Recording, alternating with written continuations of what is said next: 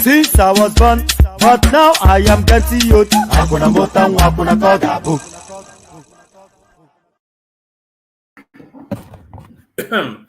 And there it is right there. Eyendeba. So Eyendeba. So there it is. One of these days, I'm going to have to ask somebody to explain fully to me just what that means. Loosely, I was told it means what will be. So Eyendeba. So Eyendeba. So good to have you here. Good to see you. Welcome. Always a delight to have you here. Your company never taken for granted. With gratitude, you are always received. So good to have you here. Good to see you. Welcome. So all of that. So the usual protocol, you know how we always start. That invitation for you to click on the like button is an ever perpetual invitation.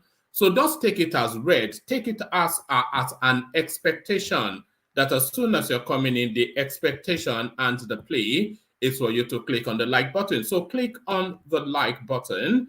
And then once you have done that, if you are not already subscribed, then the subscription button will be showing red on your screen. So if the subscription button is showing red on your screen, then you have not yet fulfilled all righteousness. So fulfill all righteousness by clicking on the subscription button as well. So do both. Do the click on like and then follow swiftly with the click on subscribe. So do those two things. So having done those two things, those are mandatory things that you must do. So you're compelled to do that. It's a matter of must that you must do that. So having done those two things, now the next thing is highly recommended, but you're not compelled. But it adds to the flavor if you do. The hyperlink that says StreamYard, that's your invitation to come and join us on the screen. And we are forever and a day looking for new and divergent voices. So you could be that voice that deviates from the norm of the conversation. So come and add your flavor if you feel sufficiently emboldened. So click on the hyperlink that says StreamYard if you feel inclined towards joining us on the screen. So do that.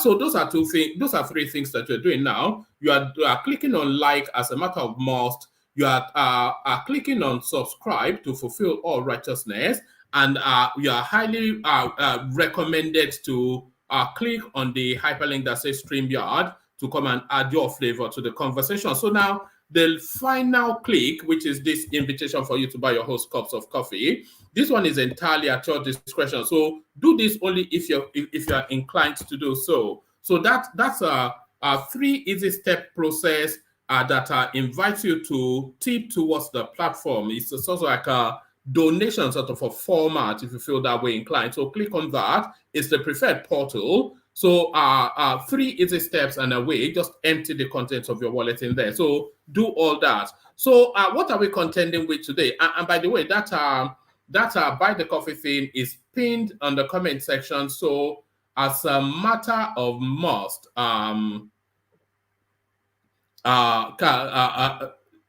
it's not a matter of must. What am I even talking about? Let me go swiftly and quickly then to what we will be discussing. So we'll kick it off with this one, but we're kicking it off actually in no particular order because a lot of the storylines that we'll be contending with today, they are quite weighty and substantial. But I will kick it off with this one that is on the screen because, of course, that's the picture on the thumbnail. So we kick it off with this on the screen. Labour Guba, Lagos Guba. So Guba is a gubernatorial in Nigerian lingo. Labour Party suffer setback at tribunal. So I had already forgotten, of course, that there was even anything still going on. Apparently, Rhodes Vivo, Chinedu, he's still rattling about claiming, well, I don't know what he's actually claiming, but he's trying to claim something. Chinedu, from wherever he is that he is from, he said it's still going on. I didn't even know. I thought he'd already packed his bags and moved back to where he came from. But apparently, alas not. Lagos Guba, Labour Party suffer setback at tribunal. So the last time we touched base with that Lagos State space, it was pretty much a similar headline with a beat down from the judiciary. So I think around about the same time, Peter Obi and whatever his name is, Chinedu Gbadebo, they will both pack their bags at the same time and head back to wherever they did come from. So head back to wherever they came from. But now, this headline now, petrol prices soar in Benin Republic after subsidy removal in Nigeria. So this wasn't actually the storyline that I was going to bring you, but I lost that storyline in the course of putting the session together. But this still within the same narrative space. The economy of Niger Republic, Niger Republic as well, but Benin Republic in this instance is collapsing at a rapid rate, just off the back of the fuel subsidy being removed from the Nigerian space. So that tells you then just the level of hemorrhage that we're hemorrhaging the petroleum space within Nigeria. And the one thing that will categorically tell us now how much we have lost, especially under this body the dispensation. The one thing that will tell us categorically how much we have lost is the quarterly. We look at two quarters, which will be 6 months of petrol consumption within Nigeria. And then that would then tell us then how much Mele-Kyari was looting. Our petrol prices soar in Benin Republic after subsidy removal in Nigeria. So we'll have a look at that to see just what we're making of it. But Nigeria is changing at a very rapid rate. The speed of change is dizzying. You know, you get a head spin and you're somewhat dizzy by the speed of change taking place within Nigeria. So what am I talking about? This headline now, CBN lifts cash deposit restrictions on domiciliary accounts, allows $10,000 withdrawal daily. So once upon a time, Nigerians were able to come into the United Kingdom and other spaces in the world and use their bank cards. But then the squeeze on the naira, on the foreign exchange was so much that Buhari just, he reduced it, and he reduced it even to the point that you couldn't even withdraw more than $20 a day, and then they just shut it down. So now, pivot that then now to, now that they've stolen everything, the economy is near bankrupt, and Tinubu is telling you you can withdraw $10,000 a day from your account. So a complete turnaround. But what is underpinning all of this? The floating of the naira, the lifting of restrictions on domiciliary accounts, but then the coffers are totally empty. The coffers are totally empty according to all of the signals that we're getting. So what underpins all of this dollar gush that Tinubu is fleshing out? So all of that up for discussion. CBN lifts cash deposit restrictions on domiciliary accounts, allows $10,000 withdrawal daily. So there it is right there. A total pivoting within that space. So a total pivoting within that space. So we go on from there. Actually, let's make a pit stop here. This really for comedic value. This next here, hold on.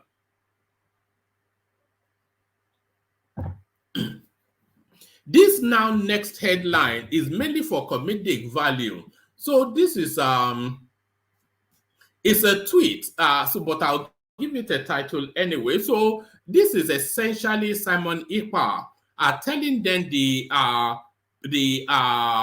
traders in Alaba market, and you all know who they are, that they should go to Peter Obi for rescue. So we'll have a read of that, and then we'll have a bit of a chuckle about that. So that's somewhat for comedic value, because of course you can only really laugh at Simon Ekpa. But to more serious matters, CBN issues further guidance on operational changes to foreign exchange market.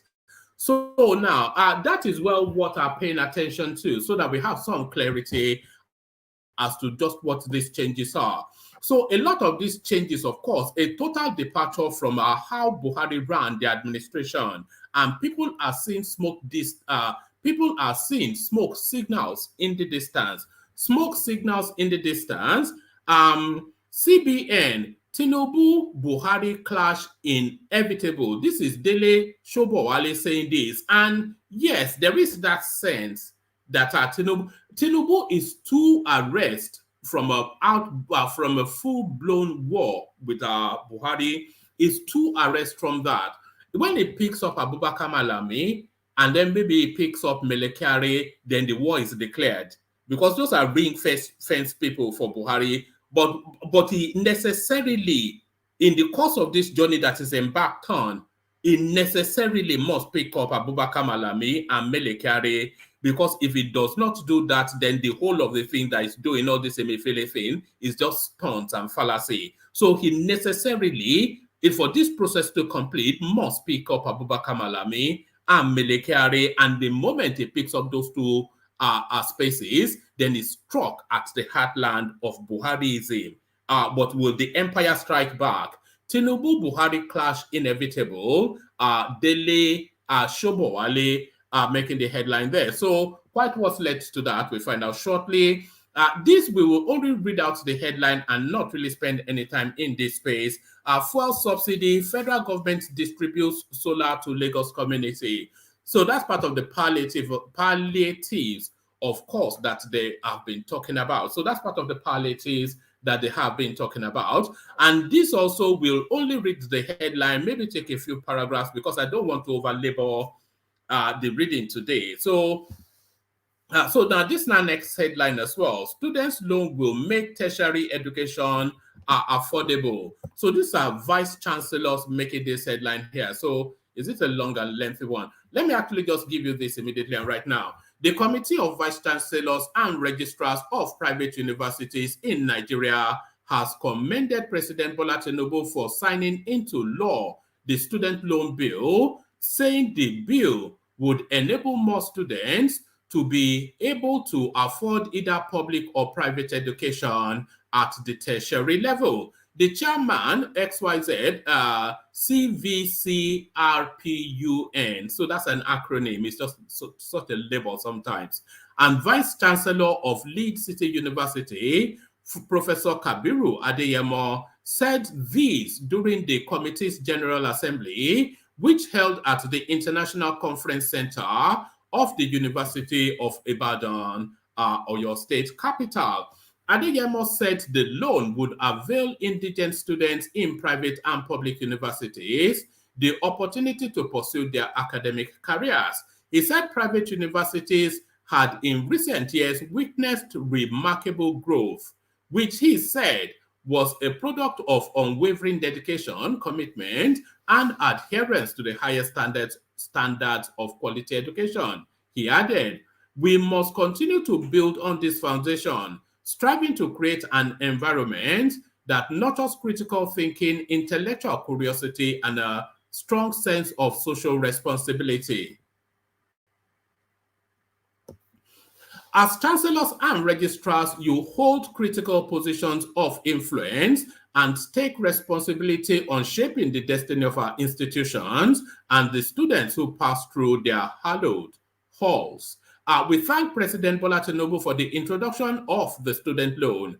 He has signed that bill, which I believe is not only for public universities, private universities would also benefit from it. So I never even had the thought that, but of course, I mean, you get the loan, then it's your choice what university you go to, isn't it? Some of the students who are from poor backgrounds will be able to have a new financial opportunity to pursue their academic careers so that at the end of the day, they will be a force to be reckoned with. The Vice Chancellor, McPherson University, Ogun State, Professor Francis Agbason, said private universities could boast of the best in terms of equipment, lecturers, and even students. So there it is. The academic space, they are saying it as somewhat of a boon. They're saying it as somewhat of a boon. So now, this one as well, maybe I'll just, let me see. Yes, maybe I'll just, yes, maybe I'll give you this one as well.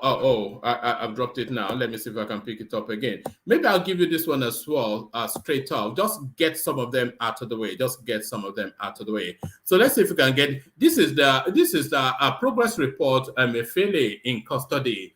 DSS recovers 18 bags of currency documents from Emefiele's Lagos residence. So it's not a long read. So let's speed through it. No fewer than 18 Ghana must go bags. And by the way, that is a derogatory and a pejorative term. So I'm not quite sure that news outlets, this is from Ruben Abati's own website. I'm not sure that he should be referencing it as Ghana must go bags because it's a pejorative term. No fewer than 18 Ghana must go bags containing money and documents have been carted away from, let's do that again. No fewer than 18 Ghana must go bags containing money and documents have been carted away by operatives of the Department of State Services, DSS, from the residence of the suspended governor of the Central Bank, CBN, Godwin Emefiele, correspondents have reliably informed. Correspondents gathered that the money and documents were taken from the Lagos residence of Emefiele on Friday afternoon. After about a day-long search of the property, Emefiele, who was arrested June the 10th by DSS, has spent 8 days in custody of the agency. It was scooped that Emefiele may spend longer than earlier reported in DSS custody, as investigation into his activities whilst in charge of the Apex Bank is far from being concluded. Correspondents gathered that the DSS on Thursday secured a court order to detain the ex-CBN chief for 3 weeks, with another source hinting that he might be held for a longer time. Emefiele was said to have been moved from DSS custody in Abuja on Thursday and flown to Lagos, where his house was searched by DSS operatives. Upon conclusion of the search, about 18 Ghana must go bags containing currency and documents were said to have been taken away the following day. Emefiele was flown back to Abuja on Friday afternoon with the bags, and investigators have since resumed quizzing, especially about the findings. The secret police, it was gathered, have also launched a manhunt for Emefiele's personal assistant, named withheld, in connection with the revelations from the ongoing investigation. DSS took Emefiele to his house on Thursday and returned him to Abuja on Friday afternoon. His house was searched. They took away about 18 big Ghana must go bags. So this repeats somewhat. All right. Well, the rest of suddenly seems to repeat. I'm not quite sure why it's repeating on itself. But there is that one, and still within that same journey line, that parallel, that strap line. Let's have a look at this. So they are picking them up, but will they sing like canaries? They are picking them up, but will they sing like canaries? Nigeria Secret Police DSS reportedly raids headquarters of anti-corruption body EFCC overnight, cut away sensitive documents. So they have to strike at this moment, otherwise the trail is gone. Officials of Nigeria's Secret Police, the Department of State Services, raided the headquarters of sister agency Economic and Financial Crimes Commission Friday night. Correspondents learned that the raid lasted till early Saturday morning. The action was taken under the cover of the night to prevent public knowledge of the action, while the staff of EFCC were instructed not to mention anything concerning the invitation to the public. It wasn't an invitation, was it? According to an insider, the DSS is working for a particular interest very important to the president beyond what the public was made to believe. So it goes on and on. This may well be linked to that clash that they are anticipating between Buhari and between Tinubu and Buhari. However, another source said it may be linked to the recent closure of the EFCC office in Ikoyi, Lagos by the DSS. I heard the raid and partisanship of DSS was the reason why they raised an alarm yesterday that some of their disgruntled officers were planning to shame the agency and embarrass the leadership. So the DSS the EFCC being raided by the DSS. I wonder if it's all just bluster and posturing. So we'll find out. We need a result out of on the tail end of all of these headlines. We need a result on the tail end of all of these headlines. Otherwise, it's just all bluster and empty noise. So bluster and empty noise. So those ones out of the way. So I'm going to play the Kegite music now and still invite you to continue, because the like button is not anything there. It just makes for depressing reading. So if you look across to your screen and you look at the viewership and the likes, and you feel you should do something about that, then do it. And then, of course, subscribe as well. So do all the necessaries, the hyperlink that says StreamYard and all that. So let me take now a micro musical intermission, and then when we come back, I'm going to lead with about 2-3 minutes video clips. So we'll lead with video clips instead of the readouts this time around. But first, let's go to the Kegite.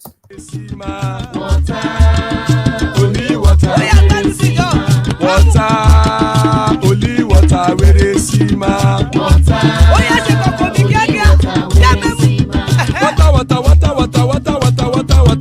me water. Only water, where they see my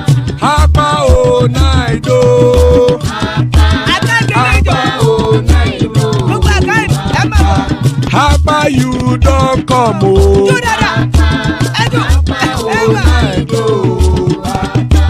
Papa, oh, Naido.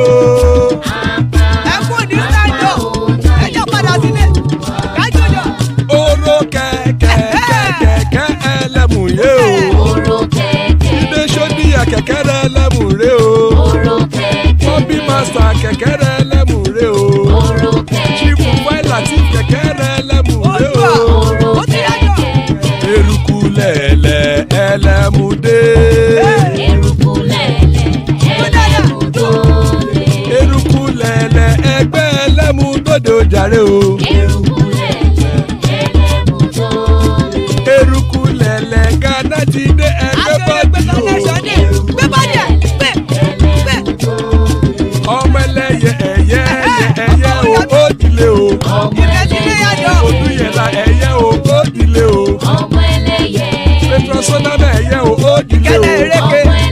Petrosodunke ẹyẹ rẹ̀ ó dilé o. Ẹlẹ́kọ̀ ọ̀run mú ìní o.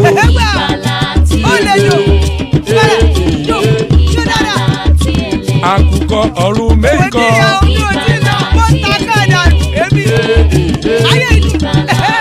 Ikú kò ní ríwà gbéṣe o.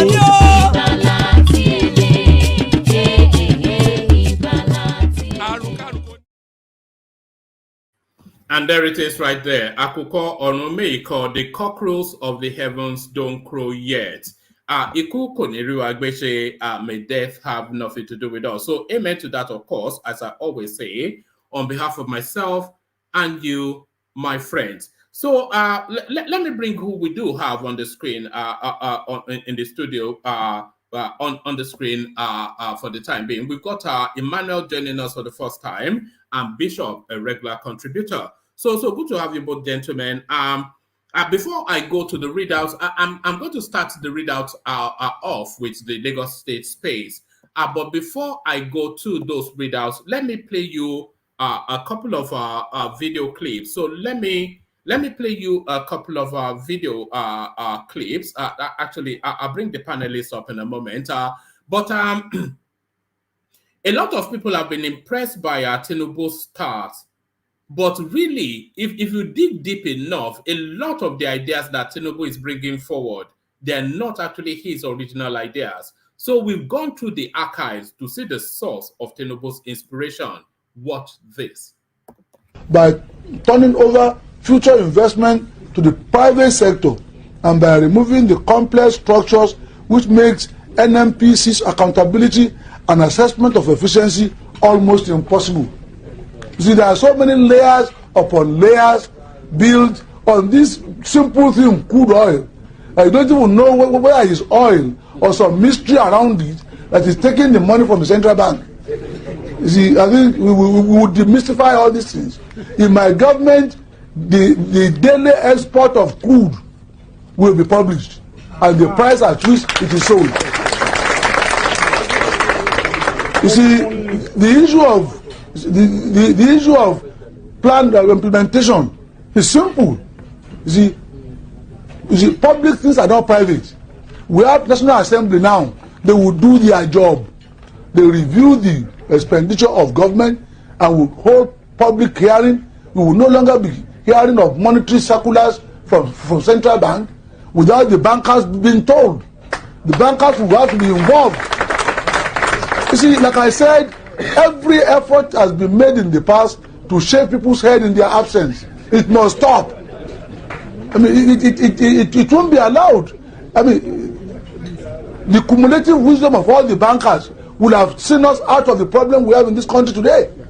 But some people, they come from IMF or they come from World Bank. What do they know about Nigeria? You see, the most brilliant doctor in Norway might not have seen malaria in his life. So bringing him here and imposing him as a medical director is like sending everybody to the grave. You see, I think all that nonsense will stop. I rely on Nigerians to keep Nigeria running efficiently, and that's what it is. You see, there will be a few foreigners who will be recommended by our people, not those who will be imposed by some foreign authorities over us. We are an independent republic under God, or aren't we?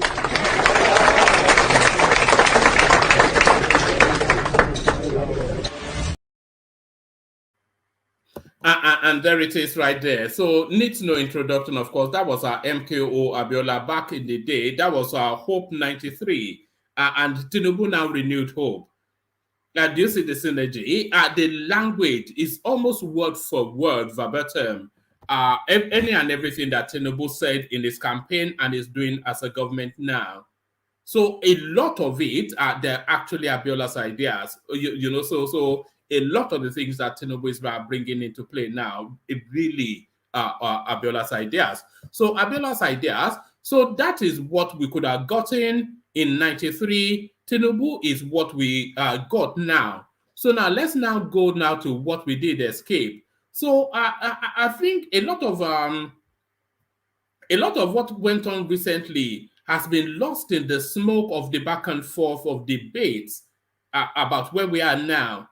But we're talking about recent history. Just a few weeks ago, a lot of what could have happened has been lost in the smoke of all of the arguments that is going on at the moment. So let's remind ourselves what could have been. We know what is, but let's remind ourselves what could have been, and then you ask yourself if you just dodged the bullet or not. So remind yourself what could have been, then ask yourself if you just dodged a bullet or not. What? This. By the time you start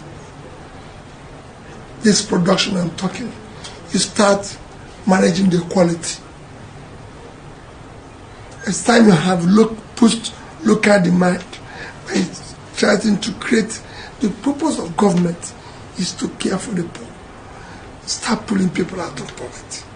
As you're doing this, you start raising it up again. Government start getting more income, and you start caring for so many things. You're dealing with an established criminalizing structures. It's not going to be easy. You know, it's not easy to remove structures that have been built over the years on wrong things. They're not going to go away easily.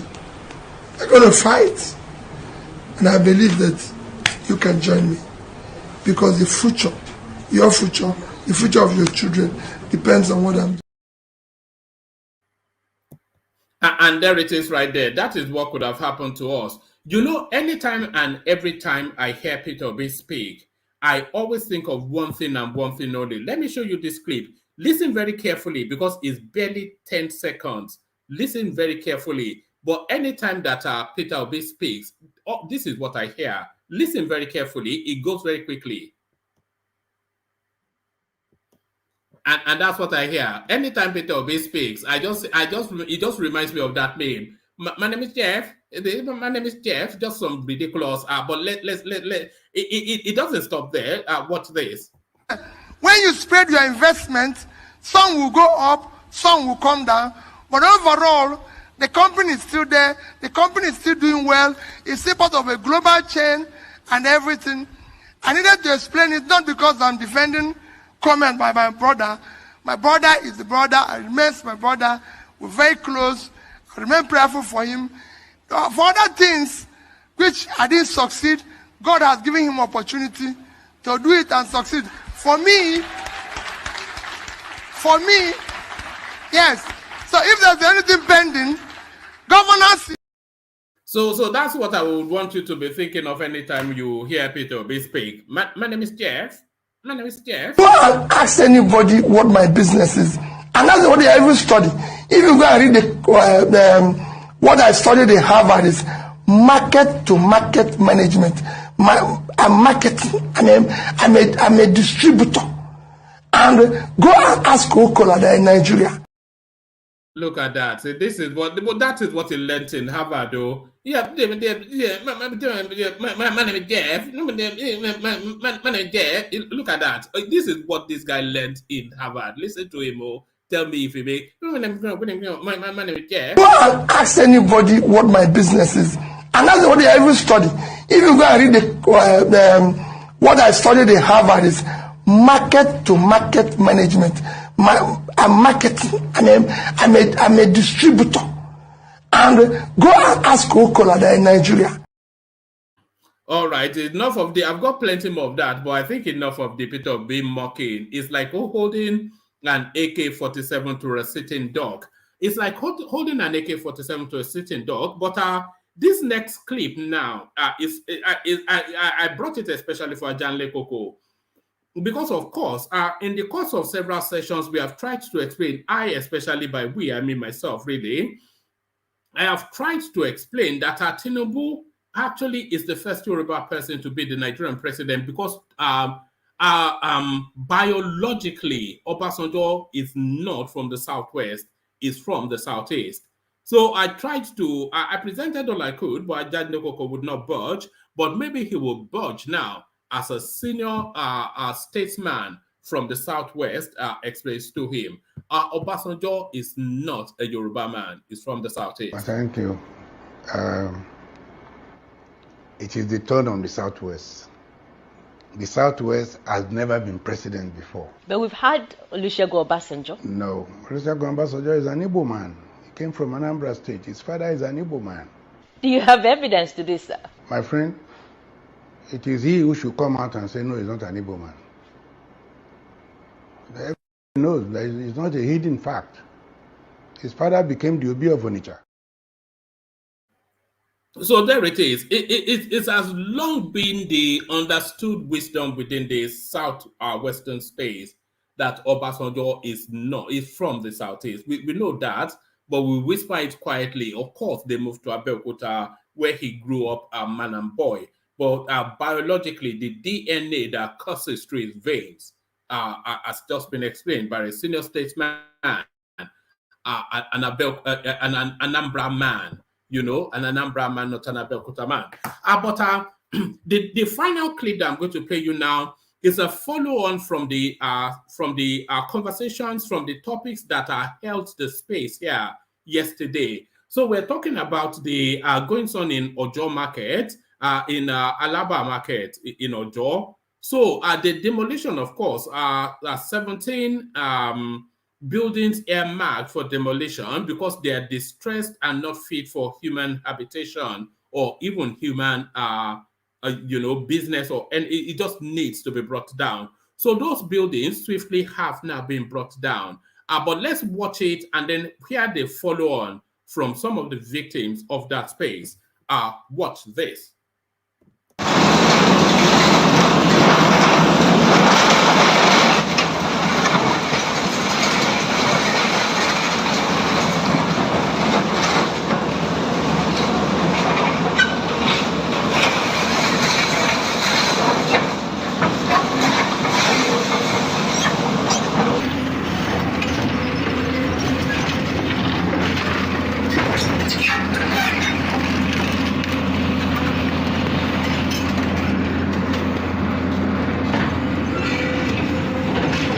What is happening here today is that our shop is being demolished by state government, which we have noticed that it has been giving us notice since 2016 to evacuate before we start buying shops from the owner, because we never knew.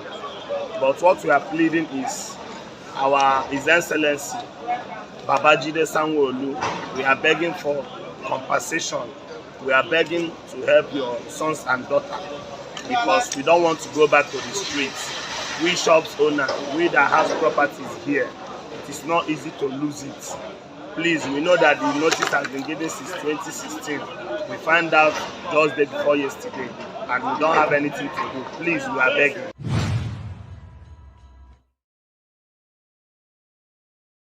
All right. I'm going to play that clip again in the course of this session because there's something that guy said that is quite instructive. The notice that those buildings were marked for demolition has been signaled since 2016. We all know that.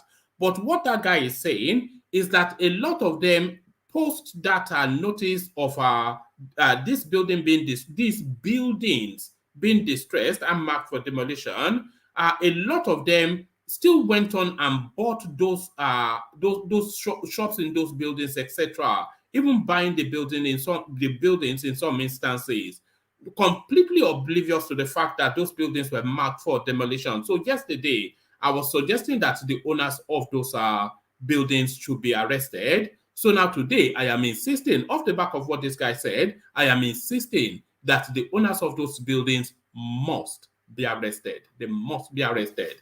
So after the thing was marked as distressed, then they went and sold it to a bunch of gullibles. So they say Otulo Mashemorare sort of thing. Let the gullibles, let them eat cake and all that. So they now must be arrested. So I'm going to give you just 2 readouts, and then we kick off the session with Emmanuel, who joins us for the first time. But before we go to Emmanuel and sample his voice, let's sample this.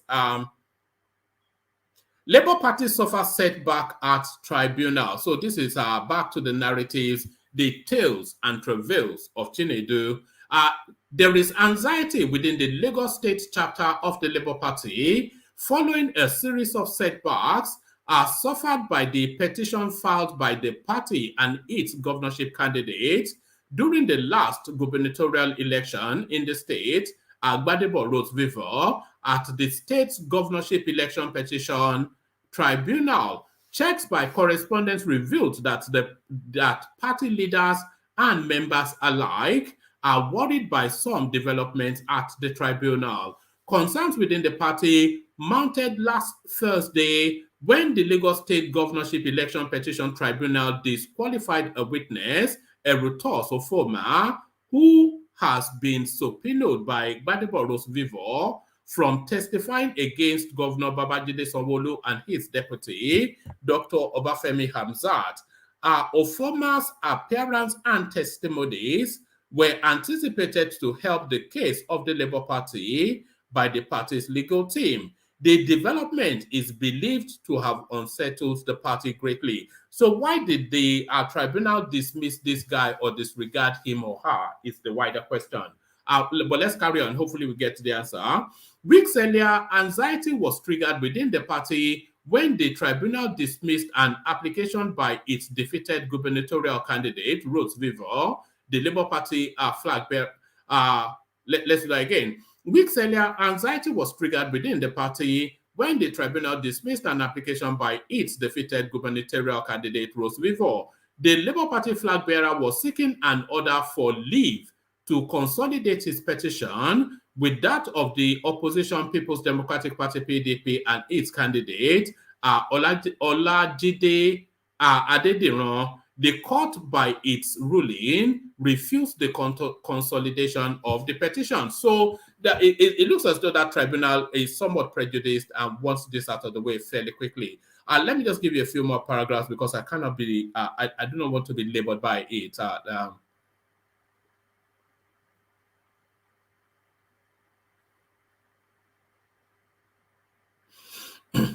To further compound the situation for the Labour Party and Rose Vivo, the Lagos State chapter of the People's Democratic Party and its governorship candidate Olajide Abdulaziz Adediran, also known as Jandor, according to their demands in the petition they submitted before the governorship petition tribunal, are seeking the disqualification of the Labour Party and its candidate in the gubernatorial election for non-compliance with Electoral Act 2022.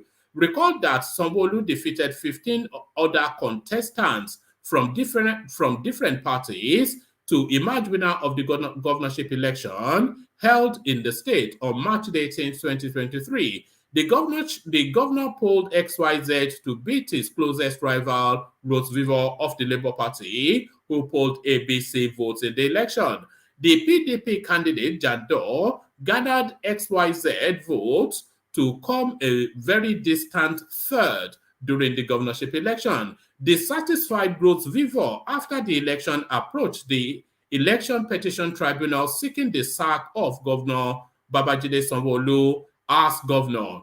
In his petition to the tribunal, he is alleging that the governor was at the time of the election not qualified to contest the election. So if that is the centerpiece of his petition, then he should have just gone home. He's not qualified to contest. He's a returning governor.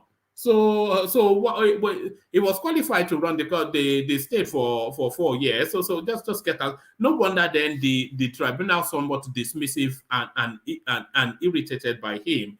The candidate of the Labour Party listed some grounds on which his petition is based. He alleged that the election of Sanwo-Olu was invalid by reason of corrupt practices or non-compliance with the provisions of the Electoral Act 2022 and the Constitution.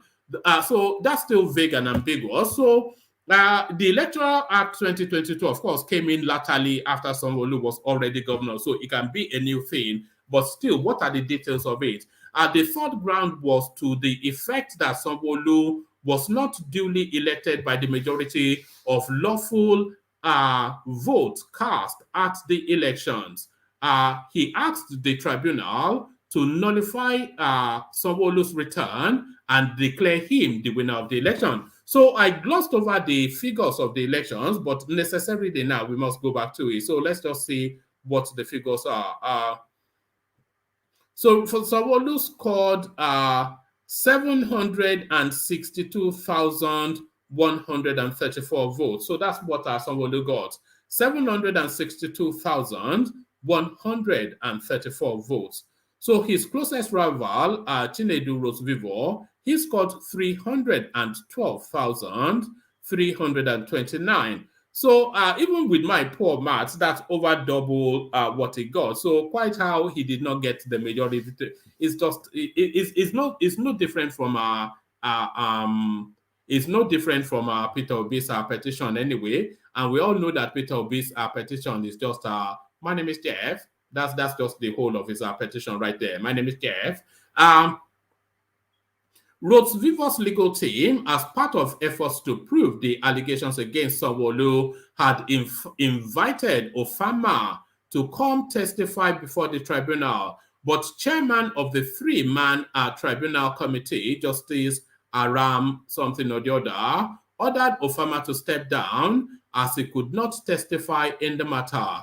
The tribunal held that the witness's statement on oath was uploaded out of time and outside of the 21-day stipulated under the Electoral Act. So I think Ogbeni was actually educating us on this a while ago, actually, that the moment your petition has been locked in within the time limit allowed by law, you cannot add or remove from it. That is it. That will be the basis of your argument, no more, no less.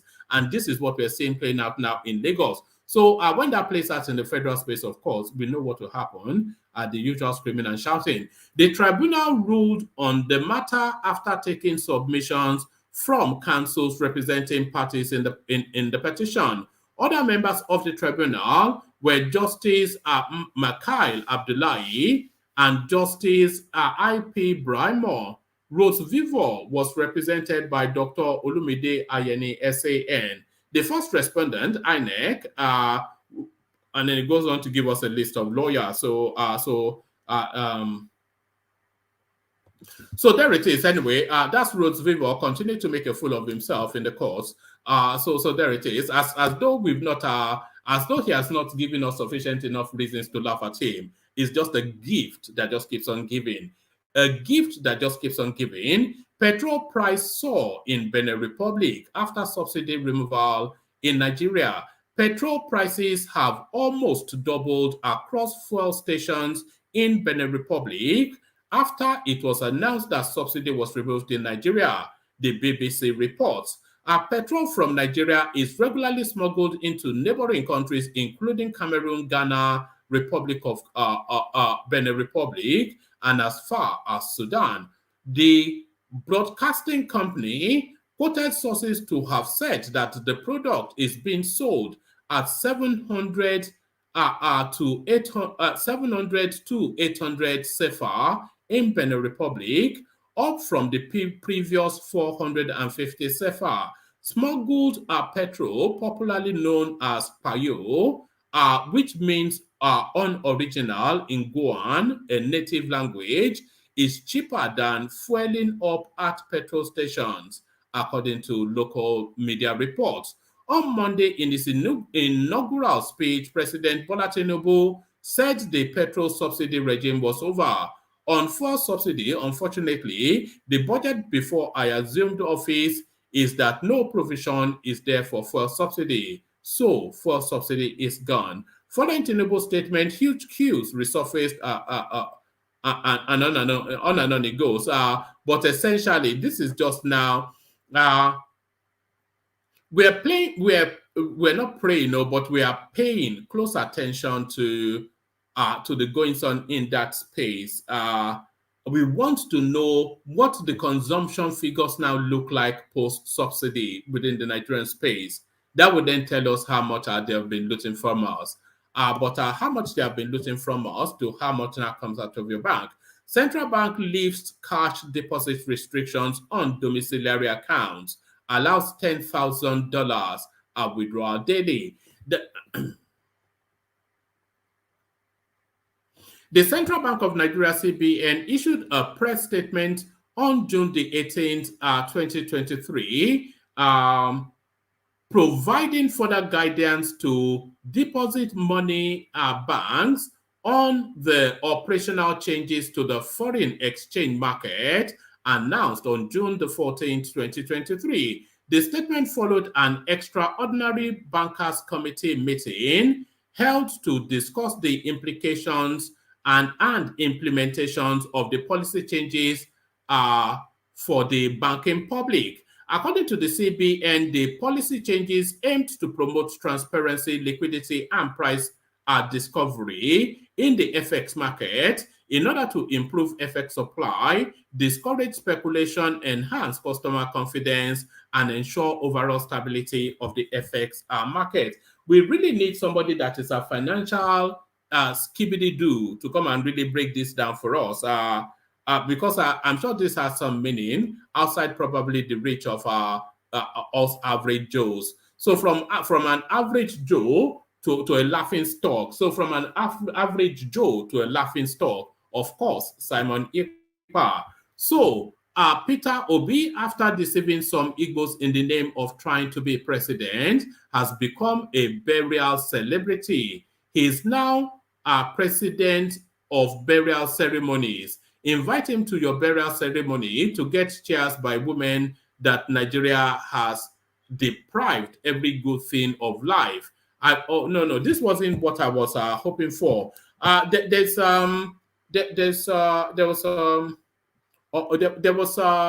was a tweet put out by Simon Ekpa inviting Peter Obi then to go and resolve what is going on in Alaba. So there was that tweet. That was the one I was hoping to get. If anybody has that, please send it to my DM. Whoever sent it to my DM, please resend it. Let me land on this. So I'll make this the last readout, and then we come into the room. CBN, Tinubu Buhari clash inevitable. Dele Shoboale. So Dele Shoboale, the author. Oh God. Okay, it's written an essay. Hopefully it's an engaging one. The suspension and subsequent arrest of the governor of the Central Bank of Nigeria, CBN, has brought the inevitable collision. The suspension and subsequent arrest of the governor of the Central Bank of Nigeria, CBN, has brought the inevitable collision between President Tinubu and ex-President Buhari closer than the two of them realize. Buhari, who hopes to have a peaceful retirement in Daura or Niger Republic, will soon discover that he had murdered sleep. Short of killing Emefiele in order to silence him, the probe of the CBN ordered by Tinubu will reveal to what extent Buhari and his cabal, including ministers and advisors, privatized the bank.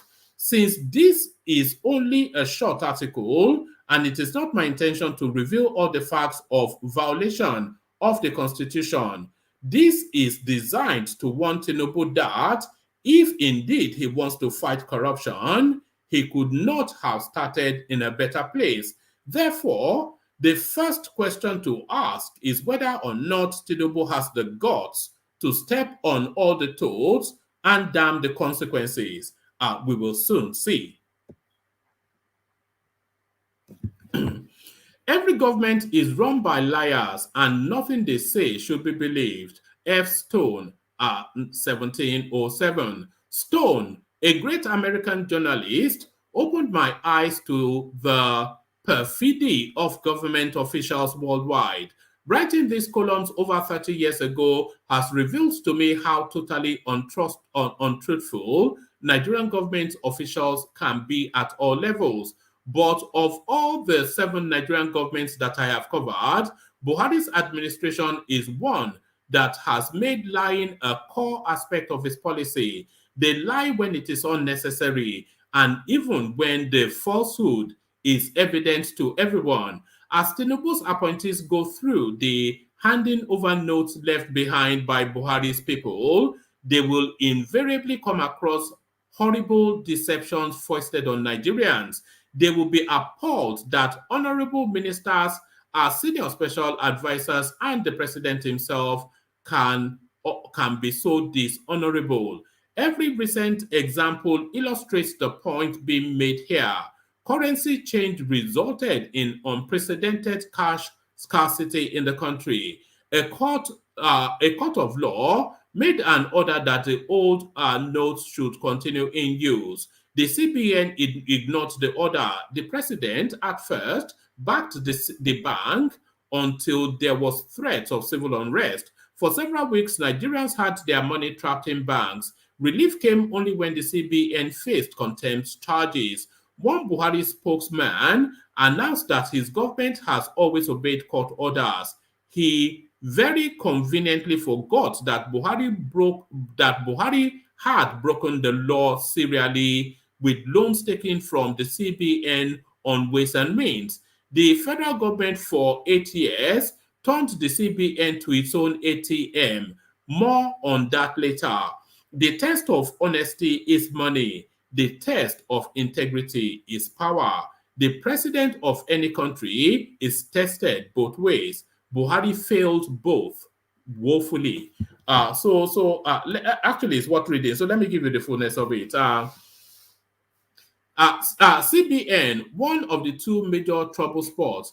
If you are looking for trouble, you have come to the right place. Sign in the front of a bar in Kansas, USA, in the days of the Wild Wild West. By now, Nigerians are aware that the Buhari government collected 23.7 trillion loan from the CBN without seeking approval from the National Assembly, are packed full of spineless and unpatriotic people in willful disregard for the law and constitution of Nigeria. It was not only ways and means. There were other documented cases of presidential lawlessness, instances in which money earmarked for a more beneficial purpose was taken out and spent without record of expenditure.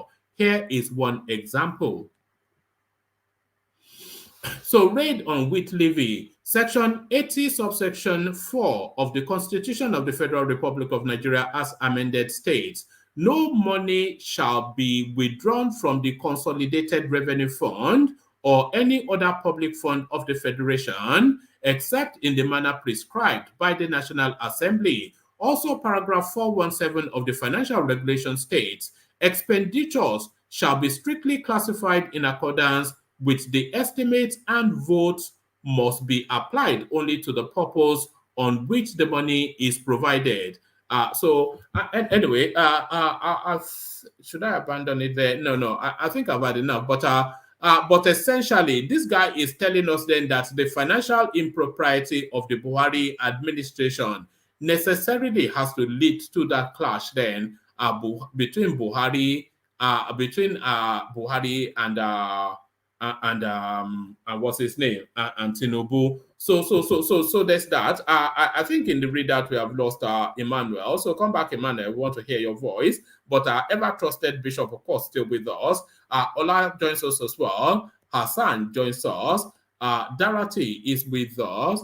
And Dewale makes up the list. So still plenty of spaces for whoever does want to join. So let's kick it off with you then, Bishop. So Bishop, then, if Tinubu is ever going to be fit for purpose, necessarily he must lock horns with Buhari. There is no other way.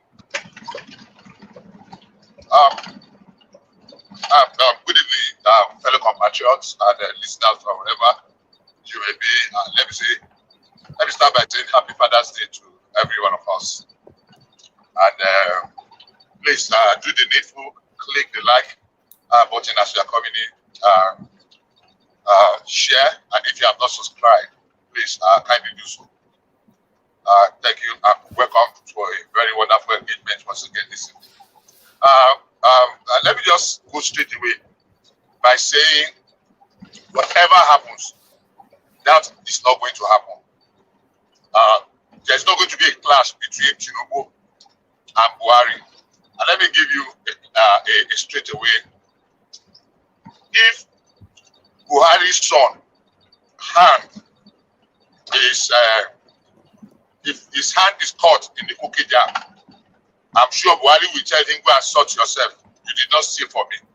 So if he could say that to his son, there's nobody that will come. They took advantage of Buhari's men and taciturnity, and in his latter days he became very weak and almost disinterested in quite a number of things. But I don't think Buhari will strike a deal with anybody, or that he will be doing something to his knowledge. So he will not come out. Buhari will not stick his neck out to defend anybody. So if anybody is thinking that because Tinubu is reaching out or is calling some people to question because of the roles they play, and Buhari is going to come out with gun blazing to defend them or to fight Tinubu because of that, I got news for them. That is not going to happen. There are certain set of people that that, okay, let's take Abubakar Malami, the example that I always like to cite. So Abubakar Malami, he wanted to go and park his immunity in Gombe, where he comes from, in the State House, but that failed. But then he went and married Buhari's daughter to park his immunity there. So if he goes after Abubakar Malami, who has now made himself an in-law of Buhari, Okay. essentially then going after Buhari. Correction, point of correction. Malami is not from Gombe. Yeah, no, it doesn't matter. He tried to park his in his local state, yes, but the wider question, yeah. It was a stick. Maybe it is split. You said Kebbi state, yeah. So let's leave that out. Look, I am saying, even if Buhari, not his in-law now, because if you trust people and they betray your trust that much, you will not go out and start defending them. Buhari will not defend Malami if he had soiled his hand. I said Buhari will tell his son, look, if you get yourself involved in it, go and sort it yourself. So if he will say that to his son, he will not stick his neck out for Malami. And I mean, things unfold very quickly. Just take note of this. We can always reference this. I mean, internets never forget. I don't know what other people will think, but objectively, I have a very strong feeling that Buhari will not stick his neck out for anybody. I know one other thing is that Buhari will not strike a deal with anybody that is corruption, or tainted in any way, except he did some things in error. Maybe he has been taken advantage of in certain areas, which is possible because of age and but that he collaborated, or what do you call this one now? You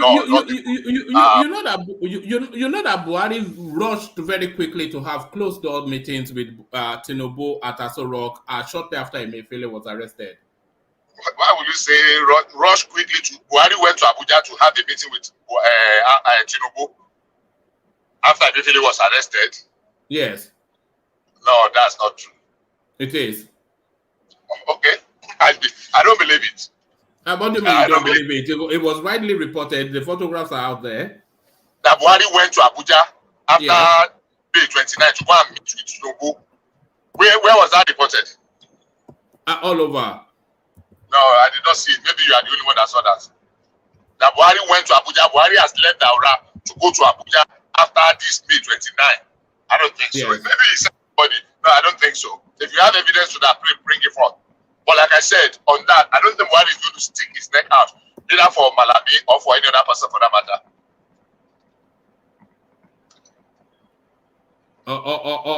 All right.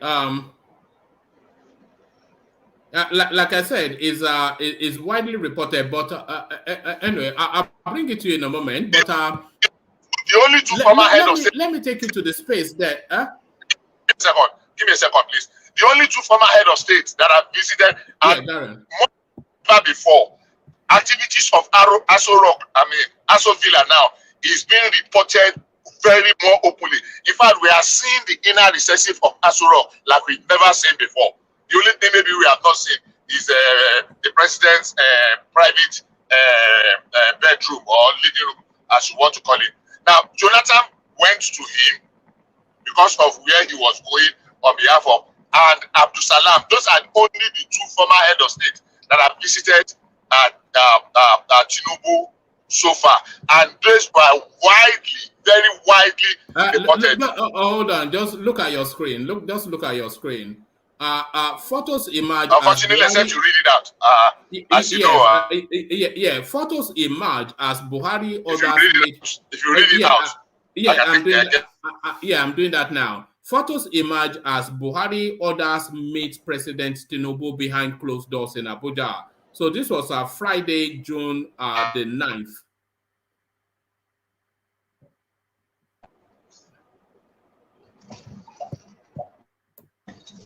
So this was Friday, June the 9th. It says President Tinubu met with. All right, okay. I don't actually think it's Muhammad Buhari, but carry on. Carry on. So like I say, I would not, because Buhari has antecedents. He had things that he has done before. Of course, in Nigeria, if you are in public space, the general something is that, oh, he has stolen, but he has the opportunity if he had wanted to steal. I mean, that's 40 years ago, or even a little bit more as a minister of petroleum, and his records are there. Go and read Obasanjo's book, and he read his testimony about Buhari, even when they made offers to him in those days, and how he responded to those offers, you know, how disgusted he was. So I don't see Buhari coming out to fight for anybody that is caught or that has answers to questions to answer as regards how they managed our collective patrimony. All right. Before I take you to the next topic, what are you then making of the expose? This now, because a lot of people have always known privately, but it is now becoming publicly documented that Obasanjo is not actually a Yoruba man. This is what people know. Are you aware that Obasanjo is not a Yoruba man? You know, when you were in that, I was chuckling. The reason is that I've had these things before. I never take it serious, you know. Unfortunately, there are two people and I would have been able to ask. Unfortunately, the two both of them are no more. They are not anymore. They are dead. And those two would have been able to give me a detailed, a very. One of them was Obasanjo's classmate in Abeokuta Grammar School. And the other person is, I won't mention their names. And the other person is my father, my late dad, who were close to Obasanjo as far back as 1950s and 1960s. I mean, they knew themselves. So maybe they had something. The other man, I won't mention his name, would have been able to tell me because it's funny. And the other person I will ask is my mom, and I'm surely going to ask her. Now, what can you tell me about this story? Is there anything? Is there any what do you call it? Well, I find it a little bit laughable. Well, maybe that was where his father came from.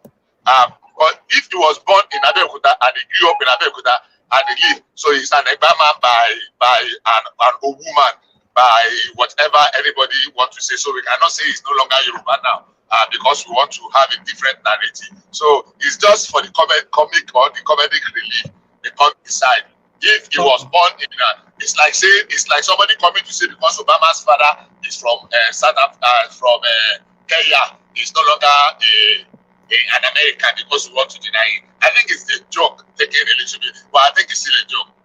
Whether his father is from Umuleri or Akureyri or anywhere or for Congo Kinshasa, if he was born in Abeokuta and he grew up and he lived up his life Abeokuta is still an Oguman or Abeokuta man or an Egba man, as you want to call it. So the one the elder man was saying is just born out of whatever. I don't think it's something we should really take serious. All right, the jury is still out on that one, but the jury are not out on this one anymore. Labour Party suffer setback at tribunal. So this is Rhodes Vivo. I never even knew that he was still pursuing this act of vanity. But what are you then making then Rhodes Vivo not able to put a case together at the Lagos Tribunal? I would have loved to quote you, but I cannot quote you verbatim. Something you used to say that is something that is a giving that keeps giving and keep giving, from the absurd to the outrightly ridiculous. I don't see anything. There's no substance to Bibles case in something. Some people will say, "Oh no, let the court decide about what." I mean, the money tells the day, as they used to say in one part of Ebola. But when there's an adage in Yoruba, they used to say. I'll just try and translate it. When the rain has not stopped, we are saying the rain no reach the one way for yesterday. You don't know where it go, where the rain will stop first. I don't know if you understand what I'm saying. So we don't know where it's going to fall. But I mean, when they cut tree in the forest, the elders know the direction is going to. I can tell you very confidently that there is nothing in that case. It's just we're just going to enjoy the comic side of it. And if you keep giving, we will laugh about it. And before you know it, everybody will begin to bury their head in the sand or their tails in between their legs. But there's nothing about that. Like we did analyze of even without this case at the tribunal. The only thing is that I think it's become a kind of what's the thing? This thing they used to take that pump up people's anxiety and excitement. You know, like a drug. Like I can get the word now. So what they turned down is very clear. Everybody knows that. You cannot add. You referenced what Ogbeni said. Then we all had a discussion about it. We went front and back, and we left it. Okay, let us see how it will now play out. Really, and almost a similar thing had happened in at the presidential election petition tribunal, where they were trying to they said, look, I mean, there's a rule that says you cannot add to what you have, and people begin to take it and cast aspersion on the panel of judges. But it is what it is. That's how it needs to be. At the end of the day, by the time the petitions or the election petitions are over, everybody will begin to prepare for 2027. So I'm not surprised, and I find nothing. There's nothing that's worthy of mentioning or talking about in that. All right. What about that clip that I played earlier, the throwback to the Abiola days? A lot of his campaign rhetorics are now sort of taking flesh under the Tinubu administration. And if you look at it, a lot of the campaign promises of Tinubu, they somewhat mirror what Abiola was talking about in 1993. And even his campaign slogan, Renewed Hope, very much akin, borrow on from Abiola's Hope 93. So it's essentially, are we seeing the hand of Esau, the voice of Jacob? Is this Abiola in every which way, but in person? Is Tinubu an Abiola clone? Is he a clone? I mean, let me state outrightly without prejudice. I'm not taking anything away from MKO, Moshood Abiola, but practically everybody that is what its onions, that is what its name, and knows what the problem that has been plaguing this country. They did not just start today. They did not just start in 1993. They've always been there. Awolowo spoke about them. When you read some of Awolowo's presentations, you know, and his regular column and the rest, you read Ebenezer Babatope and what's this other man's name that used to write? All the things that have been plaguing Nigeria did the same thing. Mismanagement, maladministration, you know, allowing people to dictate to us, you know, when they brought about SAP in 1986 and the rest, and prescribing, You know, so in as much as we're not going to begin to reinvent the wheel, except we want to deceive ourselves and we want to continue to live in denial. It's just a matter of taking that say. It is the same problem that has been plaguing us. People are talking of unemployment, people are talking of mismanagement, they are talking of oil theft, they are talking of corruption, they are talking of what do you call it, debt, they are talking of lack of production. Almost all our factories are shutting down, continuously since the early 80s, immediately after they had the oil boom, which unfortunately we did not put to good use. So the problem, as always, is just the same thing. We are calling it a different name. You might repackage it. We are not going to reinvent the wheel. Yeah, maybe he has mentioned them, but that's the same problem that is still plaguing us. Ordinarily, people, reasonable persons would have thought maybe we would have gone past those, basic things now. We should not be talking of electricity. We should not be talking of corruption. We should not be talking of unemployment. We should not be talking of, infrastructures. If we had continued, I remember in the early 80s, there was this national plan or something. National plan is something, 5 year that they used to roll over. If we had continued to increase on our literacy level, increase on our health, increase on our human development index, increase in cutting down corruption and waste, and the rest, we will not be talking about them now. But because we have not fixed those things that's been poking us in the face, and that's why we're still. So if Tinubu fails, hopefully and prayerfully he won't. And in another 10 years or 20 years, these issues are still there. We're still talking about lack of access to good health or to good road or to energy. There's no NEPA. We are still talking of NEPA. The next person will still come and still speak about the same thing because you're not going to reinvent the wheel. So credit to Abiola, but there's nothing that Tinubu is taking from me. It's the same problem, except you want to call them another name. And there's no point in toying or decorating nomenclatures. They are the same problem. Did Abiola speak about them? Yes. Others have spoken about them even before Abiola. Evidence are there. What about him stealing Abiola's campaign slogan? I don't understand what you mean by stealing Abiola. That Hope 93. Yes. We were there in Hope 93. Hope 93. That was hope that became a catalyst. It became a what I was called it now. It became a hope against hope. It never saw the light of the day. So if somebody now called it renewed hope, see that as plagiarism. Even if you called it Hope 2023, what's the big deal in that? People coined that Hope 93. I was fortunate and lucky enough. I was in Lagos to really participate. From Lagos to Anambra, I really from Lagos to Anambra and to Enugu, where again. So I really participated. So I don't see any big deal. Nobody. There's no. What do they call it now? There's no that you register a name. It's not. Borrow me that name now. Copyright. It's not copyrighted. So if it's going to get up, it's just the name. It's just a slogan. So I don't attach so much importance. Even if you are calling it Hope 2023, that yes, it is the hope that we thought we had 30 years ago that was dashed by the military. We want to rebirth it now. So instead of renew hope, I'll call it rebirth of hope 93. So I don't think there's any. I don't think we should dissipate energy on that. Yeah, if they say it is Hope 93 that he stole, so be it. The important thing is that is this hope going to crystallize to something that is going to, we're going to leapfrog us forward and take us to the desired place. There was really hope in 1993. Everybody was, the enthusiasm that the military was finally going and we're going to have civil rule. That was what propelled a lot of young people, myself inclusive.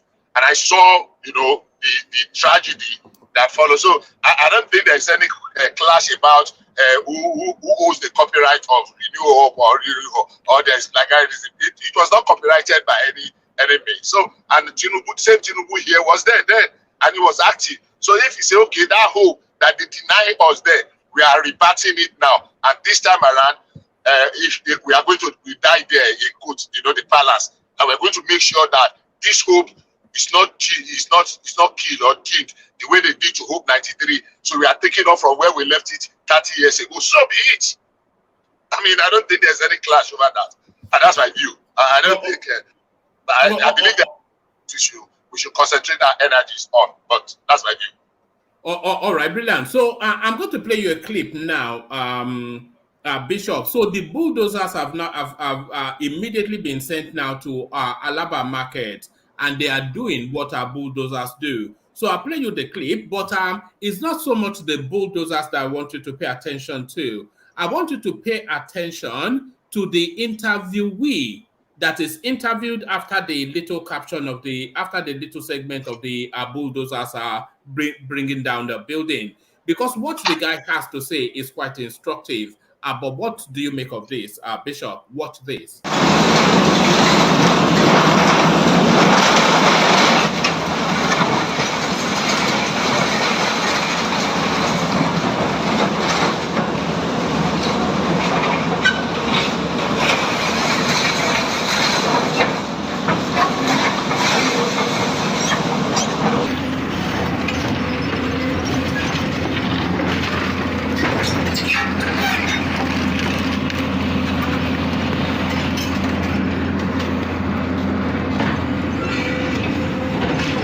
What is happening here today is that our shop is being demolished by state government, which we have noticed that it has been giving us notice since 2016 to evacuate before we start buying shops from the owner, because we never knew. But what we are pleading is His Excellency Babajide Sanwo-Olu, we are begging for compensation. We are begging to help your sons and daughters, because we don't want to go back to the streets. We shops owner, we that have properties here, it is not easy to lose it. Please, we know that the notice has been given since 2016. We found out just day before yesterday, and we don't have anything to do. Please, we are begging.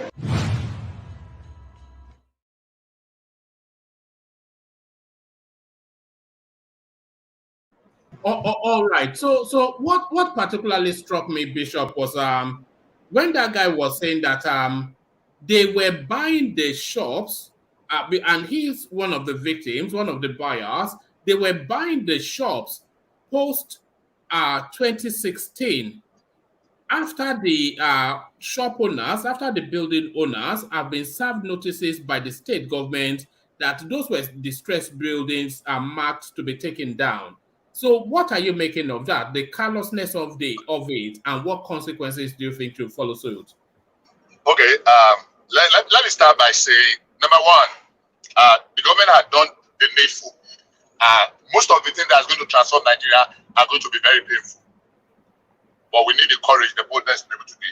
It's not been a complete failure of governance if they have succumbed to the blackmail and the arm twisting and the what's that thing that went on these past few days. A couple of months ago, they demolished some properties by the Federal Airport Authority along what do you call this area in Kenya, and we added ethnic coloration to it, and the similar thing was almost done with this one. The good thing is that government had been able to weather it and go ahead and did it. And let me give you a narrative.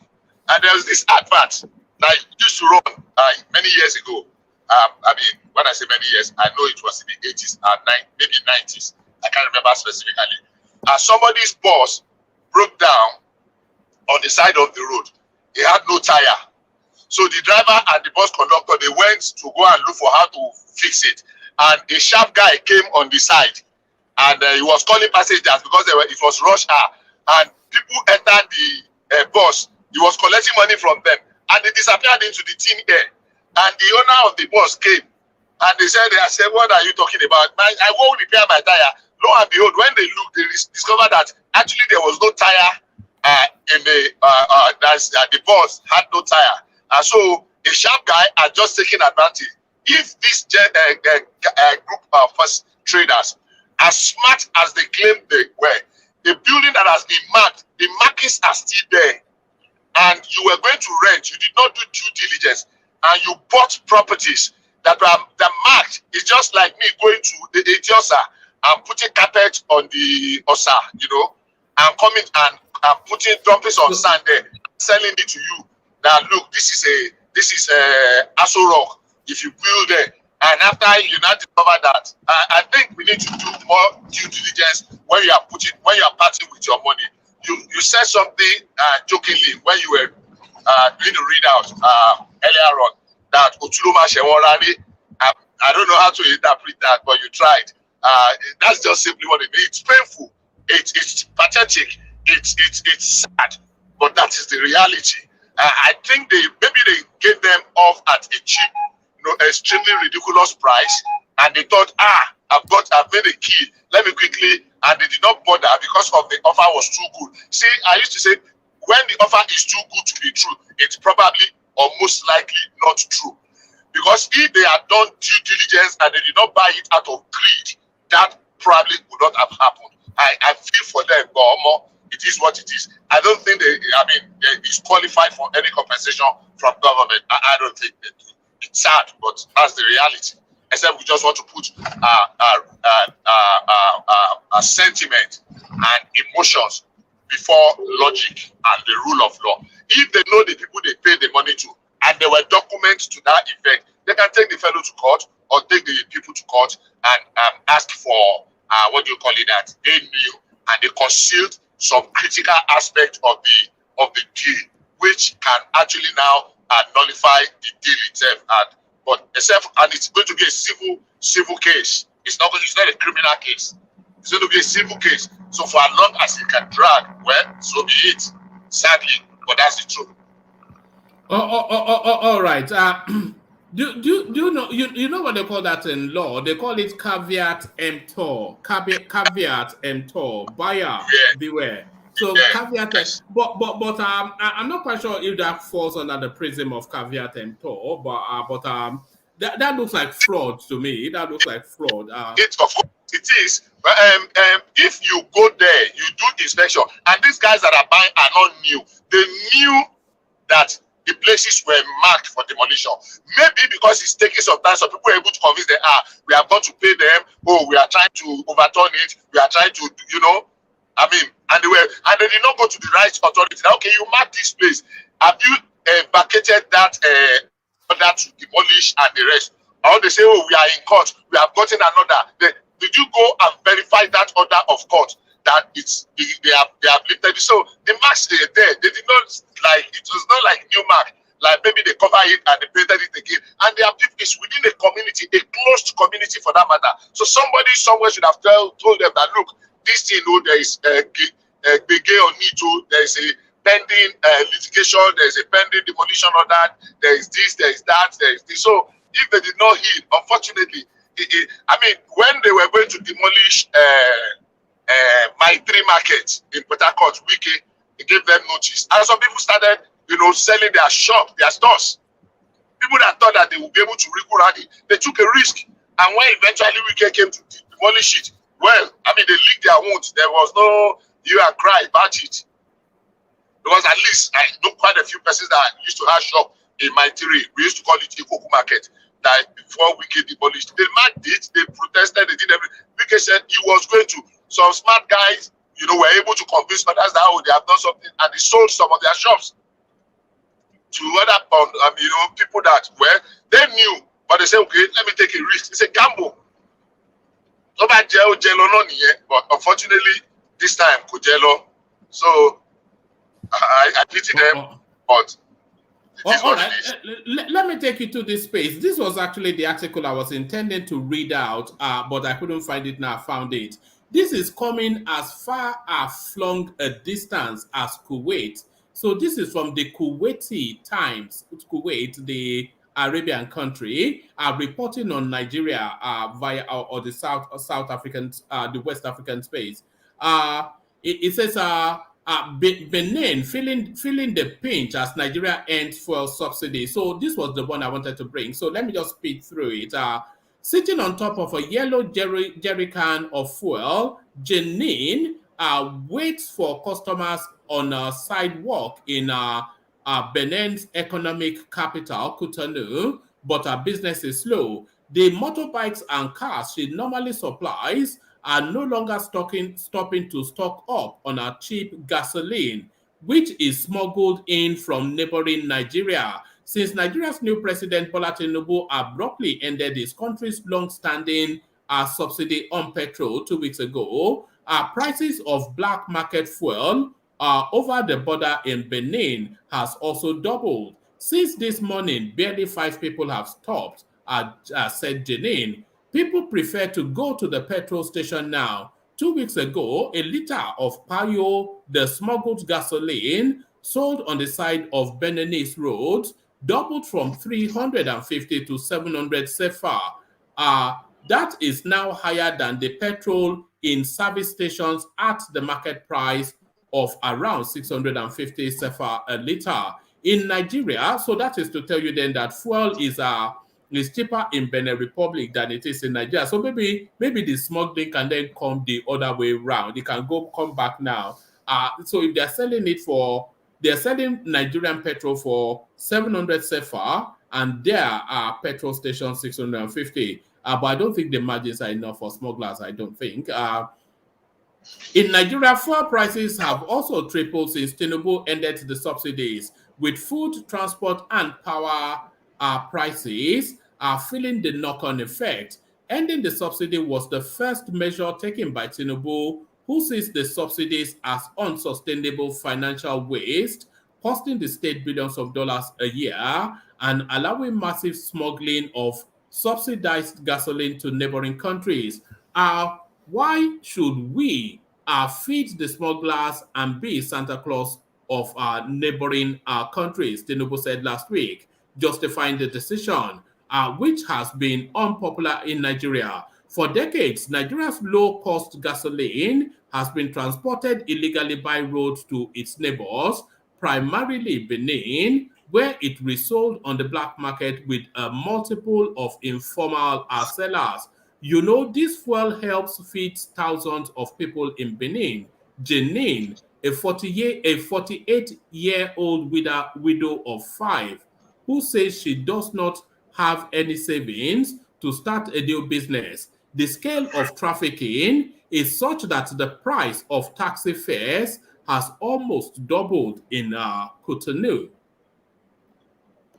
Okay. Sorry, can you mute for a moment? Mute for a moment. In Cameroon, another neighbor of Nigeria, several motorcycle taxi unions have gone on strike in protest. So what exactly is the purpose of that strike is the first question you ask. Are they striking them for their government to wage a diplomatic war against Nigeria so that the smuggling routes can be reopened? So it's just the ludicrousness of it. In Cameroon, another neighbor of Nigeria, several motorcycle unions have gone on strike. Pray to God, whatever his name is, Kosi, wearing a yellow shirt like wonders what is wrong with Nigeria. Let me pick it up from there. What is wrong with Nigeria? Is it because the border is closed? Asked the driver, who has never heard of Nigerian subsidies. We are going to pray to God that it goes down, said the 46-year-old man, who says he was forced to cut corn rations for his children when business slowed. A few kilometers away, Nicholas is happy enough. The gas station manager has never sold as much as in recent days. We had to close this morning because we had nothing left to sell. Our clients have multiplied by 10, he said, smiling, whilst adding he's sad to see his brother suffer. Suppliers had not anticipated such an explosion in demand, he said. In front of gas stations that still have fuel to sell, long queues are now visible at peak times. This is good news for Beninese state, which hopes to increase its tax revenue as informal sellers do not pay tax. So on and on it goes. So the impact then of that petroleum subsidy removal on the verge of collapsing the Beninese economy. Bishop. Thank you once again. I want to borrow from you once again. Like you always use that Nigeria two sources, apart from other things, two of the main sources we have been hemorrhaging greatly over the years. We know the problem, and every successive government know where that thing is eating us wrong. What they lack is the courage to pull the plug, to confront once and for all, whether you call them the cabal or the cartel or the people that control that space, the petroleum subsidy, the leakage to our neighboring countries, and the oil theft, the crude oil theft. The majority of the refineries in the sub-region dependent on for their refining capacities. We need the governor, the government or the president with balls of steel to be able to pull the plugs in those two areas, because it's going to stop the bleeding a great deal. While we are doing that, it's going to affect them, our neighboring countries. But well, why it lasted? They never gave Nigeria the credit for it. Why they were milking us from the side with, unfortunately, active connivance or collaborations of some unscrupulous Nigerians who think they were making brisk business. But everybody knew that if we if we remove the oil subsidy, our neighboring countries will feel the pinch. But when it's raining on you, the F crowd, they used to say, when you are drowning, save yourself. All right, Bishop, we seem to have lost you. Have we lost you? Buy refined petrol. I'm with you. I don't know if you are hearing me. Yeah, you're dipping in and out. But carry on.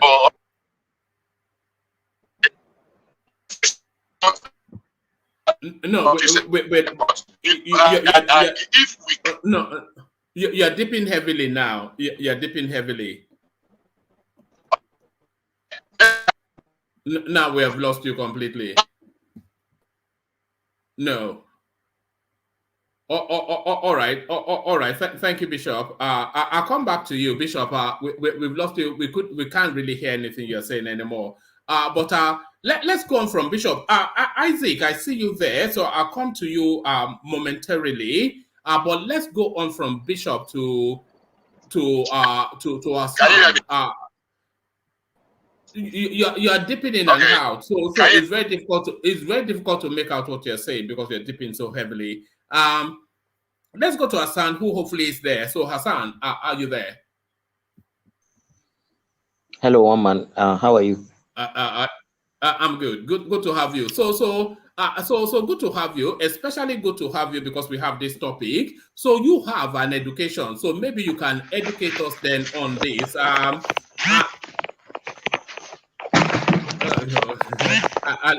What's going on? CBN lifts cash deposit restrictions on domiciliary accounts, allows $10,000 withdrawal daily. So what are you making of that? That's on the surface to me seems to be poor economic planning. But what does that mean, Hassan? Hello, everyone. One man, I don't have any education that is different from any of you guys. Who I beg, stop hammering at that. Stop hammering at that, please. You have a big brain. No. Guys, let's talk about the things that are happening in the country. So you see the kind of economic model that we've been operating for years and years now, like especially with the CBN, they just have these very absurd policies, and I think it's coming from the kind of confusion that we have had. Nigeria has always alternated between carrying out a socialist policy or an out capitalist federal government. So most of the times it's been a mixture of the two. So we've had government before during the Shagari era. That was a very, very subsidized government. Everything that government did was so kind of socialist, but at the same time, in their quest to adopt the presidential system of government and to mirror America and its institutions, they perhaps imported certain traits of capitalism into Nigeria. That continued. So you see different things happening. When the military came, Buhari and Idiabo, they did their war against indiscipline. They tried to put price control. They kind of, you could see their socialist approach there. So when they went away and Babangida came, he came with his own, economic policies. Some of them were like looking at, the most important institutions in government, say health and things like that. But he brought SAP, the structural adjustment program, and he was one of the people that started devaluing our naira. We got all these Harvard educated Nigerians and their CIA and IMF and World Bank counterparts. So they devalued our naira during that time. So what I'm trying to say is, when you look at the way our country has operated in the past 4 decades, at least, you would see that there is a confusion on where to, put the country to going forward. What kind of future do we really want? We have not even at the topmost policy level, that is not clear. So when you come into government, you see different leanings of the same federal government. I don't mind us, because it is hubris, to have a sketchy goal of something and not have a plan. That is the way Nigeria has been taken. So bringing that back to this CBN issue, you see, if Nigeria claims that it is a capitalist economy, then Nigeria should not have had these restrictions on dollar accounts, because that will hamper economic activities. It will hamper, free flow of international trade. It will create unnecessary logjams, access to forex for people who want to use that money, to increase productivity and things like that. But on the other side of the argument, you can see that the government is trying to subsidize forex and say and put restrictions on people's access to accounts, because they feel as if they are trying to balance things out by putting, one or two socialist Maggi and pepper in the soup of the Nigerian economy to ensure that. But where has that gotten us? Nowhere. Therefore, I am perfectly okay with having a government, that is going to implement a socialist vision for this country and then implement it to the letter. Or if we are going to compete man eat man, the survival of the fittest, and then let's go into these capitalist systems, because it has its own advantages. At least our institutions will grow, and if the private sector grows well, they can manage a lot of other aspects of our institutions. And there is no one magic formula for development, but we have to be serious when we take a direction. We really need to go there and do it. Tinubu said previously that all the restrictions in repatriating money by foreign investors will be removed. And then following on, he harmonized the naira and said that the free market should play out. So the free market should play out. So now he has now removed these restrictions now to the point that people can take out $10,000 daily. Is there a risk of capital flight, all of these policies? Because those are the thoughts that I was having from my own lay prism. No, I don't think so. I think what it actually does is even attracts foreign direct investment.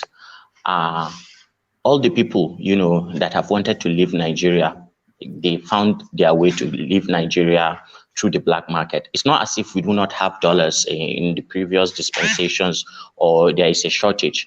If you are taking your money out of the economy, somehow the previous model ensures that you cheat the country out. Because when you bring in your money, you bring it at a certain fixed level. You are not so much devalued. So there is a connivance between when you are accessing your money, you can access that money through the black market. And there is, underhand tactics between those black market operators, those foreign forex people, and our own commercial banks. So and all through, these restrictions that was removed, this is in one man. It's not 90% of Nigerians don't have $10,000. This is a policy for people who bring money to invest or people who are thieves. So, but removing, if you have a domiciliary and dollar account, of course, there is always, the eyes are watching that account, and people know whether that money is legit or not. So, kudos to that. I think it's a step in the right direction. I just don't want to see half-hearted, things in this country. We've lost too much time. We need to move forward, really. This, I think, is a good thing because what usually happens is, even if you have, say, you have some forex in a domiciliary account, you go to the bank and they tell you, oh, okay, we do not have. Say maybe you go and you write a check of, say, $1,000. You meet the cashier and the cashier will say, oh, we only have $115 right now. We don't have any other money. If you can wait, then we'll give you. Then they make you to wait when you are frustrated and you say you want to leave or anything, and they wait for you first to get frustrated. Then the person will call you, the cashier will call you, I'm doing you a favor, okay? Now favor I want to do you.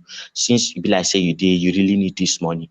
I know one person in get account with us for this. If he give you anything you want, but he will give you for naira. So you see how they manipulate Nigerians. So if you are desperate for the money, then the person who is a black market operator will come, and then you guys will do the transfer. They'll give you the deposit slip and all that. You deposit the money directly into that person's account. I'm very sure that person will settle the bank manager and the cashier. They're just doing business with Nigerians. So kudos. All these things are welcome developments. All right, Bilan. I'm going to play you a clip next and then invite your reaction. And then there's a story that's just broke. I'm going to bring you to that as well. But before I bring you to the story that just broke, this is a story that has been bubbling under the underbelly for quite a long time. But a senior within the Nigerian space has now come to give us a proof positive affirmation of what we've always suspected. Hassan, watch this. Thank you. It is the turn on the Southwest. The Southwest has never been president before. But we've had Olusegun Obasanjo. No, Olusegun Obasanjo is an Igbo man. He came from Anambra State. His father is an Igbo man. Do you have evidence to this, sir? My friend, it is he who should come out and say, no, he's not an Igbo man. Everybody knows that it's not a hidden fact. His father became the Obi of Onitsha. So there you have it, Hassan. Olusegun Chukwuemeka Aremu Obasanjo. We've always known this, but now we have the proof from the seniors. Regarding this, I think I will toe the line of Bishop. I agree with Bishop. You see, one man, me, I do not so much subscribe to, the accident of birth. I validate people's experiences in life, and what makes meaning is people's experiences. We do not all choose where we are born, the kind of society we are born. However, the culture that we grow up in actually influences us. So the Obasanjo that I know is a through and through Yoruba person, all through. He exhibits Yoruba. He's a proud Yoruba man. So I don't think any other person, there is no Yoruba gene. There is always a human gene. It's just experiences of culture that makes us who we are. And Obasanjo has gone through the Yoruba socialization process, so he deserves every right to call himself and be a Yoruba man. I'm not Yoruba, but that's just the way I see the world. If it were to happen to a Kanuri, to a Fulani, to an Isekiri, to an Igbo person, I will still hold the same view. So let me just leave that at that. So how do you explain? How do you explain the Chukwuemeka in his name? Where is the Chukwuemeka coming from? Olusegun Chukwuemeka Aremu. We don't have Chukwuemeka in Yoruba land. No, it's Azikwe. It's Azikwe. There is no Chukwuemeka. Yes. Where is the Azikwe in his name coming from? No, granted, even if he were fathered by an Igbo man, he lived his whole life in Yoruba He's from Ogun State. He lived his whole life in Ogun State, answered Yoruba name, lived like a Yoruba man. He did everything the Yoruba way. So man, I have already said that. I don't think there is a Yoruba gene. I think we're going to order a blood test though, because we're very particular about the people we are allowed to call themselves Yoruba. If it's not Yoruba, then it's not. There's no. This is the fight. The problem we had with Chinedu Rose Vivo, who was telling us that it was Diet Coke Yoruba. We don't have Diet Coke Yoruba. You're either full blood or you're not. So that was a bit of a. Let me quickly say something. Okay, Professor Hassan, you disappointed me. You that you are a prof. I'm not a prof. Who awarded me that? if Buhari is Jubril from Sudan, why can't Obasanjo be Chukwuemeka? No reason for him not to be my brother. Thank you. Yeah. Welcome, brother.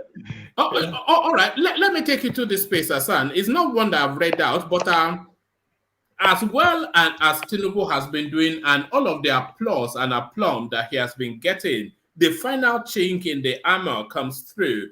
Corruption, of course, the byword for Tinubu's name, never far from it, now comes to the fore. What am I talking about? I'm talking about this.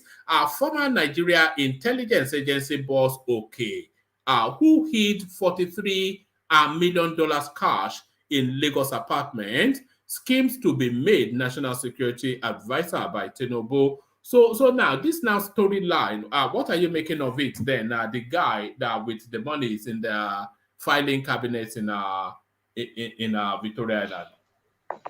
My woman, did you notice how that story, when it broke, I think it was in early Buhari's regime, the thing just fizzled out. It was just fizzled out, no conclusion. Nobody knew what happened.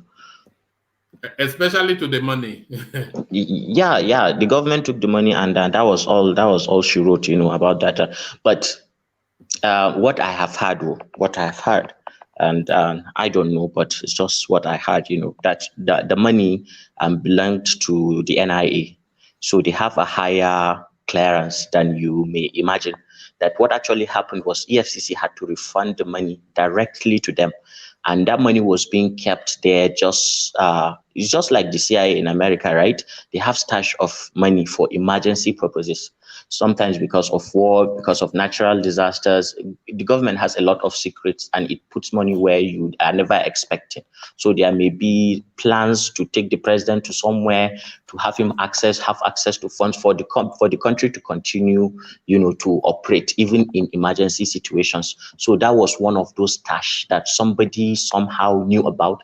And and during first tenure of Buhari's regime, there was a percentage that was said is going to be given to any person that gives a hint or a clue for people to go and rescue money, and then that person will get a certain percentage. So that motivated people. So a lot of criminals were caught, but I think this guy did not actually put the money for his own personal use. It was a failure of intelligence, and something like that happened. So he was NIA. So NIA is Nigerian Intelligence Agency, and they're operating at a higher level than the DSS. So that is what I heard. So these people are masters of deception. So it may not be as it seems that the guy is a criminal. That is why, and the government would never divulge this kind of information to Nigerians, because that would be, saying too much. So he may be cleared up there, and the Senate people will have, the security clearance to be told that yes, that money was actually so and so, and they will keep quiet. Nobody will ask him anything about it, and he may be, if it becomes the national security advisor. In fact, I will not object to that. For all of the security agencies that we have in Nigeria, it's a real wonder how insecure that country is. We've got just so many security agencies, and we are one of the least secure spaces in Africa. It's a real wonder, a real wonder. But Hassan, I'm going to take you next to Ojo, and on the way to Ojo, we take a pit stop at Alaba Market. But before we take a pit stop at Alaba Market, Kulata super chats to that storyline of the increased now withdrawal from our domiciliary account.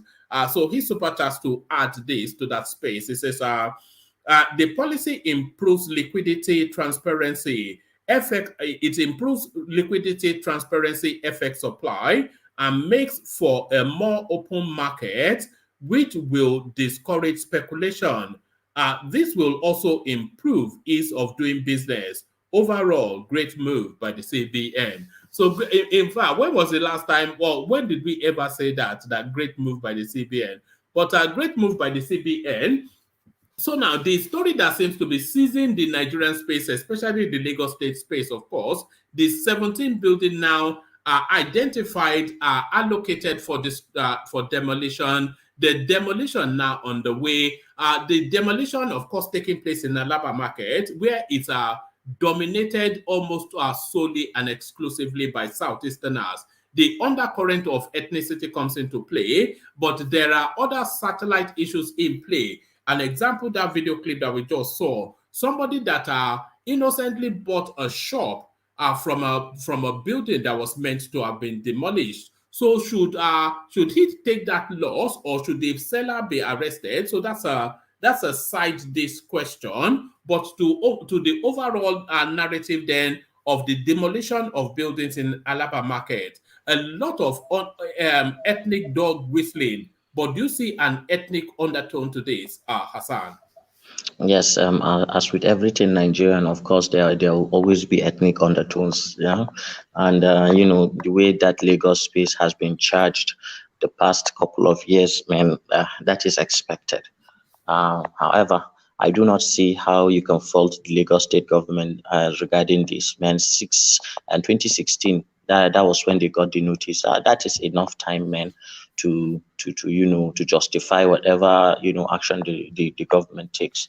However, as regards the people who were innocently defrauded, I would say if the government will not compensate them, the minimum I would expect is, if that had really happened and they were misled to buy a property that has been flagged for demolition unknowingly, the least that should be done is that those who sold those properties to them, knowing that that was what was awaiting the buildings, at least should be prosecuted. They should be made to face the wrath of the law, because that is fraud. It is fraud. It shouldn't stand. However, you can also look at it that those people are also liable because they did not do their due diligence. You cannot just go and buy something, a whole property.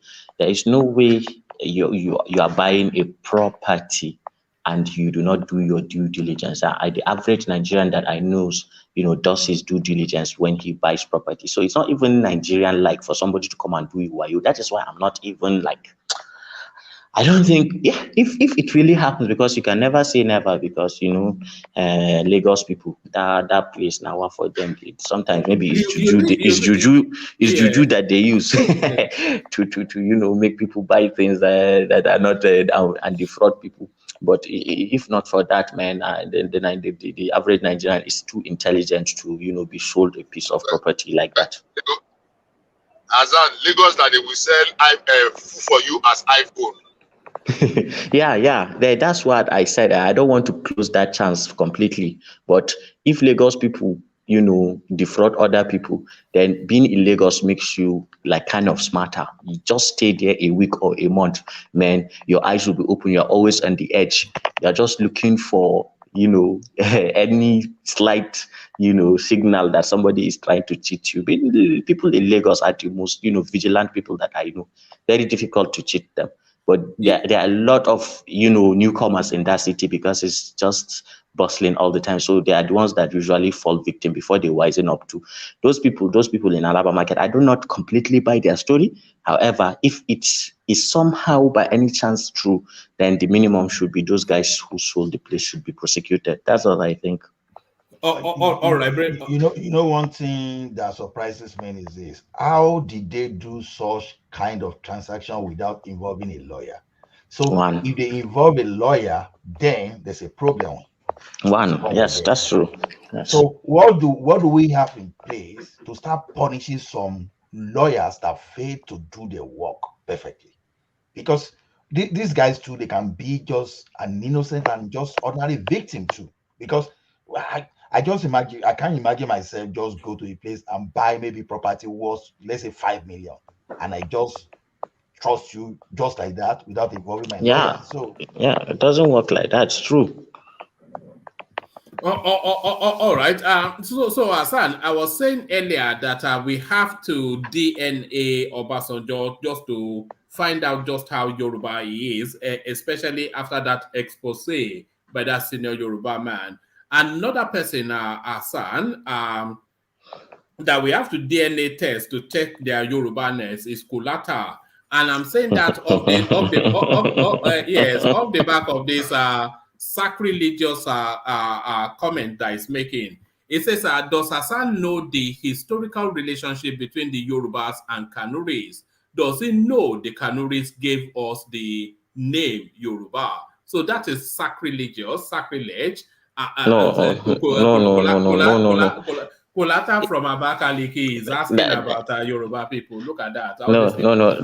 Kulata is actually more right than you, one man. I believe Kulata is more vast in the history of the Bantu people than you are. You are always talking about Yoruba. Man, look to your left, look to your right. You have neighbors. Even Yoruba itself is a mixture of other cultures, languages and cultures. They are incubated, they are gestated, they are born, they live old.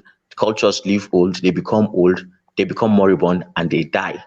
So there's nothing really too special where human beings, of course, will be sentimental about. But to Kulata's question, yes, the Kanuris and the Yorubas have a similar story about coming from Yemen, living side by side in Yemen, and having specific traits that they ascribe to each other, that yes, they are similar people, but then when they traveled down the Congo River and they separated, the Yorubas found themselves by the shores, and the Kanuri stopped by the lake in what is now Nigeria. So there is a history, and if you dig deeper, there are some things that the Kanuri does and the Yorubas too, but they've been separated for millennia. So all those things have been lost to time. But you can see the similarities. You look at how black a typical Kanuri man is and look at the Yoruba skin texture. There are a lot of things like that, the noses and things like that.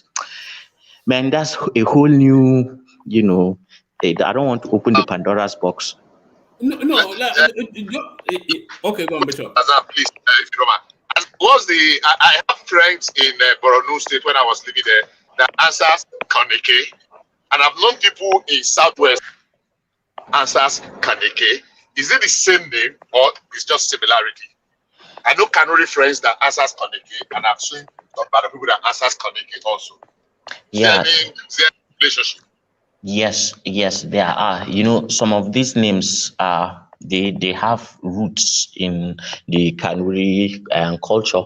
Some of them are words that they are clan names, but some clans have, you see, Borno has suffered so much. The history of Borno is that in every 100 years, people of Borno usually face one kind of ill luck, one bad luck or another that forces them to emigrate from Borno land. The recent one is the Boko Haram disaster. There was the Metsetsine disaster. There was the Rabi. There was one Arab guy that came and conquered Borno around 100 years back, and he was headquartered in Kukawa. His name is Rabi. He was actually killed by a German adventurer. If you go back hundreds of years, sometimes it's famine, sometimes it's war, so things like that. So if you look at say Lafia now in Nasarawa state, the people that are there, they are actually Kanuris, but they cannot speak the language any longer because they left Borno and went down, into the forest. So they kept going. They are Kanuri people in what is now Nupe land. So if Kanuris have really gone down there, they must have assimilated with Yorubas too. So it's no big deal. And they kind of retained their clan names and things like that. There is a connection there for you. Let me ask you a question, Hassan, and you don't have to take it on, or you don't have to take it on in the fullness of. But let me ask, what's the let me phrase it this way: what's the genealogical chasm in the north? In terms of the DNA, what's the genealogical chasm? Because we have so many tribe names, but what level of association do they have? Let me say this. The Kanuris, the Fulanis, the Nupes. Two people. Yes. If you are going down to that level of genealogy, I would say that there are two people, the Bantu and the Hemitic people. These are just the two people that you can just classify.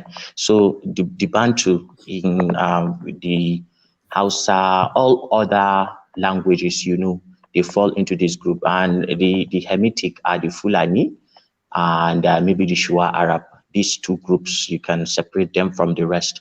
However, because the Fulani has so much interacted, with so people like me have Fulani blood, Kanuri blood. I have Nupe blood. So I'm a mixture of all these Hemitic and Bantu people. So if you take the Hausa man is closer to the Yoruba genealogically than the Fulani man is to him, because if you will subdivide races, you can remove the Fulani man to be from a whole different race altogether.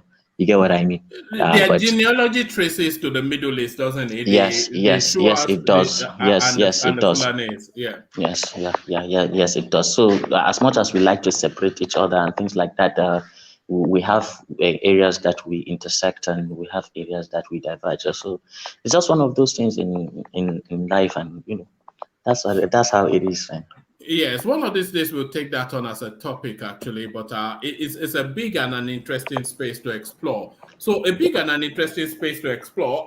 Isaac cannot contain himself longer. So Isaac, come in. Did you want to comment to what Hassan was saying? Or Isaac, good to meet you. Good evening. Good evening to you. Sorry, una they hear me? We they hear you where? One man. I just say make I can salute you because you be Baba. Well, that's good.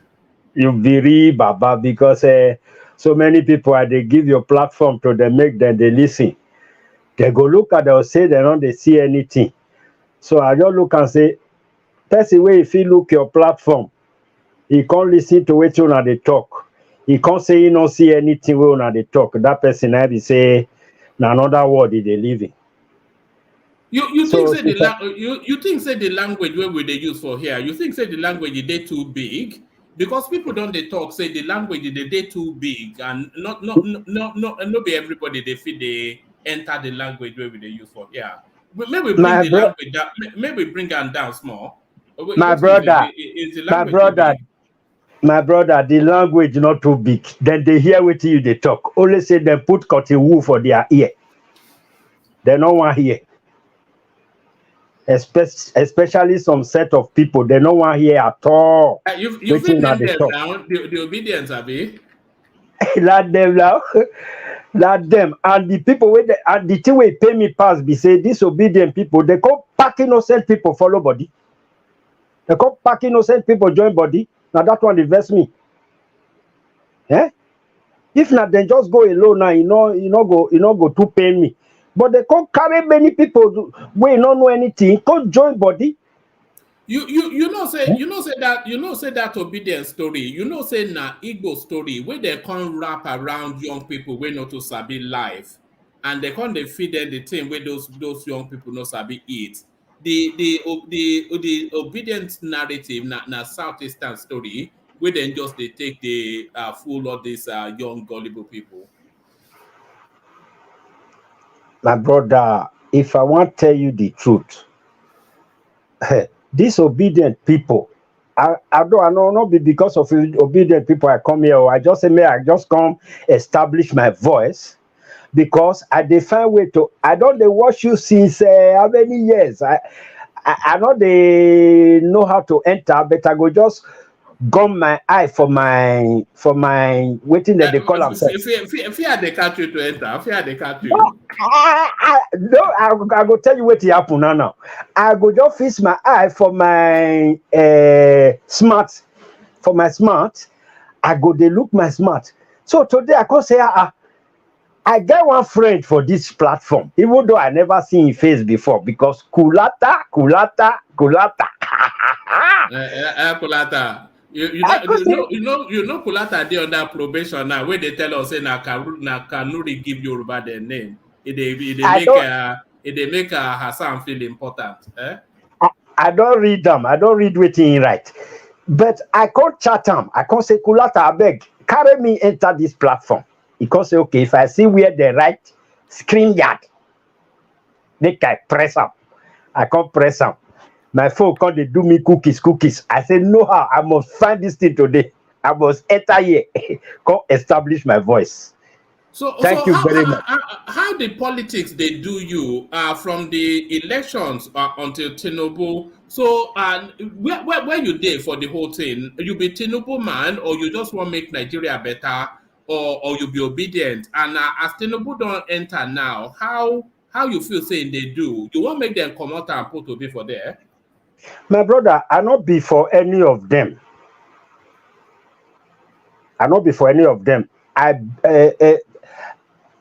The only thing where I know say the three people where they give can't give us, make we vote for.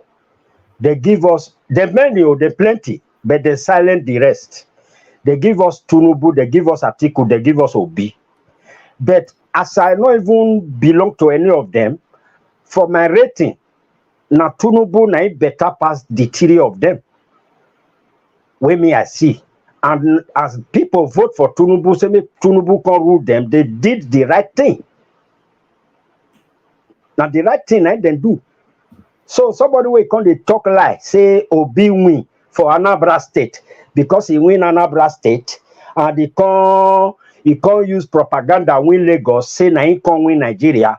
That one come they vex me, the thing they vex me every day. You know, say those people then they on medication, you know. So you know, say if you do on medication, if you miss your medication, now somehow you do they talk. So those are special needs people. They get a thing where they want them. But as Tinubu can't enter now, this it don't they reach 3 weeks now. It don't they chase 1 month. How you they take Sia? The guys they surprise you. Are you disappointed? My brother, I get one interview where I listen to Tinubu, where they ask him, first day of your office, what do you want to do? He say you go run. Okay, second day, what do you go do? He say you go continue to the run. Third day, what do you go do? He say you go the run, you not go stop. My brother, he don't start the race. I know, make Obi pursue now, make Atiku pursue. They not fit catch this man. He don't go. This Emefiele when pick up, when change for when say make a DSS go change for underground. How you take see that one? It surprised yourself say Emefiele no run before Tinubu enter, because me I been the think say if we don't run before Tinubu enter. It surprised you say no run, and it surprised you say Tinubu it just catch him immediately. The thing they say the time where Emefiele suppose run, the time where Buhari did there suppose run. So you know say our president Tinubu in Tinubu na tortoise. You understand? In a tortoise, in get sense where. So the way Tinubu take crawl enter the place, nobody they expect and say he go come ask them question. And he go ask them more questions. Me, I know that one. I don't tell person, me and person they argue. I can't tell them, say, you see this Nigeria where is poor so, where we say you don't spoil so. When they think say, although Sowore now I like Sowore to come before, but I know say no if he come. But I can't tell them say, come, you see this Nigeria where you don't spoil so. Now for inside the same people where una say there be the people where you hold Nigeria to ransom. I say now for inside there, now God go still carry somebody come out, he go take deal with them. And that person be that Tinubu. God don't carry and come out from inside these same people. You go use and deal with them. Emefiele, make Emefiele. In fact, not be say if they like the jailer, but not be jailing me want to all the money. How to know if you use sense, collect all the money from her. Make it put them back to the economy. You know, if you collect all that money, because a lot of that money don't go. If you collect like even 30%, it do it. Because all this, you know, say they don't pack and come up for the country as them pack and come up for the country now. It go dead from diplomatic something before then go fit to reach them again. So now just the small one. Yeah, when I say all the money, I mean say anyone where you go fit take from her. I not say definitely no fit take all the money. And the assets, where they talk about the asset, that they show us one thing, see where they show that day from where from come, see house from here to here. Make they carry all those things, carry them join anything where they know say you get, make they carry, make carry them. Make they carry everything from her. I they hear a do for your voice, so you be waffy man. Now waffy you from Obara talk by do pataki. Look at that. Yeah, very, very good. You know that at those places they always have they always funny me because we get people like you. We get another lady where they always call here Gideon and them. She now I dey listen to her where I dey listen to her anytime she dey talk. Only say she no really get voice, you know. She not get voice like that. She dey always hide under her voice. She not really get voice. But I want to join my sister for this platform. Make her they give them water. You won't give them water, eh? Yeah. Look at that. But so now, are you happy for Tinubu to carry on? Is that what you would like to see? You want him to carry on? One man, before I answer that question, just give me one small chance. May I relate to one thing where I don't fair talk one time. So make I just quick put small contribution inside. Carry on. Okay. I can't hear somebody they talk say, although na baby go Igbo is speak say they don't know what they do. These people they don't know what they are doing. They don't have the education and all that. Because they speak the Igbo somehow. I can say, hey, who tell you say these people don't know what they do? They don't know education. These same people now then they tell me say the time when they finish that war, Nigeria give them 20 pounds. If they know that history, say Nigeria now only 20 pounds, Nigeria give them made the test start life. How you go tell me say they don't know history of Nigeria? Now lie, pretend that now all of them be. They know what they do. You get one now. I don't know if you watched yesterday, but when they open for yesterday, you get somebody, they send me one clip of now real hard boiled obedient guy. He going to talk say what will they do self that we all know say that or we no win this thing now. We know say he no fit win as well. He going to tell the story say how you go say because people vote for Southeast and a little bit of South that go come turn Peter Obi into president. He can't they invite them to say who you feel say vote for Obi for Sokoto for Kebbi, you know. So this story no story go fit tell say na Peter Obi win that election. Now there's nothing there. So it's just I don't know what they do, but Peter Obi for don't come out say make them cool down. Say look we lose, maybe we try again. You think say Peter Obi they act like responsible man at all? Peter Obi they deceive them now. Peter Obi, the eye where me I tell they look Peter Obi now the same eye now tell they look that one where they prison where they call him Nnamdi Kanu, and that one where they Finland where they call him Samuel Ekpa. Now the same eye I tell they look. I don't know why boss they do like that. They very trickish, they too like money. Now money just be their own. Not be in respect to some people where they responsible for the Igbo people side though. Not be all of una. But most people they always come from that Igbo side. Say they want help Igbos. Now money just be their how I want to put this money now just be their aim, you know. That's just their target. You think say say after all of these things, after everything done finish, you think say Peter Obi he go cross over to the to that Biafra space? Because now the thing within my mind be that to say after the thing don't finish, after the court don't tell and say may they go home, say nothing remain. In language they go more and more towards Biafra. This is what I see, because after the court now, all the people will not be able, then go just leave them. And if he still want to maintain relevance, he go stay with the Igbo people and Biafra they won't want. You think say after the court, Peter Obi go turn Biafra? No, Peter Obi a very sensible man. When the court don't give their judgment, once the court give their judgment finish, make I guess, what I feel say Peter Obi want do. He go come count all the gain we he gain from this election, because na money in the gather to add to his business. Then he go come go maybe London, go relax for some time. When he don't relax, after some time, then he went like as Atiku they do. As Atiku they do in that time now, so Obi one start to they do in now. Anytime for election, he go still come back. Okay, so he not get any plan for Nigeria. Now just after this court case, he go relax, go and mark it down.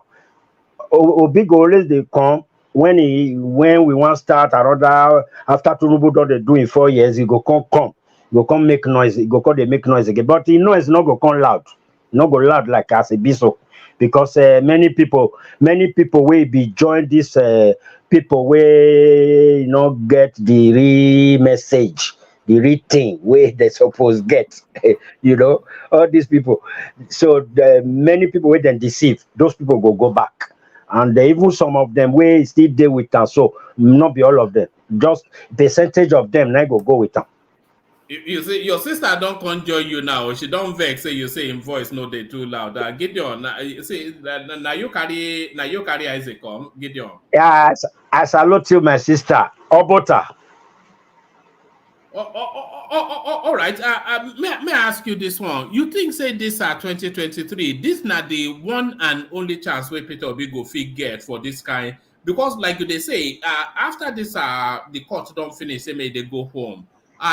Ain't go they come back maybe in 4 years time, try to do it again, but it no go fit gather as he gather now. So you think say this not just the one chance deal that he has? Make I just tell Nigerians through this your platform, Tinubu not come play. That's the fact. He not come, making come play. You understand? I don't read the whole scenario. I don't see and say Tinubu not come play. He come work. And for these 4 years, now Nigeria, I'm not sure say they go do election for the next second term for Tinubu. They not go do election because the people themselves now go say, oh yeah, make you continue. If they get one thing where they think the other day, say in 2027, if Tinubu they go as in begin, so in 2027, now Tinubu self go win Igbo land. No be this 1% where they give them when I go win and completely Igbo land. By the time it don't show them magic. Now that one you see, the one we me see be say after in 8 years, Nigerians go to solicit for third term for them. Well, who you think they go replace her after 8 years? Now the person with me I want na Shetima, because me I be Shetima. I'm in fact I'm more Shetima man than Tinubu. I just like the way that guy carries himself. Well, that of Shetima, I not to know the man like that. I only know say na governor Bonu, ex-governor of Bonu State. Some people they call him Boko Haram. Inshallah, it will be. Some people they call him Boko Haram former leader. I know so those ones not lie. But I like the way the man they talk to, I they like in terms, especially when he talks, say, our vice president now ice cream seller. That one a real ice cream seller. You understand? That one they sell ice cream. You know, say that one finish Oshibanjo. Because everybody they take Oshibanjo seriously until Shetima go channels television or call her ice cream seller, and you could see it. So that just then made him a joke figure. My chairman, say that they tell me say all these big pastors we get from Nigeria say they be fake. Now this Osinbajo come believe say really they be fake, because he take after his master now. what did they call up? ROCC, what did they call up? Adeboye, yeah. Yeah, I take after them now. But, you know the thing where you talk now, myself, I don't think I want so because I always think say now waiting they push this Oshibanjo, and I can't conclude say now in leader the Oshiban Adebayo now they tell and say God don't tell and say now he go be president. I suspect that. Yeah. Nah. Yes, that is it. You don't already pass the message. No need for me to add. Nah. Now what happen with that? Where you there from join us? Now Italy you there or Dubai? No, I there for Valencia, Spain. Valencia. Yeah. Now Italy with that now. You know, say no, Valencia, Spain. Valencia. Oh, right. Sorry. Yes. How life they for there? Now, no be orange. The economy. What be the economy? No be orange. Yeah, all of them they go orange farm here, but are they into construction? How life for there? They race is small for there. No. Spain is one of the. I think Spain is one of the. I will just rate Spain to be one of the best place I've stay for Europe. Now is Spain. How about the girls? The girls then they give black people the girls in Spain and they get chance. They the girls. Well, I know say you be married man, no, but well, I'm not there into girls like that, you know. I'm not there into girls, but for here, are you into boys? What are you talking about? I'm not there into boys. Are you Bobrisky? Are you Bobrisky? I'm not there into boys. You get one Spanish language where I say I go correct you anytime I enter this platform. May I hear that now? You sometimes you go to say una momento. Yes, that no. Una momento, por favor. No, that's Portuguese. That's not Spanish. That's Portuguese. That's Portuguese. It's the same thing here. Un momento, por favor. You know, there's a kinship between the Portuguese language and the you know, como se llama. It's the same in Spanish and in Portuguese. Como se llama. I just learned that from you now. I never knew that. I think it's just the inflection in the tonality. It's their sister languages, Portuguese and Spanish. So all these scatter all over South America, Colombia. Okay, if I say this to you, you tell me what it means. Key oração. What does that mean in Spanish?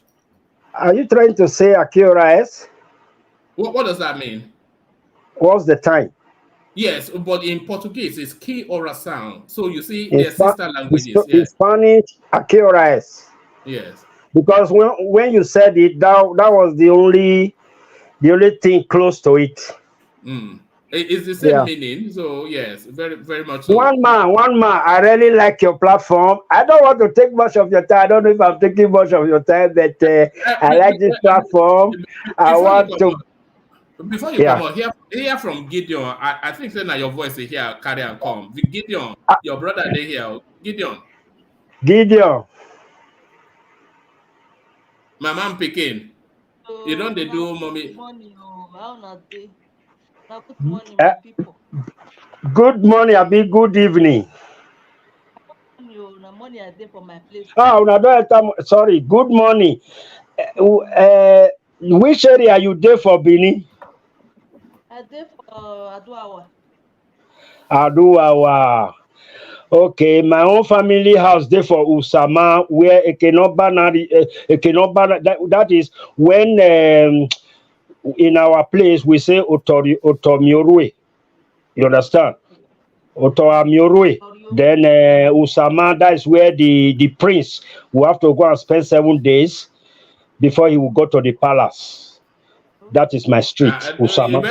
better not say too much. Or World Peace will come running now to correct you. And he will say, no, my father was the Osorogba to Osorogba, and my kinship was the Osorogba to Osorogba, And I want to say greetings to Thomas, because I noticed that Thomas is gradually stepping into your shoes, because the way they speak your own English now, you want to carry your own and get as the talker, you want to thief your style. No. Thomas is his own man. Thomas is an Oyo man now, so he's an Oyo I man. know. They try to bring some of your terms inside, and they hear them now. Who is your favorite? Who is your favorite? I'm sure it's Ajanle Koko. Nakulata, me and I go die. Nakulata be your favorite, eh? Yeah, the day where I go here say anybody, when they go they sort out for Dr. Damage's this thing. You get one guy there where they open eye if they talk. If they sort out for waiting they call him Dr. Damage's this thing, I go the verse. That mama we did there go the cause in generation, they cause everything we near her. And now she know the waka. Eh? The waka will cross his face. No, maybe we not talk that one. No, that one that physical something. But the thing where she they talk, he pass that one. Oh. Now we can't go down to their level now. When was the last time you went back home? When was the last time you went back home? I went back home before the coronavirus, but after coronavirus, I've not been home. Wow. I came back to Spain. Go on. I came back to Spain, and then they gave us that announcement, coronavirus announcement. So after that time, I've not been home. You have to go now under Tinubu now. Freedom don't enter Nigeria now. You feel waka, nobody go there harass you. Wait till you carry now so that they tell me, they say me I go back home or say my pardon become president, because now let me be Tinubu picking here. All of them are obedient. They won't kill you. They won't kill me for you. But they subdue them. But how una people for Edo how una just they take follow be like that? Because apart from you and Gideon, every other Edo person where I know now be person now 90% will be for Edo now. So how una take and the funny thing they say in terms of blood, na get blood with Yoruba past Igbo people. So why is it that the whole of your state went with a P to B? Yeah, now the thing be that, when these angels they come want destroy Sodom and Gomorrah, they can't tell Abraham come they beg them, say I beg, no kill them. Because okay, more now go. If you not see any two righteous people there, I go leave all of them. Only 4. I go leave all of them. When they go there, they not see. It's okay. Abraham comes to beg them. Okay, just only 2. If you not see only 2 righteous people there, Mona leave the people, the Gomorrah people. They go fine. They not see. So now so they be for Nigeria where we dey so people way good for inside there. Now small. Now ain't be the problem where we get. But for here where we dey so, if you go Macedonia, you forget something there. You know they go call you, say see your something, you don't forget them. But for there, 2% now be the good people. Then 98% are the bad people. So they say Nigeria go better. But Tinubu go try for them. If they like, make them good. If they like, make them remain the way they be. Because me, I know say Tinubu go try for them. Isaac, they are saying that for Tinubu to succeed, he has to clash with Buhari. Do you agree with that? That it is necessary for him to clash with Buhari if he's going to succeed? I dey listen to your platform, you know. Not be today I start to listen to them. I take some opinion from some people when they still drop their opinion for your platform here. Then those people will talk say make it not go after Buhari. I think they are right. Make it not go after Buhari. Although Buhari not do well, oh, not do well. Make it just respect them as we they respect other ex-president. Make it respect them. But everybody way But confuse Buhari. Buhari no respect Jonathan now, so. No, Buhari no arrest Jonathan now. But they show and paper. And the only way Tinubu officially show Buhari Pepe, everybody way there around that go show all of them Pepe, go reach in body. Like all this Mefele, what do they call them? Malami, all these people way surround Buhari, make you hold them for their brokos. If you hold their brokos where go reach Buhari. All right. So now when you don't join us, you see say no be say we they fight people, we they bite people here. You supposed to join us regularly, oh, because you bring different flavor now. So we need all the flavor. Yes. I go to join my voice from time to time, Mr. One Man. The only thing that will stop you from coming here is if you call me Mr. Just call me One Man. That's what everybody does. I say hello to Gideon. Talk to your brother before he leaves. Don't leave her, by the way, if you want to hang around. Okay, Gideon. Thank you. I hear you. Family. You are welcome to One Man's family. I hear you. See, I just say why they talk say your voice not they come out because I know say you get a lot of ideas. So make that your voice, make you they push them. Take and they shook them. You understand? You see, as some other women where come from Igbo land, they shook them for there. They shook them tambien. You are a Benin woman. I trust una now. They use that your voice, they shook them. Anybody way not talk well, you use your mouth to repair them. Fear know they catch Gideon though. For where she day when the battle they hard for the Tinubu space. And now you go they tell us say in get in what they get water. If you pour water, say the water they say this guy will be president. And they ask and say they ask and say now everybody around you they agree with you. He say now only in they follow Tinubu. I say you they do that for a do. He say yes.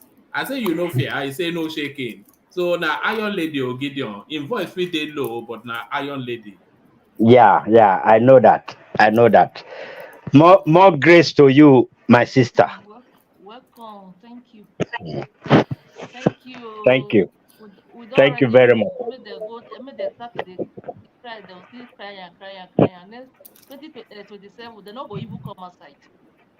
Thank you very much. One day I know that this my voice way they here, so I go counter Kulata one day. I want my voice and Kulata to rumble.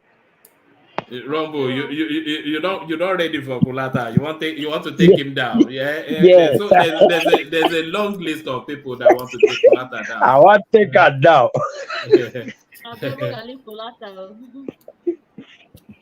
All right, brilliant. Before I go on to Ola, Isaac, just give us just a little report card on Obaseki. How is it performing? Because there are conflicting opinions.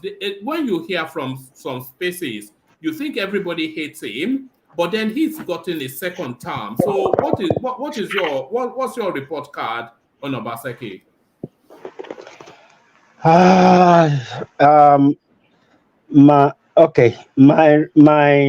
My score for Baseki is just the same score I have for almost the whole governors we have in Nigeria.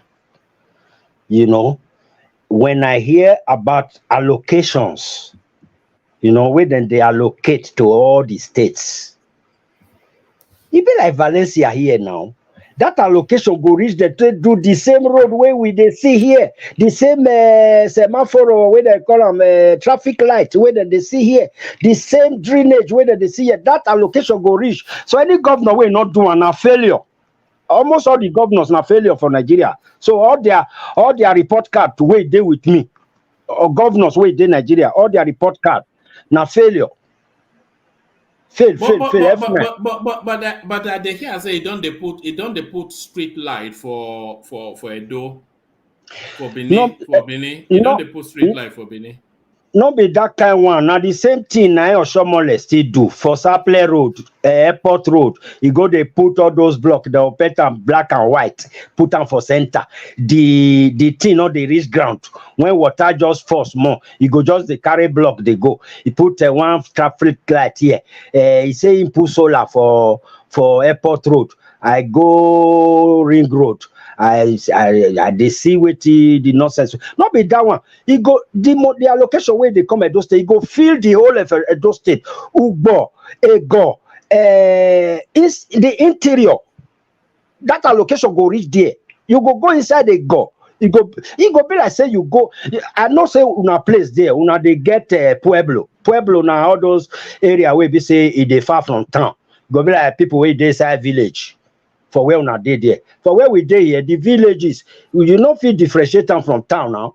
The only difference be say that side go see difference, so it go be like quiet. Why this side where we dey rowdy. That is the only difference. But everything where you get here, they get them there. The road is similar. The traffic light is similar. You understand? So now so Ugbo supposed be. Now so Ebareke supposed be. Now so Ogida supposed do all those interior. Now so they supposed be. So any governor will not feed the rich interior where they give an allocation. Now F9. They need to wake up. They're doing nothing. Who do pass? Who do pass between Oshiomhole and Obaseki? I know say Oshiomhole in just they enter in second term now. But in terms of the thing we then don't do already, who do pass, Oshiomhole or Obaseki? I think Oshiomhole don't do pass. Although Gideon dey on ground, Gideon ain't read the. You know, so I tell you say you don't take I come up from Nigeria okay. May I put on this way? Not before Nigeria or not for Edo. So the question not be for Nigeria. For Edo, who get name pass? Not in Nigeria, but in Edo, who get name pass? Obaseki or Oshiomhole? No, Oshiomhole, and I believe say the things where Oshiomhole do, he pass in you.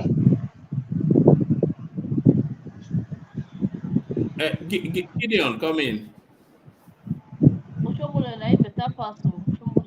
Now Oshiomhole do pass Obaseki. If Obaseki come up, well, not be next year they come up first. If he come up now, I'm not sure say they go even hear his name. What about that small girl where Oshiomhole go marry? I wanna take see that one for Edo. How people react? That Oyinbo girl where you know, not be waiting your wife where you like when you marry. Now so you feel one man. I they hear you now, but I know see as that you see as you get that one will look like model go marry somebody like Oshiomhole. How that one take happen? One man, the girl, that of the girl we marry, that one not be my business. That one I go marry girl. But what I want to be say, what did they call her? Oshiomhole, the time Oshiomhole finish in 8 years. People, they know they pray make it come out. But I believe this Obaseki, people are praying that his tenure should end and he should go. So for that, you should know that Oshiomhole, the people prefer Oshiomhole, they like Oshiomhole way past Obaseki, because people now they are very impatient. They want the tenure, just like we were waiting for Buhari to round off. That is how Edo people are waiting for Obaseki to just make it clean up the table, make it come out. But Oshiomhole time, he don't reach 8 years. People still respect until the last day, at least. If you say third term day, if you see win. All right, brilliant. All right, stay with us, Isaac. So Isaac, let me go on from you. Because of time, let me go to Ola. To pick it up, then I've left this headline Ola on the screen because these are one of your many areas of specialism. CBN lifts cash deposit restriction on domiciliary accounts allows $10,000 withdrawal daily. So what are you making of that then? Akulata insists via his super chat that it's a free market economy in play. Ola, what's your take? Yeah, my take is something similar to Kulata, and I think Kulata said it perfectly right. Because the first question is, how did we even get to the level that they were restricting people from withdrawing $10,000 from their account initially? Why were they doing so? Because personally, I believe that was one of the tricks brought by Buhari Kaba at the beginning of his administration, just to have access to whatever dollars in individuals' account. You know, there was a time they were even forcing people that, okay, if you wanted your dollars, that you should sell to the bank. So you started wondering that the bank that didn't give you dollar, all of a sudden you were trying to force people to sell to the bank. For what purpose? What exactly are you trying to achieve? You know, the picture that time was that, oh, you were trying to make dollars available for those people that would need dollars to import machineries for production and whatever. At the end of the day, you know, we found out it was fraud. And although while they were doing so, some people, especially those people in diaspora, they actually benefited though, because when you have some kind of shady things there, apart from people from Bureau de Exchange, people sending money to Nigeria because of artificial scarcity and how they can do round tripping. You know, people started buying houses. All of a sudden, everybody developed the skills in the real estate, buying houses in Agege, Yanopaja, and all those areas that were very vulnerable to. So the thing with this policy now is this, especially with what they've done, with what Tinubu has already done. You know that when you have your dollars within your you have your dollars in your account. If you are using your dollars for business, nobody is restricting you again. You can use your dollars. You know what they were hanging on before is that people were saying, oh, they wanted to dollarize Nigeria economy. I don't know how they would dollarize the Nigeria economy. Those were kind of wrong messages they were passing. I'm not saying some people were not trying to dollarize because some schools were charging in dollar, which were ridiculous, but that wasn't enough to pass that policy.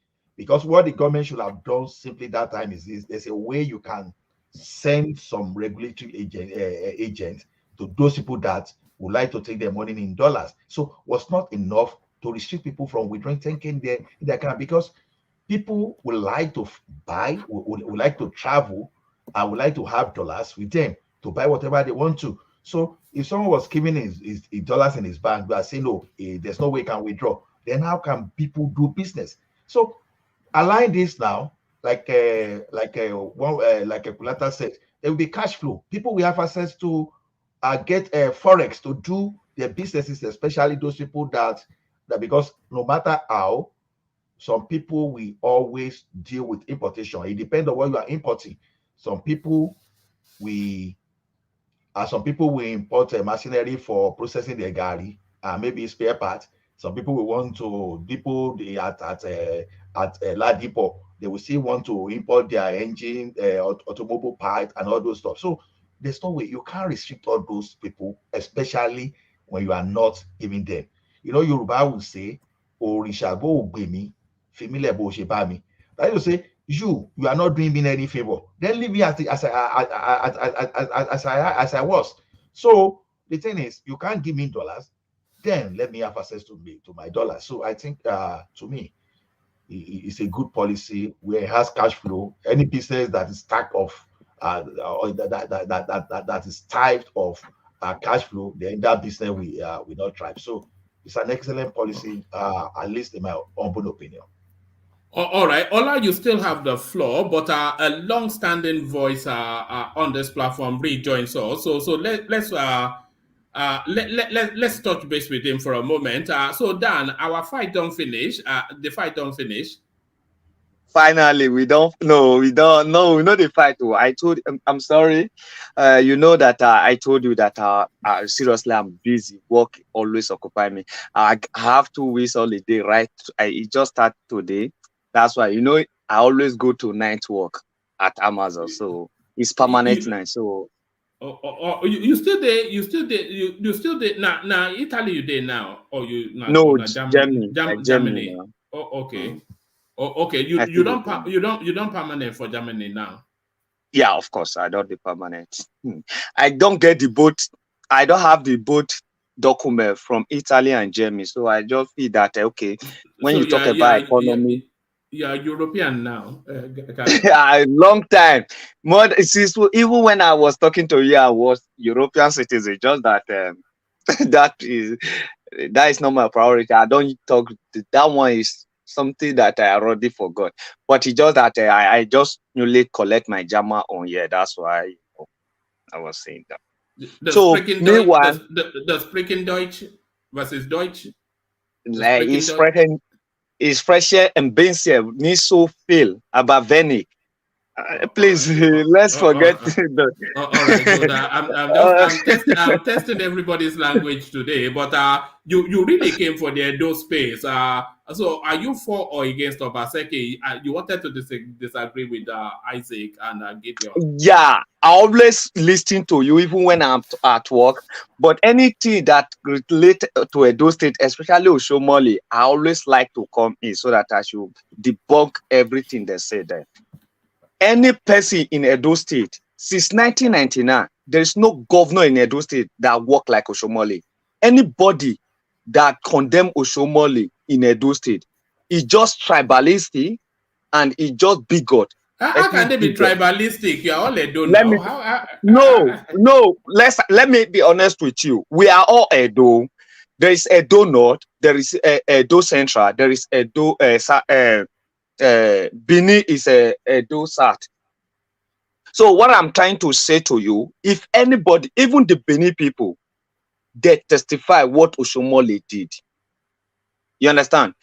This guy was saying about Airport Road. Do you know ROCC is the first people that they give that Airport Road to? Because Oshomole, he was not satisfied. The road they did, he was not okay with it. Because even the driller they asked them to do, they did do the deep one. Because there is so much erosion in Airport Road. Oshomole, he withdraw the contract and he sent Traco. He asked the company to pull pull the road out, and they destroy everything. They award the contract to Centraco. It's Centraco that finished that road. Anything that Oshomole built in Edo State, they are still currently going on now. People that live Nigeria. But the hospital that he built is not functioning now. The hospital that he built is not, and he spent hundreds of millions of dollars on it. It's not functioning. Let me tell you something. Where they talk, say, one big world-class hospital for Edo, the hospital will not get equipment. Let me say to you, you know that Buhari's wife came out when Buhari was in power. He said, even the Aso Rock Clinic, there is no syringe, there is no even ampicillin in Aso Rock Clinic. Let me tell you something. If Oshomole built hospital, now it's not the governor. It's not the one that will provide facility there, but the building is there. This is what you people don't know. Oshomole is no longer the government. So the government should provide what they need from the hospital. He only built the hospital since his tenure is expired. Is the next incumbent or the next government to take over where he stopped. It's not that maybe when Oshomole is at home, you wanted to use the money to sponsor because he built the hospital. That is total nonsense. Let me tell you, I'm from Edo North. Yeah, I'm from Edo North. But that's why you like Oshomole now. No, not that because of that. Because of ethnic something. So I know. Let me tell you something.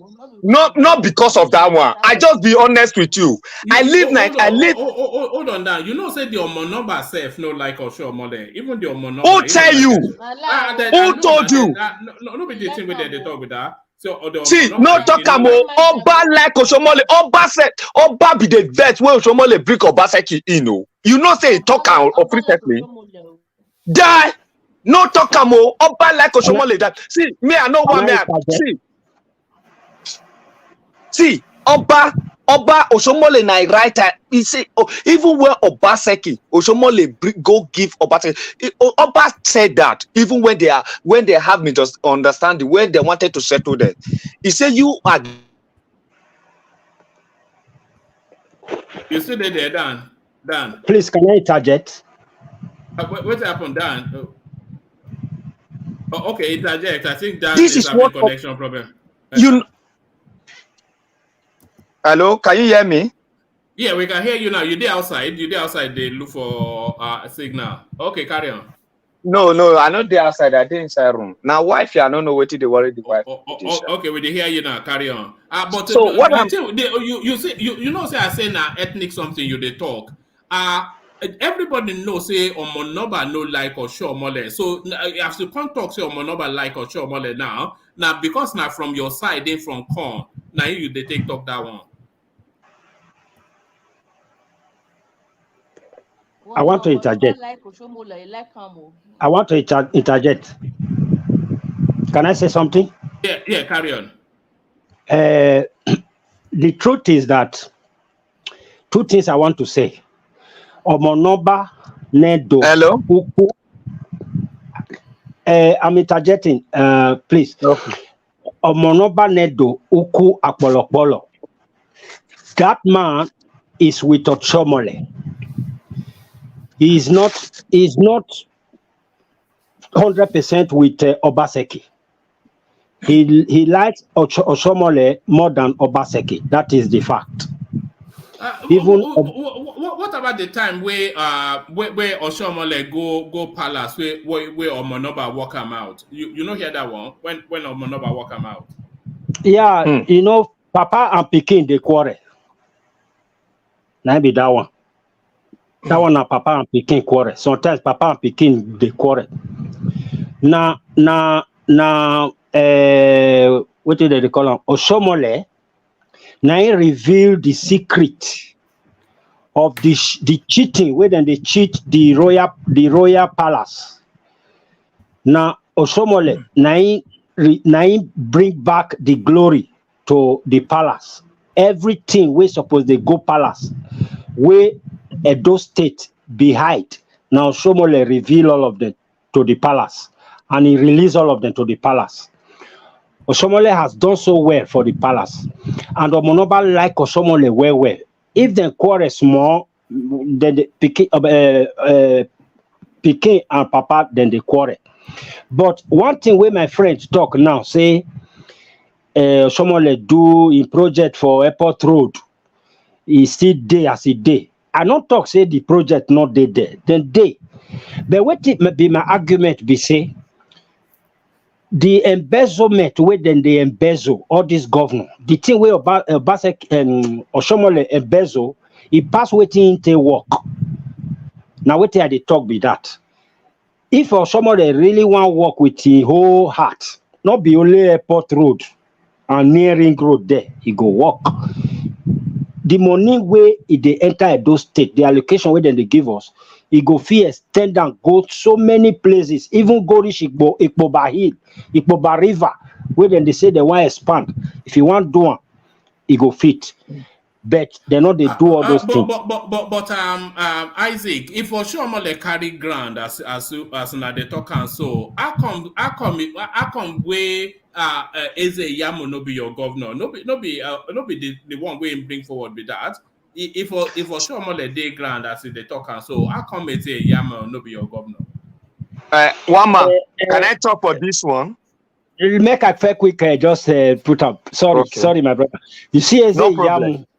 Eze Yamu, all of us know Eze Yamu. Say Eze Yamu na thief. So when Oshomole get problem with Obaseki, he no can see any. Although no say some thief for state, they still get power. So Oshomole no can see another person we get power, we go fit challenge Obaseki. So the only person we see na that thief. Oshomole don't first condemn the man for us. Say the man not exactly. Good. That is the problem. Now be the only power we go fit counter with Obaseki. So he was left with no choice. He go pick the person where he don't first tell us say he not good. So those people cause say we not be fools. So we are not fools. You way don't tell us say this man not good. How we know say he not good. So you don't need to bring up. Now what he fail Oshomole be that. It to say bring another person way better pass that man. Maybe for succeed. If for succeed, that is it. But if the number they if they jail with Oshomole Asana they talk, how come the palace no give an title? Number no get an title now. Not be everybody they look for title. That is it. That is it. If Oshomole request for title, they will give her. This is waiting be request. Don't be say the number go on or No. You see, our title even go from Benin go reach a donut. Now you go show interest before they give you something. They know they carry give you something. Let me tell you something. You see Raymond Dokpesi, he get title for Benin. But what Raymond Dokpesi, even Obasef, when you know say Raymond don't die, Raymond Dokpesi, the man will get the power. Yeah, about 2 weeks ago. Okay, this man is from Agenebode. Is from a donut too. You understand? He's from a donut. But what I'm trying to tell you now is that this man, they give an title. Even Mike Ozahome, he get. But maybe Oshomole no show interest in want all those kind of things. Oshomole, when you know person like Oshomole na street person. Those things, to the freak Oshomole. I can't lie to you. There is some people, even Awuchi King said, they don't call us several times, they give out. He no one, he no collect. I'm telling you, I not be saying I just the supporter. I just tell you. And the principle way then they use for that palace to give a title, it be like waiting Bible talk, say, ask and it shall be given unto you. Seek and ye shall find. So now waiting that they do that. What if the Oba can call you? You can't say you want give you, you can't say you don't want. Now very big disgrace be that now. So you must ask. You must play go that side. Say, I want this thing, and you go dance to them. Now so.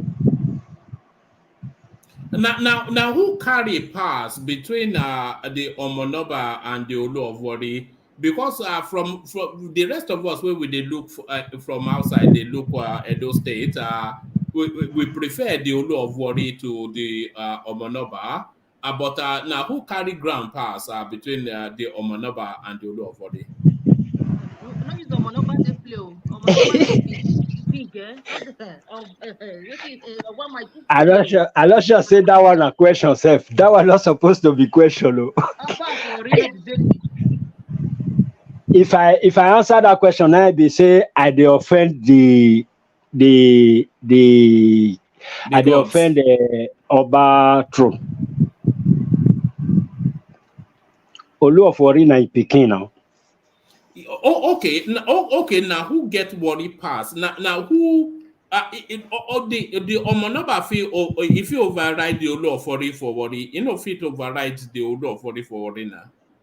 And they respect territories, but Olu of Wari if he can't take advice from Oba no figure take advice from Olu of Wari. So if the Olu of Wari say make the Oba come say for palace, the Oba no go come. Na abomination. Even let her talk and make us. Na abomination. Fear no let her talk now. I'm not sure because okay now which tool they older, which one they which one all pass, which title all pass? Benin.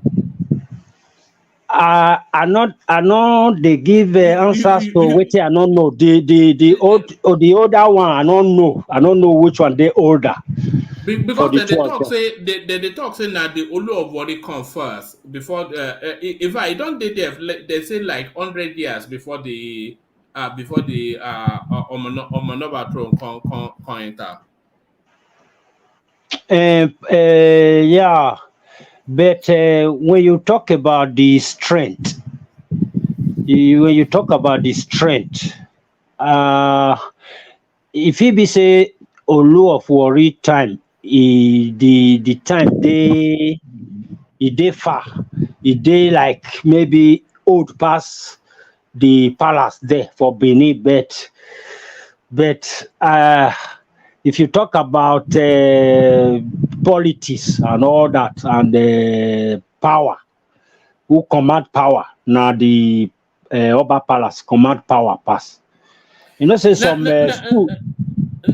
Sorry, may I ask you this one? Now Yoruba eye, now they take look the Olu of Ori on a Edo eye because some people they talk for Edo say the Olu of Ori even that throne self say na Yoruba throne really. Now Yoruba throne the Olu of Ori. All the throne way dey for that territory na Yoruba. All of them. Both the palace, Olu of Warri, Olu of wherever, na Yoruba. Their ancestors na Yoruba. So me now as an Oyo man, somebody like Dan now is my subject. Is he? For sure. Is my subject, sure. eh? That is sure. Even Gideon self now my subject. Eh? Yeah. I'm sorry, one man. Don't say that too. They bad that for us. They don't. I beg, we not go there. Most of the people wey dey there, wey come from that territory, if they see one man, they're supposed to they say Kabiyesi. Yes. Who told you? What are you saying? As an Oyo man. See, we not get any. We are not even. We don't even share border at all. Close. Yoruba no even reach our side. If Yoruba, where the Yoruba reach now, Benin, Yoruba no pass Benin. I don't know. I beg. What will be the name of Olu of Ori?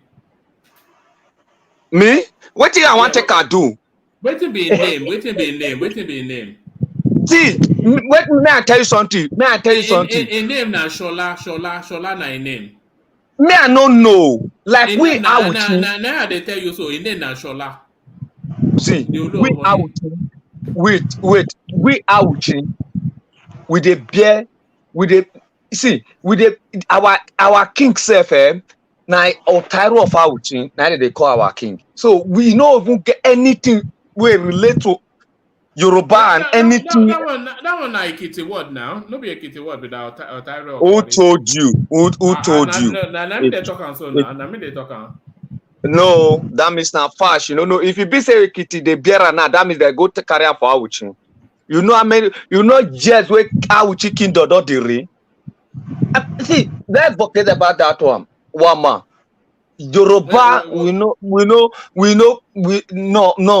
I'm not sure. We no even share, but maybe if you want to talk, so maybe you feel even say Igala said because we close to them. I'll agree with you. Maybe you tell me say Igala. If maybe you say okay, because I know say Benin Empire go reach Auchi. I agree. That one are normal. But because I you come up Benin Empire, maybe I'll say you know say na the Ooni of Ife go crown the Olu of Ori. No be on the Omonoba crown na the Ooni of Ife. Not be because of that one give you heritage. Say na una be Olu of Ori this thing. Go check Olu of Ori. They talk am by themselves. Say they pay allegiance to Benin monarch. What did they talk? Benin Oba.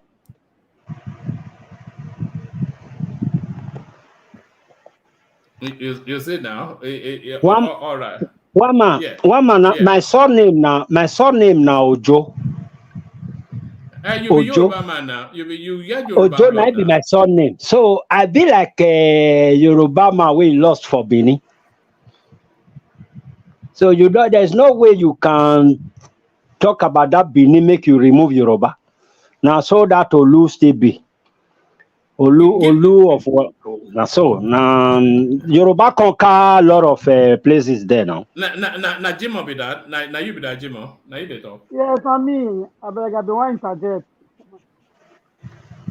Now you yeah, okay. So now because we don't dey talk Benin now, you enter be. I say Yoruba land one claim Benin back. Now and then they talk. They say they want. Do you know? Say they only don't they go there. They want to claim it back.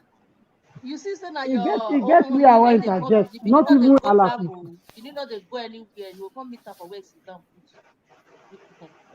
Now no worry. Now we go see claim and back. I think talk food. May we hear you now? Okay, I just want to my brother that spoke just now. He made a very wise statement. I think he's from Auchi, like he said. He said that Yamu is a thief. That was a very wide statement. I don't know if he has any proof of what Izemo has stolen, whether from the court or anywhere, that he just made such a wide statement. Everybody knows say Yamu in a guy man now. Everybody knows say who don't know say is a guy man for Benin. No. You see, working they talk for platform is very different. There is no proof up to today because the man has only been SSG and chief of staff. He has never had any executive position in the state. And this time around, that was just 99, 2003. How could that? Because Shomole said it was political. So Shomole reversed himself. That was just political statement. Nobody till today has been able to prove one thing about the man. So I think it's very unfair to make a white statement like that. Jimo, make I guess something. Now from your side, is a Yamokom, Abi? Now from your side. No, Tinubu is not from my side when I defended Tinubu. No, don't run from the question. Is it from your side? No, I'm not. I am a Benin person. Yes, of course. But that's not the issue. Where I come from is not the issue. We are talking about facts. But if you know anything that ZMO has stolen, or anybody, just make sure it so that we can discuss it. One thing. All right. Back to you, Ola. Rescue us from all this Benin internal fighting. I'm internal fighting. These are facts. One man you enjoy Benin, you be like say you go Benin, you come Benin.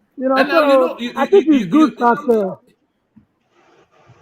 Now politics you be talk for you. You don't carry us go Benin again. Benin, they are my favorite people now. The two people that I like, they are the Fulanis and the Benis. Those are the two people I like. The rest of them, I don't like them. That means you like Buhari, you like what Buhari did to us. No, right? not the Buhari type of Fulani. I like the elegant one. Like I like the Sadia Farouk sort of Fulani. Yes. Like Sanusi Lamido, right? Yes, that sort of Fulani, not the Buhari type.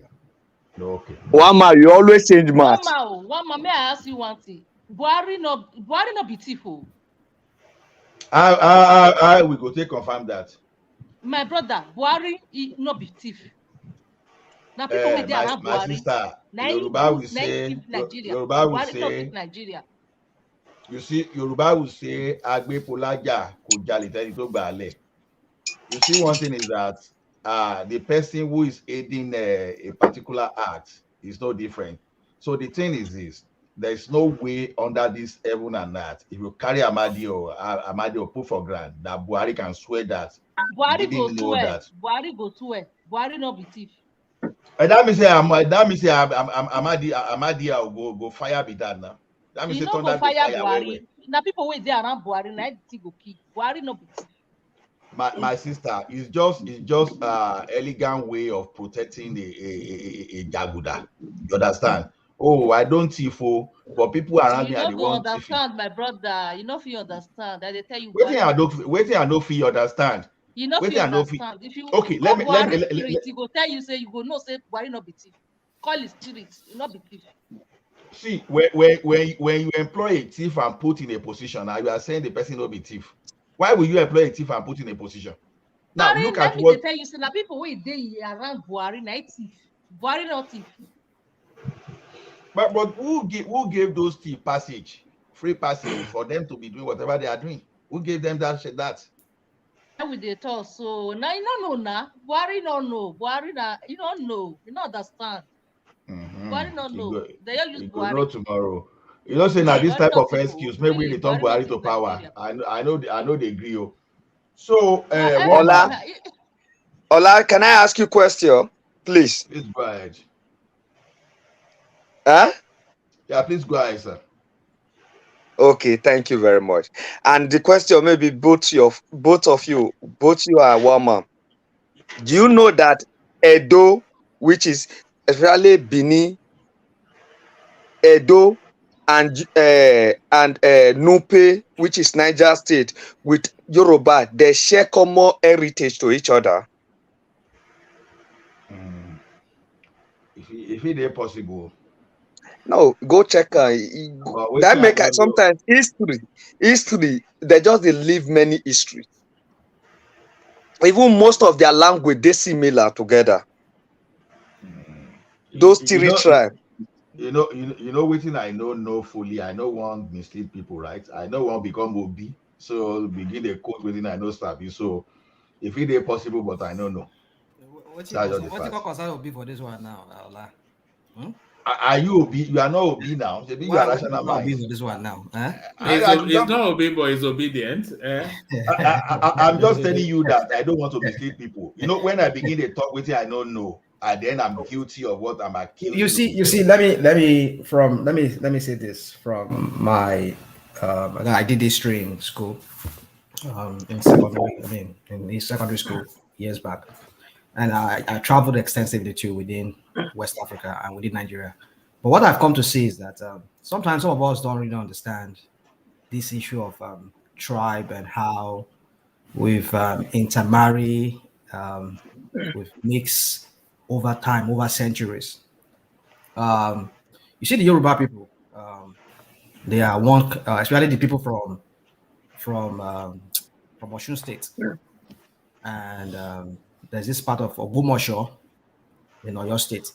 Now, if you go to as far as even Senegal, you will see these Ogumosho people. Yeah, I mean they're all over West Africa. Some of them they even have little villages of theirs, like in Togo, in Ghana, in Burkina, I mean in the Ivory Coast. You find them everywhere. So some of them they've been there. So like in the 1800s, I mean some of them like in the 1900s they've been there. They've been trading, you know. So but then if you go there, some of them you hear of some this guy, what's his name? This guy with a place for that place for Togo, Adebayo, you know, this kind of a thing. You know, I mean, he has Yoruba heritage, and many of them like that in the Ivory Coast. So even within Nigeria, let's not even go up out of Nigeria. That's territory called Nigeria. Within the Nigeria, there, some people from what's this Kulatas tribe? I mean, place from Osun State, Elisha. You see Elisha people. Oh my goodness, they travel a lot within that space. Some of them you find them as far as even the creeks of Ondo State.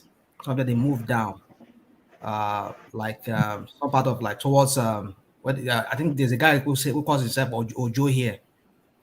That Ojo people, those people that bears Ojo from that southern part of Edo side towards Binyore area there. Some of them, most of them, they are these people from Oshun that moved. No, I don't know. There's some people. You see, that's the one thing you don't understand about this history. I mean, people intermarry somehow. But what I'm not trying to say is this: that people move a lot during those days, and usually one of the things that makes people to move is because they look for places where they can farm, they can do farming, they can grow their farming and grow their crops and all of that. Like in Ondo State, there, some of those Ondo forests there, you see a lot of people from Osun State. A lot of them. They come there to do farming there a lot. So and this has been a practice for many years. Some of them when they come there, they make that place their home. They don't even go back to Osun State or to wherever where they come from originally. They just settle there. And so that is how it is. And then you start when they will claim, some of them will claim that to be what's it called? To be from that state. So for example, my own people, even though there's a sort of lot of controversy around it, some of them will say, I mean, they will say they come from where's this place from? Edo State today. Ishan people. But among the Ishan people, there are some Yorubas there who migrated there and they came back and they start moving. So it's a very it's on maybe when if we had seen those people that lived back then, they could tell us all these stories. But what I know is this, that a lot of them move a lot. They move for reason of maybe farming and all those kind of things reasons, and they've intermarried with the locals there, and they make that place their home and like that. So yeah, it's history is, I mean, this tribal thing or this our tribe thing, it's very deep. The history is very deep, and we can only be just looking at it from the modern or current the way we are set up today, and start looking at, oh, you're not Yoruba, you're not this. I mean, a lot of people, they are Yorubas, they have Yoruba ancestry. It's just that maybe their ancestors moved from far away from home and they never went back home. Like people like Ogbomoso people. Some of them, if you go to Ivory Coast now, some of them, they don't even know how to speak Yoruba. And so that you will see this ila, you will see this mark, this tribal mark on their face. Some of them, you'll be speaking Yoruba to them, like they say, me, but they don't understand Yoruba. They were born in the Ivory Coast. And you see this big mark on their face. And you can tell that they are Yorubas. They'll call them, what do they call them? They call them this name. Anago. That's what they call them there, Anago. So, I mean, and then you start speaking Yoruba to some of them, they fail not to speak Yoruba, but some of them, they can understand Yoruba. But a lot of them, they do not really speak Yoruba, but they're Yorubas. If you ask them, are you Nigerian? They say no. Many way you go Ghana, that they speak Yoruba for them. All those Yeah, some people, some of those Yoruba that moved there. Some of them, if you ask them, they tell you that they're not Nigerians. Say they'll be Ghanaians, they'll be Ivorians. And you can see that mark on their face. I mean, so that's how it is. That people has moved a lot, and if we understand that concept very well, it's very difficult for us to say somebody is not this. But as long as they have ancestry to a particular place, you can't deny them of that. That's just how I see it. That means you will support that Obasanjo is from Onitsha, right? That one is, is shrouded in many secrecy. We don't know how true it is. I think I heard woman. Did you later watch that guy's story? I think when that guy was asking him, he was asking his story about his about his ancestry experiences. He said, "Let us leave my parents. Let them rest in something like that." So let them rest in peace. I don't want to go there, So maybe it's himself. Has he released it? Has he released the full? Yeah, I saw someone. I think he has released it. Yeah, I saw a full one that I watched recently. Was it yesterday? I watched it. Yeah, I think the guy goes by. Is it Chude? His name is Chude. Yeah, Chude. Yeah. Go on his side. If you go on his side. So you believe because Obasanjo didn't talk? Did you remember when they were asking him about third term too, and he was talking about how the governors were pushing that's it. Yeah. Now he got to a stage when they now said, okay, why did he deny it? He now said, okay, he said it's the same way that Yar'Adua and Buhari said he spent what he didn't spend on NEPA too. So that people should understand that all those things are politics. So to me, you see why it's difficult for me that won't let me believe all this story that will be that Obasanjo is from Onitsha, whatever they want to say. People have brought a picture of that man, that Onitsha royal, that guy that is a policeman that was from a royal family. People, you see, that's one thing. We don't keep records. We don't have records very well, so it's very hard to. That guy looks like Obasanjo. Rational mind. If you allow the story, if you allow the story of Jubilee from Sudan, if it's not this era of social media, I mean, we know there's a lot of so many errors. I mean, so many misinformation out there that people. I think recently I was even seeing a video of somebody. They say Emefiele. I mean, the same picture they show of video of this guy, Zamfara State Governor, that the Sarago State Governor, his house when he left Matawale, when he left, he packed all the old cars and everything to his house. People were using that on APC. Let me use it on the APC WhatsApp group where I found it. Sharing that, see Emefiele. I was like, look at this idiot. Is it not the same house that they were showing that it belongs to Matawale? And if you look at the house, it looks like one of those northern states house. And you're saying, how can Emefiele, central bank, be having this kind of house?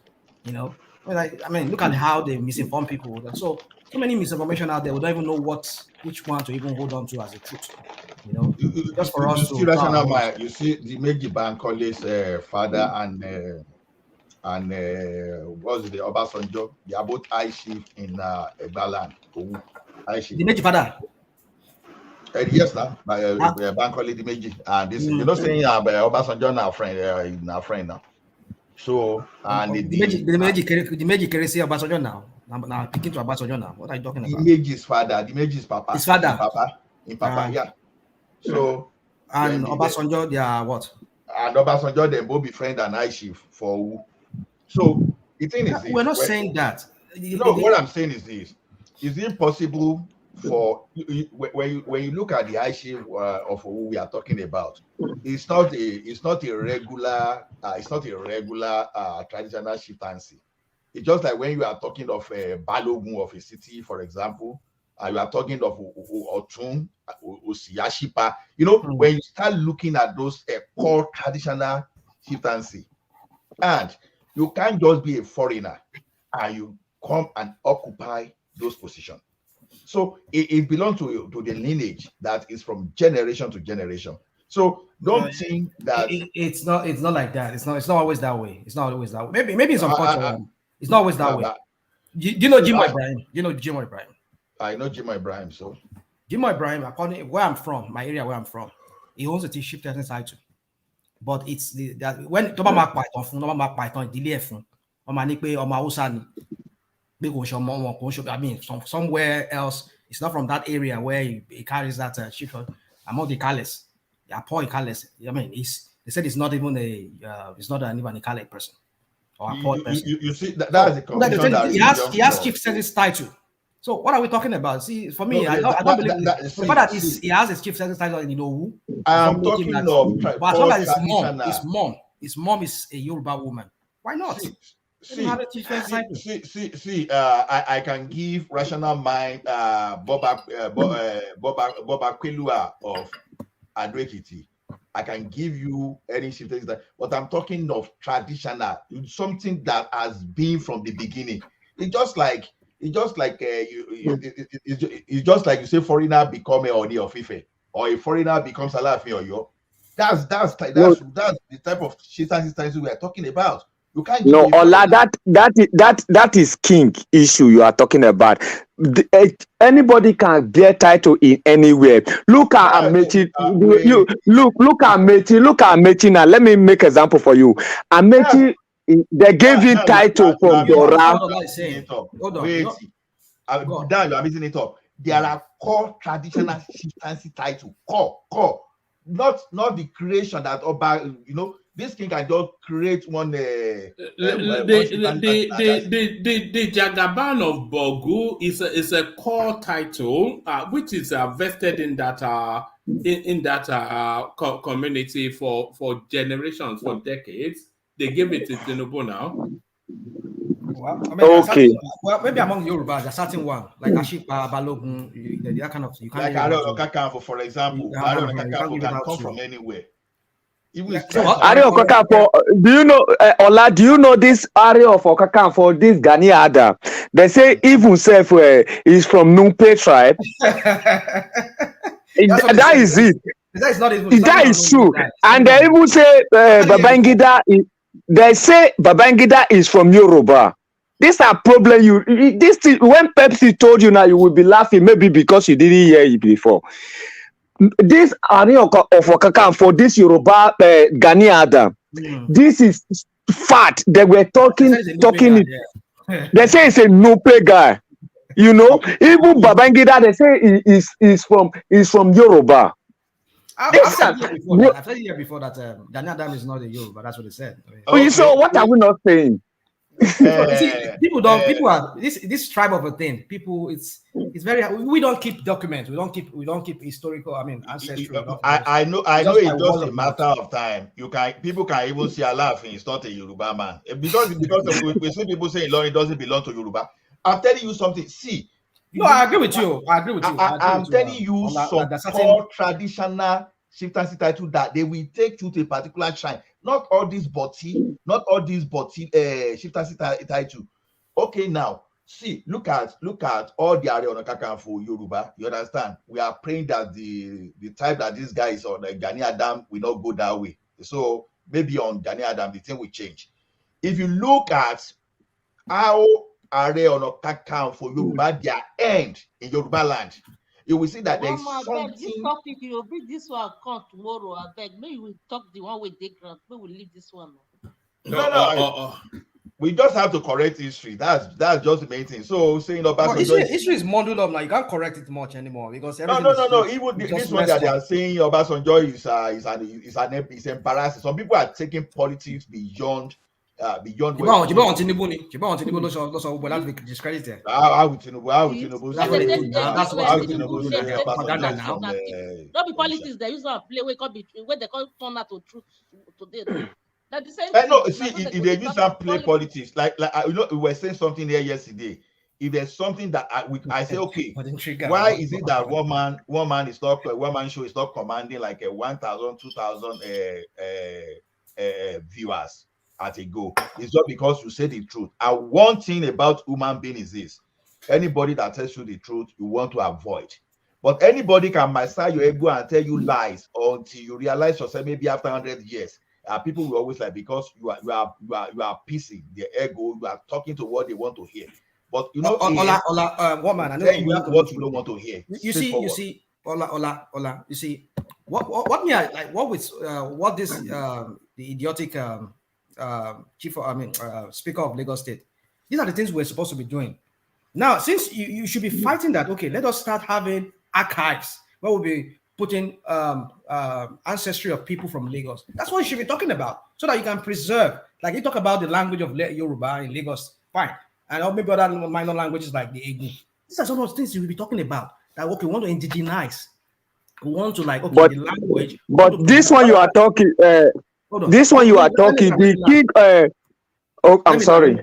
Let me land, please. So these are the things you'll be saying rather than spewing ethnic, like you want to like cause division. I mean, we want to start having archives whereby we'll be keeping it in some kind of library or whatever for incoming generation about Lagos and its history. I think I saw Sanwo-Olu commissioned one museum recently, one multi-billion-dollar museum that they built. Very beautiful. So use that kind of thing to like preserve the culture of Lagos, the indigenous people of Lagos who were there. These are the things they should be talking about, not to be bringing all these kind of things. Spend that kind of money for projects. But I say that if you have this store, you collect your store. We are not Caucasian. We are not Caucasian that left Europe and displaced the native not Americans. So we still have our own. So it's just like the one you have by mouth, by roads. Is that the one you want to talk about? It's just like the British people that still try to preserve their culture. If you go to the German people, so how do they try to one? preserve their culture? See, let me tell you something. Those guys cannot be preserving their culture and tell us not to preserve our culture. It's unfortunate that we miss it. That's all I'm talking about now. Let's move on. No. If you tell me, if you come to Ekiti and come and try that thing in Lagos, a national mind, I won't say I know you. Immediately, you will see the dollar entirely. If you come to Ekiti, and come and tell me that I'm here. I want to debunk Ola this narrate this story is talking about right now. Please, I cannot send you video when they were interviewing Ooni of Ife, when he was saying a lot of things that Ola didn't know that he was saying. Now I can just send it. It's not far, just 5 minutes video. I will send it to you. So you have my Instagram now. Send it there. Through your Instagram, okay. Let me do it right. When they talk say Obasanjo na from Onisha. Can you hear that kind of ororino? What are you talking about? Let me send you never see the video. You talk about may I show you? Thank you. It is the turn on the Southwest. The Southwest has never been president before. But we've had Olusegun Obasanjo. No, Olusegun Obasanjo is an Igbo man. He came from Anambra State. His father is an Igbo man. Do you have evidence to this, sir? My friend, it is he who should come out and say, no, he's not an Igbo man. Everybody knows that it's not a hidden fact. His father became the Obi of Onitsha. So this is what someone wants me to believe. Based on what?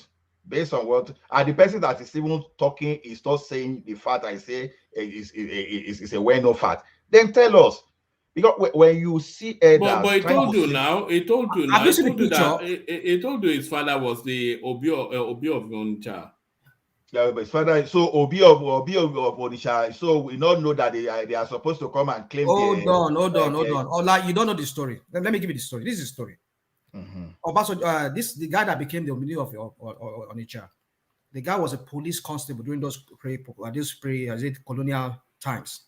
Then he was posted to somewhere, I don't know, maybe somewhere in Yoruba area, maybe I think Ogun State or those areas.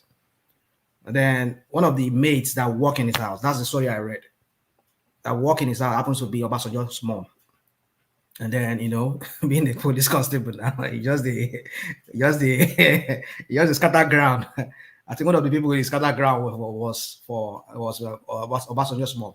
Now, when you put the picture of this guy side by side when he was younger to Obasanjo's look, oh my goodness, there's a resemblance. That was why I got to believe that it could be that could be it. But the point is this: the question we should be asking is, did Obasanjo's mom was he a maid? Because the guy was he rose to the rank of I think a police something during that colonial times. So the question we should be asking that was, at any point Obasanjo's mom a worker in the house of that guy before later he was sent back to go and become the Obi of. So at that point she was never married to the guy. The guy, according to what they said he was just working in the guy's house as one of his maid or one of his house help, and that was how she got him. He got her impregnated. But if you put if you put that guy's, when he was wearing his military or his police uniform back then, put it together with side by side with Obasanjo, you will see that resemblance. That was why I got to know that we passed the age of folk tales when they will put us under the tree in the village and they be telling us story of how dog you stroke to carry. Let's not do this now. I mean, it's mother to heaven. If I can dig out that thing, I will dig it out. I mean, I don't know why. Rational mind. I have it. Rational mind. Is this the one? Yeah, something like that. Yeah, exactly. I hear you very well. So you see, this thing like this, you can tell anybody, but don't forget, I'm into IT. So don't tell me about when IT what is IT? What has IT got? What has IT National mind. Just give me your picture today. Just give me your picture today. I will produce a picture of 1,000 of your ancestors that never existed, and they will look exactly like you. So let's see. There are some things that just because I'm seeing picture on internet, that is why we talk of a veracity of information. We are in the age of big data that even that when you go online sometimes, maybe it's just like less than 5% of what you see that will be accurate. Am I supposed to be jumping up and down? I believe this. I say, when you and myself, we are alive, during our own life, someone is telling you that it's one Jubilee in Sudan that is ruling us. And some people still believe it tomorrow. Some people will believe that one till the end of their life.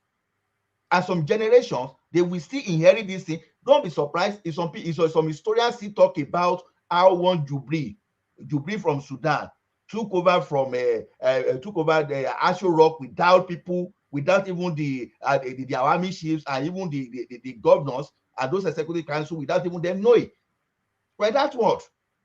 It's okay, but I think we just have to you know how many years they said that the Wole Soyinka just came out from university with honorary pass and talk like, that guy didn't debunk that thing for almost 3 decades until maybe 2016. He said he wonders why people got that message. So well, it's okay. Well, I mean, we just put it out there for. I grew up with our elders telling us lies. I'm sorry to do that word. You see, you might be saying all of this. Well, I'm not saying that for a fact. When Yoruba say, you see, when a robber that you see so is a manipulated version of the history. Everybody tells the history to what favor. This is political. So can we say that like Alexis said, because Simba looked like one man. who told you that? Who said that? I put it on the screen now. Did you see on the screen?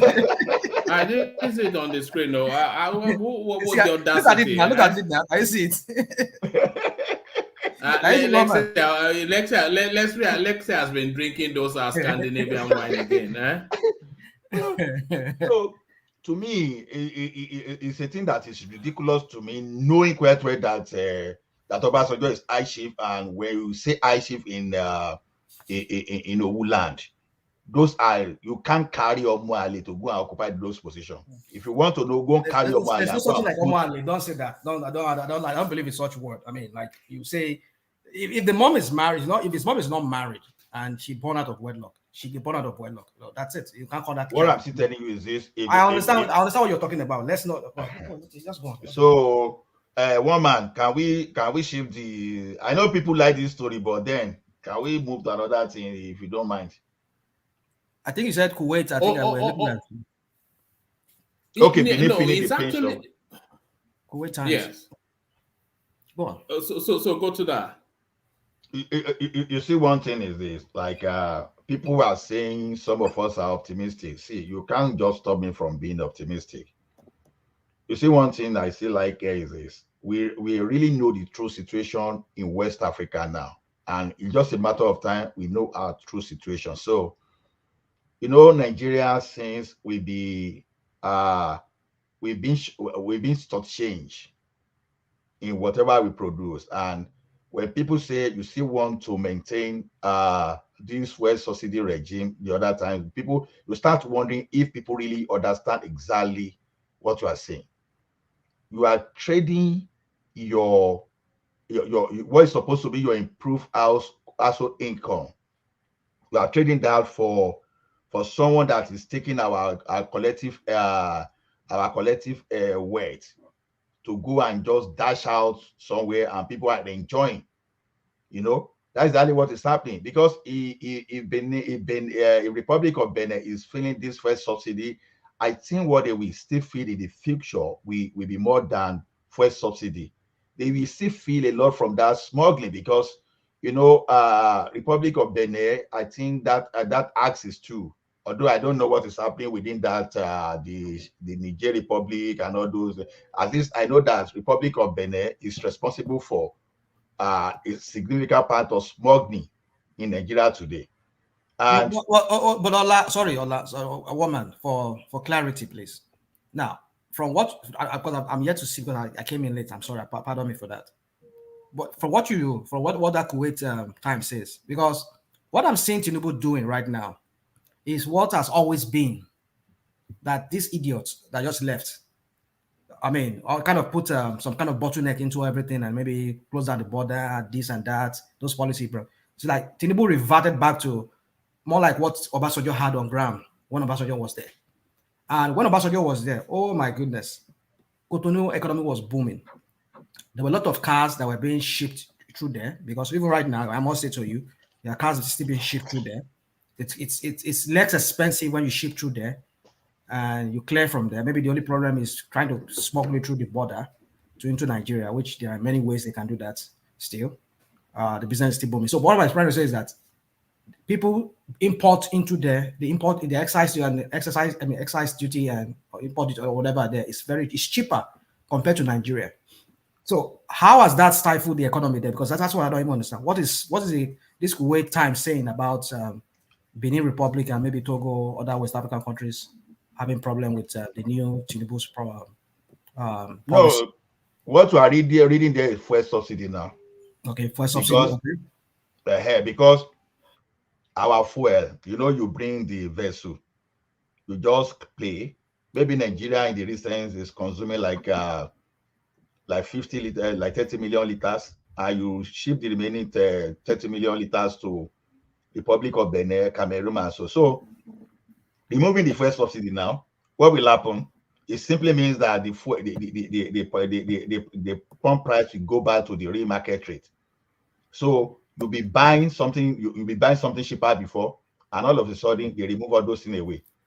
So when I say Republic of Benin, they will not only feel these fuel subsidies. This thing, I think it happened to them in the area of cement before now. That before Dangote concentrated the cement factory business in sub-Saharan Africa. You know, that's one of those areas too that where Nigeria was receiving smuggled cement. But today, because of the capacity of our production now, cement smuggling is no longer lucrative. So the same thing will happen to fuel, and a lot of things will happen there, especially those areas like all those smuggled goods we are talking about. So what am I talking about here is this: Nigeria is about to assume. Let me assume, or should I say resume? I don't know the one I should use there, because should I even say, was Nigeria even the real giant they were supposed to be in Africa before? If I look at it through ECOMOG, maybe I can say that. But then we are supposed to be more than the regional security forces. We are supposed to be the real economic power within that region to the point that the like of a France can run away, because France, what they've been doing since is that they've actually made this our neighbors poor, right?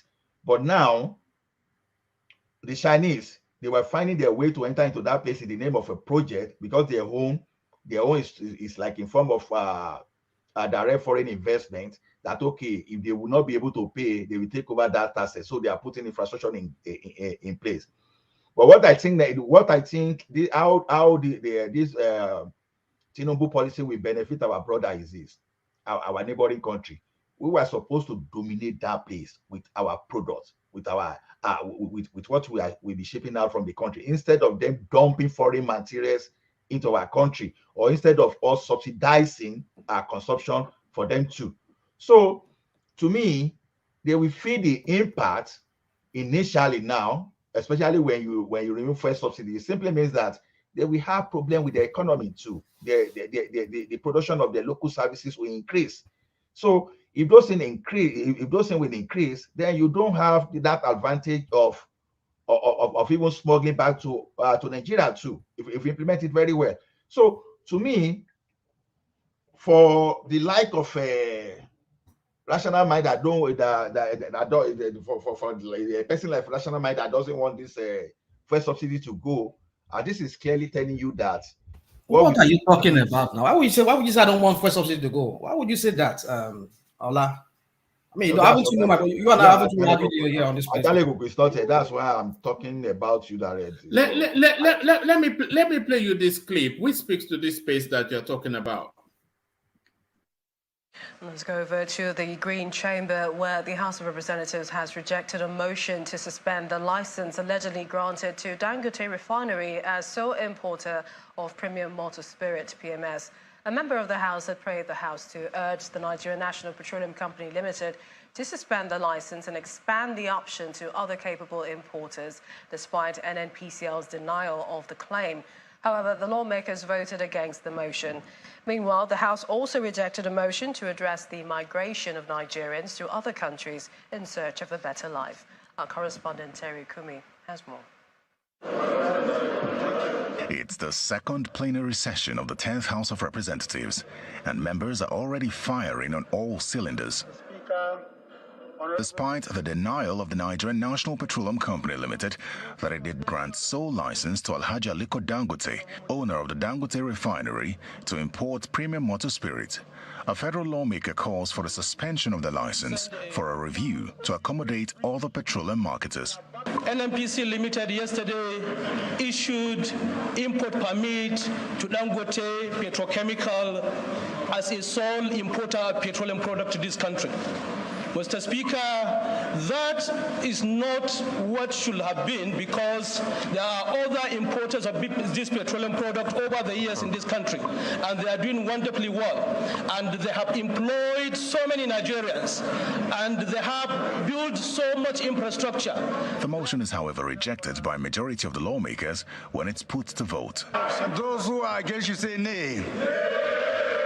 The nays have it. Another.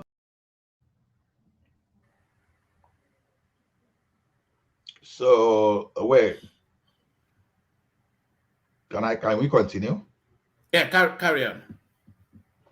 No, see, to me, I think I support the motion that okay, don't give Dangote that monopoly of importing, be the sole importer of PMS, right, to Nigeria. Now, the reason is not because the man is not competent enough, or it's not because of that monopoly only. The only reason I will support such is this: it will speed up Dangote to concentrate that market and finish all those people that just want to import without bringing something to the country. Because when you give this license to, like, let's say about 10 people to import all those materials, especially when Dangote when nobody will be getting a subsidy, and you give them such license, people think the price will come down. It's not necessarily going to come down, especially if the NNPC or whosoever in charge of crude oil will not be giving them any crude oil to go and refine. If you allow them to go and buy their product at the rate where they can see that in the international market, just look at the area of diesel or whatever, or kerosene, whosoever is standing there. So it's the same thing that is going to be. So what you just get that you get about 10 people bringing the product. Some will bring superior product, and some will bring inferior product, and you see the different type of product. But the like of Dangote that already have infrastructure in place already, if his refinery is not functioning at the full capacity, what I can see that we do is going to accelerate to reach the maximum capacity, and we end up, once you concentrate the market, all his competitors somehow they will just find a way to buy out, or if they don't bow, and maybe some of them that think they still have something to gain from that place, maybe they will look inward and put their own refinery in place. So to me, you can give license to as many people as possible, but what we still need in Nigeria is someone that will be able to have some kind of backward integration arrangement like Dangote, and he can repeat the same thing that he has repeated in his cement business. He can repeat that. So I think giving license to multiple people is just to push Dangote to hurry up. So to me, I don't see any big problem there. But I think those importers, they will be the one to run at the end of the day. That's just what I see there. I'm not seeing how they will run, because the market is big enough for other competitors, and they can bring the price points down and all of that. So, but Dangote has too many exclusivities within the Nigerian space. That's for sure. You see, let me tell you one advantage that Dangote will have. Let's look at it this way.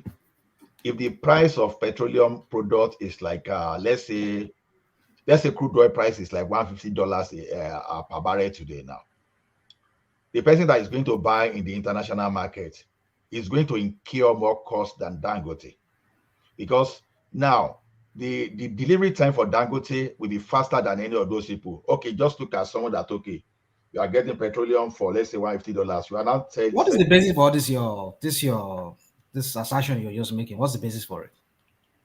Wait and look at the logistic behind it. Okay, look at this there. What's the logistic? Wait now, the rational mind. Let's assume today. Let's assume today you buy your crude oil for $150. You take it to Malaysia to go and refine. How long will it take you to refine it? How long will it take you to bring those products back to Nigeria? Let's assume that within the line, that the price of crude oil fall, and Dangote is now buying his own that has his refinery in Nigeria.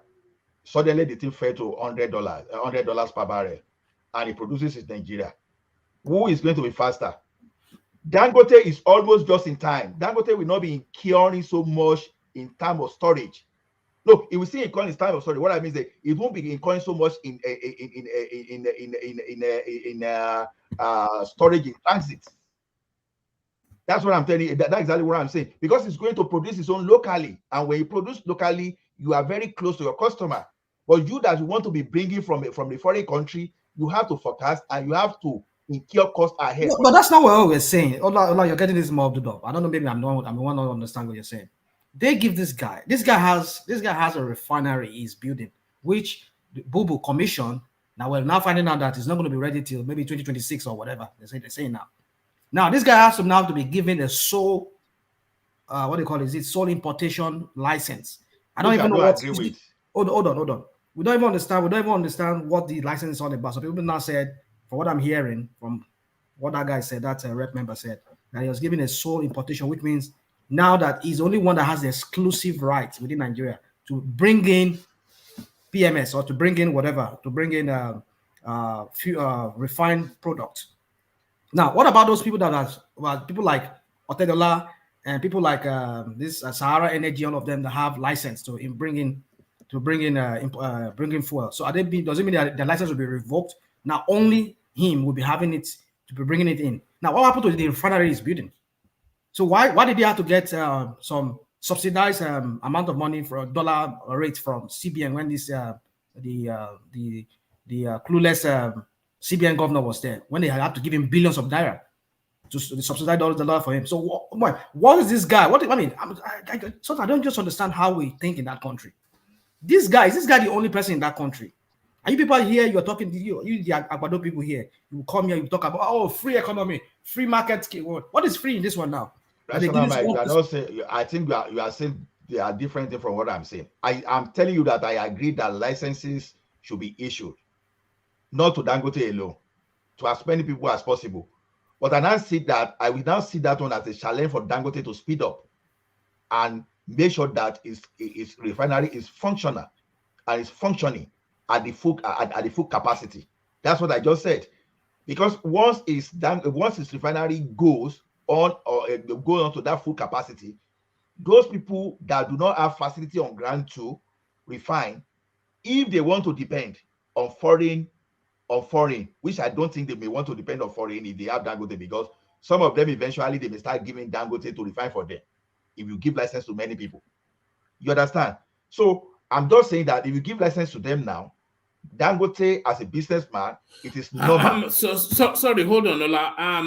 Akim, make sure that your mic is switched on. So you've dropped off the screen because go out and reconnect back in. Carry on, Ola. So it will be normal for those people that have licenses to import petrol or whatever to go back to Dangote because it will be cheaper. Because the thing you refine locally will be close to just in time than something you go and refine in Malaysia or somewhere that you have to spend maybe but what the question is this: they gave him license to import, not to make within Nigeria. This guy has the sole. I mean, he has built a refinery that they deceive all Nigerians. They commissioned recently. Now, what the question is this: now they're giving him another license to be importing. How does that even make sense to us? Why is the license given to him? I told you, I don't support that. But let me tell you something. When Dangote was manufacturing cement, he had license to import cement while he was going on with his backward integration and a full capacity within the country. And eventually, that thing was delayed to a point until under Goodluck Jonathan, where they tackled that issue, and all of a sudden, his local capacity was now expanded, and everything, and the rest is history today.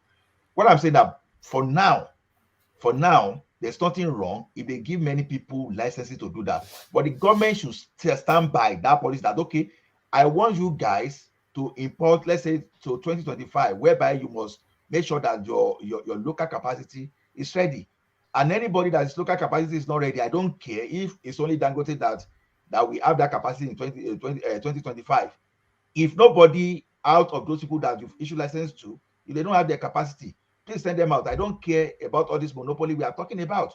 Anybody that we stand by whatever rules, by the condition of the licenses, let the person operate. So we should look at some other refinery like a modular refineries where it is possible. Give license so everybody doesn't have sorry, Ola. Sorry again. Akim Jimo, your device is not connecting fully to the system, so you have to make sure your mic is switched on, or otherwise I'm not able to put you on the screen. So carry on, Ola. So that is what I'm saying. Rational mind. Nobody is supporting monopoly. Nobody saw it, so nobody's saying they should But make. why did the House kill that bill? I mean, that bill that the guy is trying to sponsor. Well, I don't know.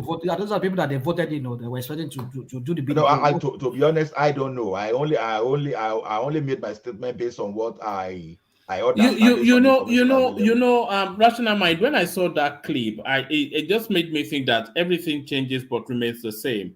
So they are saying they want to withdraw a monopoly that's been given to Dangote, and then open up the petrol import space so that it's more competitive, and that by osmosis will drive down the price point, and the House shut it down. So they would rather that Dangote continues with the monopoly, and that's just I thought we were under a new dispensation, but everything changes but remains the same. Well, that's what I'm saying. It's too Can early for us to new guy start. come in? Can a new guy interject or lie? Okay, hold on, Pastor. Let me just land this point, and you comment, please. Okay. So for me, I just feel like you said, woman, yes, and I've said it to here. I said it's too early for most of us to be promoting all this thing that Tinubu is doing, or he removed this. I mean, somebody was saying that, oh, the FX, they've harmonized the FX, everything now is the same. We had Simbad who said he just arrived in Nigeria a few days ago. He said he changed Naira into like 760, and somebody was telling us, it's like 6 something now. Goodness. I mean, we shall see. We know it's too early to be saying this, but for me, no. Are you objecting to him removing arbitrage from the forex market? No, I'm not objecting to it. Right. My point is what's the basis for the objection? What are you objecting to? My point is how the sincerity around that thing, and if that thing is not for some other. What insincerity have you identified? What have you identified? Woman, you see, these people we're talking about, all these politicians, they're the ones. Is it? Are you going to do mudslinging? No, yeah, we go again, one man. Okay, carry on. If that's all. No, you see, all these politicians. I don't know if you read. I was reading on Sahara Reporters a few hours ago that a former DG of NIA, something Adele will be coming as the NSA to replace Mogono. That's what I heard. I think according to Sahara Reporters, and this was the same guy who stashed almost like $40-something million cash. I mean, we've seen many of them like that, cash. We've seen people stashing even some of the dollars I see in Nigerian politicians' house and some of those thieves in Nigeria. I don't think the U.S. Treasury has that kind of amount of money in there. You know that $43 million, those were operational funds for the agency. They were not looted money. That's what they said, but it was removed at the end of the day. And what's his name? Former vice president recommended his removal. So if really he was not guilty or they did not find any infraction on his part, so why would they remove him? Have him removed? So let's forget that we don't have all the details as to what really transpired. But what I'm not trying to say is that this is just one of the many videos we've seen online of dollars. I wonder, I don't think some US bank even have that amount of dollars in their vaults. Nigerians stashing new printed like dollar notes. So that even wonder maybe this dollar note, maybe they're just even fake. Of course they are real. So when you say you allow people to remove, which I'm not saying is a bad thing to remove $10,000, it's just my point is that it's not just enough you're saying this policy, but are you going to follow through this policy? Are you going to make sure that the main reason behind this policy is going to be what is going to happen at the end of the day, or just some way of kind of a facade or some kind of like pretension that you are doing something, but behind it there's some other things going on behind it. That's just my point. That's just my point here, one man. All right. Let's take Pansat's interjection. But before we do that, let's sound check Dewale to see if he's still there. Dewale, are you still there? All right, carry on, Pansat. Thank you very much. And let me say... Pansat, please stay within the conversation, though. Let's have it nice and tidy today. Yeah, let's try to do that. And when that happens, it's not really my fault. But let me say that let me say hello to everybody who's listening, those on the panel and those in your chat room. I'm tempted to make a comment on the last incident there, where you see all these fresh dollar bills in Nigeria. It's almost as if that money is not even for Nigerians. It's almost as if it's like maybe Secretary Kerry, former Secretary of State, or big people that have those money reserved in Nigeria for some reason. It's bigger than the corporates that are caught with the money. And it never ends up being that the money is then put back into the Nigerian treasury. It's usually gone. It was taken to the CBN. Right. But that CBN is in the Nigerian treasury. The point is that can you trace even the ones that Sanusi accused Jonathan of looting 40-something billion? It was brought down to 10 billion. When you find these monies, how does it normally help? How does it go back into their budget for the next year or whatever? It's just gone. It doesn't matter who loots it or re-loots it. But first of all, we're talking about our country. Now you see Ola here, right? Making an argument on something that economics that is known phenomenon since maybe the 16th century. The disadvantages of monopoly. But you guys are just so patient and you just listen to him talk on every issue. But this one is clear.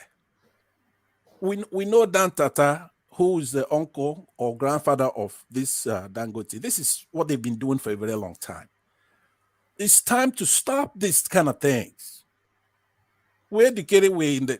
Sorry, Pastor. What exactly are you accusing me of? I'm accusing you of spinning economics on its head. There are disadvantages to a monopoly. Higher prices for consumers. But did I support monopoly?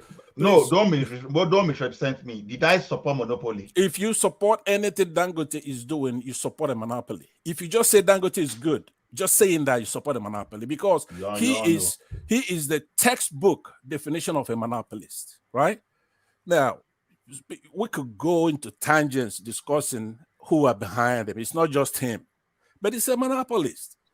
We see the effects of what he's doing. This guy's got zero value added anything to the products that come out of Nigeria, whether it be in anything. Even that cement, I bet you he imports it. Maybe when the camera comes around, it doesn't import it because it's got factory built all over. No, you can't say something. No, listen, I'll back it up because one man. Let me just go to the light stuff. Then you could challenge me, poke holes in what I'm saying. What I'm saying is that Ola, for one, is making an argument that's irritating to the ear. To your ears, you mean? No, it has to be to anybody's ear if you're sincere. You cannot say that monopolist, we know what the effects are. You have higher prices for the consumer. That's what's in Nigeria. In anything he's got his hands on, you have higher prices. Less incentive to cut costs, less incentive to innovate and invest. He doesn't do any of those. A decline in consumer surplus. Fewer incentives in practically everything. And then you also have, in the other hand, what's called a monopsony. MONOPSON, because in most cases, he's going to be the only buyer where you have many thousands of sellers in some of those products that need to be used to produce stuff. He doesn't innovate. So how can a young Nigerian who's probably outside his country, support what's going on in that country with Dangote, whose hands is in everything? Everything. He is one of the biggest problems. Now, if you go and you teach politics 101, or you're a student, in your case, Ola, one of the first things they're going to tell you is a Dangote in every country. In Haiti, you have the baby dogs and their family. Pansat, if you don't mind, let me interject you. See, speak to what you think should be done, and don't pick. No, wait. No, don't misrepresent my statement because. No, but hold on. I am not. Wait. Because tell me, I won't apologize. I'm not apologetic of supporting Dangote, and I will still stand my ground. It doesn't matter. Wait Please, now, because the one question will man, still tell you. Pass Wait that, now. hold on. Let him land. Because the He's question is important, let this: him land. when you accuse Dangote of monopolizing the market, and I will tell you, there are there are hundred thousands of products in Nigeria that can be produced locally. Wait, just listen to me. Please. There are hundred thousands of products that can be manufactured, that can be produced and be marketed. But whenever Dangote goes into anything, all of a sudden we hear monopoly. Okay, but I'm interested. I'm interested. Those people that are supposed to compete with him. One man. You said let's have a mature discussion here. Please. But he's talked enough. You are accusing me, and I'm responding, and you are saying I should keep quiet. You talked for a long time. Please hold on. No. Ola, you've responded. Let him carry on. Plus he didn't let me respond. No. If you Ola should have been interrupted a long time ago. No. Okay, everybody hold. So we don't want a rowdy session. I did say that. So Ola, push back if you felt that he misrepresented you, but be succinct with it, and then let Hapansat carry on. Exactly. When you want to, don't misrepresent my statement. I made my fact known. When you want to say, just tell me these are so people that would like to do all these businesses, and they deny them that. And you tell me where they were putting their factory, and they deny them of such. Always say that. No, you are inviting a long and lengthy conversation. He's trying to tell me how to talk. All right, thank you, Ola. You've made the point. You have made the point. I will be happy when someone misrepresents. No, you've had about 10 minutes to push back. Final point, please. I beg of you. Now, Dangote moved into tomato paste business, and that business crashed. And people shouted monopoly that time. Until tomorrow, we've not seen anyone move into that industry and produce tomato paste. And everybody was shouting. That you do not know. You don't know of. Don't say you don't know. I will give you facts. Don't tell me I don't know. No, you don't know of it. Don't say that. I'll also give you facts. One thing I want you to know is that you should be on our side. Those of us who come here, I don't take delight in coming here to be almost condescending. But it's implicit in even responding to you. Somebody has to condescend on you. You do have to stop this. It's not just Dangote. No. Hold on, please. Now, none of the ad hominems. It's not. You have the elegance to be conversational without being confrontational. I told you that. So present that elegance. Don't rattle. If it's rowdy, it's not gonna be because of me. Just hold on. The truth sometimes bites. It's just the truth. I'm not trying to. I don't know this man from Tom or Dick. I don't know who he is, but there are things that are settled. Those things are just settled. When it comes to economics, it's like science. Dangote doing a tomato and then nobody's speaking up. It's just like saying you're accused of murder. You killed somebody. Then you go to court and you say, Your Honor, I didn't kill this person. Your Honor, I didn't kill that person. That doesn't hold water. The point is that he's a known phenomenon. We know who he is. We shouldn't even be arguing about it. Every country has one of those, a Dangote. But in his case, he's the most mumu of all of them. He doesn't add any value. I took my time to watch his cement enterprise, right? And the bags and the way he's putting all those things together. He's importing those things. Now, the first time I came on your platform, man, I told you that he's never going to open a refinery. And I told you why. Because even though he's a mumu person, he's not stupid. He knows $26 billion or whatever it is. That's a lot of money. In California, in the next 5 years, you cannot make, import, or even probably drive a gasoline automobile. You can't. It's going to be over. It's just like digital and analog. When you that's a rehashed narrative. We've cycled that too many times. Yeah, we did. You and I told you that he's never gonna open that refinery. What he did basically is a land grab and a fertilizer stuff in Lagos. That's it. You go there, you see a lot of equipment. Now it's been a couple of years. when we've been through all kinds of grind for petroleum fuel. What he's fighting for is a license to import.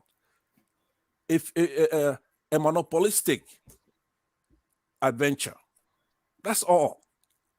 Now the government is behind him. The threat, for example, to answer Ola on the tomato stuff, the threat of somebody, a businessman pulling out his cash to go into that venture, knowing that Dangote is there, it's enough to scare anybody away. They're not going to go trying that, because even though he may be out of that business, he's still fledgling. He may still have this trucks. He may still have this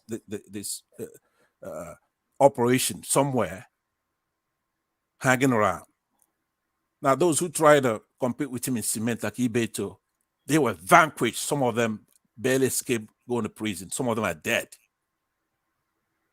So we know about Dan Tata. He's the original monopolist they had in their family. No, this is getting a bit too Niger watch. I mean, what are we doing here? It's not. What I'm saying is that all these propagandists, fallacious, listen to this. That's how you started. Pansat. I think let's because I'm co-host with him, with one man. So I think we'll be leaving soon. So, but then I just want you to understand that I want to moderate this the way I want us to moderate it.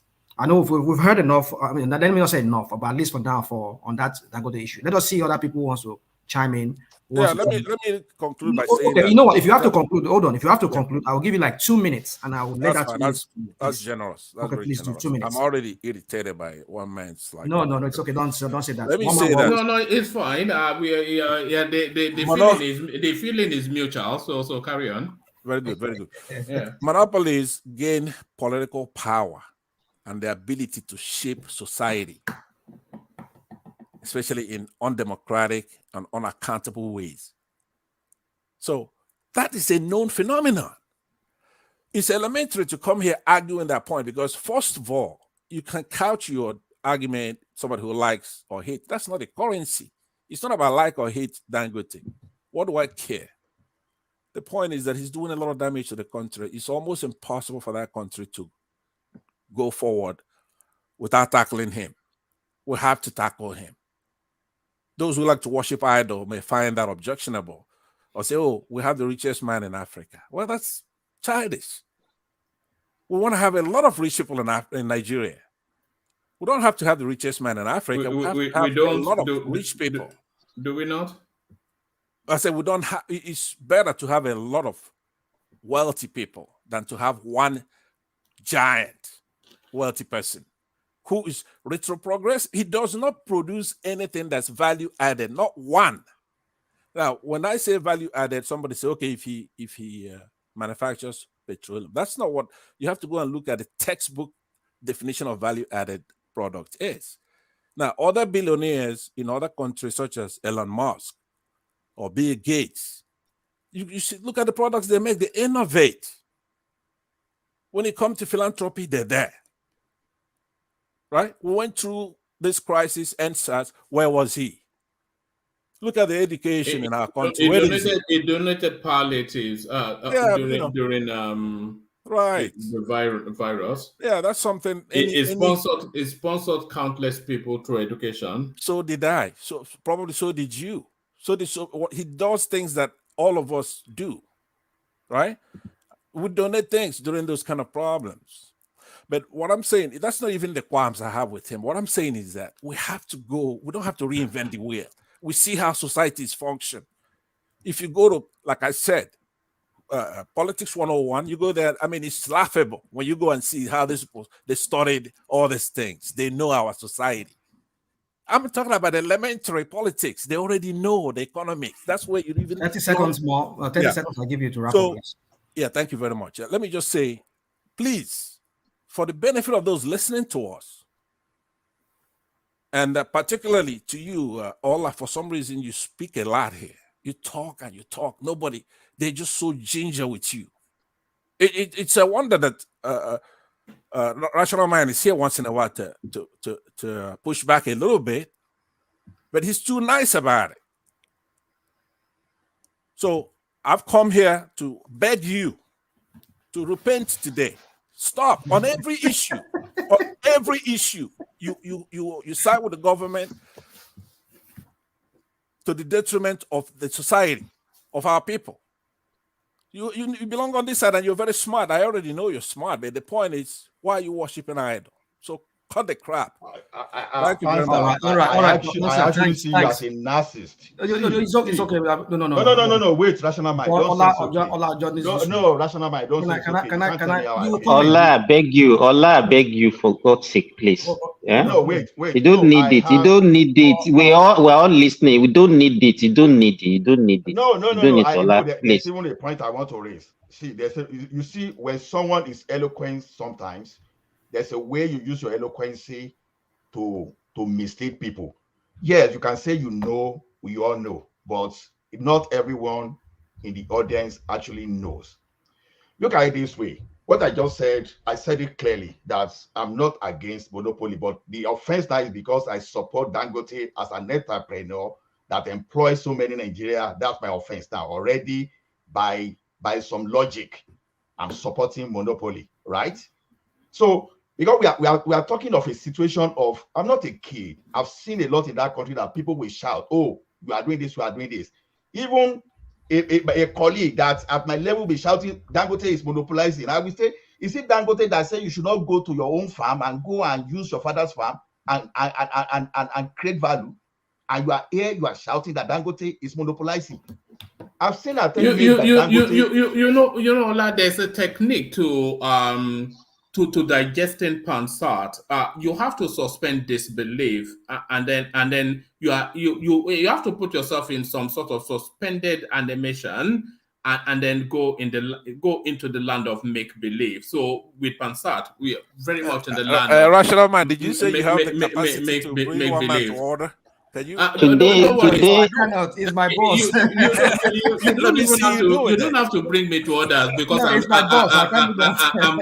going to live in a. I'm going to live in a moment. Before I was going to land this. I was going to Pastor, please. Can I ask you a question? I was going to land this. Hold on. Hold on. Look at can you wrap it up real quick, please? Yes, that's what I'm saying. They made automobile bill in 2013 before Jonathan left. And they gave licenses to people to start producing automobile in Nigeria. Now, people saw that bill, even those people like the Lisa of this world and those people that have been in that automobile industry. We've not seen where they put their plants. As they speak today, they want to be importing and be selling to people in Nigeria. But Dangote went to buy Pojo, the whole Pojo, and revive it. And he started assembling of vehicle now last year now. He's going to come to say that this guy is going to populate the market with his products. By the time he concentrates the market with his product, the next thing we hear, oh, monopoly. Okay, could I? That's what you will hear. As if the licenses then were not given to everybody to participate in the industry. That's exactly what I'm saying. Yeah, hold on. Dangote will overtake people there tomorrow, and they will still shout monopoly. So will you stop Dangote from expanding? That's the problem. Let me ask you a question, okay? Because that argument you're making, I'm not gonna respond to because there's not a single Nigerian. Sorry, Pansat. Before you respond to him, let me just do a bit of administrative stuff, clear myself out of the way, and then you guys can have at it all you like. Let me do this. So the super chats that have come in, Pansat, not Pansat, but Kulata, are speaking to that. The unbuckling of the domiciliary account for you to be able to have your own money. So he spoke to that, and then Ayo, as he regularly does, rattles off with a series of super stickers, and then Afro Plight comes in with trying to actually wanting to poke at me somewhat. That clip of Obasanjo being an Igbo man. He says, if the man from Owu must prove that he's not Igbo, then one man, you must prove you are not Fulani. Why do Nigerians expect people to prove a negative? So that's what he said via his super chat. Ayo continues with the super sticker and whatnot. So all of that. So keep them coming. To you, rational mind, and good luck with Pansat. Yeah. All right. No, So, we're gonna Answer, be can you fine. just make it real snappy because there are other people here waiting. They've been waiting for a long time. Okay. We want All right. we need to I'll hear do them that. too. Ola, what I was saying, the point you were making before I go to my point is that you're saying, let me just put it succinctly for you. When you support a monopolist, are you supporting monopoly? Do you understand that question? When you support a monopolist, do you support monopoly itself? If you don't understand that, I would then try to Ola, can you disambiguate. answer that question real quick? Are you there, Ola?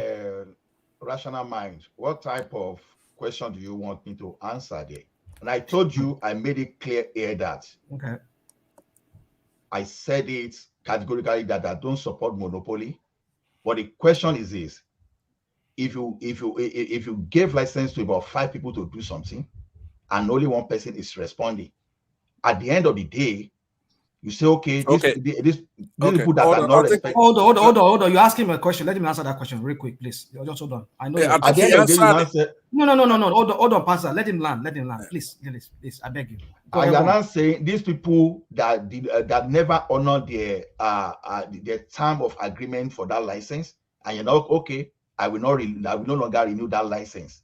And we are saying the person that now managed to build his own, and those people that defaulted. Okay. And you are not saying Rational the man, that's fault of that person. non-responsive. Now, question. Hold on. wait. Ola, I will add this. I will add this. I will give you the floor. Answer, please. No, but Ola, can you always go okay, off. let me quickly round Can you up. just round it up, please? Look at this. Look at this competition between MultiChoice and HITV then. They say, oh, MultiChoice was monopolizing. But people never refer to HITV that borrowed 2 billion from GT Bank. That it didn't manage that space very well. And HITV died. Next thing they say, oh, MultiChoice is monopolizing. Ola, please, for the future, pay I want you TV industry to in the country. cut down on the talking anecdotes, right? Telling story about what Dangote. Well, the point I was making, you answered my question. So answer, so that will be more conversational now. Yeah. Did you hear his response to the question you were asking about monopoly? And he did answer it unwittingly, right? He didn't mean to answer it, but he said, let me quote him, he says that he does not support monopoly. Right.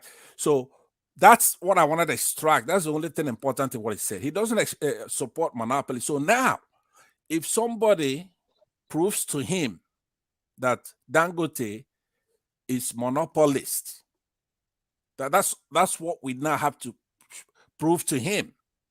The anecdotal evidence that he tried to proffer, talking about what Dangote, that's not the point. I'm not saying that the guy is a total useless person. But for our conversation here, we turn him to be a monopolist, detrimental to our society. He has absolutely no talent.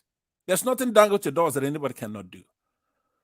Sometimes all I try to argue about is scale, the economy of scale, right? But you can't be making that argument because the monopoly itself is the cause of all that. Fewer incentives for people to do anything, right? So this But he just said economy to you now that he gave you an example of ITV that borrowed how many billion naira? Yeah, but that's anecdotal.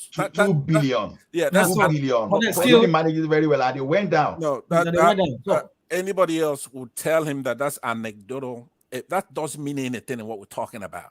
We have to go into the principles of economics. Well, that would be another deep subject. No, it's not that deep. He has already stipulated. He has already stipulated that. Ola, you have already stipulated that you are one of those people that will pursue you. I will chase you away. I tell you. I swear. He says he's against you don't have to do all of this. We're not just doing all of that. The only thing, well, let me say this and I'm done. The only thing he should open his mouth to say is that he's for a monopoly. If he's not saying that, then he's saying exactly what we're saying. That monopoly is no good. And we are going to be against any monopolies, especially in the scale of how long What? We don't have anything in this country. Nothing. Okay, works. Pansa, We good have luck to your nothing that belief. works. Ola, And Ola, he's hold on, everything. Ola, hold on. No. I'm not arguing with him again. Ola, Good please, luck, please, believe can you whatever you want please to help believe. me Good out, luck. please? We Can have you to be hold on? so. Hold on to that thought, please. Yeah, I we beg you. have to. People like Ola should not find peace in the committee of Nigerians who want to make sure that country works. No, He should be very don't say uncomfortable that. here. Please, No, please, no, please, please. look, You listen. don't, you don't be personal, please. I No, will it's beg not you. personal. I'm saying people No, like no. him, not him, only him, but he should be included in people who should be uncomfortable to get on a platform where you have Nigerians, concerned Nigerians, right? So time after time, I don't care. I could be quiet and listen. When the next topic comes, he will be talking and talking about something that doesn't make any sense. Things that are settled already. It's okay. It's okay. So let's move on. All right. Move on. Thank you. It's okay. Pastor, please. I appreciate your. Yeah. Thank you so much. You brought a new angle to this discussion, and I think I see your point. I get your point, and then some other people also got your point. We are against monopoly, but then his own angle from where he's coming from is that this guy, you can't blame him totally for the monopoly that it seems like seemingly he has in that country. But some people they have the same equal, but then they never did anything with it. But then I understand the angle, and I'm sure our listeners they understand the angle where it's coming from with this topic. But let's move on. So I don't know. Does any other person want to say anything about this Dangote issue? With this, Greetings, this thing. I think rational mind, and everyone on the panel, and to the chat and the viewers. I'm not subscribing to the idea that Nigeria has got a super monopolist going in Dangote. Most of the industries he occupies, there are other people participating, but they are not participating in a productive way. Because of this, you see, when we try to destroy people that are to an extent that are trying to generate wealth, while the others are just extracting it, then you have to know the difference there. Most of the stuff Dangote does is not extractive. He makes him money, but he also offers something back. But the others, the ones that are doing round tripping and consuming all the money from fuel subsidies, and when they ask them to, they give them license to be able to build refineries or do other things that is going to generate wealth for Nigeria, which is value added manufacturing. They don't do it. They go overseas and buy petrol and bring it to Nigeria, and we are all poorer for it. So why we pick on Dangote for doing things? He's not. Most of the stuff is not extractive. So I don't know where Dangote this thing what's his name Pansa's criticism comes from. Okay, where is your criticism coming from? Let me tell you where it's coming from. Can you cite me now? I'm gonna check it out. How many intellectual property rights does Dangote hold? How many patents? He doesn't need to hold that. No, hold on. You should first say you don't know. A man that builds a house doesn't have. Hold on. We are asking questions that are unrelated to the subject matter. The subject matter is it extractive or generative? Hold on. That is a very flawed statement to make in what we're talking about. You are persecuting somebody for doing I'm not persecuting business. anybody. I'm asking you, with everything that he's got his hands on that are very fundamental to our country, how many patents does he have? He doesn't need patents. Do you know? First of all, answer that. Do you know? I don't know. Why should I know? Then. Because hold it's not even part of the subject that we are discussing. Tunaja, please, I'll let you continue. Pansat, I don't understand. I don't know if you understand the how do I say, the idea behind patent. Do you understand what it is all about? Yes, what about intellectual property? Yes. So what is it? What does it produce? What does he innovate? What innovation besides extracting natural resources? Right. So why does it need patent on that? Yeah, because he is making an argument that Dangote is a super Nigerian who is towering over everybody else who tries to do something and they're unable to do it because Dangote is the only one who could do it. But the only thing in any civilized society that gives that uniqueness to somebody is your prowess to innovate and come up with unique things, like a patent on something. You hold a patent to it. There's an intellectual property to a claim. Hold on. Now, if it's the run of the mill, whatever, let's say you have market women producing tomatoes and they want to sell that tomatoes, there needs to be a lot of people, a lot of buyers, because in his case, he's both creating what I said earlier called monopsony, monopsony. He's a single buyer. And then he turns around, he's also a single seller. For example, in this petroleum, if he does what he's trying to do, he's going to be the single seller. So when it comes to wages and all kinds of things, there is no leverage for people, for the society to move up, right? He has no intellectual abilities, for one thing. He doesn't know how to do anything. If you go with if you go down to these factories and look at his cement factory, for example, you're going to find that he's importing it. Maybe printing the bags there. Everything he does. That's not actually. Wow, this guy just making stuff up. It's okay, Pastor. Hold on. Let me land. No, rational mind. I have information. I have looked into this. Okay, I'm not just talking. If you organize, so what's the evidence? Where do you have this evidence that he only prints the bags? I'm going to send it to you right now so you could play it on a video. Put it in the private chat. Let me land first, because you prove me wrong. Then what do you have to show that I'm wrong? You can't just make accusations from anywhere and say they should prove it. You should hear me out first before you. Mike, can I quickly say something? Can I respond, please? Guys. Okay, everybody, including you, Pastor. Every time you open your mouth, I want to mute you. Please. I don't want to mute you. No, you sometimes sometimes you're not being rational the way you criticize people. Nigeria, please, guys, let us talk. When we talking over each other, our listeners will just get turned off. Hold on, Pastor. I want to give you just. I want you to remove. Hold on, Pastor. Would you listen to me, please? I don't want to use high voice, please. I just want to be calm. I want us to take this. So I will let you speak, Pastor. Now, I'm going to give you just 1 minute to make that point, because we have so many people waiting here. They want to talk, and some of them they just go off after a while. So now make that point within 1 minute, please. What is that evidence you have or you've seen? Or where? Just make that point. Let's hear you. I checked everything about his operations out a couple of years ago. I checked it out thoroughly because I seen him being interviewed by some East African in Egypt. I said, okay, well, this is good. Let me see, because we have cement prices are so expensive. So I looked at everything this man is doing, including this refinery stuff. A couple of years ago, I looked at it. Right? So if he's doing any of those things, how come nothing works in our country? I mean, that alone is my evidence. Cement's too high. Tomatoes are too high. Sugar is too high. There's nothing he's doing that works. If there's anything for example, we should have petroleum. How many years has he been building this refinery? Right? So you tell me what he does that works. What is he in charge of that works in our country? So that's my evidence.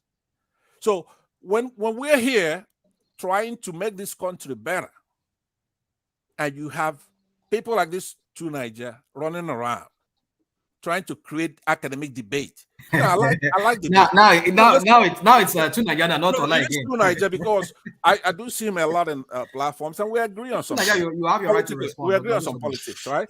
But he won't let me, obviously. Let me quickly pass my. To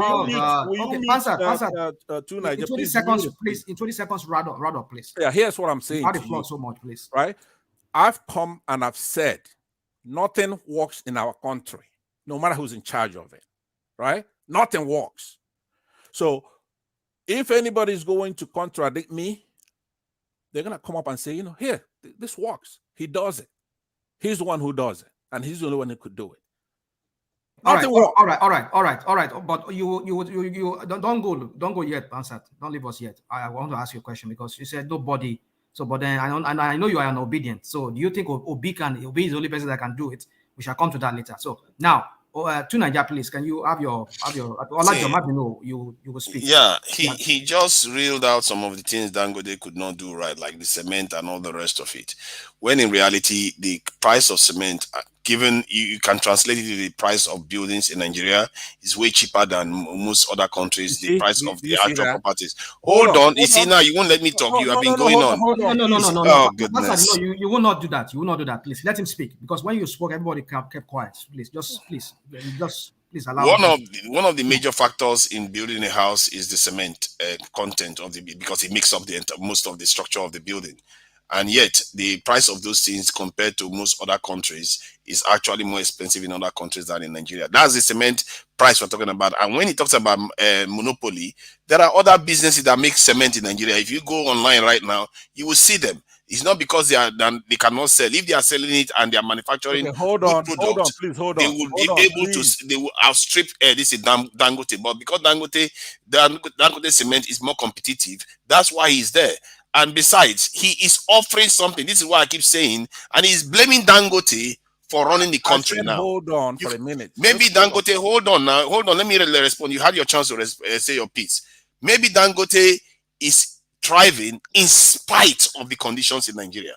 Maybe that's his true invention, because everything else that most of the other people do are very, very corrupt, extractive, and non-productive.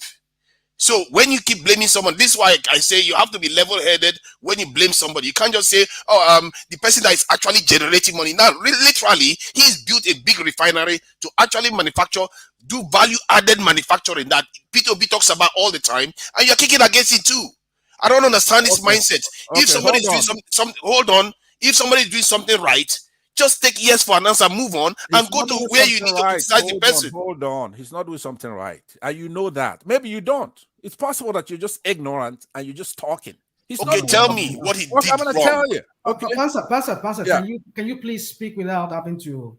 No. I know sometimes words, the way that we phrase words, but can you, so that we don't make our I understand. Look, listeners here rational feel like mind. we're here to attack each other. We're speaking about these people. We're not talking about ourselves. I know. I'm not even going to waste my energy fighting this, because every Nigerian who's listening knows. First of all, that cement is too expensive in the country, like a lot of other things. How somebody's going to come here? That's the debate you want you and I to have here, or to say that Dangote is not a monopolist, government-aided monopolist, or that other people make cement in Nigeria. Is that something you want you and I to be arguing here? And I'm not going to do that, because that's stupid. Right?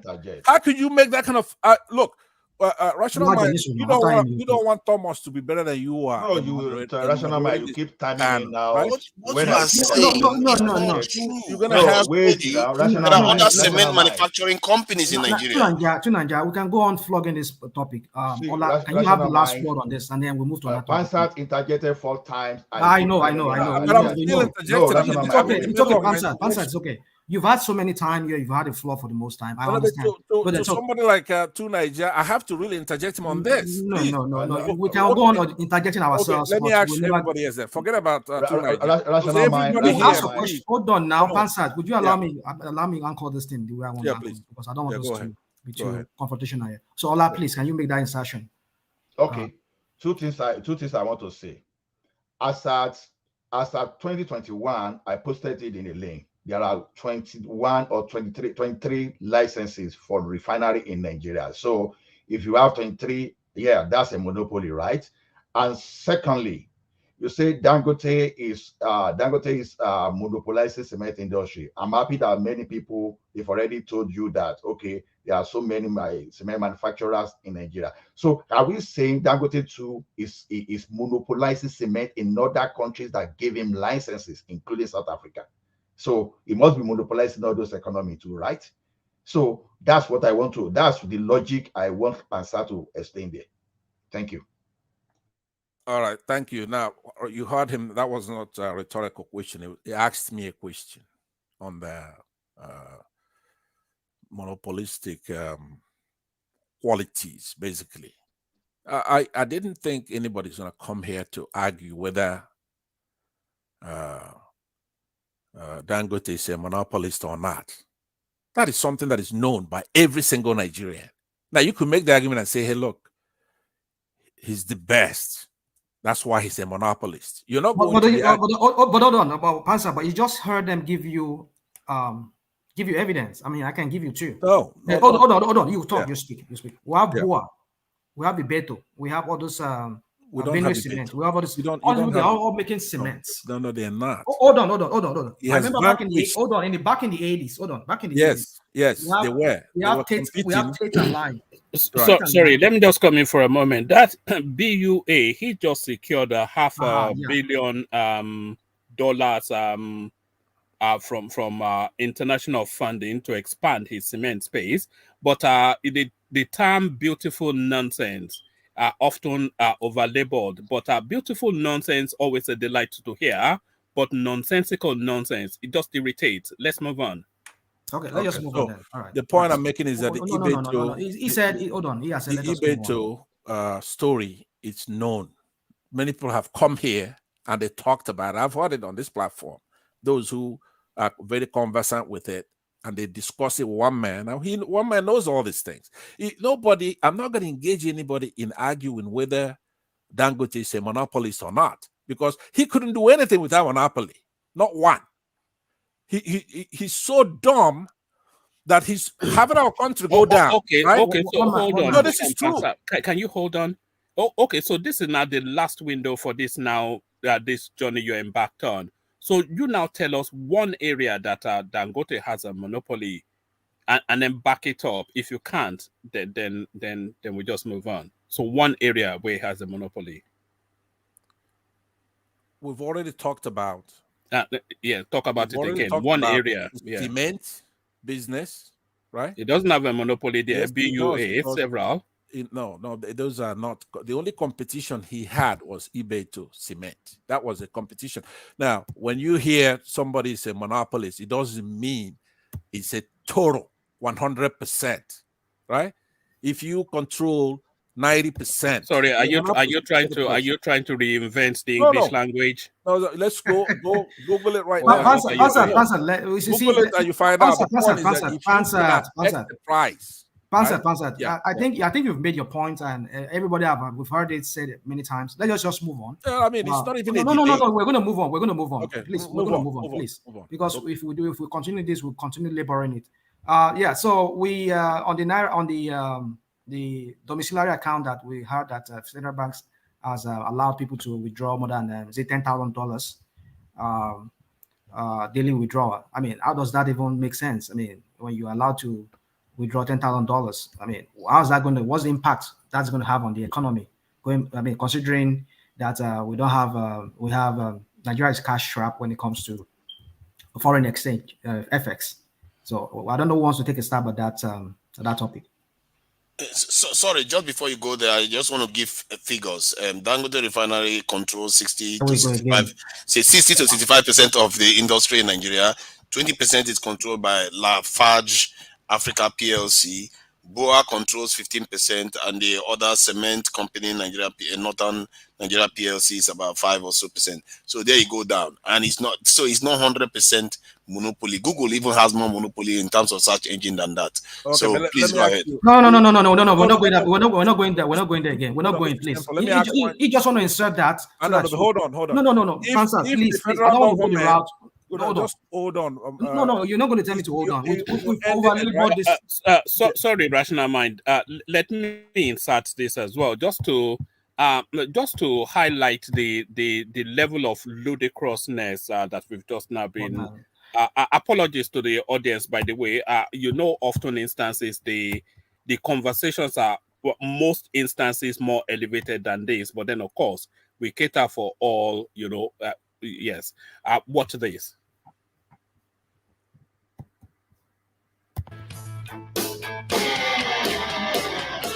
Just as we are speaking this evening, as the first day of the Africa CEO Forum is continuing in Abidjan, the Ivorian commercial capital, Bois Group, which is Nigeria's second cement maker, has secured a $500 million deal with the International Finance Corporation, the IFC, which is the private sector lending arm of the World Bank Group, for that $500 million facility to produce green cement in northern Nigeria. That's just breaking news coming through from Rutu Sudere, Arise Global Business Report show anchor, and our correspondent on the ground in Abidjan, reporting just a few minutes ago that Bois Group has signed signed $500 million deal with the International Finance Corporation to produce green cement in northern Nigeria. This is the first day of the two-day Africa CEO Forum taking place in Cote d'Ivoire, an annual meeting. So the deputy, on the silence of that today, the deputy CEO of the Lagos Free Trade Zone, Tejaswi Avi, spoke to Arise News and said, Rice, Mrs. Correspondent, it was good to have you. I wrote you a show with this very big interview, so I'm going to allow you running. That's Rabiu, who's just signed $500 million deal with the IFC. That's $500 million US Nigeria can use in foreign direct investment. Let me allow you to hit the ground with Alhaji Rabiu with this interview. Yes, Boston, I know this is an exclusive and the show is just ending. We only have a few minutes to go, but yes, we just convinced Chairman of Boa Group, Alhaji Abdul Samad Rabiu, to speak to us about this landmark deal. Please speak to Nigeria and the world about what you've just signed and what it means. Thank you so very much. We just signed a $500 million facility with IFC and other DFIs, for the expansion of our cement project in Sokoto, northern part of Nigeria. Okay, can I respond to that? What is green cement? So that makes the point. So Dangote. So for the benefit of the listeners, as you can hear clearly, don't take my word for anything. So that was the second largest cement producer in Nigeria. So Dangote does not, and just for emphasis, let me repeat again, does not have a monopoly on cement. Let me respond to so that. Perhaps a reinvention of the English language there. Can you hold on, please? So just there it is. It's just let's not lower the qualities that are, we may have a small catchment, but we must maintain standards. So don't turn us into Nigeria Watch. We're not here. We don't those if you say that one more time, then I'm gonna leave. I want to respond to what you are going to leave. You want to leave if I say it one more time, please leave. I beg you. You have left. See, I also go to this in Nigeria Watch, and we do have robust discussions. That please don't bring Nigeria Watch into his sponsor that is doing his content. But this green cement thing, though, they are making green cement that is environmental friendly. Do we have the luxury for that? But no, let me explain to you, to Nigeria. No, let me explain that one to you. The reason why they call it green cement, they are not going to use fossil fuel for the manufacturing. They are going to use gas. So it's not as if it's a green. So that's why they call it green cement.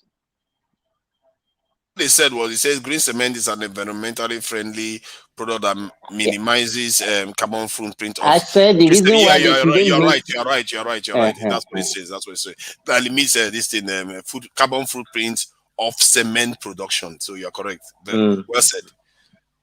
Yeah. So thanks for that clarification. Yeah. So on the issue of the FX, the $10,000 maximum daily withdraw from Nigeria, and considering that we don't have enough dollar, we don't necessarily we don't have enough dollar, we have dollars, so people have it stashed in their homes. So with Tinubu lifting that now, asking people now to go and withdraw their dollar, they can withdraw $10,000 every day.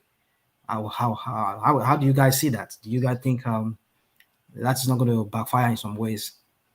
It's not going to still make people dollars still scarce in circulation? Am I talking to myself or am I? Are you guys here? No, we can hear you. So who wants to take a stab at that? Is it progressive there? Progressive? Are you there? Mind as your name connote, speaking. Now somebody speaking just gibberish and bull crap. Go ahead, rational mind. No. Adewale, can you repeat what you just said now? Please? No, I said we have rational mind. Somebody with a sound mind talking, not some bull crap. Somebody just propagating on the show as if we were talking Pansat sometimes he just sometimes we don't have to take the bull crap stories. Okay, of course, yeah. Adewale, immediately one man handed over to Rational Mind. I knew that he has an Aquilian task on his own. Rational Mind likes it because it's part of his support. Rational Mind. No, that's not it. The reason why I allowed him would not support this kind of thing he was saying because he knew quite well that there's no monopoly of this cement market in Nigeria. I was trying to go deeper and trying to dig why is cement really expensive in Nigeria. A lot of factors, makes it expensive in Nigeria. It's not just some good. What do you call this guy? Dangote. You know, that is producing cement in Nigeria. A lot of other producers in Nigeria. It's just that there are a lot of factors. As a matter of fact, right now, if you are producing in Nigeria as of today, if you are a producer or manufacturer in Nigeria, I give you bosa, because a lot of things, the cost of production alone is enough to make you close the shop. But yeah, these companies are still striving. You know, the demand for the cement everywhere in Nigeria, and yet the people can't afford it because the cost going into it is even a lot. But even Adewale, if you look at it critically, is even higher in other African countries than Nigeria. Which is true. Yeah, because they are still exporting from Nigeria to other countries. So if they're exporting, that means they have competitive price, and that's why other countries can still import from Nigeria. As a matter of fact, 80% of every. In fact, let me tell you, today they had a meeting. They had a meeting today in Ghana. This Afrimex or something like that. This Africa, there's one African bank that used to support African investors, and the aim of that meeting was that they want to see a situation whereby we don't export raw materials out of Africa. We want to be adding values to every product on the continent of Africa, because they see it as a way that if you are exporting raw material, it's like you are exporting job and you are importing the finished good, you are importing poverty. So what they are saying is that the bank said they are ready to give loans to any African investor who's ready to invest in Africa and added values to our raw material. Instead of exporting raw limestone, we have to make it a cement. Instead of exporting raw crude, we have to refine it and sell the refined product. And like that. And even Dangote was one of the guests, and they interviewed him. What happened just yesterday, that was when this meeting happened in Ghana. And it was when they asked him about the refinery, they asked him about the cement. He even mentioned the one he had in Ethiopia. He has a cement factory in Ethiopia. And he was telling them that if he closes the factory in Ethiopia, that Ethiopia will be short of, they cannot even have enough cement to use in Ethiopia. So I don't know where this guy, if somebody can do business in other African countries, is there in Egypt, is there in Ethiopia, is there in Tanzania, is there in South Africa? And the only person that we have is, because let me tell you what Pasai is saying. He's not the only one saying that. I've seen it on so many platforms that people are criticizing him, and maybe because he's northerner, and everything he does, they see it as monopoly. He's not the only one in this mission. There are so many of them like that are ready to crucify this guy. Because what they think is that is the government that's giving him. Staying in production, stay on. Lafarge, that is what we call Lafarge now. But then let me say something. Let me say this to you. But we had that House of Rep member saying that they gave him sole license to import. Because that was. You know, I saw that. Hold on. Because when you made this statement now that it seems like it's we, the Southerners, that are against this guy because he's Northerner. But the guy who said that is a Kwankwaso. If you look at his red cap, he's a Kwankwaso from the north. He's an NNPP guy from the north. And so the point I'm trying to make is that said what? That said that NNPC gave a sole licenseship of importing PMS to Dangote, that it should be stopped. That there are some other people who are already in the business that if they now give it to them, I didn't go to pack up. Because you see, we need to understand, we don't know what to PMS. Wasn't NNPC the one importing sold importer for PMS? You know, Rasnava, what I want to say to that. Just Simba, hold on. You will say something. I don't know if one man is there. Is one man there? Can one man bring that? Play us that. No, I saw it. I even watch it. I watch it on news on Arise TV. But he said it that they gave him license to import, meaning he has a sole PMS. Okay, go on. I'm listening. It's been proven and it's been confirmed. That information the young man. Let's go over to the Green Chamber, where the House of Representatives has rejected a motion to suspend the license allegedly granted to Dangote Refinery as sole importer of premium malted spirit, PMS. A member of the House had prayed the House to urge the Nigerian National Petroleum Company Limited to suspend the license and expand the option to other capable importers, despite NNPCL's denial of the claim. However, the lawmakers voted against the motion. Meanwhile, the House also rejected a motion to address the migration of Nigerians to other countries in search of a better life. Our correspondent Terry Kumi has more. It's the second plenary session of the 10th House of Representatives, and members are already firing on all cylinders. Despite the denial of the Nigerian National Petroleum Company Limited that it did grant sole license to Alhaji Aliko Dangote, owner of the Dangote refinery, to import premium motor spirit, a federal lawmaker calls for the suspension of the license for a review to accommodate all the petroleum marketers. NNPC Limited yesterday issued import permit to Dangote Petrochemical as a sole importer of petroleum product to this country. Mr. Speaker, that is not what should have been, because there are other importers of this petroleum product over the years in this country, and they are doing wonderfully well. And they have employed so many Nigerians, and they have built so much infrastructure. The motion is, however, rejected by a majority of the lawmakers when it's put to vote. Those who are against you say nay. The nays have it. Another. So we see now. So it was Buhari's administration that was it proposed, or just now, just this 10th and 7th? It seems like they just issued him. They just issued him. NNPC just issued him. Currently, this administration of Buhari. Rational mind. Okay, I don't know why you paused me. You gave me the floor to speak. I have not even said to say now. Bishop Johnny Suru. One man. I don't have access to play. Suru. You said? What do you mean? I've been listening. Hold on. What do you mean? I only point that say what you want to say. I was talking. I did not know I've been muted. I mean, they pointed out. I'm trying to respond to you. Would you allow me to respond to you? You don't need to respond. That's okay. I will need to respond, because I don't want that coming up next time again. What's coming up? What came up? Hold on. I did not mute you. I don't know who mutes you. Okay. Somebody muted. Already, would you allow me to speak, please? So that we don't have to go back to this again next time. I did not mute you. I asked one man, can you please play that video? One man played that video, and when it does that, it automatically shuts down everybody from talking. That's what it did. So nobody mutes you. No, it was a deliberate. I asked him to play it so that we can understand what the angle of who is accusing who here of sole importation ship of this PMS. Now you can have the floor, you can talk. Nobody is meeting you, Bishop. Please go on. Number one, what the gentleman said on the floor is completely baseless and false. Even before he said so, according to what the report it said, that the NNPC had denied that report, that they gave Dangote a sole. What they were referring to was a clause that was inserted in the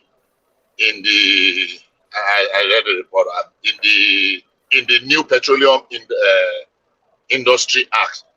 In case there is a shortfall in the production of refined product, in case, it was just a clause that was inserted that in case, and except there is a major sabotage or war or something, why all the refineries will shut down. But in case, so the person that has the largest storage capacity or production capacity was given the leverage to import the shortfall. In case there is a shortfall that would meet, both domestic, that would meet essentially the domestic requirement. So it's a clause that is there. And NNPC had come forward to say that they did not issue a license, of importation license at all. So if we are making reference, let's make let's get the entire picture. There was no license according to NNPC that was granted. But what they were essentially referring to was the clause that was incited in the, and somebody can overtake Dangote tomorrow. If another person builds a 700 or 660,000 barrels tomorrow, automatically that person becomes the person that will import the shortfall in case, I mean, there is a shortfall. That was just what I wanted to point out. Thank you. Yeah, I think Bishop, you gave the correct answer. And the thing is this: NNPC has no capacity to even issue license to anybody. So that's No, one no, of no, no, no, no. That's not true. That's not true. NNPC issues license. In fact, Mele Kyari has said it before that they issue licenses to people. I don't know what you see. That's NNPC Limited is different from the regulatory body. I hope you are not missing them together, because there's a regulatory body. What that regulatory body? It's called NN something PCL or it's whatever. an arm of it's one of the agency under maybe NNPC.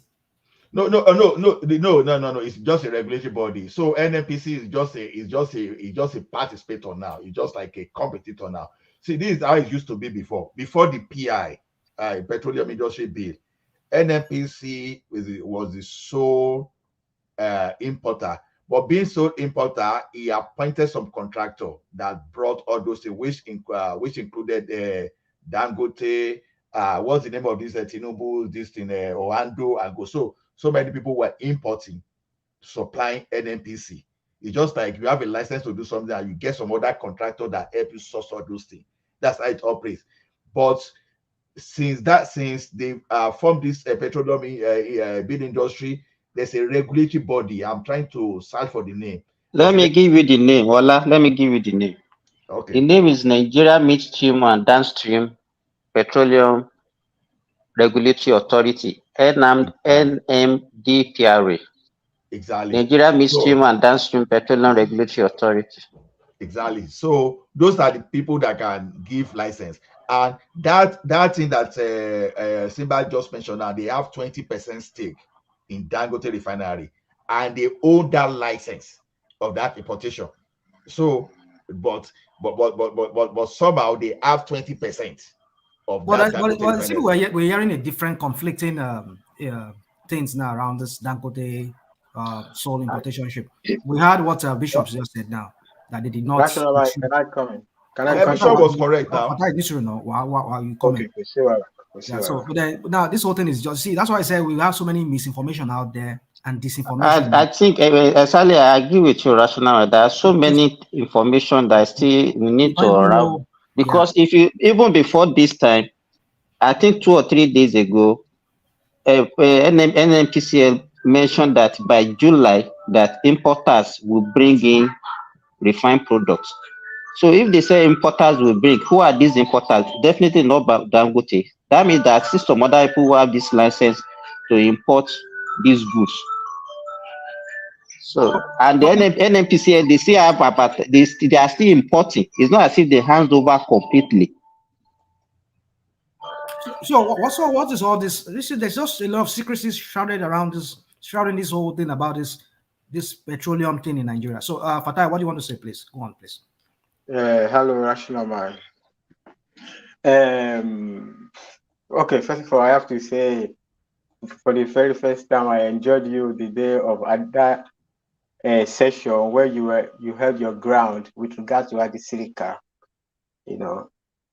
So bravo, sorry. The license, the Dangote license to import that on the house floor, like, we don't really know, nobody really knows details here. The only reason it was rejected is not because of any details or anything. It's because the House of Rep member that brought the bill does not know the rules yet. He's one of the new guys. He doesn't know the rules. Even the deputy speaker had to educate him, let me use that term, a little bit about the rules. And then the worst of all, everybody just got, everybody actually was excited about it for him to bring it up. But when he finally brought it up, they now asked him to submit the you know, when you present something, you present the paper presentation. He just came to speak about it. So it's like, this is not in the market now. You have to write it down so that we can record it. And he didn't have a paper presentation, a document presentation. So that's why they rejected it. Like, okay, I mean, you can't bring something up without documenting it. So, and that's why they reject. So the details is not up yet. So maybe it's going to be reintroduced, or maybe not. Maybe he doesn't know what he's talking about. Maybe he knows. Who knows? We will see in the future. But the conversation earlier about this, there was this person that came before. I think Pansad, right? Okay, he was saying a lot of flowery things, but I think I was trying to get to the bottom of where he was going, but I think he was not allowed to land where he was going. Okay, he was going to a lot of different places, but where he wanted to land is what I was hopeful I could get. Because if it's saying Dangote is a monopoly, monopoly does not mean you are the only person in the market. There can be 1 million people in the market and you are a monopoly because you are dominant in the market. You are so dominant, if you sneeze this, the market catches cold. It means that the other competitors cannot influence the price of the commodity, of the product. I mean, your dominance is so large, like you floor everybody. So it doesn't mean there's no other competitor, but it means that whatever those ones do, their competition they put up against him cannot drive down his price. He's essentially the regulator of the price. I don't know. So it's, you can. I also allows road like Dangote controls 60% of Nigerian cement industry. That's a monopoly. 60%, and somebody controls 60%. Only one person. That's a monopoly. I don't think it's bad. Maybe it's bad. Maybe it's good. Who knows, right? But where he's going, maybe he wanted to present the part that where it's bad. I don't know. But on the definition of whether it's a monopoly or not, if you are so dominant in the market, you are a monopoly. You don't have to be the only person. Monopoly is about your dominance in the market. Whether it's so big that the price, the competition cannot even regulate your own price. You are the sole regulator of price for the market, essentially. Almost like that. And so that's just the point I wanted to come into. I'm not sure that's entirely accurate, because if the smaller manufacturers can compete in price, they will grow in market share too in terms of price and quality. So it means that the presence of the smaller manufacturers also keeps the dominant one in check at all times. It keeps it in check, but if the dominant ones wants to flood their price, they can run them out of market. The dominant one can say, okay, today I want to sell at 2 naira. Fatai, see, I don't agree with you except you are introducing something in economics that we don't know. Then we are ready No, to I'm learn not that. interested. No, Fatai, Okay, tell me your because disagreement. Tell me your disagreement. no, let me even refer to Shama Hat in the American system already. When you know that Shama Hat, is to protect monopoly, is to discourage monopoly, right? The antitrust. You mean the antitrust bill? Yeah, antitrust. Yeah, that's the same thing. Yeah, but we don't have antitrust. I don't know whether we even have antitrust. I'm going somewhere now. See, it's either you have monopoly or you have oligopoly. You're right. Where some people are ganging up or where now. Now, can we say, for example, Walmart now, we know that Walmart keys a lot of grocery markets, because number one, in America, probably they control like about 26% because they keep concentrating, right? While the people like Costco and Co, maybe the one that have the next to them like around 7%. So are we going to call a Walmart monopoly? No, it's just because No. Walmart is a variant of monopoly because it's as you said, it's an oligopoly, which just means a group of people. No. Walmart is not oligopoly. That's what I'm saying. It's not oligopoly. Because look at it this way. What they do is this. What is Walmart? Economists, you guys just Walmart is just it's not a cost leader. It's using cost leadership, right? Because he find a way to bring his own cost down. He has his own partners that he drag down the cost because it's not dealing in premium. The angle of monopoly is not. I understand you. That is the instrument you use to get to the driving of the cost. The point about are you a price setter for the rest of the market? Like if you set a price, like can that price just rubbish the entire market? That's the point. Whether you're a monopoly, it's not like how you play your game. It's whether wait. If I set a price five naira, and you set a price 2 naira, right? And it just floors my market, and you don't even get a loss. You will floor it at 2 naira and you will not lose. You will still get profit because you are so large that you can just destroy the market. But me, because I'm not so large, if I set it at 4 naira, I will go bankrupt. That is what it's meant by monopoly. That you are so large, you can if you wish. It doesn't mean that monopoly are always bad, right? But they can choose to be if they want to, they can choose to be. Antitrust law in America. That's what I'm saying. You are missing concentration or with monopoly. See, you decide concentration is monopoly. Concentration is not monopoly now, Fatai. When concentration gets towards 100%, you are a monopoly.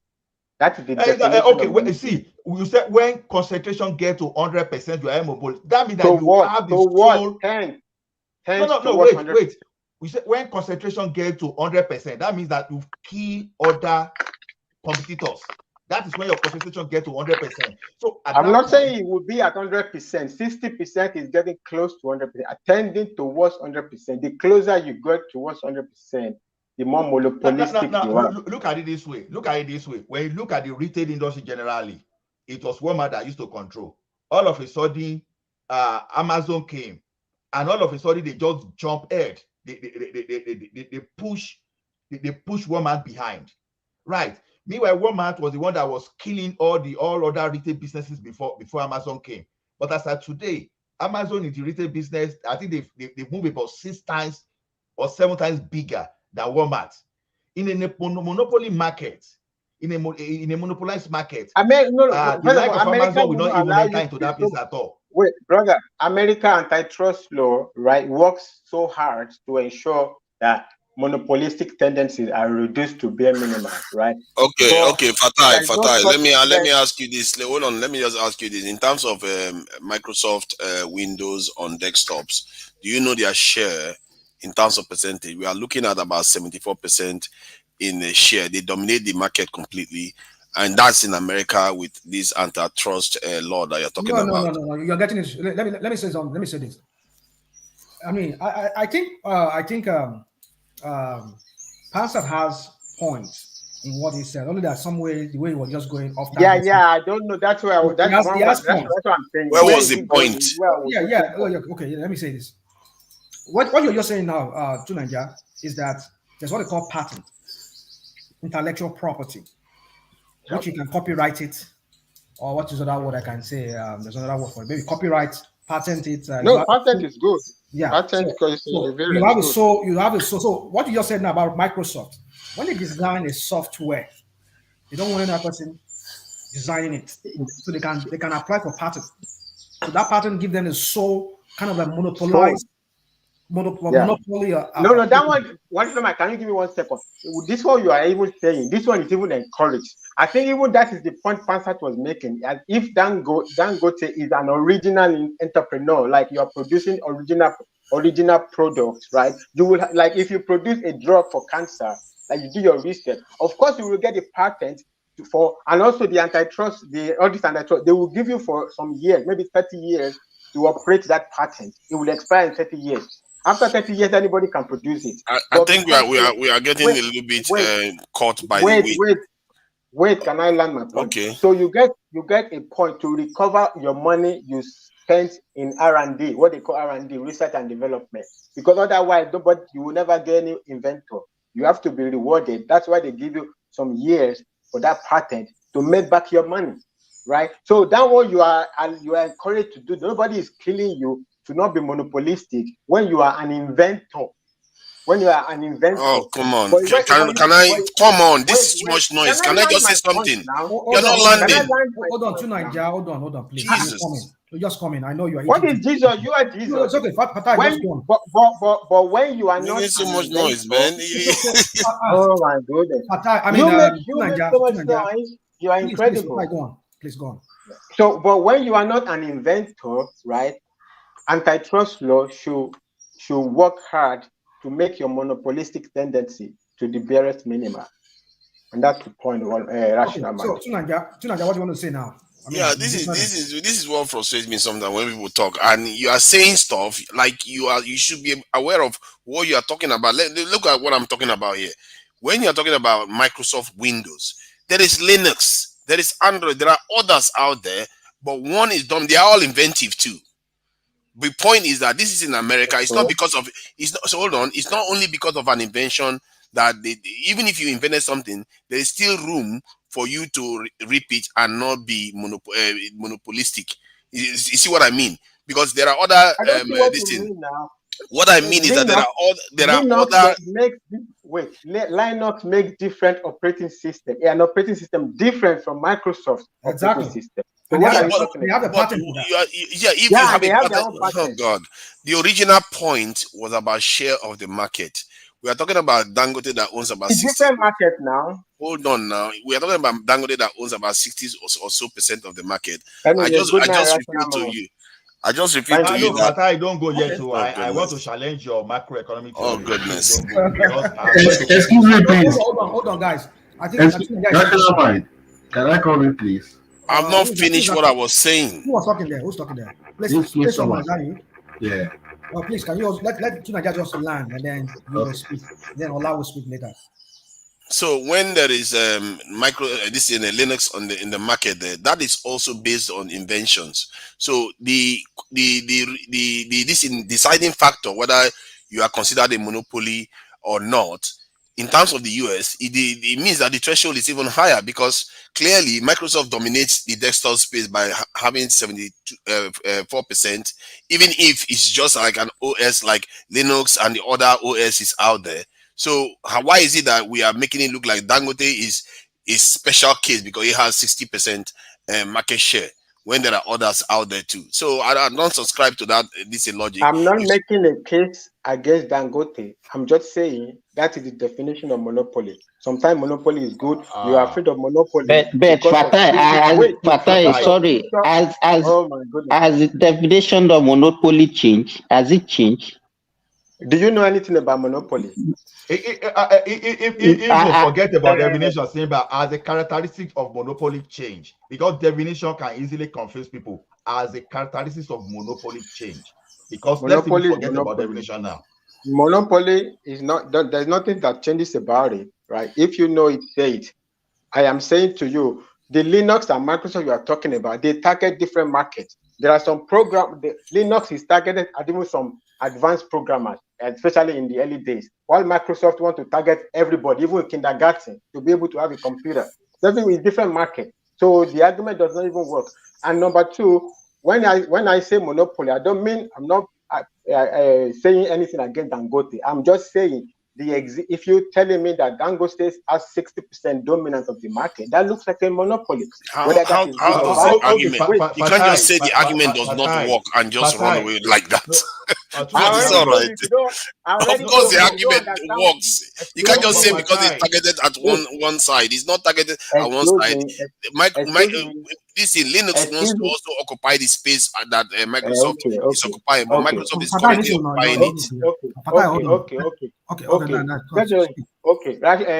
To Niger, I already explained to you. If you didn't get my explanation, that's up to you. I'm done with that side. All I'm saying is that I'm not saying Dangote is bad. I'm saying if you're saying to me that Dangote has 60% dominance of the market, that looks like a monopoly. It doesn't mean that how does it look like a monopoly? Explain to us. Because that is definition. I already explained it earlier. I said if you have definition. So at what? No, we want to be clear. At what percentage will you say is a monopoly? Simba, allow me to speak. Go on. So when you have a concentration of the market, that makes you. This is the defining point of a monopoly, that you control. You set the pace for the market, especially with regard to market price. So if me and Ola are in the same market, I set my price at 5 naira. Ola set his own at 2 naira. Of course, consumer goes to him. He sells everything and he still makes profit. Me, if I sell at 4 naira, just 1 naira below that 5 naira, I go bankrupt. His dominance in the market, it's the defining point of the monopoly. There's nothing I can do to influence Ola's price making, price control, the price of his product. But he can do everything to make sure I have to follow him. That is the point about monopoly. Whether that is bad or good, it depends on the market. It depends on antitrust laws and other things. Fatai, where I have issue with your definition of monopoly is this. You understand? If you say at 60% that Dangote is tending towards monopoly, it's understandable. At 60%, if you say Dangote is monopoly, no, that one goes against the theory of monopoly, at least to the best of my knowledge. Otherwise, I can take this one to my prof and say, okay, you teach me the wrong thing, please refund my tuition fee. Now, look at it from this way. When you have low concentration, we know that when you have low concentration in the market, you give room for more competition. Yeah, but when you have higher concentration, then you are trying to kill competition. That is what I understand, right? But then you have to look at the nature of the market. Are we talking of the saturated market, or a market that is expanding that still have room for people to come? For your information, the Sahara African cement factory is as good as a virgin land that another country can come tomorrow and easily rubbish 60%. Yeah, but the virgin, whether saturation or not, what does it have to do with the monopoly? No, the thing is this: you can't have monopoly when you are not close to 100%. You can't say 60% is monopoly. That's exactly what I'm saying. What do you mean that you can be monopoly at 25%? Rational mind, can we name my comment, please? That's not the point. That's not the point. I said when you say 60%, it looks to me. Anyway, rational mind. Don't go here, please. So, please, Omar, you want to say something, right? Yes, yes. I'm sorry, we are non-economists. You and Ola, I just want to break a little thing down. Maybe you can better advance us in that. What I understand about Dangote, monopoly, and whatever. Me relating it with America, Ola mentioned Walmart earlier, and I have an example of Home Depot.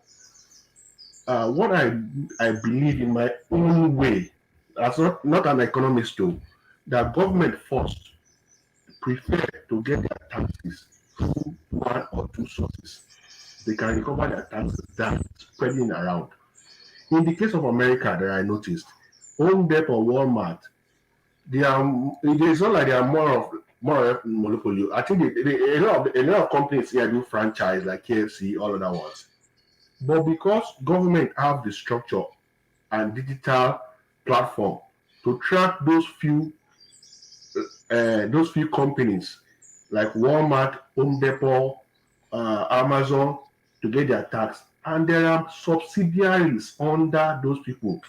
Now coming to Dangote, even if Dangote operates cement company only in Nigeria, as long as he has like franchise for smaller companies, government will be able to annex its tax to the maximum through Dangote, because Dangote has the structure that will enable government to get. So I don't see government people saying Dangote is a monopoly.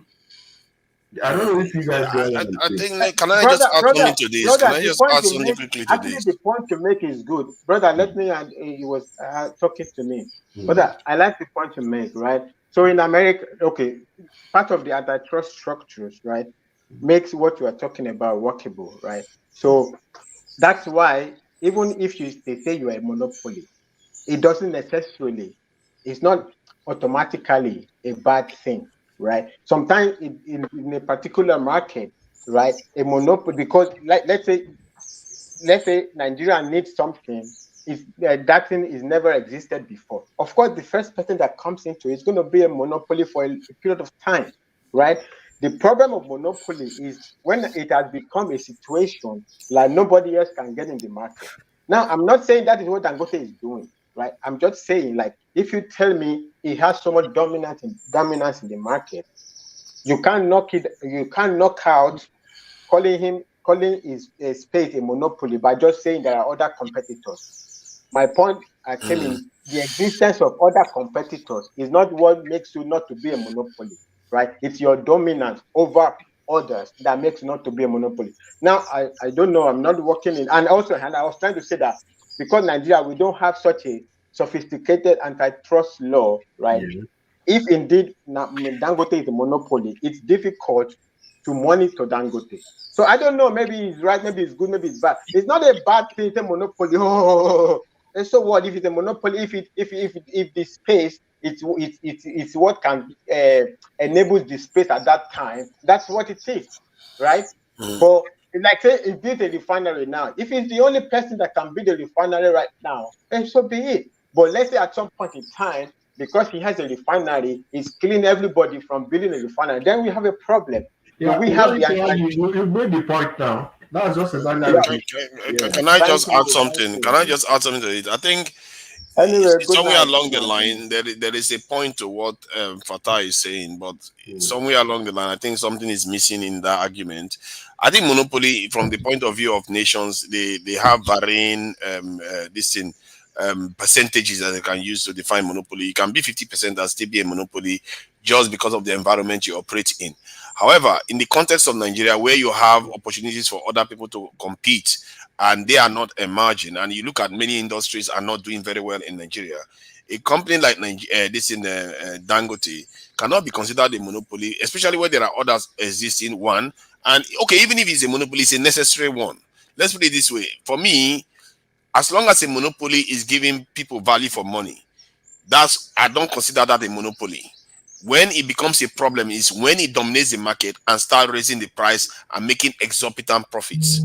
That's when you call a syndicate. That's when the law needs to cut it down, because in the end, the consumers is what the law is put there for. Because the idea is that if a monopoly is in charge of certain prices, they will increase the price and start making exorbitant profits out of it. And I don't think that's the case with Dangote at the moment. And the same argument can be said for this is shops like Amazon or other large institutions. Like, I think Apple, one can even accuse Apple of being a monopoly because they jack their price up, and I'm not even sure there's a lot of improvement in their software every single year. They keep jacking it up. So from that point of view, it's people like Microsoft, maybe Samsung, and others who ones you want to go after. But Dangote is not considered a monopoly because I think Nigerians are getting the value for money.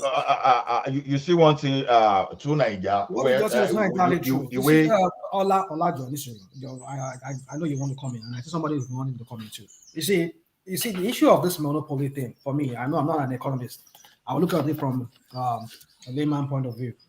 You see, when you are trying to you talk about Apple and the rest of them. Apple has monopoly over their own intellectual property. I would like to use that word, intellectual property, because they have something that they designed, and they are solely the only one who has the patent to that. But if you're not, but the thing is this: when it comes to communication, using of internet, anything IT stuff, there are other designers who have their own patent too, like Microsoft, Android by Google. You can also switch to Google if you don't want to use Apple phones. You can go to Google.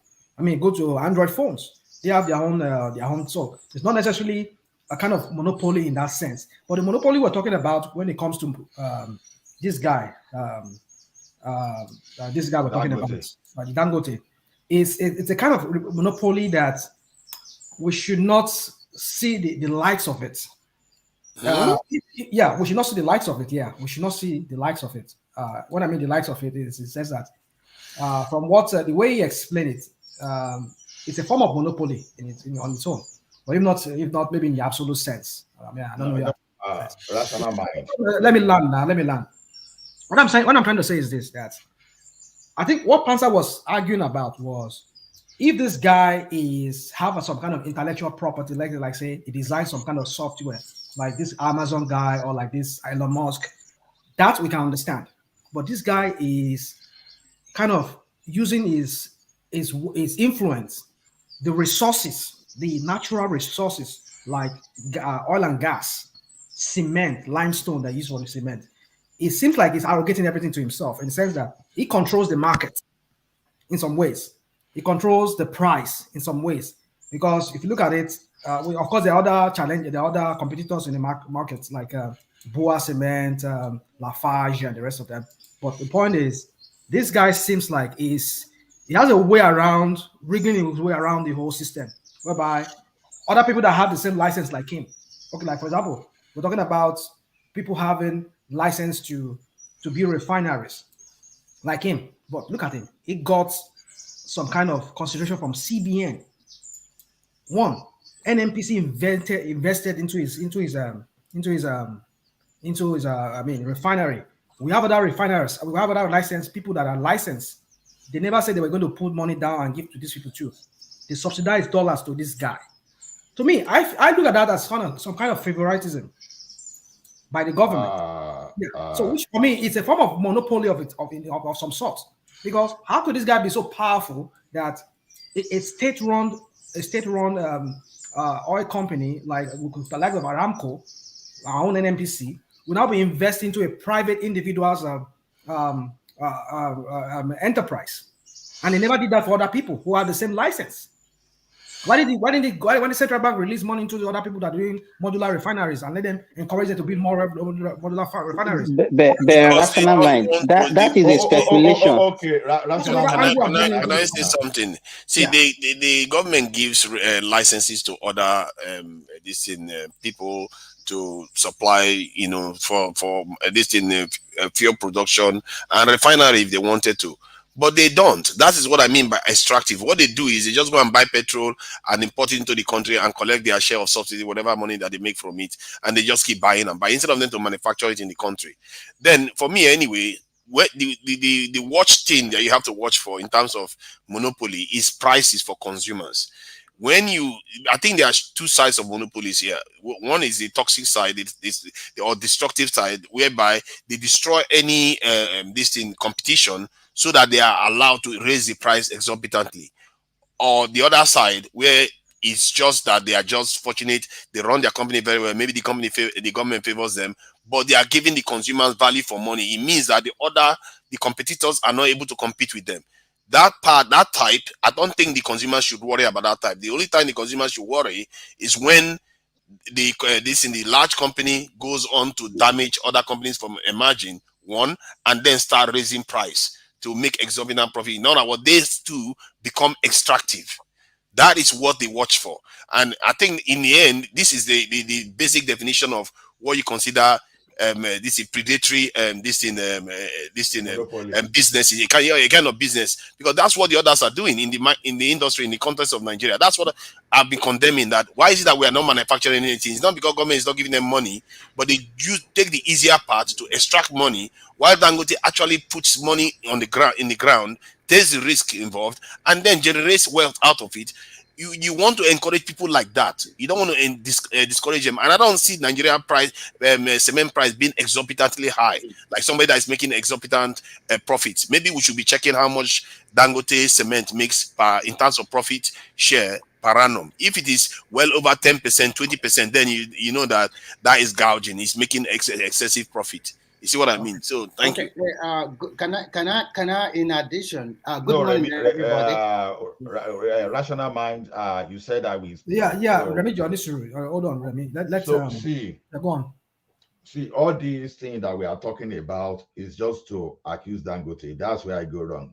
Anybody can say the definition of monopoly the way they want to take it. It's not going to change the economic definition as it is. It's not going to change the characteristics.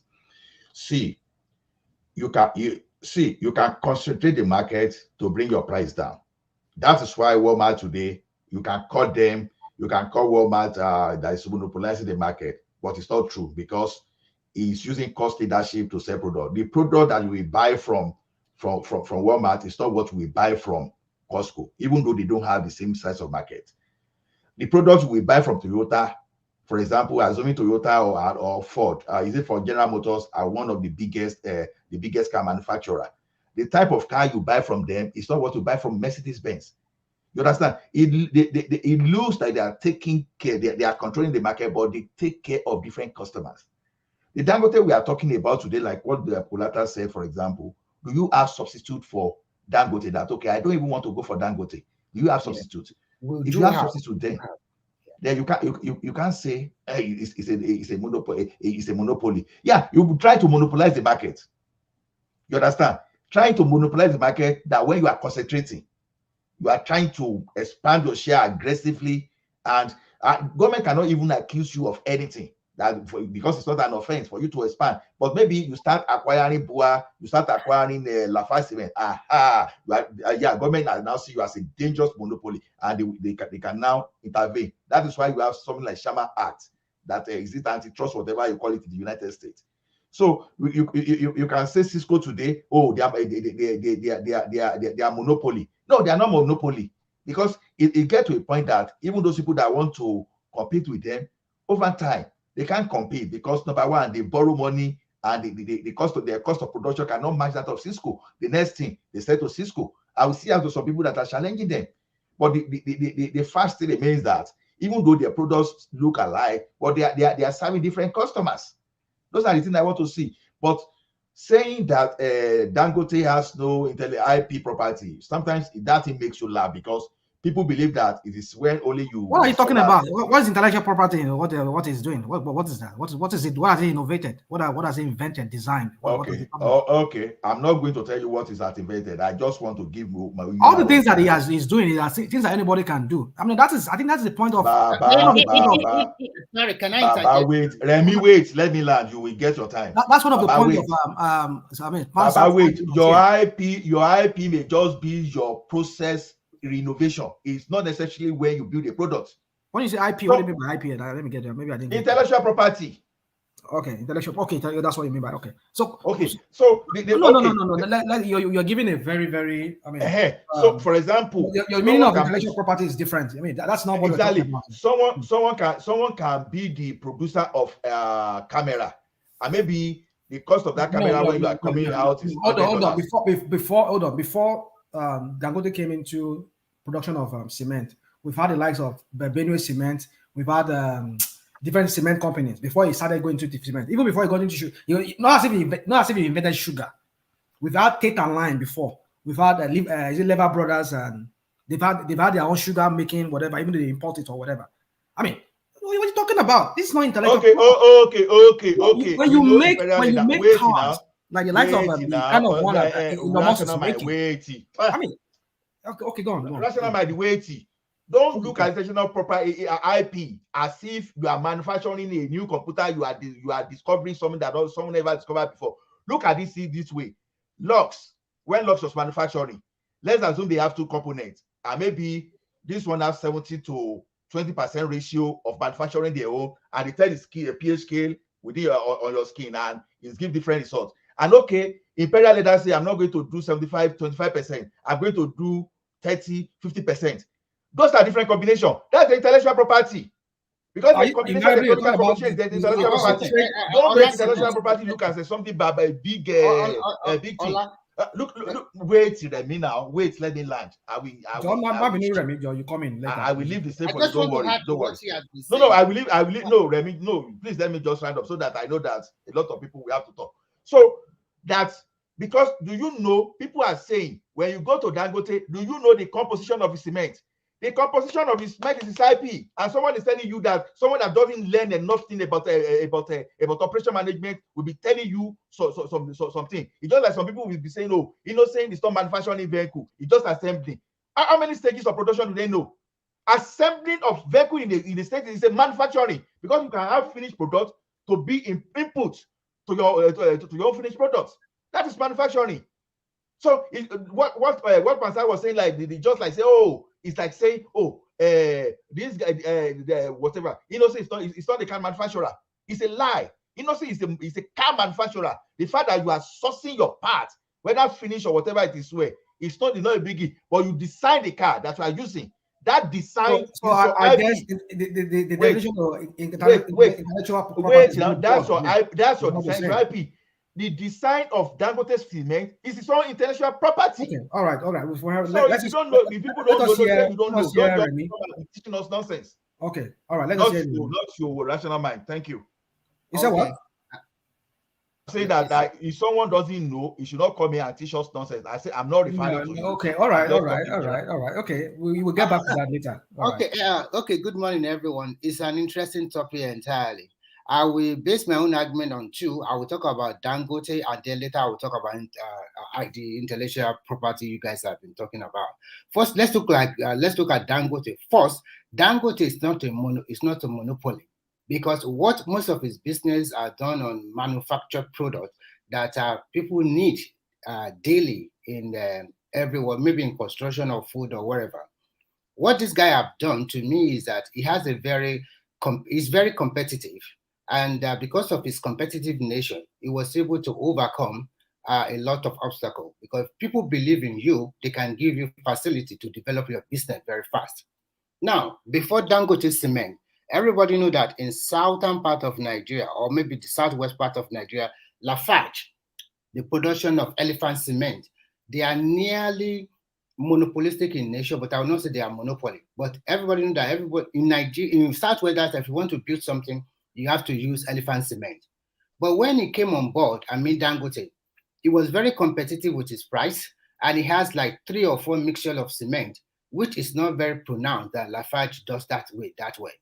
So because of his competitive nature, there is a price war between Lafarge and also Dangote that time that raised the price of cement, and also including other factors that we have to put into production, inflation and cost of production in Nigeria.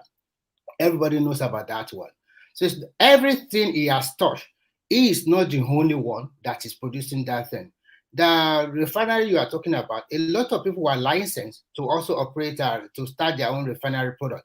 But you must know one thing: as a banker or as a financial institution, you rely on that when somebody submits a business proposal to you, you rely on this document and also do your own research to know that, okay, this one can be trustable, or this one really want to do this thing.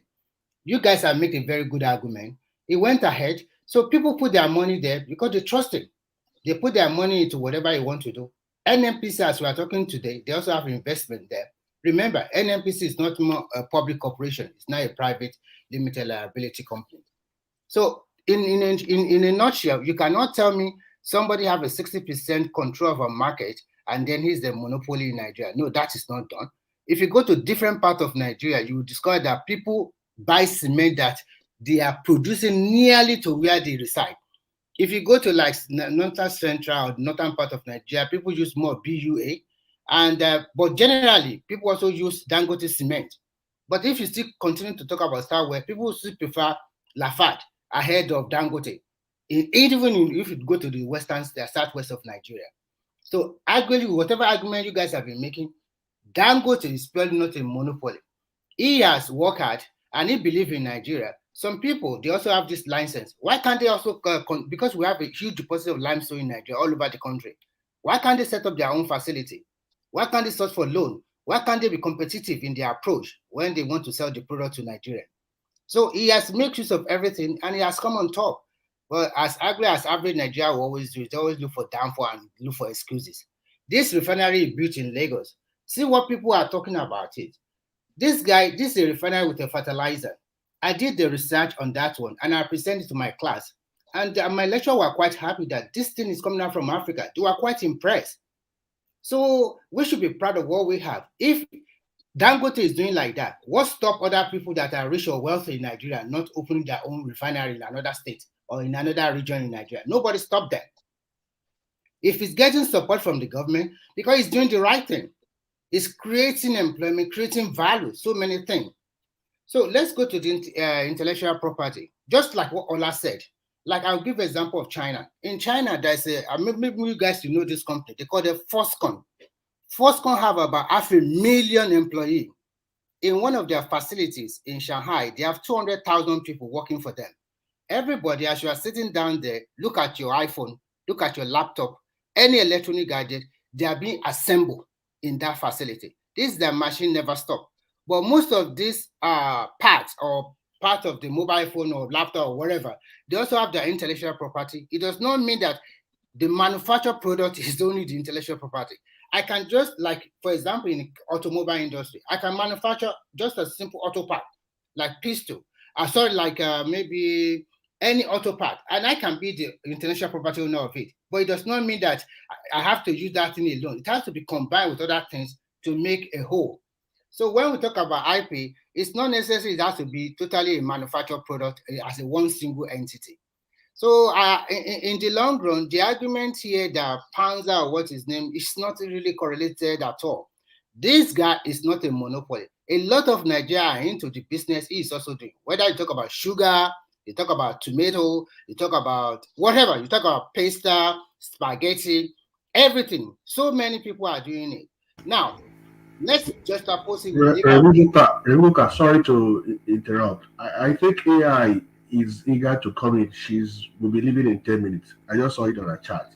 Okay, all right, you're right. So, yeah, Madam AI. Hey, rational mind, how na day? We do. Long time no see. No see you. Now, well done. I actually wanted to thank you for giving me the little space. I actually wanted to speak on that monopoly stuff. Remy, sorry to interrupt you. Okay, I think I'm taking your space. Okay. Before you call somebody a monopolist, number one, he must be a single seller of that product. There are different ways to explain monopoly. But in the case of Dangote, because he's the person we are talking about today, I have heard Nigerians for several years call that man a monopolist. I don't know why they do that, but they do it anyway. He is striving in what economists call monopolistic environment. And he is on a monopolistic market. Let me explain. When there are too many sellers for a particular product, but it is not perfectly competitive, that word perfectly competitive, it becomes a monopolistic market in the sense that the one that decides to spread his tentacle becomes everywhere. The one that decides to advertise his own very well becomes everywhere. The one that has more connection, it seems as if he is the one saturating the market. Him as a seller cannot be called a monopolist, but he is striving in what economists call monopolistic environment and monopolistic market. That's just what I want to say. Dangote as a person is not a monopolist, but Africa as a continent is a monopolistic environment.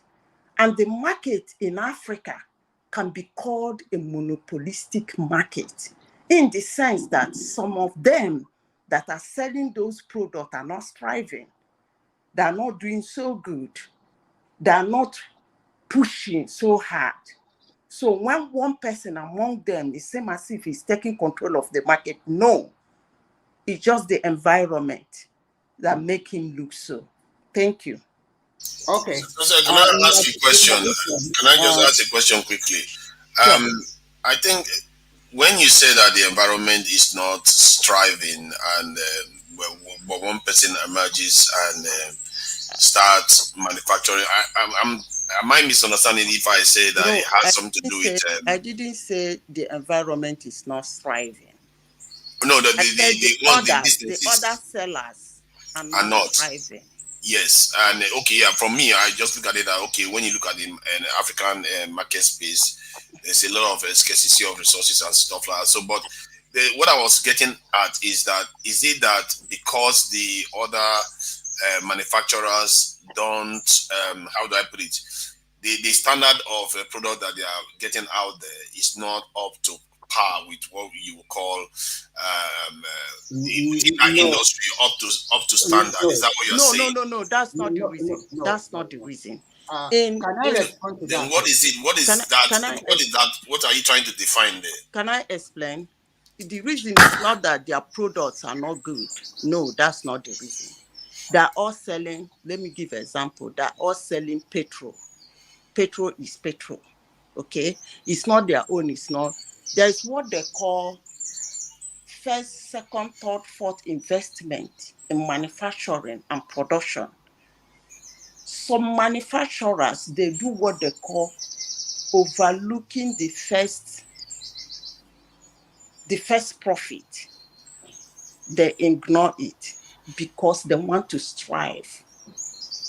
They want to turn the environment monopolistic. Like, remember, if you have a young woman in those days when always came, they gave it out for free. But today, for women, monthly stuff always is one of the most expensive in the market, and women are still buying it. It's same as if they're monopolistic. No, they make the environment monopolistic for themselves. It's now turned to a monopolistic market. Now, on Dangote, I will say some of those manufacturers and those companies, what they do is that they pump money into their own goods, into their own manufacturing. And you find it somehow in every street, in every home, in every corner. It became so accessible. It's not their product is better than others, but it's accessible. If you go to stores in Nigeria to buy cement, I can assure you, I'm not there, but 60 or 70% of the store you will walk in, you'll be seeing Dangote cement. That's what I mean by pumping money. Okay. Also, in addition to what Ms. Tita has been saying, I remember that like 6 or 8 years ago, when Dangote Cement went to more competitive in cement pricing, what they did was very simple. They came out with 3 differentiated products, one for road construction, one for house, and the one for house construction, they make like 2 or 3 products. They have the premium one, the lower one, and the lowest one. But all those, the other player in the market that time, they only fixated on only one product. That is a very good marketing strategy. Some of them too, just to buttress on what you're saying. So giving the consumer a liability to choose. If I cannot buy the premium, then I go for the one that is lower. That is why he was able to become the market leader and then have the chunk of the percentage of cement, cement distribution. Or maybe sales in Nigeria. But what I was getting at is that because what you described just now is basically the same conditions that people meet in every other marketplace, whereby they come in there, if they feel like they want to make themselves monopolistic, they saturate the market and they can't make themselves a monopoly. Amazon did that, Google did that. They practices. To Nigeria, I want you to notice one thing. When we talk about product, there is taste. And when we talk about taste or maybe a particular pattern trend, most ladies still prefer diamond, whether it's expensive or not.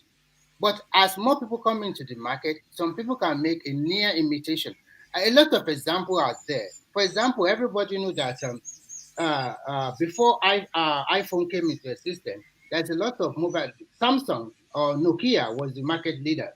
And Nokia refused to rebrand or maybe re-strategize. And when Apple came in with their own product, Samsung quickly changed. But Nokia did not change. Today, Nokia is gone. It's no more. And when Chinese continue to compete in this market, they came up with a lot of inferior products, similar to what you have in your iPhone. What I was trying to find out was why she called our environment monopolistic environment, and then went on to describe. Then he went on to describe that Dangote. Let me explain what you told me when I asked that question. You said Dangote, or let's say someone like Dangote, went on to pump a lot of money into their business so that they can delay this profit, which is normal. You delay your profit so that later on you can capitalize and monopolize the market. But the same conditions exist everywhere else. So what makes our own environment monopolistic? Yeah, let me explain. Africa today is a market. They have automatically become a market. So there are some certain areas, same product have not reached. That's why I said when you pump money, Dangote is in Ethiopia. The last interview he granted, he wants to have his plants in all African countries, pushing himself to the last user. He wants to get to everybody. So when you do that in Africa, it's as if you are a monopolist. You are not. It's just the environment. The environment gives you that freedom. That is what I was asserting the first time. I said, is it because the environment, they don't have a lot of people doing that at that scale? That is why. I said it at the beginning. The first thing I said when I started is that you call it a monopolistic environment and a monopolistic market when it is not perfectly competitive. That's the word I use. Perfectly competitive. But that doesn't mean that those people who are selling the same product, doing the same manufacturing, the same product, we single out one of them and call the person a monopolist. No. I think what you are actually referring to is actually when you are more of a pioneer in that area. Because the reason why I say it, because when Dangote goes to other countries, if they are cheaper, are selling this in cement, he's not going to be competitive. He can't do anything about that. No. Let me explain. Let me finish. Can I finish? Because I want to go. Let me explain. There are something that they call I'm used to it. Some people don't want to try another one. That's why I keep telling people Africa is a monopolistic environment for now. Okay. Some people are using Dangote cement to build their estates, to build houses. They are used to it. He's already saturating the market. By the time you bring your own, it is going to be the acceptance will not be fast. And meanwhile, he has made a lot of turnover where when people are trying to consider whether they will try your product, he's making huge gain. So he is not a monopolist, but the environment and the market is making his company being monopolistic. So another question we must ask ourselves is this. Lafarge has been in Nigeria for more than 3 decades, or more than that, before Dangote came into being. And I know that Lafarge also have a big facility in South Africa, and they only have 2 facilities in Nigeria, which is in Ogun State. Why are they not expanding to other African countries? Because I think other African countries, they just import cement to them, and probably maybe they bag it to them. So most African countries need investors, and they need investment. So if Dangote can come to their country to build facilities for them to produce or manufacture this cement in their country, they will be happy for it, because it will create added value of creating job, and also probably maybe at least break the market. Even if Dangote cement is not going to be cheaper than the one that is there before, but at least there will be price war, and then ultimately in the future there's tendency for the price to go down. So what he is really doing, it's really working hard. If most of our people are thinking that way, look at our banking sector. Most of our banks, they are all over in other African countries. Can we now say they are monopolistic in nature that way? Exactly, like Zenith Bank is very quite dominant. Okay, another thing I want to say is that in business, if you want to do business in Africa, because it's, I would like to say, a green land now, Dangote is doing what they call in business initial loss. Some people, it runs into millions and billions. Initial loss. You have to use that money, ignore that money, and use it to break the market. But Anzita, just hold on, please. Excuse me, please. But Anzita, just like what you said, do you know Dangote invested in tomato factory and he lost? He had to close it down in Nigeria. Yeah. And there's still a lot of people producing tomato paste in Nigeria. He is not the only player there. No, he made couldn't break through. Maybe, but he didn't make it, and he closed it down, and nobody's complaining. And still, you can see a lot of go, guys. Thank you very much. I have to go. So that is the point. Not all the things they put his Thank you, finger Madam on Zita, for coming. turns to gold. There's a lot of losses he has made.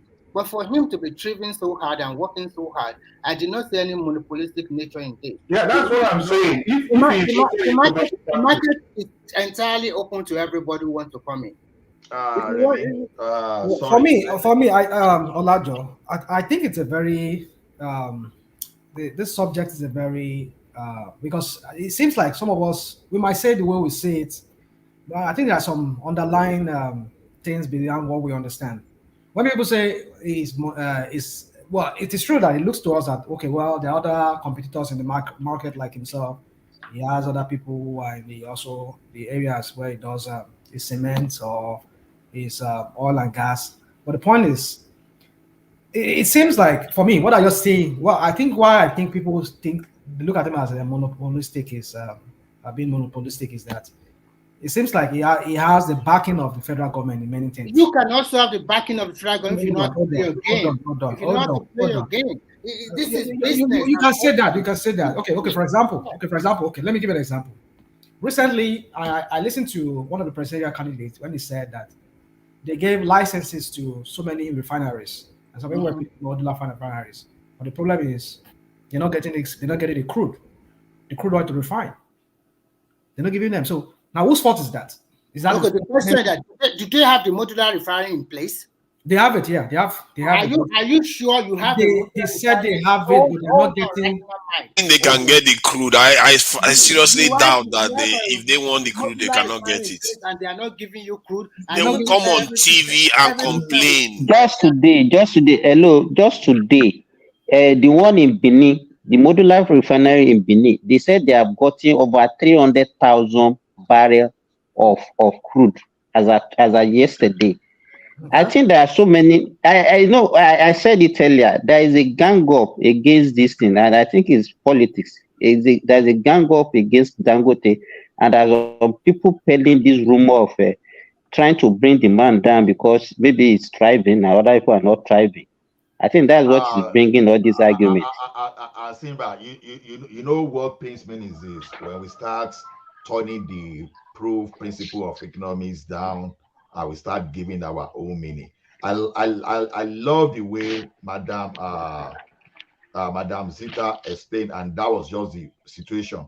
Dangote is not a monopoly like people want us to see. It's just playing a monopolistic competition, because in a monopolistic competition, you have many, but everybody will be fighting to concentrate the market. That's exactly what Dangote is doing. Let me please wait. Let me please wait. Don't let me get lost in my thoughts. So the thing is this: we if you like, we blame Dangote from now to tomorrow. Just present me your substitutes. Do we have substitute in the cement? Yes. We do. All those cement we are talking about, can we differentiate them? Yes. The composition of Bua cement is different from composition of Dangote. So when you can differentiate, that is very big. So you when you can differentiate, you don't call them monopoly, because it's like we don't really understand what we want in that country. We see someone that is using his energy, using everything to help a country, and we keep criticizing the person. And we have our politician like Dino Melaye that we go and buy houses in America. Nobody is talking something. And we see people like Jimo Ibrahim that we sell assets to, that they will not do anything about it. But for the people that are doing, we find a way to run them down. So like Dangote is not my papa, it's not my blessing, but I appreciate what that man is doing, and I keep praying that we can exactly. We need more of him. Nigeria. You understand? Look at when Adenuga started Globe. Look at the way they criticize Adenuga. Adenuga happened to be the one to force the price down, because already the like of MTN and Ekone will not listen to us. You mentioned automobile industry the other time. Look at what Innocent was doing, and before you know it, our military government started buying vehicles from him. They started patronizing. That's what we want. We don't care who we are in Nigeria. Now, Rational Mind says something now. Rational Mind says something now that is having the backing of government. Look, this is how I believe the crude oil industry works. If you have your money, you want to buy crude oil from NNPC, I don't think they will refuse you. Even if they refuse you, you can buy from Angola, you can buy from somewhere else, you can buy from Cameroon. Yes. So the excuse that the government is not providing to me is, even in Canada I have here, do you know that BC will go and buy crude oil from Saudi Arabia, whereas we have the same crude oil in Abata, in the same Canada. So Ola, that brings to, before you go, just a minute. That brings me to, because I have some friends in China one time, they want to buy crude oil. They want to buy crude oil. And I was telling them, oh, come on, Nigeria have a lot of crude oil. Where are you getting your crude oil? Because this is a big market. And to my surprise, who do they get it from? They are buying from the middlemen, like Shell and the rest. They are not totally buying it directly from Nigeria, lifting their crude. So you can see. So when you see one good thing, Remi Koka, like when they were trying to diminish Dangote the other time, you know, I'm happy. I think most of us here, we must have gone through operation management and we understand all this story about OEM, OBM, and all those jargon they speak there, and intellectual property. Because if you do operation management and you don't pass through intellectual property, I doubt. See, people think intellectual property is a big thing. Okay, look at me now. I'm a programmer. I didn't invent Java. I didn't invent Python. But if Rational might give me an application for me to build for him today, if I'm using Java, if I'm using or Python, despite I'm not the one that develop all those, but if I sit down, I design the application and I build my own library of code and I produce that in a handover to Rational Mind, it's my intellectual property, because it's my brain to design it. Your design alone can be your intellectual property. Oh, cement, someone manufactures cement. Dangote didn't just bring his product out, he designed his product. Product design itself is an intellectual property. So when people start teaching us nonsense here, I baffle. You see one thing, I like the reference that Kulata was making to his MBA 2 decades ago. You see, one thing plays out in Nigeria today. You ask people to go and do MBA, they will say the MBA is pure water. It's nonsense. Those are the kind of thing. Where even in undergraduate program, when they introduce something like all those operation management to people in engineering or some business courses or some economics. Oh, people say, oh, maybe I'm a mechanical engineer. Why should I do operation management? Why should I do economics? Why should I do some kind of business courses? These are the things we are saying. Education has to be encompassing. Guys, Ola, do you have access to the one man give you access? Because I'll be leaving in about 26 minutes time from now, so I need to be somewhere. I have access to. Access, but I may just not last more than 30 minutes after you might have left. So it's okay. It's okay anytime you want. Okay, no problem. all right then. Look, here then, these are funny fair. See, they want to jackpot. See, yes, they want to. Look here then. No. I can put you in the background. The only thing that, because in the like 10 minutes, like that time, my background will be noisy, so I don't want people to be disturbed, because as I talk, I'm still here till like 9. Okay, I'm still here in about 20 something minutes from now. But as I'm talking to you, if I tell you that I'm in a class, you won't believe. You are in a class? It shock you? I mean, online class or actual class? Virtual class? Who they go sit down for? I don't know now. That's what we're asking you now. If it's a virtual class, we can understand. Jello sime ni Olawa ni àbí kí ni Rational Mind sọ. Gbogbo ẹni bá ṣe máa kà bá ṣe máa darúgbó nìyẹn, bá ṣe á kàwé yẹn díjọ́ tá a máa fi lé ayé lẹ́yìn. ọmọ Èkìtì ẹ máa ń ka fóònù ìwé. No, Rational Mind, that's how to improve yourself now. I understand. And I have tax credit for every program I do, so it's one of the way to reduce my tax too, you know. So all right. So guys, what do you guys see about what this guy said? This governor of Edo State about the $500 million annual importation of dairy products. I mean, that's the effects that we need in that country being siphoned. I mean, not really siphoned. I mean, being lost through that. You know, the Rational Mind is not easy like that. You have to compete with the best competitor. China is so big in this area that you are talking about. Now, look at our people. So what are they doing that we cannot do? We cannot replicate in that country? The problem is this. We have a lot of problems in Nigeria. Our electricity is not enough. Our people are not Remy, it's not about electricity. In dairy, let me tell you. Let me finish. Our people are not innovative enough. Our people believe in quick business and quick money. So that's why you guys are probably against Dangote. They don't believe in actual planning. Do you know how much or Nigerian people, businessmen, spend on importing AI products from Asia? You will be amazed. But if you What tell product them are you talking about? Sorry, what product? Rational might just made them mention Milk, dairy product. Oh, dairy product. I thought you said AI product. Remy, can you do? In fact, that is why I want to Remy. Let me say something about this. Let me say something about this. Sorry. Everybody. Go ahead. Come on. Remy, hold on. Okay, Simba, he has used the floor for you.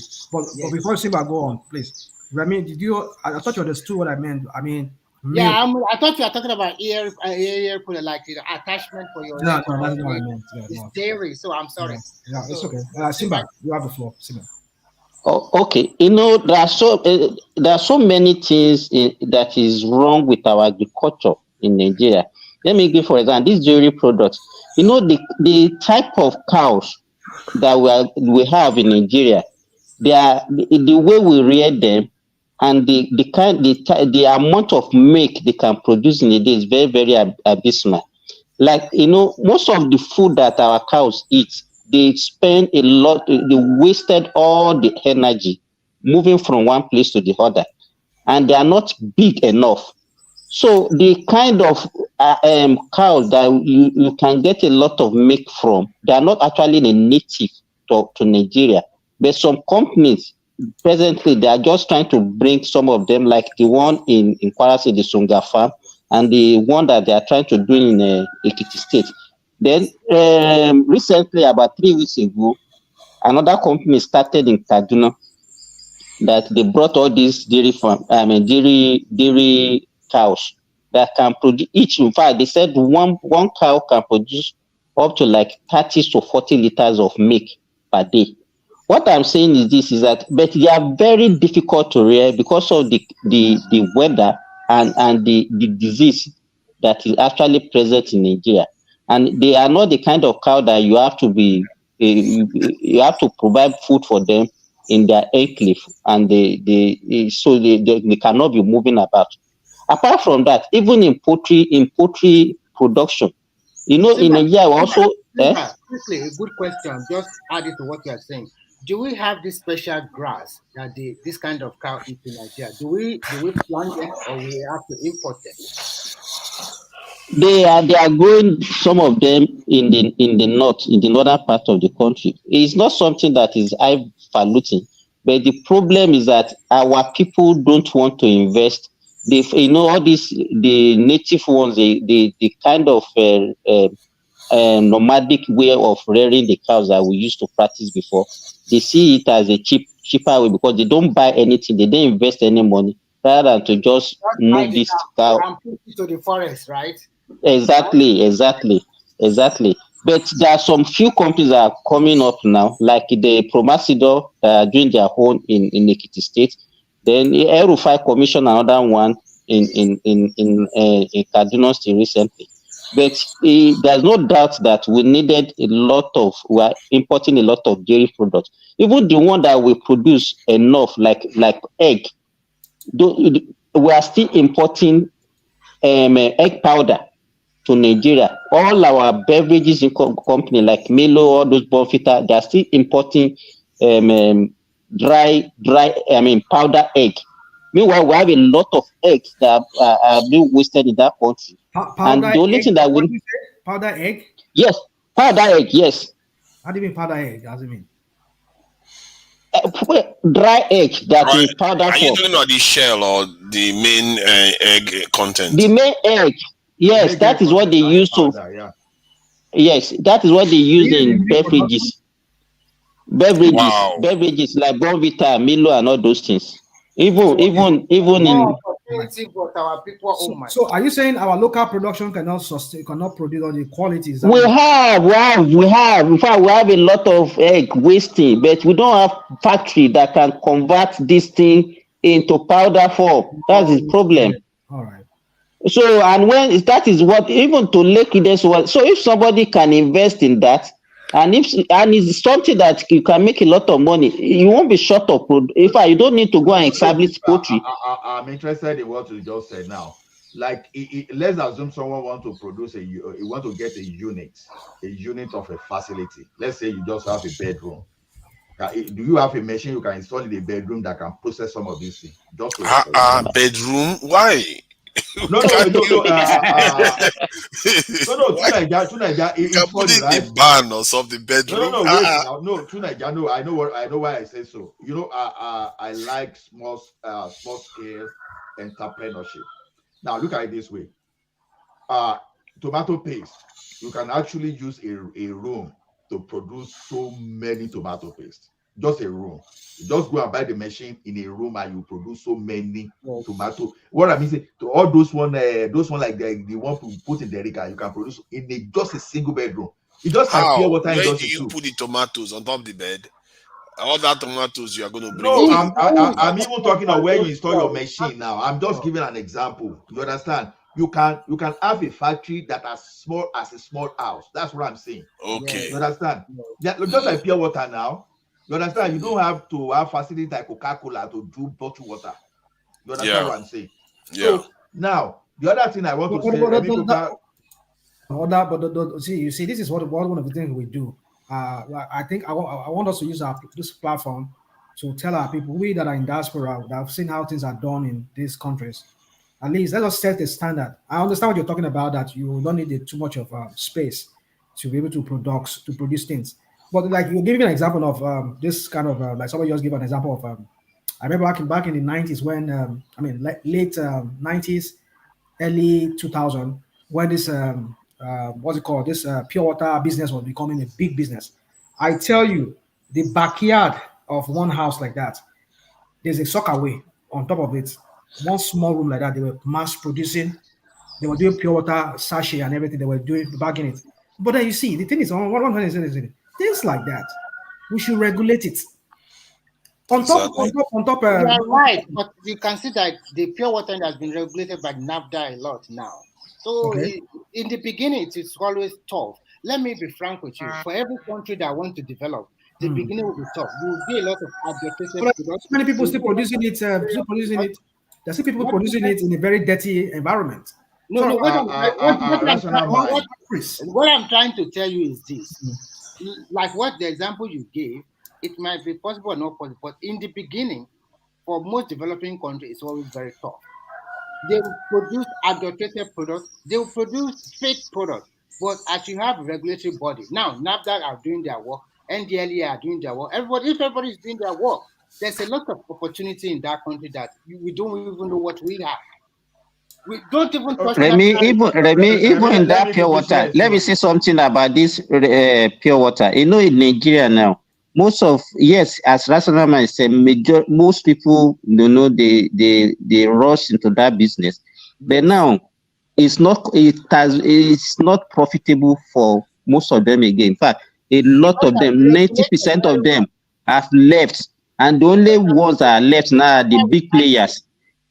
They are big players, and average Nigeria now, when they buy that bottled water, the first thing they will look up for is that they look for the NAFDAC number, and a lot of people from people or from the radio, they know that this is fake water. When I was in Nigeria, you spent close to 700K to get that, you know. Yes, because they will come for inspection at this price. The people are doing their job. So not every Tom, Dick, and Harry will just produce bottled water or sachet water like before. Things have changed. So let me share experience. Simba, let me share experience. Why Sanusi came to the banking industry that time, that he was so sure that they were going to create problem for us. Now, some of us, we started looking at what we're going to be doing. I moved into selling IT parts and doing IT services, even while I was in the bank before I finally resigned in 2012. Now, one of my team members, as I speak to you today, he went to that business too, but when he got enough money, he just went to Papalanto to establish a vegetable oil factory. As I speak to you today, the guy is producing vegetable factory big time. This guy didn't wait till he was going to get million. As a matter of fact, he was one of those people that was looking for dollars. when Buhari just came that time, that this guy did not even get dollar in official rate. But this guy still managed. I'm just telling you the humble beginning where the things go. In addition to now, wait, Remy, wait. The thing is this: when you go into a business and if people see, maybe people are not doing that business, but once you go into that business like this, people that see you, they will jump into that business. As they jump into that business, some people with big idea will come and they try to choke you, they concentrate the market and they hijack the market from you. But what people should know is that once you are able to succeed in your small business, you should look at how to expand that business. That's what people should be doing. As quickly as possible, otherwise others will come in. Exactly. People will hijack it from you. In addition, so like what Simba just said today, I intentionally raise it because I know that some people can do what Simba is talking about in their flats. If they look critically, I intentionally said it because that's one of those things I want to talk to be discussing here. As I talk to you now, so people are doing tomato paste on their own. Even Dangote could not survive there, but those people that take the thing at small scale, there was a time I was thinking of establishing rice mill now. I wanted to establish rice mill at Arandi Ekiti and encourage farmer. So somebody that I will just be rebagging. I just be buying from there and be processing. That one you just mentioned, somebody introduced that kind of business to me. Said, well, what I need to do is that you buy the rice from the farm and we just when you will continue, Remy. I think a friend of mine, his brother, if I remember very well, went ahead and invested about 50 million in boiler. Boiler rice, you mean? No, boiler, so that at least boiler so that they will use that boiler to boil that thing. They will dry it before they now feed the Are you mean boiler? Are you mean broiler as in the kind of chicken? No, boiler. That's not right. Sorry, somebody is snoring under the background. Yeah, I think somebody. Let me see who that person is. Maybe Gideon. Is it Gideon? Oh, it could be Gideon. Yeah, you're right. That's all right. Go on. So when you say broiler, you're talking broiler as a chicken? No, boiler. No, boiler. You know, boil leg before the padu. They call it padu of rice. Oh, okay, rice. Okay. So right. you have to boil it to remove the rice bran, from it. Exactly. Yes. So the guy invested about 50 million in boiler. So what the model was that time that we go to farm, you will go to farm and buy all those rice when they were yet to harvest it. And you will harvest, and you will even support the farmers to grow that rice. So you buy the thing from them as a bulk. So you now take it to your factory, you process. You because what they used to do locally is that they will boil the rice and they will put it on and dry it to the sun now for some days.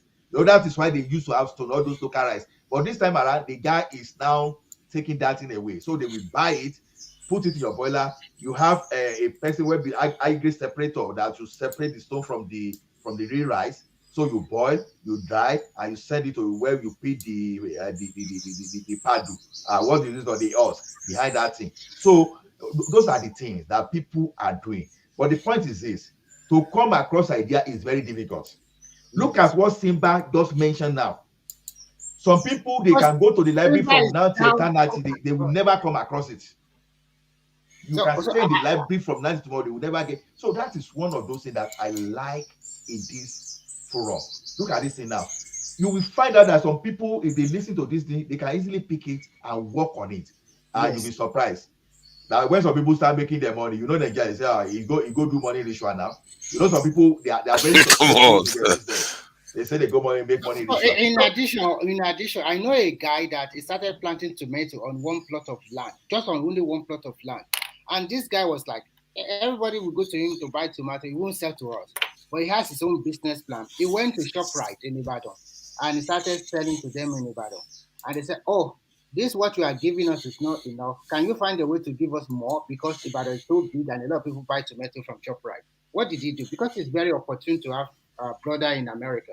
He talked to his brother talked to his friends all over America, and they were able to chip in 20 million naira. Now, he bought 2 acres of land and started planting tomatoes. What I'm telling you is a real story. This guy is now the only sole distributor or provider of tomato to ShopRite in Ibadan, in Ekiti, and also in Osun. 3 states. So his business is growing very fast. So you just have to, and this is the person that went to you and studied Greek economics or all these Greek major or something like that. So the point is that people in abroad, if you just visited and just stay in your abroad, you will not know that you're also missing a lot. There's a lot of opportunities in Nigeria, and the Nigerian government actually funds. How about this? I wanted to ask about this catfish thing. How many do you people know anybody that is making money from catfish? Because I know somebody that said. Let me tell you, I'm here. Oh, no, Simba, I want to be your manager from today because you are cannot. I can draft a lot of. I can come and meet you in Saudi Arabia or Nigeria. Let me tell you one thing, Remy. I was even watching YouTube one day. There's one popular blogger in Ghana. They call him Wade Maya or something like that. That was yes. This guy went to Kenya and saw this lady. You know all the apples that we used to eat in Africa, they are imported from Europe, and it's only a little ones that are planting in South Africa. You know, this lady started planting apple in Kenya, and you know when he interviewed this lady, if you see the way this lady she was talking and was saying, I'm a millionaire, and she showed us her apple farm, and to my dismay, this lady was telling us that she's selling a seedling of apple for $10, a seedling that people are buying from all over Africa. That she also do consultation, that she had some farm in Nigeria that some people have already consulted her, and that she come and they pay her for consultation and all those things. They will fly her. And you know, there are a lot of opportunities, believe me. And it's only in Nigeria.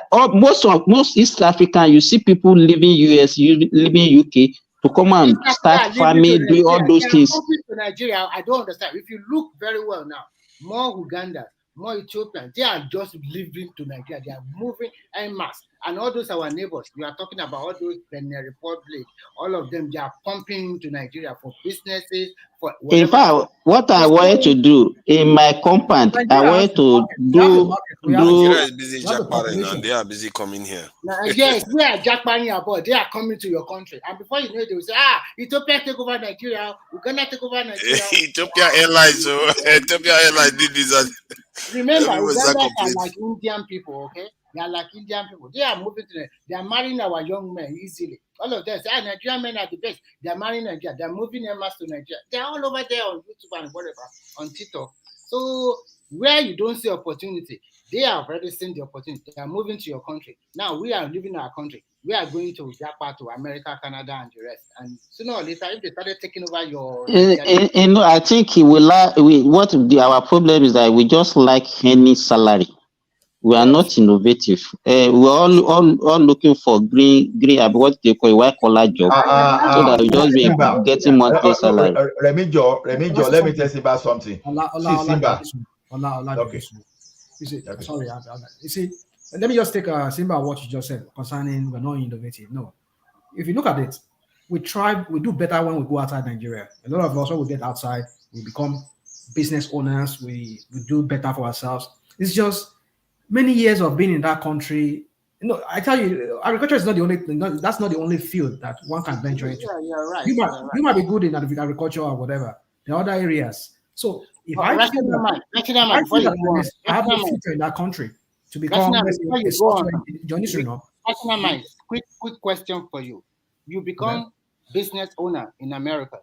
You become business owner in Canada, but you still like your country. Do I still like my country? Yes. Even if you're an American. Yeah, I'm from. But all the money you are getting, you are still putting into that economy in America. Exactly. I mean, I would do that because you are not putting it to Nigeria to let Nigeria go. We also have a lot of blame to blame ourselves. You see, you don't know, you don't know me. Maybe if you heard me on this platform, maybe on that platform, you understand. I've ventured into some business in Nigeria. I've ventured into logistics, hauling stuff.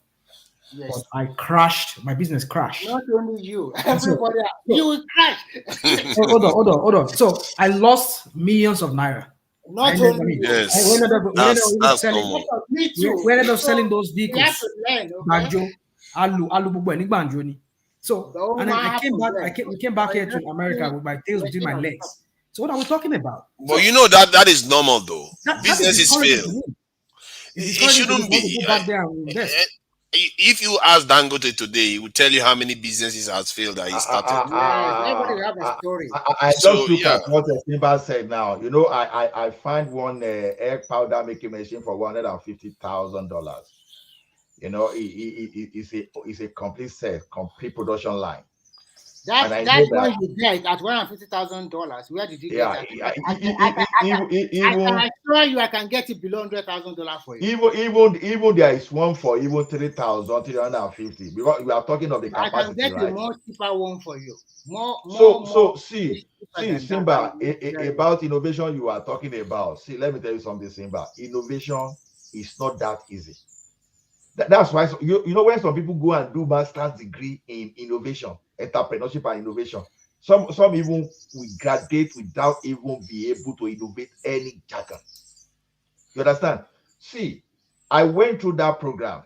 We all know that we can't blame Nigerians for that, because sometimes your Bible says people perish because they lack knowledge. What you don't know, you don't know. What they tell, see, that's why that education is so important. When they pass information across you, that is why we say training matters. Look at what you just told us today now, for example. How on earth, other the heaven and earth, like die will have and known what we just said this evening. You understand? It will tell the people in the industry to come out and tell us the need of that industry for us to know. That is why education is key. Is key. The thing about let me just add something about innovation in the context of Nigeria. That's why I think we should not necessarily blame Nigeria that much. The environment we are operating in is that, like in the Nigerian universities, they carry out research, but mostly this research is barely for the Nigerian government. When they do it for foreigners. And when the outcome of that research happens, it's often for foreigners. And even when it's for Nigeria, the Nigerian government sells it to foreigners. Because in the end, if we don't, let's say we wanted to act stubborn and don't want to sell it, one, we don't have any way of making, using some of those research results to innovate in the context of Nigeria. Or they could decide to sue you and say, somebody in the West has already done it before. So then what are you going to do? You want to go to court with the UK or France or the United States? Good luck with that one. You're not going to win that case. So because of the international TRIP, they call it the TRIP protocol of the WTO, they control intellectual property rights worldwide. So if one side says, that stuff you did, we've done it before, then you have to go and challenge them. And Nigerian government don't have that energy. So you can see that even when there is innovation in Nigeria, it's not going to amount to anything until we get to a certain threshold size in terms of development of our economy before innovation. Even China, when did China start inventing stuff? You know, it's like that. No. To Nigeria, the problem we have is this. Remijo. The problem we have with this, see, the area of our innovation, it just varies. When you look at fintech, tech generally, you will, I mean that software, all those things that have low entry, entry, that the barrier is very low. You will see Nigeria, they still find their way there. Sorry, I'm going. But so they are being bought up to now. Okay, no problem. Right, thanks. So you thank you, Rational Mind. You will see the where we have a low barrier. You will see our people, they get into that place. All those our entertainers you see, they are simply innovation. No, the way they innovate our music industry, our moving industry. So you can see that when Nigeria have that type of backing, they will definitely innovate. Now, come to the one that Simba is talking about now. Look at, where did I do when you do graduate program here? It depends on school, not all school anyway. There are some school you go to. I don't want issue. I would have mentioned a school now that even if you go from their master's degree to their PhD, you may learn nothing because you just do offline, you just be talking, you just be passing exam. I did that type of graduate program in Nigeria, a supply chain. Complete. So when I did that, good economics, you learn a lot of things there. But at the end of the day, in fairness, it was after while I was in this program that I registered my first business. In fairness, But what was I doing? I was selling IT. I was selling IT products, right? I was selling IT products. Then, I still supported a bank before I even left. Good.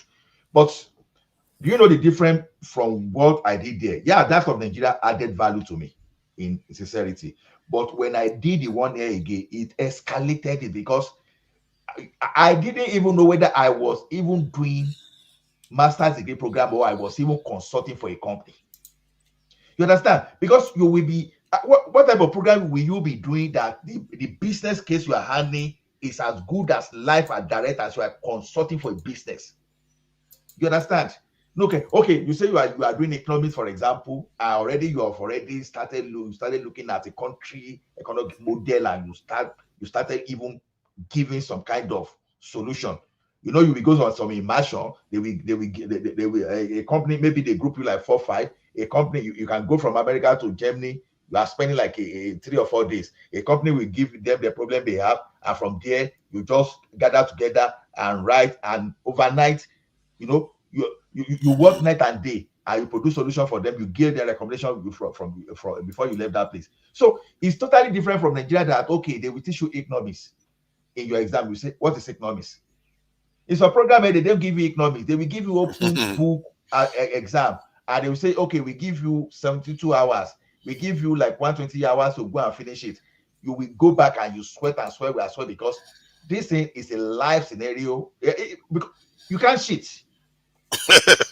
You I can't know, cheat I know because how those is except now that there's ChatGPT though. They would take time, they will be careful about that. No. Even in my MBA program, you can't use ChatGPT because your team member will be your problem, because they are not going to take rubbish from you. Because look at this. Because Okay, when so you are talking about group exercises now.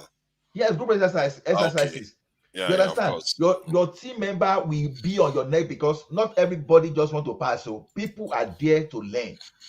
You understand? So when you do all those things, by the time you finish that program, you know you finish program, because and then, like I said, it depends on the school you go to. There are some school where the initial school that I got, in fact, I ran away from that place because I know at the end of the day I would just waste my money nothing. So start searching for the top schools, the way they handle their things. You will know. So to Are you me, talking about the US? yes, now whether US or Canada. Okay. I don't like UK because I hate the citation. As long we have it here, I don't like this. I don't like the citation. No. I hate the citation. UK, we are UK is like an elite, because when people that go to UK and go to the US and the other, they tend to give them preferential treatment, even if it's undeserving when you think about it. But it's just because they are from the UK. All these Americans, they feel like they are like more clever or intelligent. I must say the UK, they are quite innovative.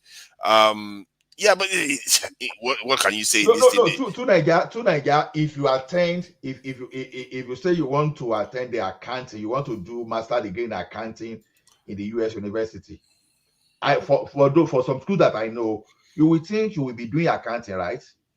Then you'll be entering to that program to receive the shock of your life. What am I saying is this? As an accountant, you are supposed to use Excel, right? You use Excel, but they start teaching you Python. They start teaching you database.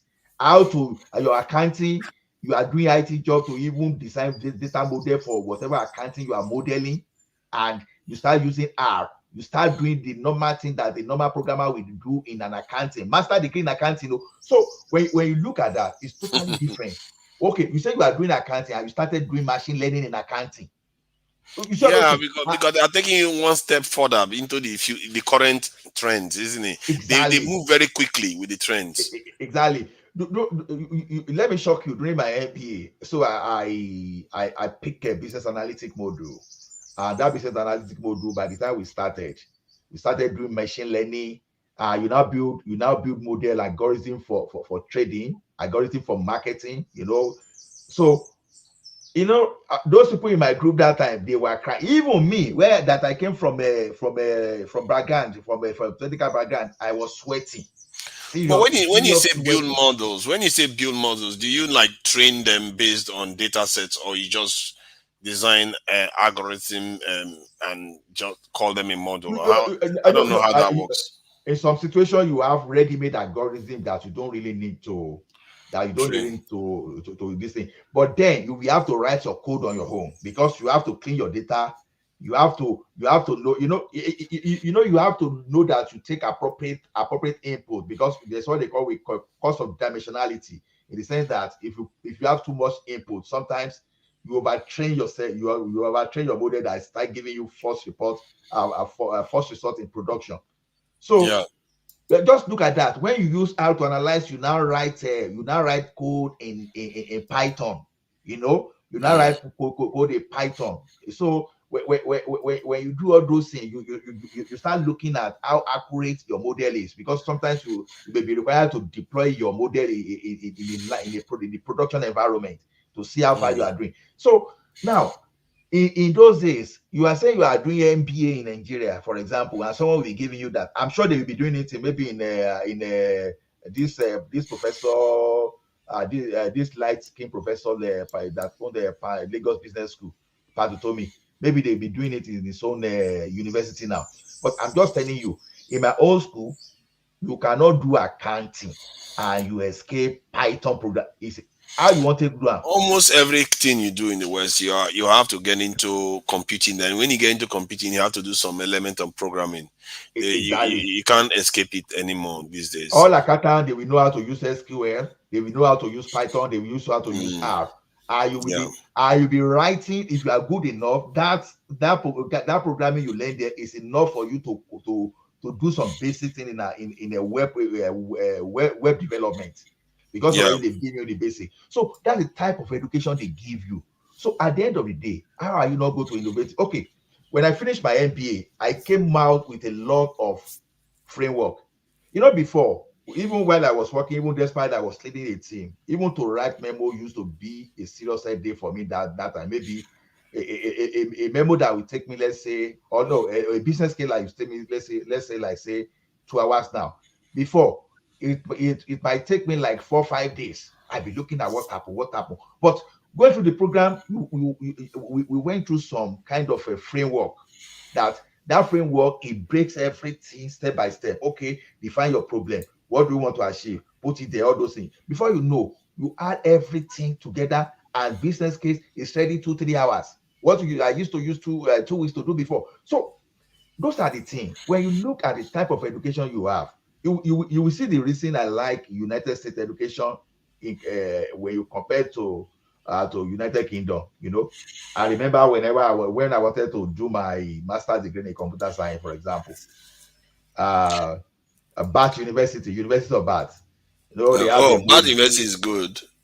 Yeah, I know it's good, but anyway, once I see dissertation, it's a red flag for me. I will just because see, when I tell people laugh at me when I say I ran away from PhD. Those are the kind of thing. I know that PhD, I will not.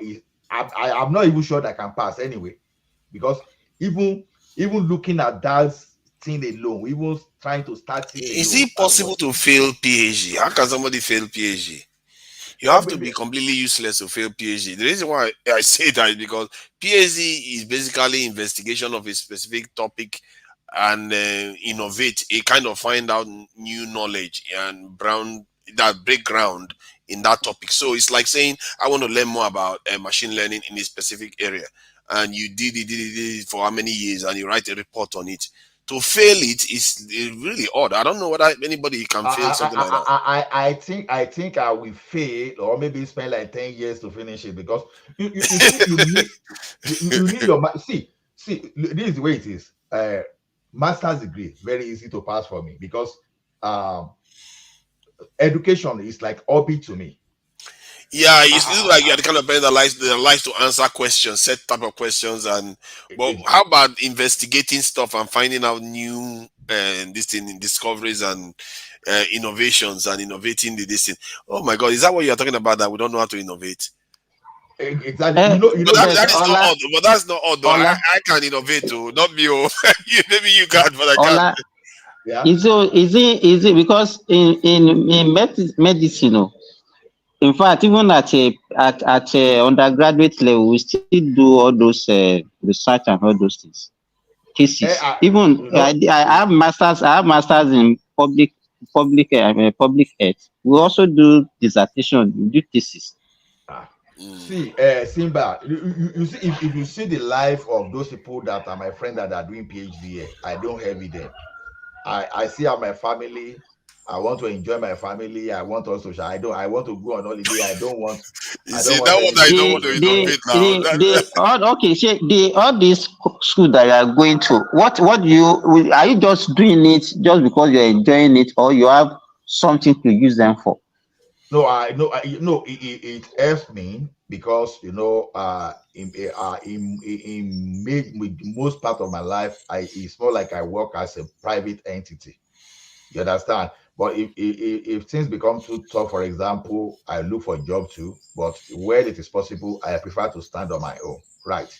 So the thing is this: as knowledge is okay, look at it this way. There was a time when you say you're a web developer now.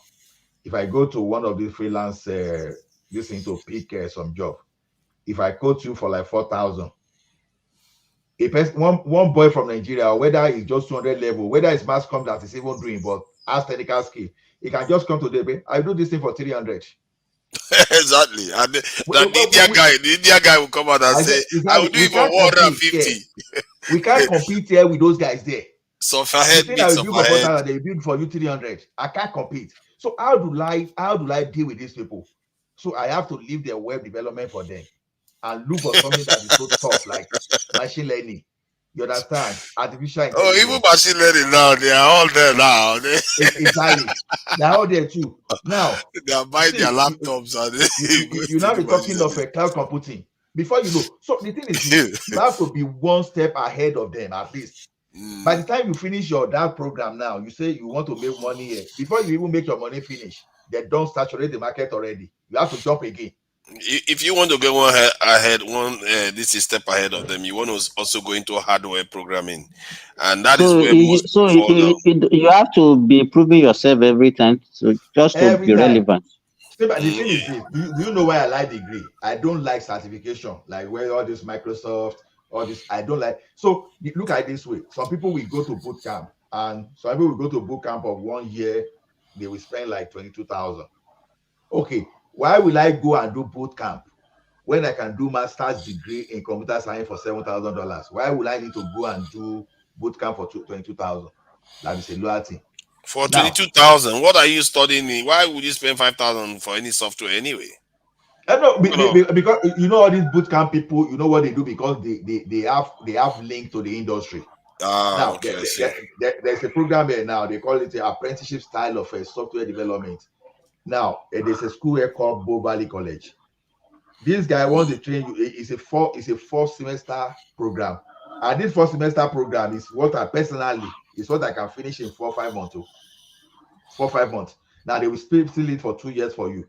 Now look at the way it runs. Now after your first semester, the second semester they will look for one of their partner where you will be going there and you'll be helping them develop applications. So as you are learning in the classroom, you are applying what you are learning.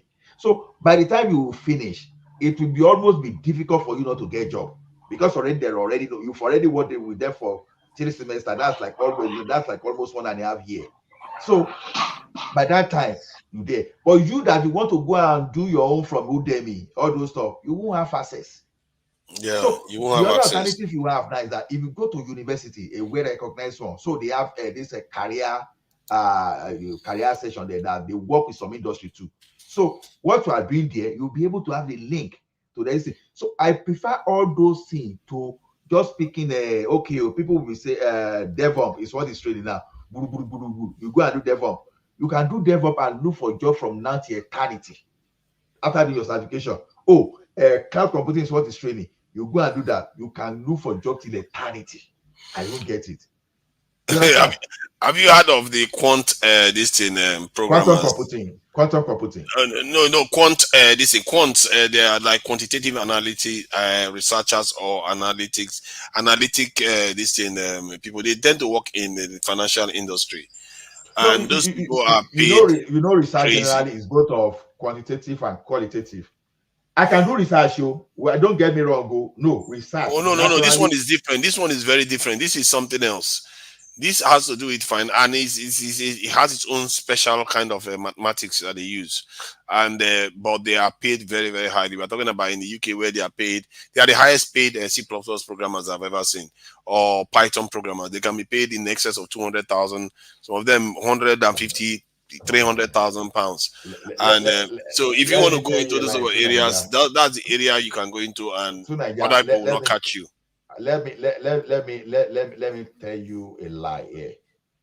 In United States of America, there are some principal data architects that earn like 800K a year.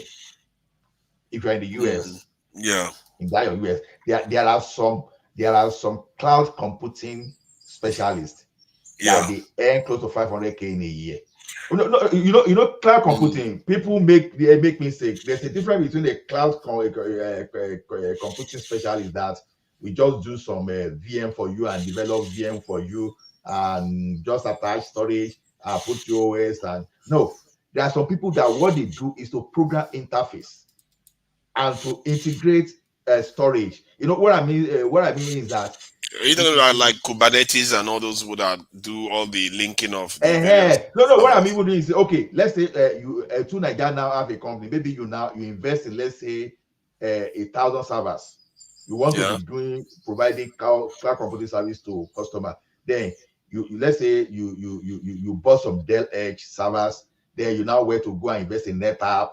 Then you invest in some Cisco router. Then you invest into. So some people are the one that they are going to write your application that will integrate all those things together to form their cluster. Yeah, you know, those one they are not those people that just provide the VMware, all those things, but because they are the one that even build the core of your solution, your IP. Yeah, they are very, very highly paid, and they also have to have knowledge of this online, this is security and all the rest. So they are, I get what you mean. Those ones are high level. People like that, they are the one that they don't sleep. That maybe you think you've done for the day and you want to sleep. 1 o'clock they just come ground. A multi-billion-dollar company can be hanging on their shoulders. When you see those other people, my goodness, they make a lot of money, but they don't look it. They make a lot of money, but they don't look like they are making that money because there's a lot of responsibility. To Nigeria, until now, I hate software development. Until now, I hate software development because software developers, they don't have life. It depends. It depends on the type you do. You know, if you do like the type you are talking about now, those ones where a multi-billion-dollar company or multi-million-dollar company, they will be resting on your shoulder. If anything goes on, it's you they call on. Then that type is just too much. I think you're not going to have a life. But if you want to just, you just want to come in, do your 9 to 5, you can do that. You can even work from home. So the people that work for FANG, FANG is the thing, where Facebook, Amazon, Netflix, Google, all those things, Apple, those people that work for those, you will think they are the premium one, right? Because some of them, when they get entry jobs, some of them maybe they can give them sign-off fee like 50K, and they say, okay, your annual pay is let's say 150. Then they say, okay, they are going to give you 70,000 stock. You will think that's where the life ends, right? But there are some small one that will even give you better. You understand? So now, when you now work for a startup, that is where we're allowed, because you may not know rest, but they will pay you, but you may not have. And startups are always very jittery. They are a jittery organization. Yeah. Although by the time they have issue, they ask you to go. Already you've become multi-billionaire already. But maybe it's 3 years to put in this thing, but that 3 years, man, it will be as if someone went to prison. It's like that. It's like that with this industry. But it's a shame because I've not really participated in this industry. Even if I understood it a lot, I have not really participated fully in it because I moved to other areas. But it's good to hear that at least you understand this in the context of Nigeria, though. We don't tend to do a lot of server and data centers in Nigeria. And I think that's also one of the topics that is going to be coming up very soon. I think we should have been talking about this a long time ago. There is something that But we know. to Yeah, Niger, I yeah, think what some guys are doing in Haiti in Nigeria, maybe because they are just developing all these app for yeah. transactions and they are making a lot of money from it. Like all No, these why do you think you OPay. are not seeing people rioting on the street? The many half of them are working for overseas companies, and the other half is looking to travel to jackpot overseas. That's why people are not protesting that much. When I asked on the panel the other day, I said how many people are working. There are Nigerians there. I said how many of them are working with any company related overseas. I was shocked the number that said. One of them said, I am personally working with somebody overseas. Some of them are teaching. Even teachers in Nigeria are teaching people overseas because they can do it online now.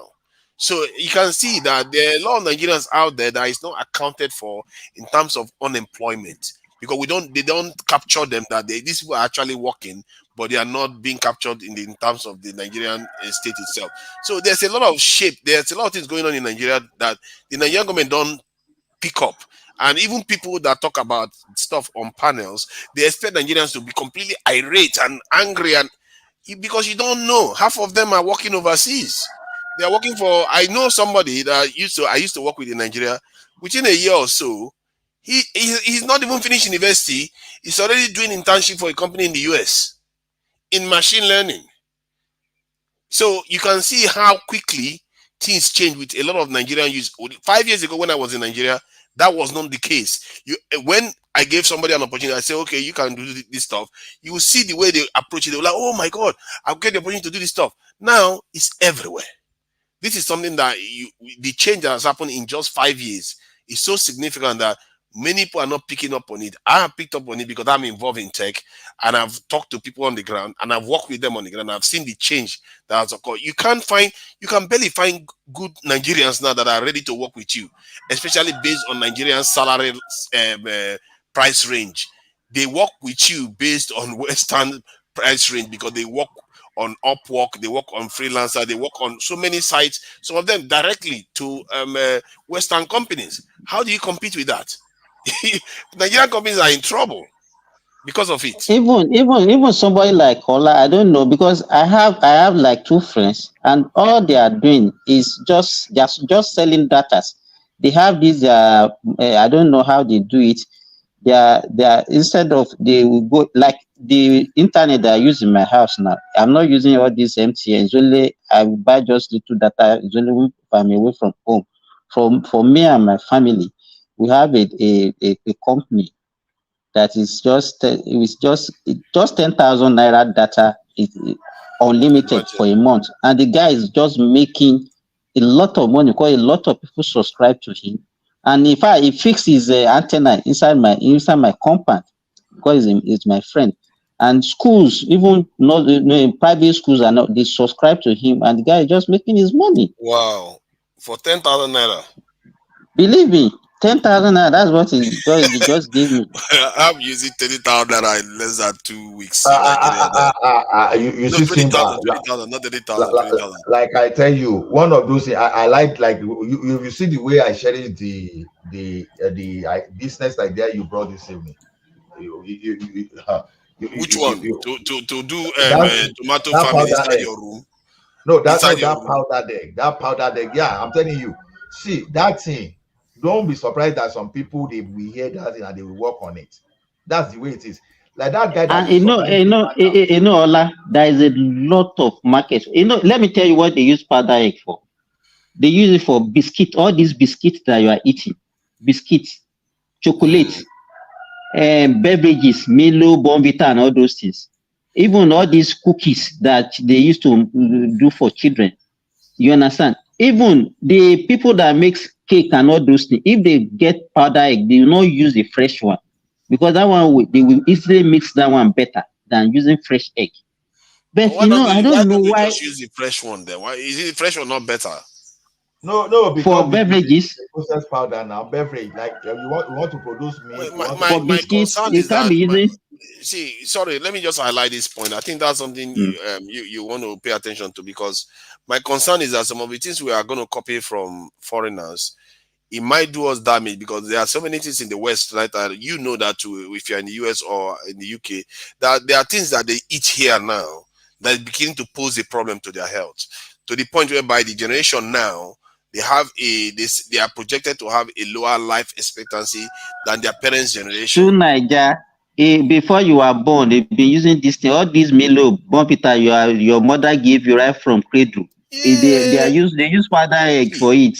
After I have Milo, then I go on to have akpu. I go on to have akpu, pounded yam, or soup, and all the other. You want to tell me that I don't drink all those beverages? Hold on, not from Milo to Indomie, then from Indomie to another form of Indomie. You see what I mean? There's a difference, and I've seen so many Nigerians that have ulcer now. That's another new thing. A university student was telling me the other day that many students in the university have ulcers. I said, no, let me tell you, this powder egg just like powder milk. Do you understand what I'm saying? It's just the same way. It's just the same way. It's just like powder milk. Do you use powder milk in America? Comes raw. Simba, do you eat powder milk in America? I have powder milk under my desk as I speak to you. Do you? Is that the one you use instead of liquid milk? No. Yes. I have powdered carnation milk as I speak to you. I will see part of the content. Is there anywhere in the world that you don't take powder milk? Hold on, that is not the answer. In America, do you use powdered milk regularly instead of the liquid one that you buy from the shops? And I told you, and I'm telling you that I have carnation powder milk as I'm speaking to you. Right. Okay. Now, okay. I guess you are one of those Nigerians that refuse to change your ways. Because they have fresh milk in shops, don't they? You are not using them. No, look at the way it is. It depends on the way you eat. A person like me now, I maybe only gari I want to eat now. Maybe I just put like 4 spoons of gari and I put spoon of milk, because I don't eat so much. That's one thing about me, and I'm a kind of person that carnation milk. I'm not comfortable when I had done weight, right? I'm not comfortable. Even to Nigeria, there's no way you can even eliminate powder milk, because even all this infant formula, the one for children, they comes in powder form. Yeah, it's true. What I'm saying is that we want to learn from mistakes of others and do things slightly differently when we are innovating this time, because there are so many things that they have done here that they are trying to shed now. This is why they have organic food and all the rest of stuff. We have organic food by and large, but recently I noticed that we are eating a lot of Indomie, and we are already hearing reports that there's a lot of health issues that are cropping up in Nigeria. Even our pounded yam is not real pounded yam anymore. We are using all kinds of... No, to Nigeria, our own problem, they get many problems. Okay, let me tell you something now. In Nigeria, when I was in Nigeria, this is what I did do, and I didn't even know that I was killing myself that time. It's later that I know. I can go to a joint and buy gizzard, a plate, and I can eat like 4 plates before I leave that place. Hey God! You see the rest for now. Inside that gizzard we are talking about, right? People go come, they go use salt and pepper, kill them, and you know how much sodium you are consuming just at the spot, and you go come put beer again. I come put. See, there was a time I did my blood sugar test when they say I was deprived. I was like faint, because when you give me some kind of S signal, something like this, I take it seriously. I don't joke. You know, to the point that I bought something at home to be monitoring my own blood pressure. I don't joke with all those stuff. Yes. Even when I think that my equipment is not working, I will go to the free one that's very close to the medical. That's the right attitude, I guess. You don't want to take chances. It got to the stage I went on 3-day fasting, water fasting only. Just to I guess Dr. Simba and this other doctor, what's the name of this guy? Babati. I asked you now. I asked her that, okay, what about fasting? That Babati was just saying 24 hours is safe. Because that time I was even ready going on like 6-7 days, like this, because anything about my health, I don't joke about it. You understand? That's good. So it's but what I'm arguing is that in the context of Nigeria, we should not joke with Nigerian and the next people are generation. eating something that are killing them in Nigeria. That is exactly what I'm talking. Our attitude, our eating attitude. The way we just imagine someone that will sit down and be competing with a carton of beer. Someone will be telling you, I finished 1 carton of a beer. You are finishing yourself. See, but the deadlier ones is the ones that result in diabetes. But Nigeria historically has been doing very well in terms of diabetes ranking in the world. But recently, I think that's beginning to change because of the kind of It's not. It's affluence that is causing all this thing. Let me tell you what used to happen to people. We call this intergenerational malnutrition. Something that you are when a woman is pregnant and that woman did not eat good food, did not have a balanced diet, the baby will not have will not develop as the baby is supposed to develop. The cells, both in size and the numbers, will be reduced. It will form a complete human being. It will form a complete human being. But the numbers of cells that it's supposed to have and the size of the cells will be reduced because of that malnutrition that the mother has. So let's say, for example, that child is born and that same woman does not have enough to give this child at birth. That malnutrition will continue. But if peradventure this guy grows and was able to make it in life and want to enjoy everything that it comes his way, his body is not programmed to entertain such affluence. Do you understand what I'm saying? Well, hey, because they are used to fasting, as Ola is saying. The cells are adapted right from the womb to fasting. Then by the time you are not giving them more than enough nutrients that they can cope with, that's when all this cardiovascular disease, all these diabetes, hypertension will set in, and obesity. And you kind of is there not an evolutionary aspect to it whereby human beings generally are not designed to consume so much carbohydrate or sugar at such short notice time? It varies from human being to human being. What you consume that will not cause a problem for you will be a problem to me because of our makeup. Do you understand what I'm saying? No, I understand what you mean. There is a sliding scale now, but there is a level that if you go, no matter how much resistant you are to sugar resistance that results in diabetes, if you abuse it too much and you don't do a lot of exercise, you don't have any There are so many things that can account for somebody developing diabetes. It's actually hereditary is there. There are some genes that you have to get. So it runs in a family. One. Then environmental factors also plays a role. And some kind of disease also play a role. So there are three things that plays a role.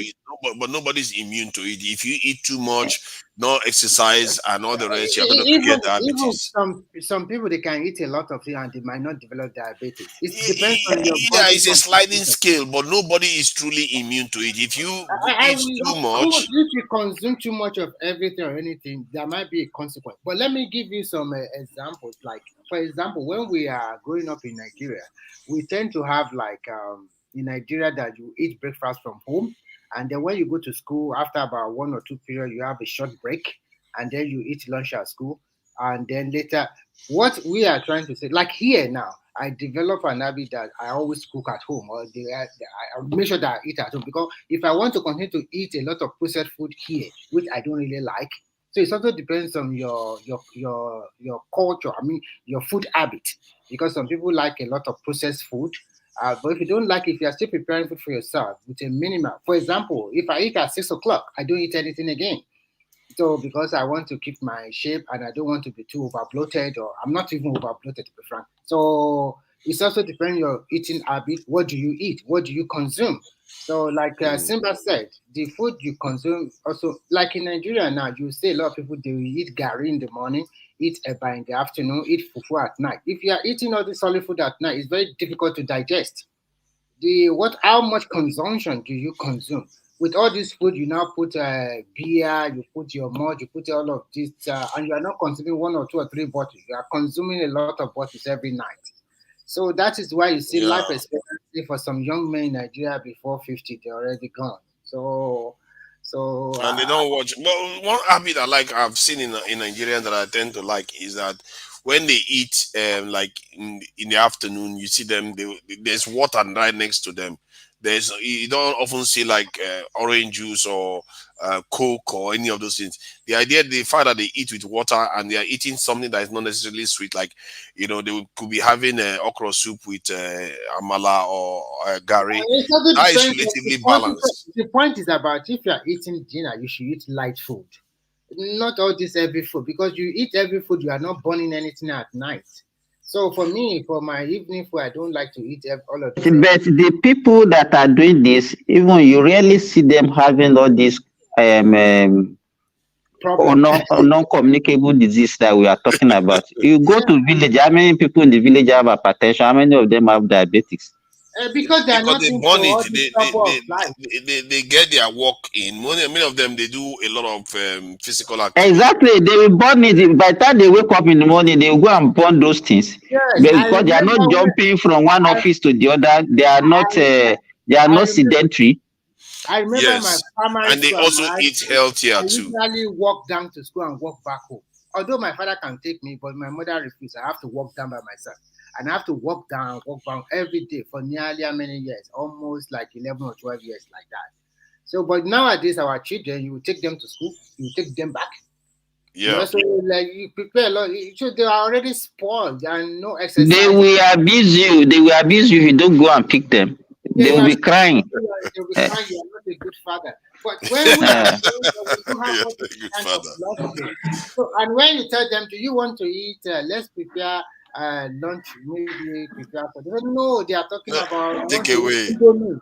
Take away Indomie. That Indomie one drives me crazy. Get on with it already. Processed food, Indomie or spaghetti. That's all. Indomie spaghetti. Or if you like, take us out. I want to eat pizza. That's it. Take us out pizza. Oh my goodness, children! You know, one thing is this: I run away from processed food. That's one thing. You know, I like legumes. I like cereal, but not processed. You know, and I like unripe plantain. I like yam, all those stuff. But if you get Indomie, if you put Indomie, let's assume I buy a box of Indomie, you can spend 3 years in my house. It's not for our generation, to be frank. So that's why maybe we don't like it. Because those things, they don't have enough fibers. You know, they just make you. They make you get it. And they have Exactly. What you just mentioned is very, very important. Fibers, and that is why, in fact, where I work, you see children. They have a lot of diabetes in children. A lot of that because they consume a lot of sugar, and most of them, they are very lazy because they are very comfortable. They don't cook. Most of them, they patronize all these fast food joints, and then even in their children, apart from even the diabetes, they also have this obesity. You see a child of 10 years that will be weighing 60 kg, 10 years old, 60 kg. Wow. Even more than and they don't breastfeed. They don't even breastfeed at all. Right from the one, they will be giving all this cow milk to their children, and you see them. You know, I don't understand what is actually going on in the world. They are all getting asthma. Exactly, you got it to Nigeria. Exactly. In fact, I can say about if you have 100 of their children, about 80% of them have allergy because they are exposed to foreign protein right from birth. Do you understand? And so they are in fact, there was a day one of them was actually giving us a lecture, and he was talking that in Africa that we have diseases, infections, and I told them, I said, which one are you going to take between malaria and asthma? He started laughing.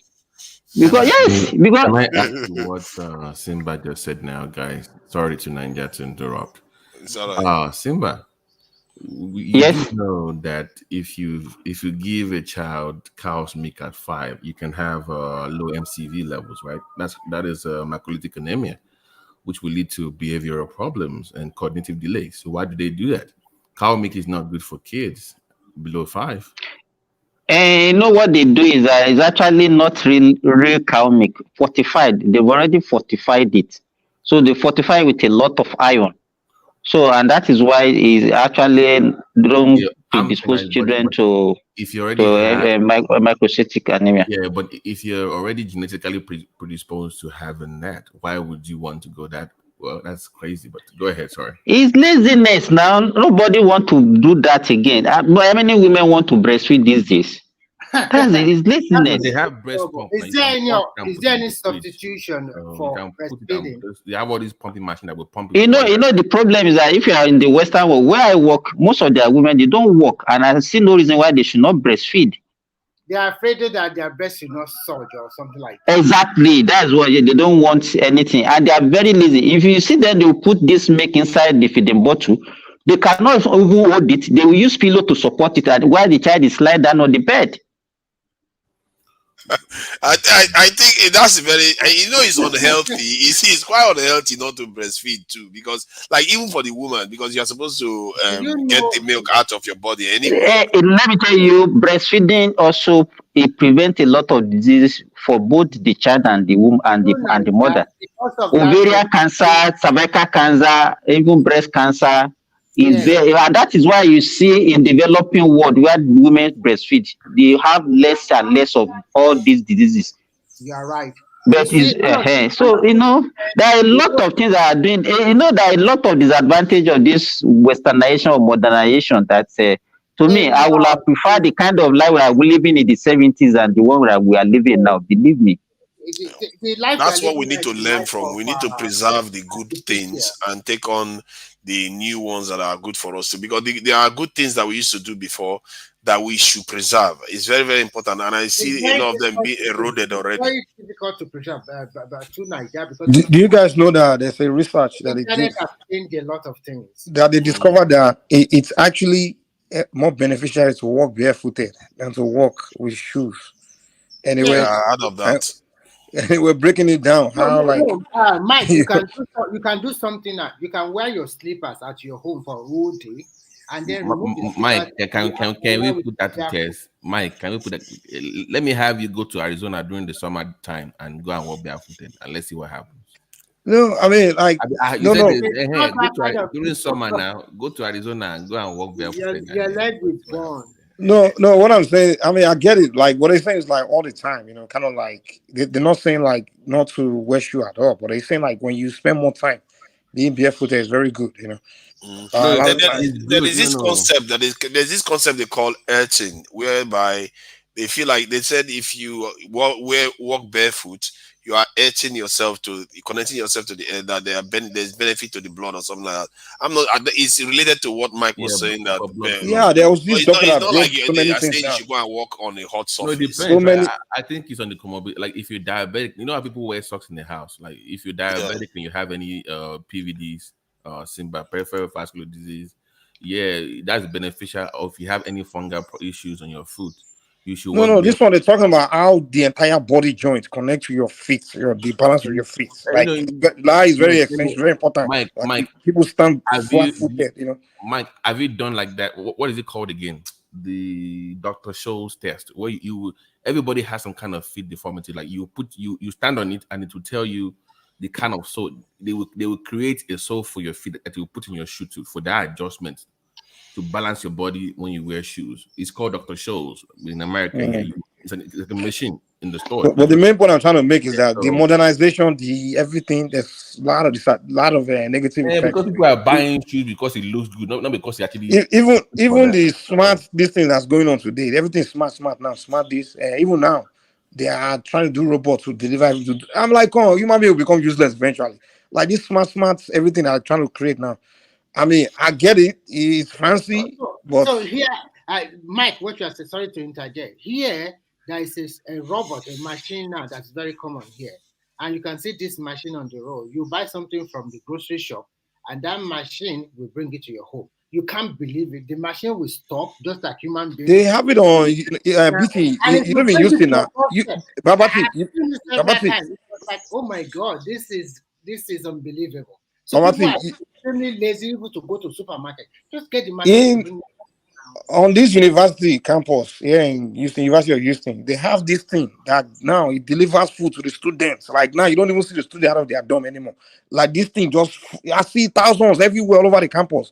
They That one put the is food inside, and that it one has goes been to before for he back goes to deliver the food to them. So I'm like, dude, when I was in that time when I went to U of H as well, when I was in school back then, I mean, we go to the this thing to go and buy the full food. canteen. But now that thing just drive around to go and deliver food to the students in their domicile, you know. I'm like, yo, this is ridiculous. Like, I mean, what the hell is all this? You know, I mean, they're becoming smart, everything smart, but they don't. But you guys, don't you think, exactly, to Nigeria, that's what I'm saying. And a woman be, as Mike said, we are going to be very useless. And a lot of unemployment, we just, because our population is increasing and we are using robots to do most of the job that women are supposed to do. You're wrong. You're wrong. What happens is you just go to, it's the same thing when we had computers come in the early 2000s. It will create a new market. Anytime you have innovations, some jobs will go away. Like, imagine what happened when people were screaming that, oh, yeah, you remember Yellow Books, your address page now, and you had Google search. Over time, those will create a new market. Post office will go away. You will have new opportunities to latch on. So that's just the way it is.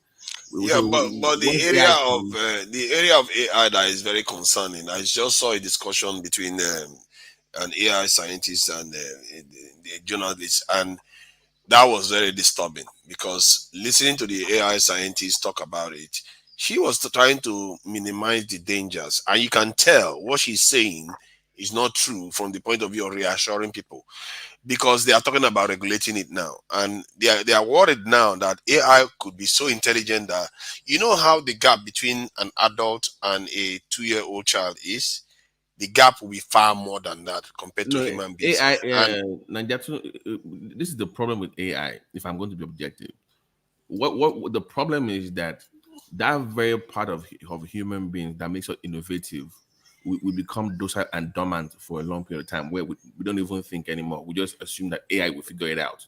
You know, where you just sit down and think about new ideas and innovations, that very part of human beings will be dormant for years because there will be no need for it, because AI can do that. but that also amplifies the dangers. What they are talking about is that if these AIs go on to become a highly intelligent, more intelligent than human beings, their intelligence will increase more rapidly. That's exponentially, and they don't sleep. They can share information immediately. When one is it's not like one human being is intelligent, the other one is dumb. This one, all of them will be intelligent all What at the same if they time. program the AI to be racist against racist AI? No, Babati, let us even take it down to the basis. You know, when we were in school, we use 4-figure tables. You know, children these days in school now, they can't work, they can't do ordinary simple arithmetic without Can't looking for even graph calculator. anymore. You just press one button on the. When I first got to college here, you know, in Nigeria, we would map and graph everything. When we got here, they gave us all these calculators, and you just push one button, it will graph in calculus So class. for me, and that it part will is not the graph. problem, because nobody is Mhm. asking you to find out how a circle you obtain the pi value of a circle anytime you want to use it, because you innovate and you add you add knowledge and you forget others. The point is that the challenge now is that we are building something that could be extremely dangerous, and coupled with, let me just add one other technology into it. They talked about the neural link that Tesla is putting together. Mhm. That neural link now is supposed to be able to read human thoughts. That is dangerous alone in terms of being able to extract what you are thinking and sharing it with others. Then now what they were discussing was that, what if they can use it to control the human beings, because the experiment has already been done, that it can be used to control people's impulses. This, as you can, just as much as you can take signal, you can send signal into the brain too. So it's not one way where they are reading; it can actually transmit to your brain as well. Yes. So it's two-way. It's a two-way. Yes, it can do two-way. It can do two-way. So That's now, coupled with AI and all this is coming on stream, and the lady was like, I go to labs all the time, I see people doing all this type of stuff. That is scary stuff. The future is looking in such a way that Do you know? we in Africa, we are not even ready at all for it. Do you know that America was just calling China and saying, hey, they have to make new regulation that they can't use AI to be launching nuclear weapon or something like that, something attaching it to nuclear, launching and things. And they say because it's too dangerous, that AI cannot be in full control of the. And now there's a news that came out that Russia was using AI to be launching weapons to shoot down Ukrainian plane and things like that. I'm like, dude, if this thing take over nuclear weapons, something may happen where that shit will start just launching. So the way they are going, just like you said to Nigeria, we don't know.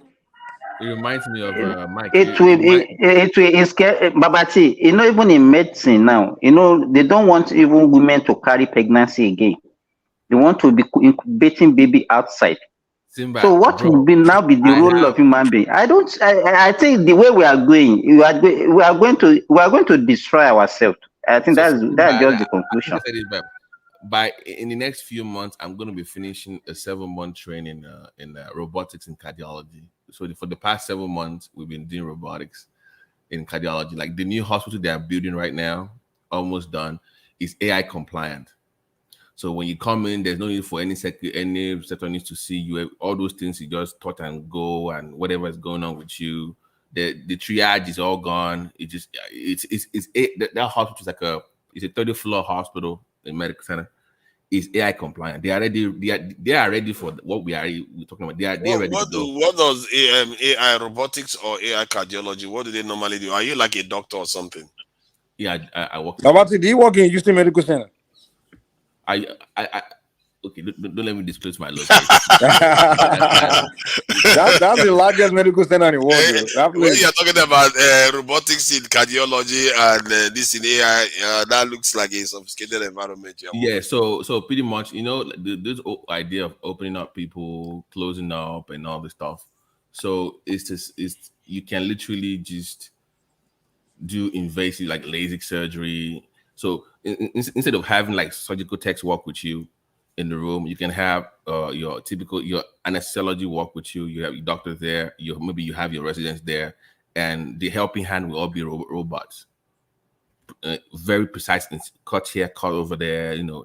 So pretty much you are working with robots in the room. You don't need humans with the doctor. So I can just come in and work with a bunch of robots, and you're laying there on the. From what you've seen, how long will it take before the robotic arm shoves you out of the operating theater and say, "Let me do the job"? You clumsy, clumsy human. The robot will start slapping your vaccine like, "Come on for road." Get out, you clumsy human. Do you know what's crazy though? I'm not in. I have a friend that works in urology in Dallas. They do in Parkland. They partner with them.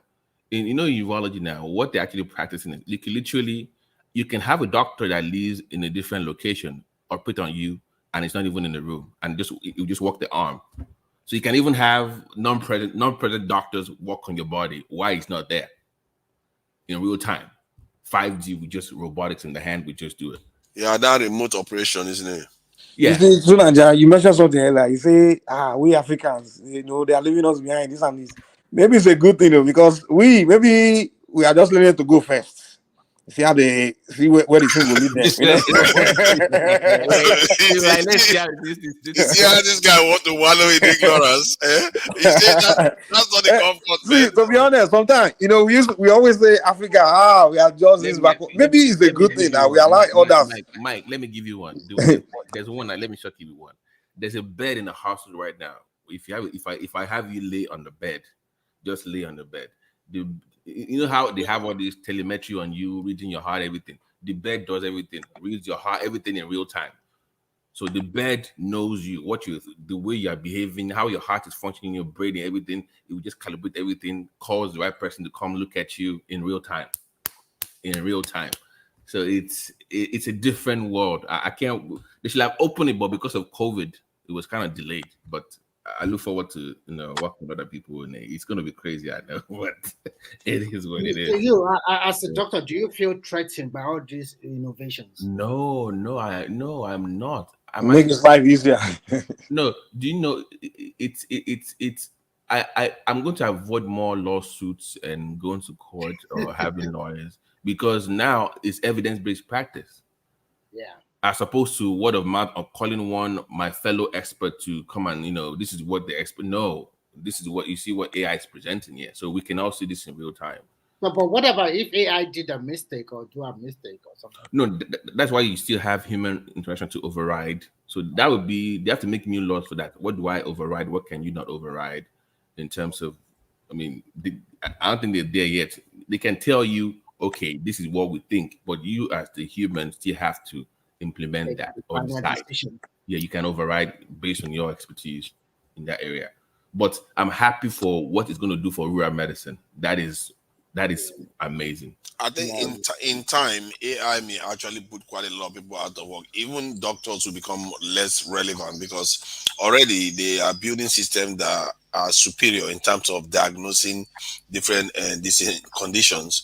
So, and if operation is already being done by robotics, and we know AI can also do that job, it's a matter of time.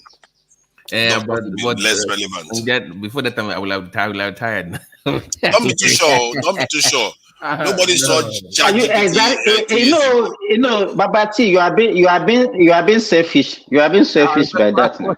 That's the problem. Because you have to. People, you go say by the time you happen, we don't go there. What about your picking? No. I mean, when is he talking about? I don't think in 40 years' time, it's not going to be up to 40 years' time before a lot of doctors may not have a lot of jobs to do anymore. I have a question for both of you. What do you think about chips, implants into body to read? Because I read something recently that I say that too. They call it there's a pill that with this pill there's an implant in it that it can tell you when you have to take your medicine and something like that is one. Another one is that they implant a chip into your. It can be to your wrist or to your head or any part of your body. And this chip can read your medical situation. They've already had that for years. We do that. We do that for people like how you have live vests. Live vest for people that are they can go in cardiac arrest. We have that all the time. They can be in their house and we can be reading their hearts in real time. Yes, exactly. And if anything happens, they can deliver shock automatically like that. So they've been doing that. The only difference is that the chips are getting smaller. Yes. Before it used to be like obvious, like somebody has something like a pacemaker on or whatnot. But now it's just becoming smaller, like a TV back in the days. Is some smaller and fatter and more efficient. So that's just the difference. But it's always been there. It's nothing new. The area that for me, I think this century may actually people think is going to be all about AI. I think AI is going to be all the fad maybe till 2030. But the one that is going to endure, I think, is this in bioengineering, and they have this new thing now they call regenerative this in medicine, whereby they use stem cells, genetic engineering, and all the rest. Those areas are going to expand and get ready because all these old people they are not going to die anytime soon. And many of them are going to outlive their children. Or no, they are not. One thing I want to say that I really like is the payment solution using your eye to pay. This is very common in Asia, in China.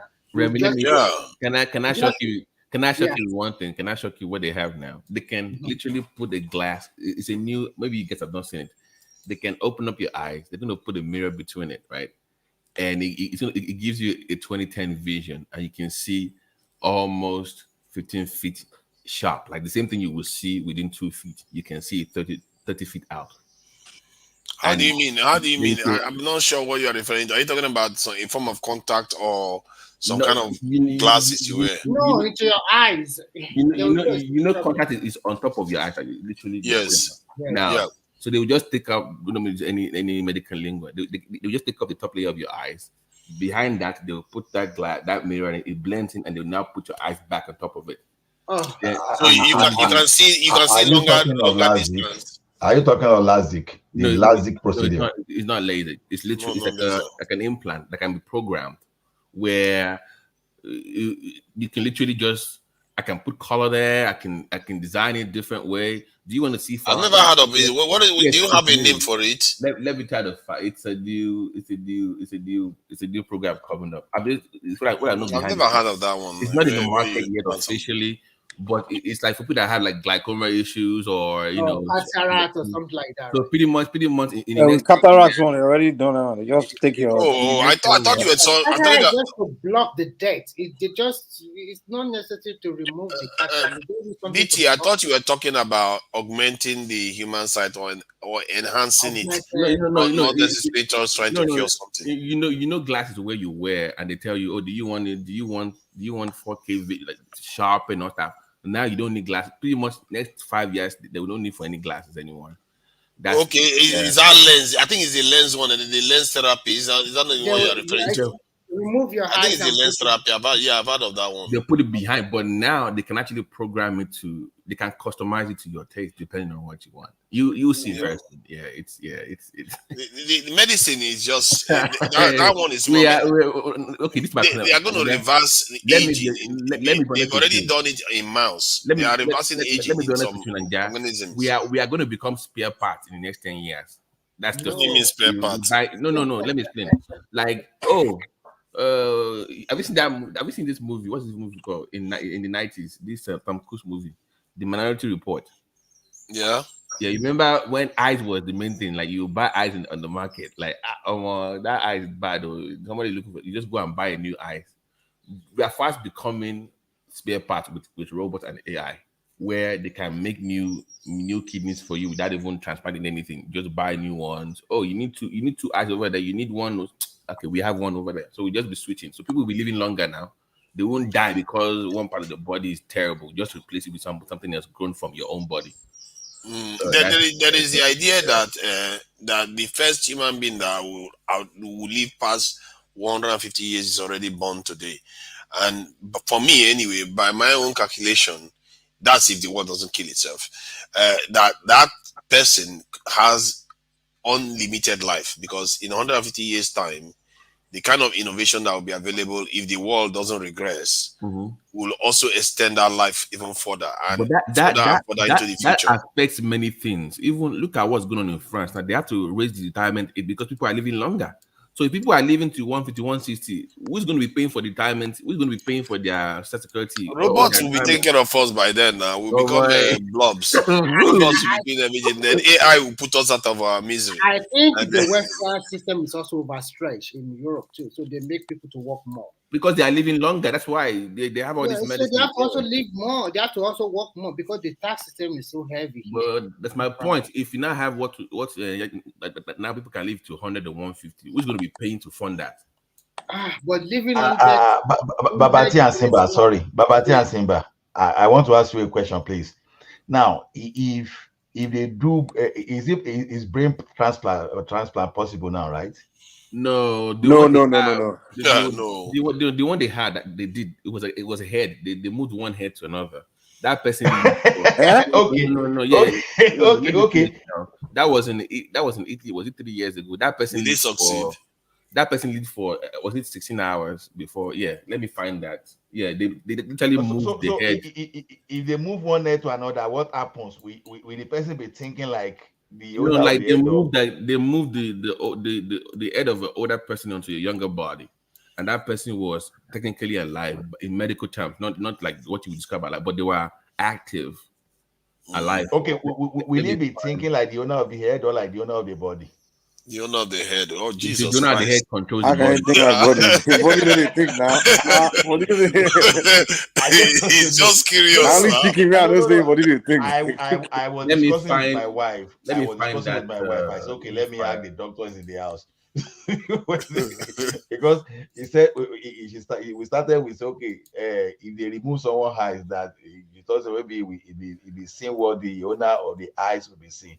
Like some people, when they donate their part of their body, because it's a requirement if you want that. So when someone dies, they can quickly remove some part of the body if those parts are not dead. Okay. So we're not discussing that. Okay. To answer your question, that was done by a doctor, a neurosurgeon called Sergio Canavero in 2017. It was in China. He did a head transplant. Now he wants to do a brain transplant. But that one, I remember, it was 2017. Head transplant. He actually moved the head onto another man's body, and that person was. So if they do brain transplant now, they will be thinking like the owner of the brain. So yeah, yes. But the problem with the brain, we have different types, different aspect of the brain. So it depending on what will be the reason for doing brain transplant. If it is maybe the person has a stroke, it can only replace the area that is affected. You understand? But it will be very, very difficult. They also have to match genetically as well. Babati, I have another question.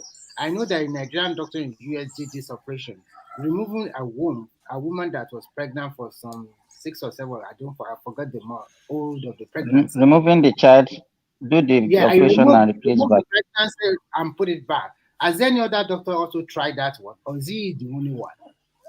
Even that one, I don't know why it became sensational, because you can do it even right inside the womb. You can operate a child right inside the womb, not even bringing the child out. I don't know the reason why it brought the baby out. You can do it right inside the womb. Inside, that's really? why they had to bring the child out. They do a lot of things. They do a lot inside the womb during. They do many things with the baby. But this time they brought out the womb, brought it out, and do the operation and put it back again. Yeah, I don't know why it did that. Or maybe it's the media that made it to look like that.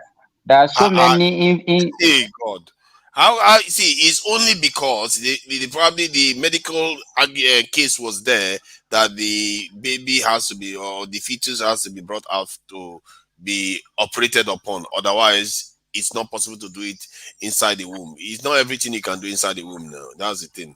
Maybe that's why. Otherwise, why is it? What you want to joke with a baby's life or risk the mother's life just because you want the reason why I asked this media question, attention? as medical doctor, do you think this is a simple operation or quite difficult? Because it was a story Yeah, all over that's a tough. I'm not. Singback can better speak because it's into pediatrics. So, but that's complicated, hours long surgery, 14, 16-hour surgery. I wonder. You do such operation when you know that by the time baby is born, that condition, that congenital abnormalities that child has is not compatible with life. There are some form of congenital heart disease that baby can survive right in vitro inside the womb, but immediately the baby is delivered, the reversal in the oxygen exchange in the lungs and the heart changes, and that baby will die immediately. So such a baby, once the condition is diagnosed, then they have to do the operation before the baby is delivered. Hey, Simba, since you're a doctor and Babati, what's this? Okay, in this organ transplant, what's this demand for the organs of the Africans, like black people? Where I'm serious, like you guys have any? Somebody was telling me that maybe the Africans are the best organs. Or Okay, Mike, this is true about you as a black, and you should be proud about what I'm about to say. The spectrum, human spectrum, we have the best and we have the worst. So anything in life, think of it about human beings. We have the best people and the worst. So you're gonna have the dumbest people in Africa and the most brilliant person in Africa. So the spectrum for everything is in Africa. So the richest brain, the poorest brain, the tallest, the shortest. Actually, they said they did a research that they were finding. So basically, no. It's not as if we have a superior organ. No. It's because of poverty. And it's it's a form of another form of slavery. Because there's particularly Nigeria. Some people have turned it to a real big. They just now they're taking people. Some people are selling it on their own. Sorry, I thought it was okay. That was the economic side. I was just discussing the genetic part of the reason why we are like the top price, because even your body itself is just genetically, I won't say superior, but rich. The likelihood of you getting a good sample, like sample size, is very very rich in Africa. But in terms of the economic part of it, yes, of course. I had a friend, teammate, that we went to school in Nigeria. This guy somewhere found himself in Singapore. His friend invited him. This guy slept off only to wake up and his side something was missing. And they took his kidney out. He said he just, what happened? He just slept. The guy didn't, only to find out that they had sold his, and I had to go do my own research.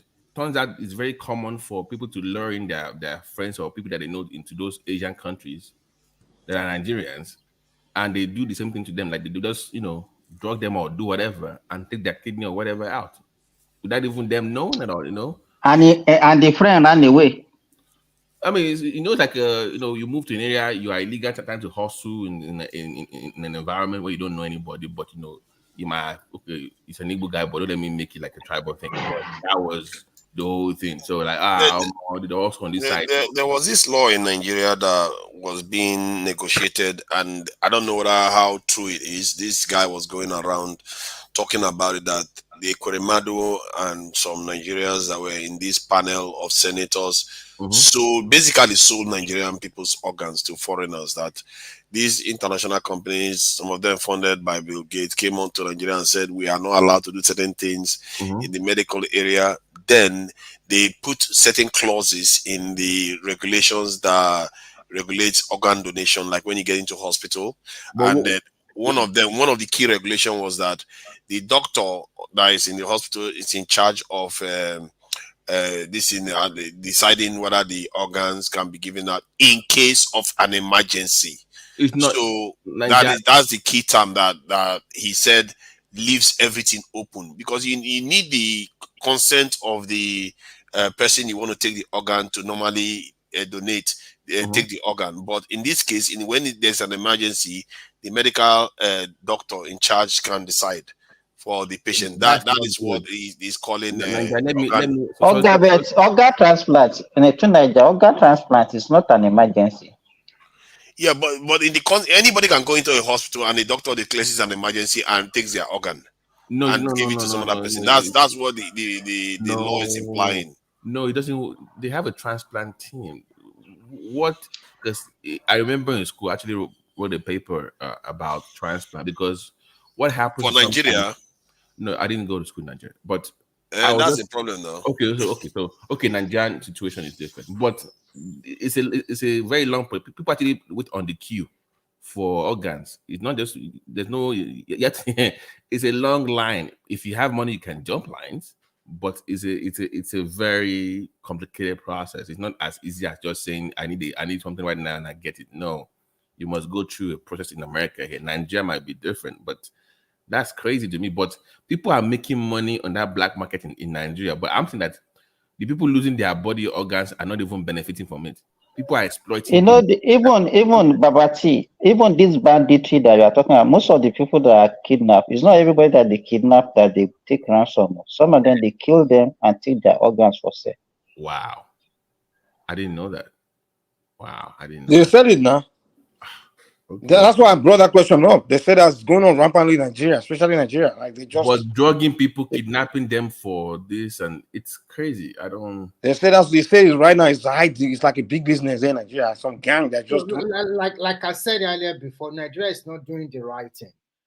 We need the total reform in our police. How can you go to a police station? They don't have computer. They don't have nothing. They don't have nothing. Everything is just manual. Even Nigeria airport is the only airport you reach. They are still using pen and pyro to write your information. They don't know people who are living there. Paper and pyro in airport too. Not having is by design. Listen, the only way you can cut corruption in that space is to limit human to human interaction. Even the train from Lagos to Ibadan, they're still using cash. That is corruption. Yes, because if you put a tech or app or something, they can't steal money now. So why would they want computer there? No, they want that human to human interaction that they can collect money. The people that are supposed to change it, they are the one benefiting, so they don't change. You see that Lagos airport never makes sense to me. Every time I arrive, every time I come in, you guys haven't figured it out that you need to use computer now. No. They are using computer at the new Lagos airport now because I went through it in January. No. You just came back in February. Are you kidding me? No, maybe it's some small area, but no. When you arrive now, Biro, the guy they did like this. They collect your information on Biro and paper. They do. When you arrive now. But when you arrive, they take you to the old international airport now. That's where you are arriving. We have two international airports in Lagos. They take you to the old terminal. Sorry. Old terminal, you mean terminal? No, it depends. I Or mean, maybe the new terminal. I don't know. But it So depends. the new No, terminal, it depends. if they accepted, you are not arriving at No, that. no, no, no, Once you Remy. arrive, they take It you to the depends. old It depends terminal. on the airline. They only have two using the new one now. So it depends on the I'm airline. telling you, the new one is just for you to depart. For you to arrive, you ask everybody is still taking to the. And why they still wearing all this khaki uniform in the airport? They just look.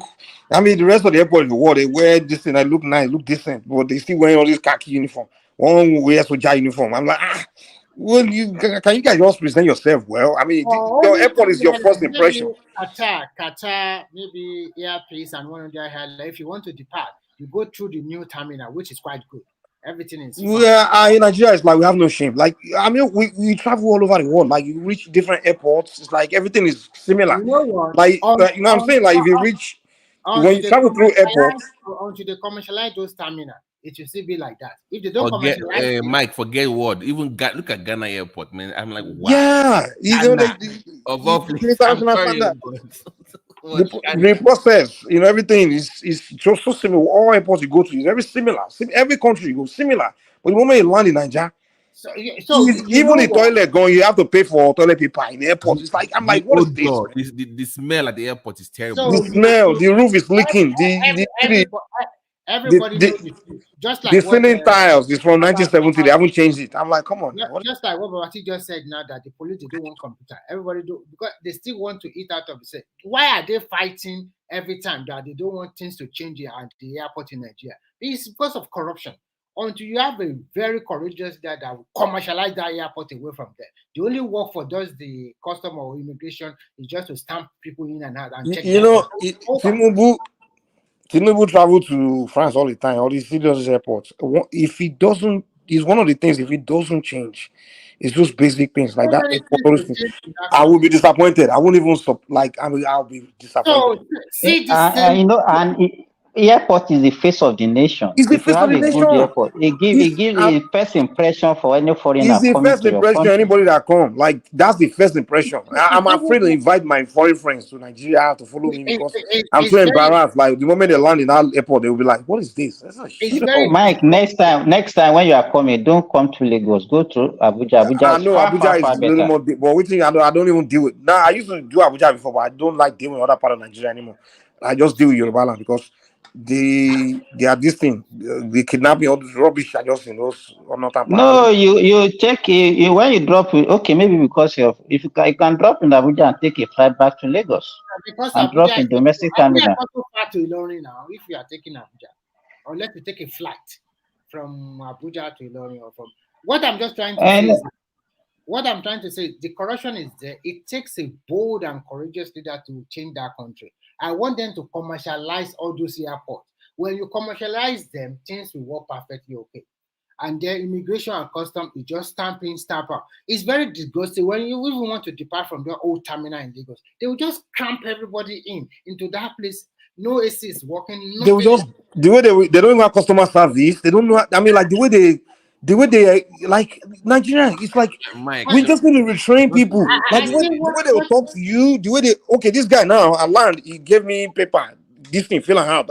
I say I didn't have pen with me, so I was asking him, say, you're a traveler, you don't have biro. You're a traveler, you're supposed to have biro if you're a traveler. I'm like, that's the way he talk to me. I mean, like they just don't know, bad attitude. The people don't know, they are not professional. Many are very lazy. They sit there, they're just, I mean, I'm like, what is this?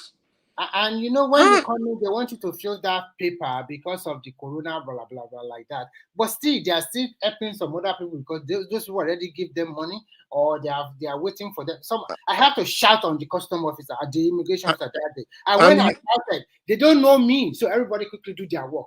You know, another thing, they hire too many people that don't even do anything but stand around. I'm like, okay. And they are all underpaid. So I'm like, okay, you overhire people.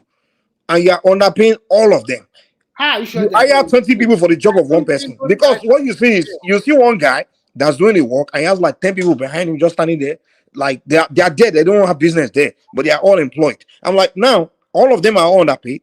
Just take the salary of those 10 people, hire 2 people and pay those 2 people. Now they are well paid. And when they are well paid, they don't have to think about stealing. They are not hungry to try to be corrupt. You know, people that work for custom and immigration, I don't think they are underpaid, no matter what. They make money. Those guys, they look hungry, man. There's one. I mean, they will look hungry. There's one chick that Mike, let me ask a question. When you go to the passport office in Nigeria, how many of them do you think actually do anything in that office? Or nothing. They don't do anything. They don't do anything at the passport office. You just see a bunch of them. People, I mean, I went there to collect my passport. They were still working till 8 o'clock at night. I'm like, oh my, they must be really working at it. So, guy, forget the kind of money we are making here. We don't even. Is the bribe money that there's the money they are making now? They rely on the bribe money. If you want your passport in 2 weeks, you pay 35,000 or something like that. If you want your passport in 1 month, pay within 2 or 3. They said pay 20. The Lagos airport, once you land like this, they will first hold your baggage for ransom. Like, okay, we need to see your baggage. Like, not one person, the first guy will hold your baggage for ransom. You have to give him some money to let you go. You know, one start you want to say we need to see what's in your bag. You go, okay, let's see that. You go see that. You know, okay, open, let's see. You go wait. You go, they hold you. So that way you go give him money. You can't not the game. The next guy go say, let me see your passport. You go hold your passport. No, say, guy, I want to go now. Oh, guy, you know now. You go say, oh, guy, you know now. I say, yeah, only my passport. You're only for ransom, I mean. Mike, if you are first traveler, they do something like that. But if they flip your passport and they say a lot of stamp and a lot of visa or whatever on it, they're already shaking. You know what happened to me? Once they do like that, I know they give CC. I become Obi immediately. They speak big grammar. They know like people where they speak big grammar at all. They don't want trouble. So when the moment me, I figure them out now. What happened to me was that when I got to, because my luggage was so heavy, so I have to take some of my food stuff into my backpack. And they said they want to check my backpack is the final check. So the guy said, this is a packed beans and a packed semo. He said, because these two, it's not allowed to be carried on the carrying luggage. I should have checked in. I said, well, the reason why I put them is that my check-in luggage is already over the weight. And I said, okay, what is going to seize it? I said, you want to seize it? Okay, take it. I just said, take it, and he took it. He took the semo and the beans, and I just go and collect whatever. I was walking away. Quickly come me back. Say next time, Oga. I said next time, Oga, come and take it. I don't really mean it. I said I don't care what is semo and beans. You go and eat it in your home. I even abuse him. And he gave Nigeria, the entire system is just for people to come and ride and milk. Because if I don't do like that, if you are just the one, you just tell you, say, give me something now. Like give you what? Give you what money? I don't like it at all. Remy, I would advise you don't start fighting them. They show me something last time. No. Mike, you don't give up to them. At least I was in Lagos Airport 3 days ago, and when I got to the custom, the guy was saying, "What is in my bag?" I said, "It's ordinary clothes and shoes that I bought for my children." He said, "They want to check." I said, "If you want to check now." Then when you look at my feet, just go. You not check. So if you are panicking or you give them opportunity, after that, I was not saying, "Hey, won't you give us something?" I didn't even look at him. I just carry my bag. I said, "Are you done with me?" He said, "Yes." Okay. But they will waste your time now. They will keep you there for a while. No, they will not waste your time. You know why? You are on a queue. They don't want you to disturb others because they know that you are a bad market. Once you argue with them, they know that you're a bad market. They will quickly pass you so that the queues behind, the one they will be able to exploit, they will exploit there, and so that it will not cause. Simba, they are also afraid. They don't want to be transferred from that airport. So sometimes they don't know who you are. We're in the age of information. They don't know. So what you do is act like hidden camera to record. So exactly. Two things you do. What if you give me that? You're just giving them free money every time. How many people are you going to give money? What you do is when you reach there, just talk like you have somebody that connected to their talk. You just act like, okay, you, what's your name? Kiniko. You just talk like that. Like, what is your name? Who employs you? Or something like, who's your, are you under? Who are you under? When you talk like that, somebody's on a person. Hey, okay, they go. Mike, listen. But that's the problem. Why do I have to talk like that? Why can't I just? That's what it is. That's what we are saying. It's unfortunate. That's where we are in Nigeria. Mike, I think, Babati, what they are exploiting is our impatience. Nobody can force you to get money from you. Believe me. I've No, never it given shouldn't be like that. anybody. Is what we are saying. You should I've have a never country like given that. anybody any money since I've been traveling for more than 10 years now. I've never given anybody money in that airport. Once you know you are not carrying anything illegal and you maintain your distance, there's nothing anybody can do to you. They cannot prevent you from traveling and they cannot seize anything. Once your luggage, you carry what is lawful. No, they can't force you. It's just that they just waste your time. Just even the airline too. We want to even extort you sometimes. Like it happened to me. It happened to me. I was traveling with my family. We're coming to Canada, so I bought a ticket so that to return to United Kingdom to London. So, but one of my child didn't have UK visa, so I were going now. The guy on the counter was telling me that, but I shouldn't have bought return ticket to UK because my kid doesn't have a visa. Well, I asked her, say, how is that supposed to be your business? Yes. You understand? I asked him, how is that supposed to be your business? They won't give you a reasonable answer. They will say, okay, wait now, you will see. When we come out, can you come? They will just argue and they will be like Pansa. You know how Pansa, you know how Pansa talks. Like you can't get you talking in circle. Mikey, so Pansa came here today. He's the one that I dealt with today. So I have a question. They will manipulate the conversation. You trying to present facts. Wait now. When Allah was the victim of Pansa today. That was even too diplomatic today. You should have give fire to fire. So if not, Rational man was taking Pansa aside. I was listening now. You know him now. You know he's a contrarian now. He always flip. Rational man will always flip too. But I have a question for you guys, if you don't mind. If we do an overall of the civil service, percentage wise, how many of them do you think do we really need? Half of them, 30%, 40%? 70% of them will be relief of their job. Let me tell you the root of the problem. And I will shock you. I will shock you for that statement. See, we need more civil servants. We are not. See, our civil servants, they are not overstaffed. The problem is, are we using them as appropriate? Okay, let me start now. Okay. Okay, do we have enough nurses in Nigeria? Do we have enough? No, of course, no. That one is we are discussing civil service.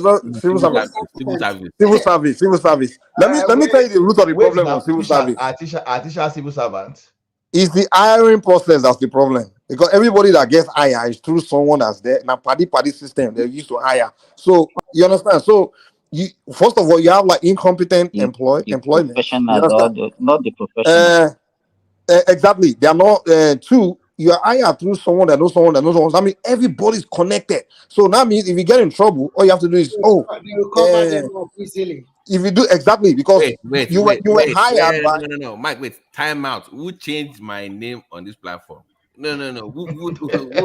What was that? You wait. Ola, was that you? Not me. It wasn't me. Oh, what man is playing games behind the scene? I think that's what's going on. It's not one man. It's not one man. Mike, go ahead. Sorry. Yeah. So what happens is the hiring process is like through connection. So if you have an entire system where everyone that gets employed is through connection, meaning everybody's connected to everyone. So now you get hired, maybe you do something wrong, they want you're in trouble. All you have to do is call your forefather, the guy that employed that connected you, and that person that connected you, another person that connecting 10 years ago has become super organ now, and they are still connected. So all you have to do is one phone call to this guy. Oh, you call the other guy. You call that. So you get away. You know you can get away with anything you do, because now you know someone that knows someone that knows someone. But whereas in the United States, when you're being employed, you're not being employed through someone. So if you get in trouble, there's no someone that owes you anything or you owe anything. It's just no connection. It's just straight. You are employed to it. So you don't have a godfather again. Are you saying that the civil service is overstaffed? Is that what you are saying? No, that's not what I'm saying. What I'm saying is people are employed through. Before I would have said it's overstaffed, but now they are not overstaffed at all. Overstaffed, it's not even relevant. I'm just saying. No, Ola. There are some aspect of our civil service that is overstaffed. For example. Yeah, most of them are Okay, let me give you, for example, when I was working in the teaching hospital, we have a lot of administrative staff that they don't even have portfolio. They are even more than the patient. Anyway. They are just moving. They will just be roaming around in the hospital with ID card. Because they just employ them to give jobs for the boys, jobs, like exactly. the way Or somebody that but they judge was. Doctor, the next question I will ask you now is that our hospitals under capacity. If I say, okay, let's be our hospitals under capacity or over capacity, or do we need? You know what we can say? What we can say restructure where we need to employ more, and there are some areas that we don't even need as much as they have now. That's what I'm telling you. We can say it's maybe the key area. If you look at, let's take hospital for example. You know, we have the core health workers. The core health workers, you can see they are not enough.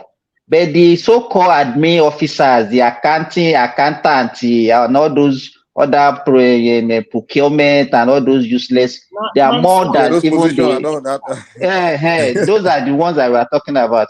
Those are we are talking about. The work that one person can do, you see in one office, you see 6 people sitting, and most of them, they will not do one thing in a day. They will just come and go. They just sit there and they are talking. That's it. So Simba, in average, how many patients to one particular doctor in teaching hospital?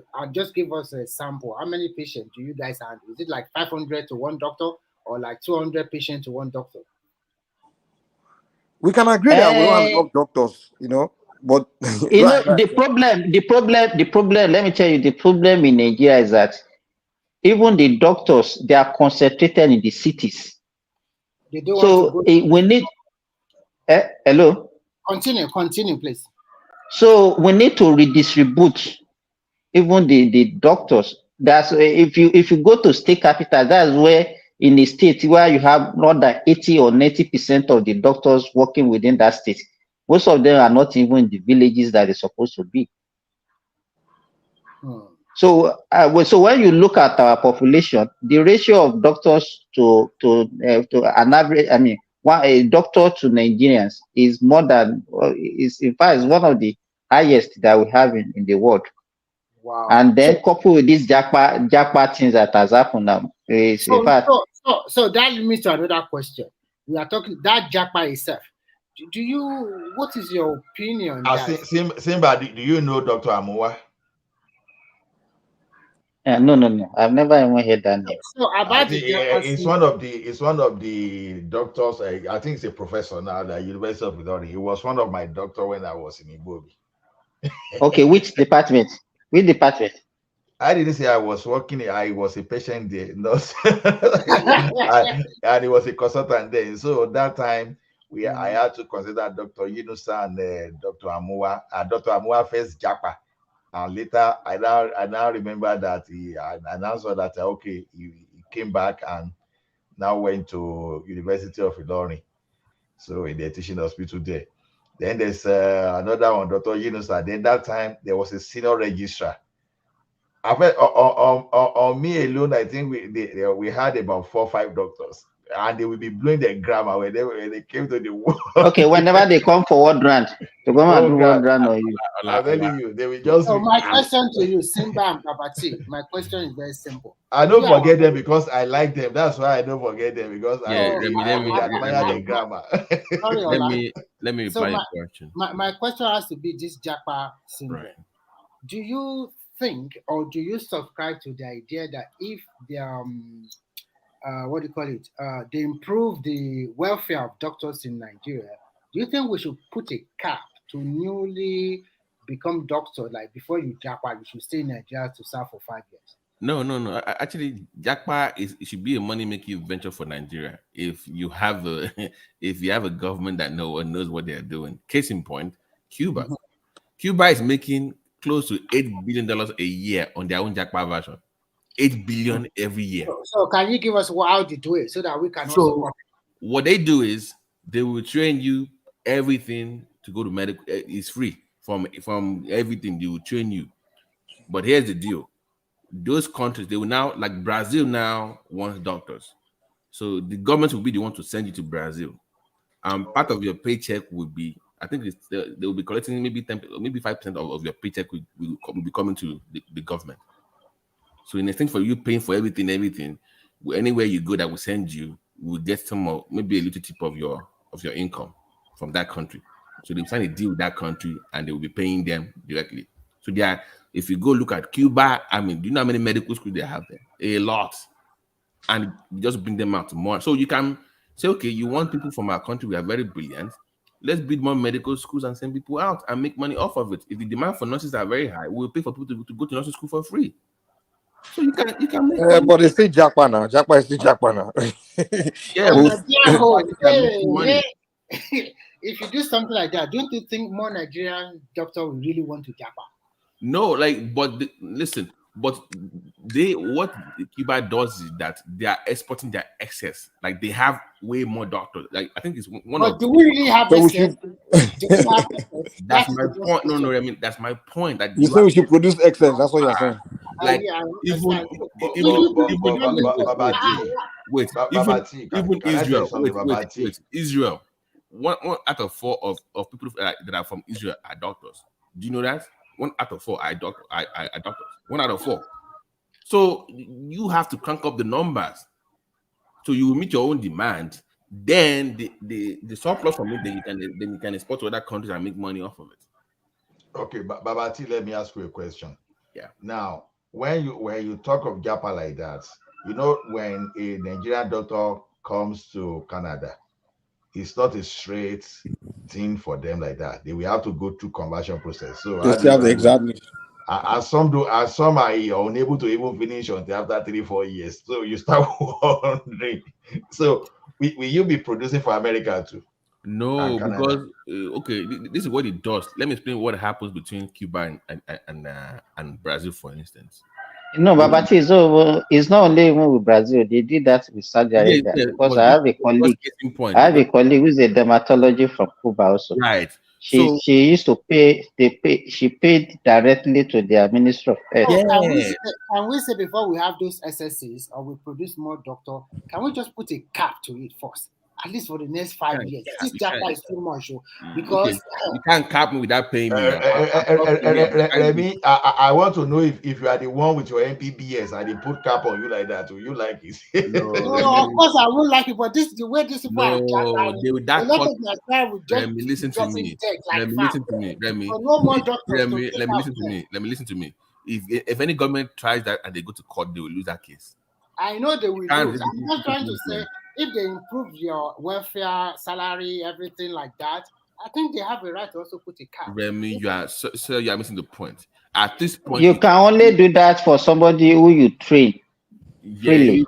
I don't owe you anything. I paid for my own school fees. You didn't pay for me. How much are you paying in Nigeria compared to when you go and study medicine? Remy, listen to what I'm saying. You're not listening. I think jack up the tuition fee for Remy, you're not listening.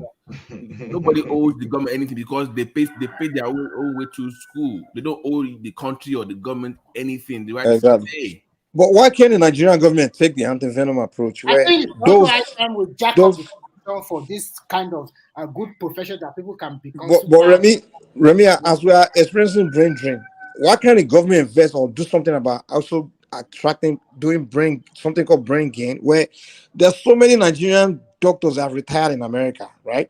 Yes, we need to bring them back. How about we do something incentive to bring them back? How about many of our people that have gone have actually acquired brain outside? How about we focus on brain gain instead of? They are. Sorry to interrupt you.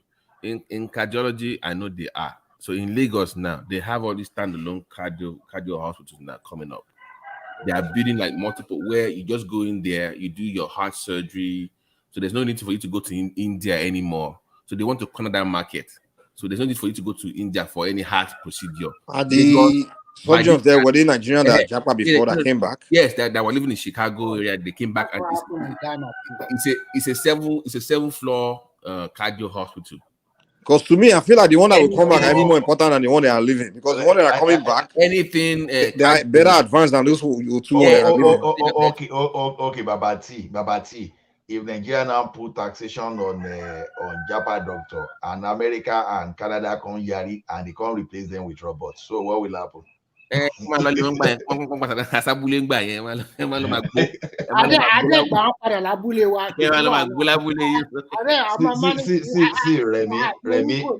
Remy, you've not been to one of our hospitals. Honestly, if you've ever been to any of our hospitals, you will never pray to go back again.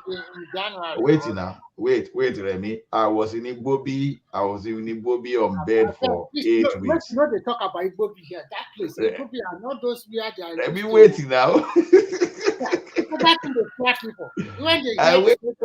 Wait now. If the mosquito there no kill you, within that thing, you don't go feed that like so.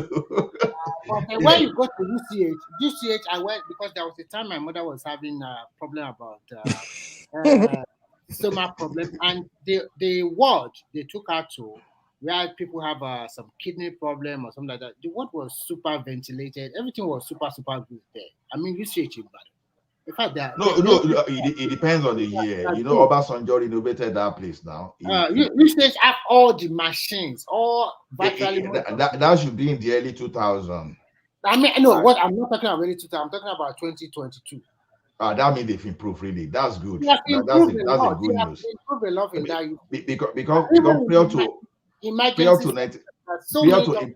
by the time Obasanjo came in 1999, UCH was just like, you'll be in the hospital, you'll be here, you'll be smelling the mortuary, the morgue, the way the place. I was even surprised that in that place, there was constant electricity supply. They did not use generator, and they have net. They have everything. There was no mosquito because my mother stayed there for 1 week, and we were all going there every day to check her health. And the environment was super clean. And although we paid a lot of money on medicine and also pay money for the bed for something like that, but it was not. It's a lot of money to be frank. But what I'm just trying to say is that the service there, and they have quite a lot of good doctors there. How can you be having mosquitoes in hospital in the first place? Now you say you no, that is so people go to hospital to catch malaria. Oh no. Mike, you know funny. Mike, the circle of life now. Can I sue them? Can I sue the hospital? Because if I'm going there for a headache and I go there to go and catch malaria. Babati and Simba, a question for you. Now, I see notice they do something in Igbobi, especially if you visit Igbobi and look. There's a word we used to call it Okada ward. That's the worst. You will see some kind of injury there like this. Emergency. Wait, Remy. You will see some kind of injury there. Even you, if you have injury, say maybe you know if you work at that time, you go run immediately. You get energy, you will run. Some deadly injury. So the thing is this. I still see that they still do traction in all those Igbobi that they will just put some metal in people's nail, and they will now put weight. I see they do something. Is it called the box traction? It's traction. The box. I see they doing traction. With traction. I don't want to talk about that Igbobi because I remember my first brother. Let me just hold on, please. Let's see about Babati. They're talking about a terrible place. Remy, Simba, are they still using traction in Saudi or America? Yeah, for rehab. For rehab, they still use box traction. All this, they still use weight now for a rehab hospital or for a rehab center. Yeah, make them put steel inside someone knee and they come add weight. Oh no, not steel. Not steel. They would just do. Yeah, of course they would do like the dressing, but the weight will be the pulley. But it's not like it's like the bed itself is designed for orthopedics. Yeah, they have all these. They still have some of this. This one. They harm people's legs are hard. You go fair, man. There's no way. Because you go ask for people there for like 8 weeks there. Yes, and you have to pass through that place. I just ate that hospital immediately. How come you come? Now so you go the hear story that say tabula, kalos, all those kind of things, all those doctor will You know. Let me tell you what is happening, Ola. Okay. No, there are better procedures that they can do for all these people, but because they don't have the money, so they go for the cheaper. All these things that you see, they improvise to just help these people because they don't have the money. Let me give you, for example, I have a woman that had a fracture of the pelvis, and they took her to a hospital, and she was told that she will need replacement of the head of the femur, and the surgery is 1.5 million because they have to buy prosthesis and do the surgery. But she said no, that she doesn't have the money for that, that she will go for conservative management, which the doctor had already told her that might not work. But she, because of her faith, because of her belief, she believed that, okay, she doesn't need to spend that much to get the best of care, that she will pray that the conservative management will work. Up to now, she couldn't work. And this same person spent more than almost 2 million naira to go for Hajj on crutches. Oh my God. You understand? So you can see. But Simba, I understand that some people are afraid of hip surgery because, especially for men, that some of them may have. It's a male, though. This one is a female, it's a woman, no. No. Yeah, I'm just talking of a male situation, that because some male, they are afraid that at the end of the day they may have erectile dysfunction. What is there's no connection now? There's no connection now. Where's the link between your hip after and hip your surgery? Ola, wait. Where's the link between the hip and the dick? What? I'm asking questions. Am I a doctor? Ola is good on engineering. Wait a minute. Hey, Babati, it will flag this show if you keep using. Oh, sorry. So Adewale did just things, and you just look at us. I've been on this show since the one man started it. I've just listened to you guys. How the discussion snowballed to the D and the famous, I don't know. The conversation is just going south and south. Myself, I've been here all night, and I'm surprised at the direction, the turn of direction. The entire discussion is going south and deeper south and south to the point somebody has to mention the D. Nigeria, I fear for now. I know now. We were just talking of medically. Okay. Progressive. What do you want to discuss? They might let it in the thought.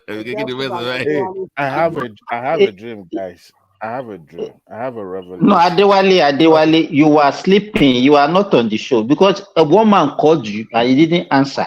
Listen, at that moment, I was my child was with me and she was making some, fussing sound. And I didn't want to. Because even we're about to round off before Babati, Mike, and Co just came and invade the show. I and was took listening. They are the one that took over the something.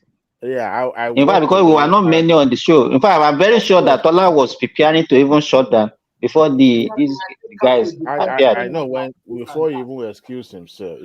I think he came back on the show when the Pansat was making his something up like that. But before then, I was not that far away from computer. By the same time, I was turning to my child. So in the between, there's no way I could come and turn on my mic that will not disturb you guys. So I decided, okay, even if they shut it down, I'm still okay with it. But yes, even people that said they will leave 20 minutes, Mr. Ola, Thomas that disappear and reappear, only God knows. So people that said they would, they will be gone in 20, 30 minutes, only for them to still be here talking about famous and the D. The connection is what I want our medical practitioner to establish the correlation between the D and the famous. Go ahead, tell us. I know. See, have you been to Bobby or either on evangelism or Hello, whatever? Nije, I love it. There are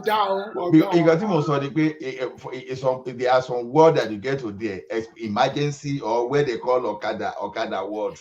You know, when you go to the general hospital, you will have nightmare. Really, even at the mosquitoes alone. No, Mike, you are even talking of mosquito. Someone that has a broken leg, there's some word you enter in the bobby that the person, the leg will just be okay immediately and you will run. You know, if you go to UCH with all just simple minor dick and you go through the emergency session, you yourself say, I know the guy, I'm okay, I'm going back home. When you see the people from accident, 5 minutes, you don't die.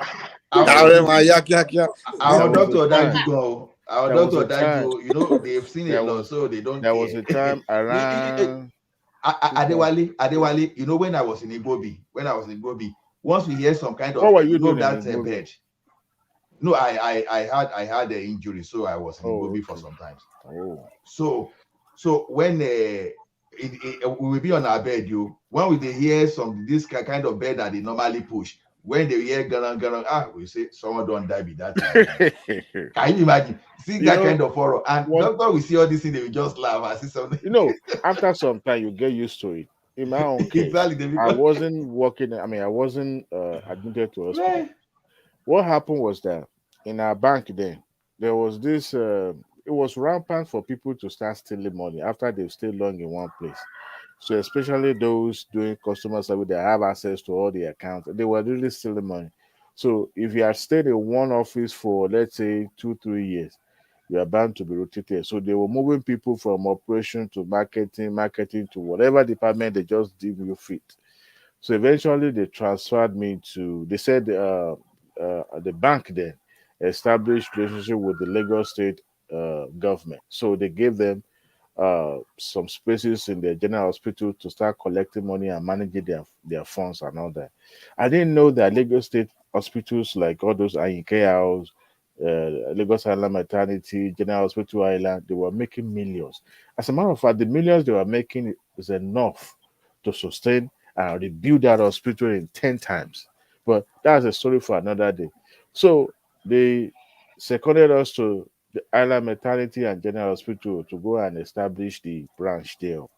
So we were there, you know, they gave us one little office, so we put everything together, we were setting up the books and all that. So we happens to be going to work even on Saturday because those people were making huge amount of money and we have to move money. To cut the long story Especially short, weekend, you have to block the leakage in the weekend. you know, so one day I was permanently stationed in Lagos Island Maternity, the one on Campbell.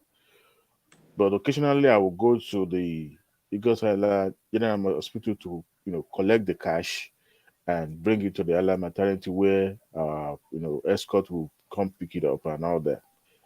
I happens to have just arrived at the General Hospital. My colleagues there did not want me. Only for me to just, as soon as I was about, you know, you come out from one corner before you enter the, you know, where the office is. The next thing I saw was just loads of dead bodies and scattered part of human being well, not on the floor per se, but because they put clothes on the floor.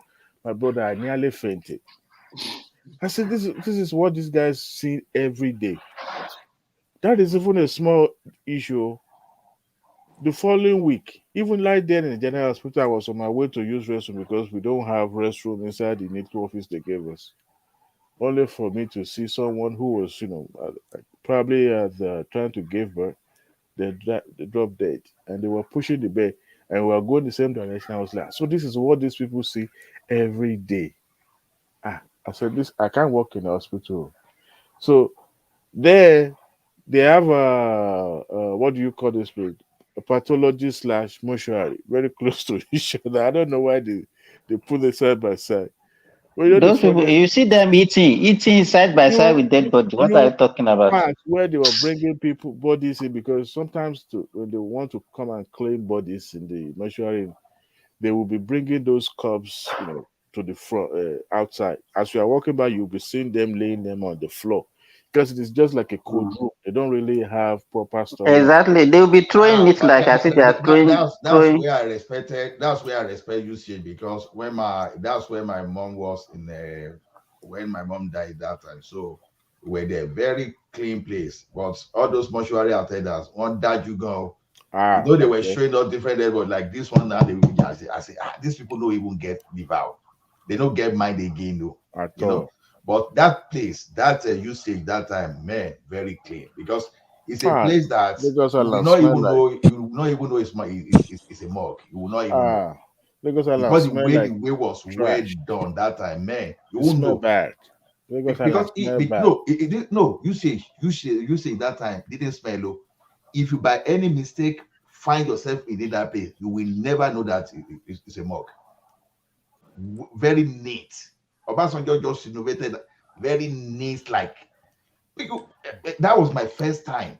That was my first time. one thing, earth is very, very, very expensive, very, very expensive, and if you need good health, good medical care, I don't think every Nigerian can afford it. No, they can. All those things that were even the so-called abroad also, you can see even with you paying insurance something. Sometimes you want to, like here, when there was something happened to my tongue because it was extremely cold during the winter.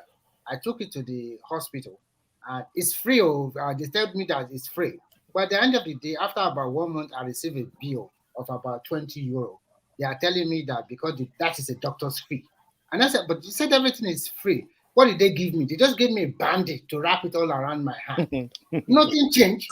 Everything does. I just think, oh my God. Sometimes there's such a scam in this development. Let me support what Simba did. Here in Saudi Arabia, what they budget for their earth, because they do free earth here, what they budget for their earth more than our entire budgetary allocation in Nigeria for 1 year. Oh my God. Nigeria just to back what you are talking of, Gary. You see, a person like me, because I had this the Medicare, whatever they had in Nigeria that time, so that's what I was using. Although even part of our coverage then, even some of us we could even get to if we needed overseas treatment that time, we could afford it at that time based on what they were taking from us. So it not happened. It not happened that one of my brothers, so he just had some kind of I don't know, so he just had this kind of dislocation. No, I think not ordinary dislocation. I think there's kind of a fracture there. So I took him to the hospital just for they charged 380K. So I was even looking at that 380K. Will this make sense? I was talking even in the I think around 2007 or thereabout. We know what 380K was in 2007. Say no be joke money. Because that's like if you convert it that time, you'll be talking of over $2,000, right? What am I with? Over $3,000. So now, so one of my colleagues come tell me, say, why don't you take him to Ibobi? And so I took this guy to Ibobi true. You know that everything that time I think was just a little bit above 10,000. You can see the difference. Hola, so it is true. You know, here in America, health here is like a gold mine. Baba T, you are one of the people that are hitting the gold, the golden egg. So Baba T, are you there? Maybe it's Robert is conducting a war ranch. Very soon there will be no doctor. AI will take over the position of doctor. You know, so a month ago or 2 months ago rather, I was on the show and my daughter had a little accident.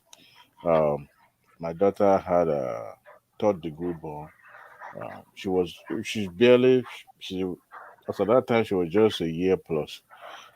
2 months ago, I believe, and then she was, you know how kid does.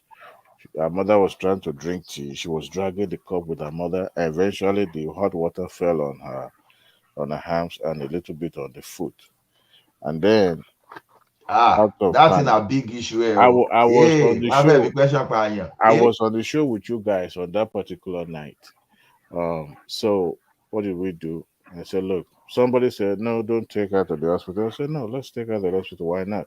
Because she's going to go to daycare the second or third day. So how am I going to answer the daycare? Or if daycare now call the child Social protective workers. services of me, or on my wife and herself.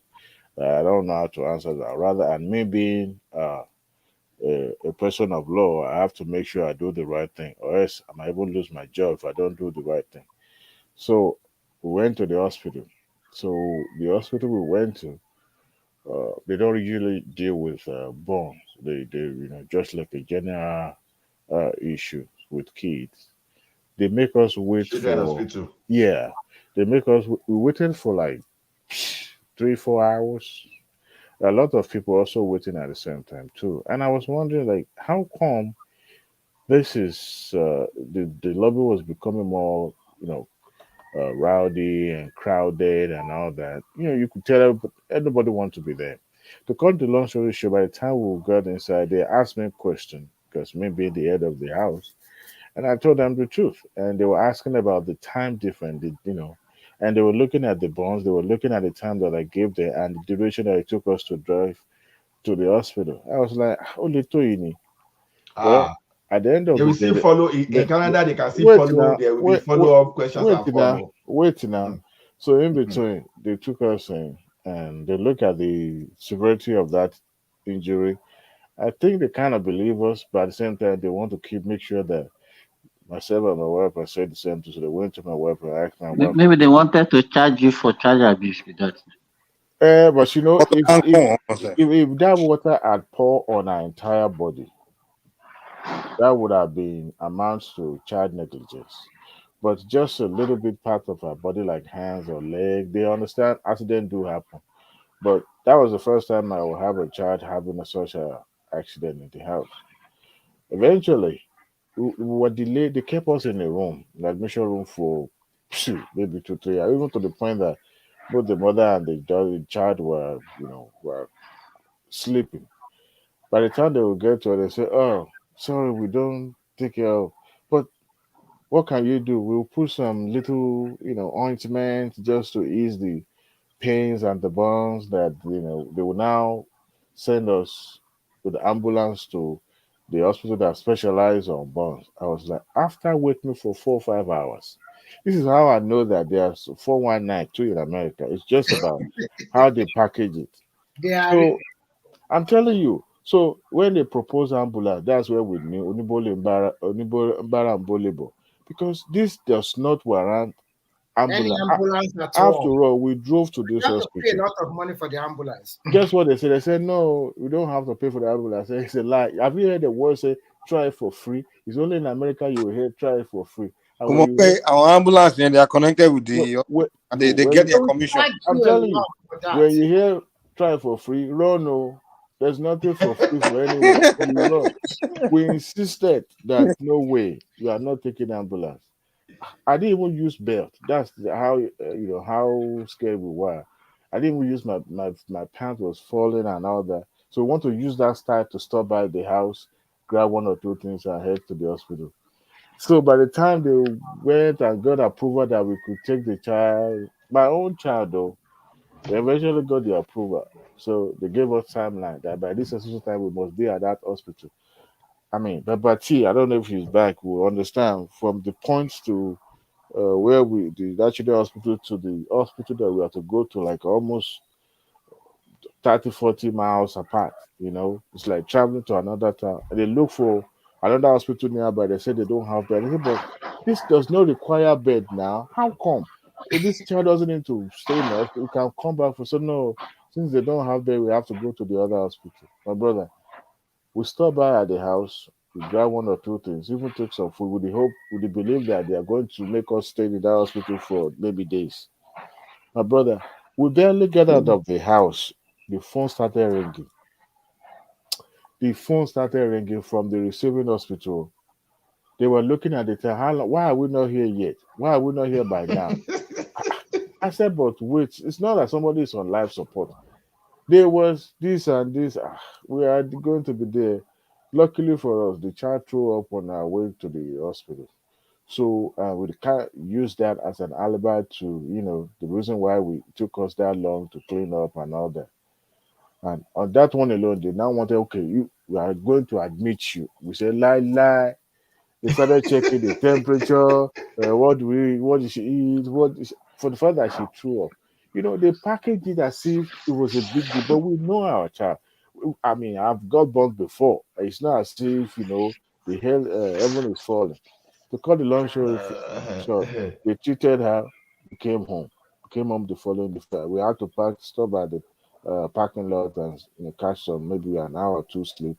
Then headed home. Now all of a sudden, fast forward to last week, we got a bill. The charges is on my insurance, but also we have this government insurance as well. So instead of using our private insurance, we put because it was also we have both on the file. But in the process of those when we got to the hospital, we were so busy. Everybody they chose the government insurance, only to find out that the government say since there's private insurance on the file, they should use that private instead of that government owned. So they send us bill that we needed to pay. More. I knew government is not. Once government say they're helping you, they are not actually helping you. A bill for just a child. We're talking about thousands. So, I said a lie. We are sitting on it now, disputing it. So, luckily for me, I said, look, they should use our insurance. And it seems our insurance too is trying to dodge. America, they are 419. Hey, health No, is Ali, expensive. it's not just America. You see, it's all of them. It's once it comes to all this insurance, they take the money they don't want to pay when time to pay comes. So Yeah, they won't pay. they don't want to pay. They will use For them to even pay that money, they will make sure you go through hell before you get that money. Do you know the irony here? If you complain that you are sick, maybe you have a body temperature, you have everything, the first thing they will tell you is that go back home, drink more water, they don't give you medicine. They will now tell you that if that temperature, they want that temperature to reach some certain level before they admit you to the hospital. Wow. American are lie. They are so crazy that they really want to be No. sure. In Canada too, if you go to hospitals that you have fever, they say go and sleep. If your wife pregnant, you won't bump a king. Your wife pregnant, you won't bump a king. Na coco. No, they do it like that. There is one Nigerian woman married This place, they will be treating you as if you're in a 5-star hotel. This one will come and say you want to do this test. When they're trying to test my child, they said they brought one equipment. So I said, do you know how long I've been singing to this child has been dancing Kiriwu inside the mama belly. Now that she's now born now, you now say want to tell. I said this one can hear everything. When you know that your child is a little weary, when you know that. They said they want to tell. I said this thing, I know they're going to bring bill. I said, don't worry, test it. They said it's a must that they must test. By what? They said by law. Who will pay for it? Is the law going to pay for it? I said, no. You don't worry, your insurance will cover. I said, but it's not needed. This child can hear me. I know she's not deaf. I know. A child, when you hear your child, once somebody enter the room like this, just the sound of that child will wake up as little as 2 days old. Though. So I told them, they said no. By the time we saw the bill, I said I knew it. I lay in Shani. So if you bump, to even bump, I mean it was like almost Yeah, $10,000 but you or see the something. difference now. That's the difference. The difference here now, like children get free medical care from all maternal care, everything till certain age of a child. You Where's don't pay that in nothing. Europe? Yeah, in Yeah, Europe yeah. is very good. If you like Europe here, give Europe like give here, pay leave now, pay yeah, maternity leave now. yeah. Europe is socialist now. They tax everything already. They They are remove good. what I want your income. In America, it's not free. They continue to encourage people to have children here, and they Oh, will take care of your children from 0 age to this one. 17. They are still Okay, getting. I want to be my big queen. Let me say, but free healthcare for Nigeria. I want you to more bad control. Look. But yeah, so you are the one that eats the golden egg. The one being laid by the. It's not here when you are relating your story now. You just came back. Yeah. No, I was taking the call from work. So But Babati, working. So yeah. they referred me from Tesla Children's Hospital, the one on Southwest, all the way to Galveston to Shrine Hospital. Really? Why? Because my child had a little born, and they were trying to make us use ambulance at the same time trying to put on an admission for something just minor. Sometimes do you know what's funny? Sometimes your insurance also determines where they send you But to. we had good insurance. No. They have in network, out of network. If you're not in the network of what they're covering, they will stay, or it will be more expensive. So they want to send you to where they cover. Sometimes. Yeah. So what kind of initially to insurance refer system is that? to Memorial Armor, but So they said there was no bed, and we know for a fact that the issue will require admission, but they insisted. So that was the reason. Yeah. I want to ask a question. What is special about the United States anyway? I just want to know. Is it They are crook? They are crook. That's just important. What is special about United States? America, everything are money, capitalism. Advanced Nigeria. They are the best. They are the best country in the world. I will not allow any. Wait. Hold on. I will not allow any anti-American, anti-progressive statement on this platform. No. Babati. What is on Babati is progressive that is talking now. What do you mean by that progressive? It's progressive that is talking. For somebody that lives in America to say anti-progressive, I think that is coming from everything that is going on in the US now shows that the progressiveness is being. Don't do this. Don't do this LGBTQ tonight. Don't do that edgy. No. Put that one aside. Put that one aside. What happened to women's rights? Anti-abortion. If you want to progressive, if you want to talk about Europe, before I forget my thoughts, progressive. Do you know what's funny? Do you know? As of 2 days ago, officially now they've replaced the word for woman. It's now non-man. A non-man. There's no. They have replaced the word woman now. You are now a non-man if you're a woman. No, those ones they are going. They're just taking it too far. You know what you say? What is non-man? No, they're taking it too far. But I'm just saying, like the way the United States Supreme Court overturned the abortion rights, right? Roe v. Wade, right? For me, I think that's a setback because if you look in Europe, right, one of the most conservative country that used to be one of the most, because Ireland is mainly super conservative, let's say even 10 years ago. But even Ireland as we speak today, they've passed different laws, trying to move in the progressive direction, just to be in line with other European nations. You understand? But when you look at countries like America, you look at their guns rights, you look at abortion rights, you look at their healthcare system, you look at their education system. Apart from their higher institution, America does not even have the best primary and secondary school system. So I ask myself, what is it? What is this that's so special? America is still a great progressive. Don't take my words too seriously about what I just said about packaging or Gawudi now kind of mentality. This is the only country in the entire world that you will be and you will feel at home. Yes. Especially when you are in the big city, not in those. Yes, that is the only country you'll be. Yeah, I can say that's the only. I agree with you 100%. I've been to Europe. Of the country. Have you lived in the UK? I've been to Europe. Yeah, I've been to UK. Have you lived in the UK? No, never been to live in UK. Like America, forget it. I'm telling you, listen, London, non-white people are minority in London. See, let me say you No, something. I just want you to know, non-white people who are not indigenous, they are minority in London. I understand. If you go to Birmingham, you go to some area, you think you are in Pakistan. You mean they are the majority? Sorry, you mean they are the majority? You want to say they are the minority, not majority? No, they are the non-indigenous are the minority in London. Sorry. No, they are the majority. That's what you mean, No. Sorry, so yeah, they are the majority. I mean, that is in The indigenous are the indigenous are the minority. The indigenous are minority in London. I'm a little confused. Why are you? What kind of point? You're even confused at the point that you're even making. Yeah. No. The But that's only indigenous, London, huh? the indigenous are the minority in London. That's what I'm trying to say to you. So what's that have to do with freedom? I mean, that's it's only London. I can't say it's No, it's not only London. It's not only London. You go to Birmingham. There are some areas you go to. There are some areas you go to in Birmingham. You think you're in Pakistan.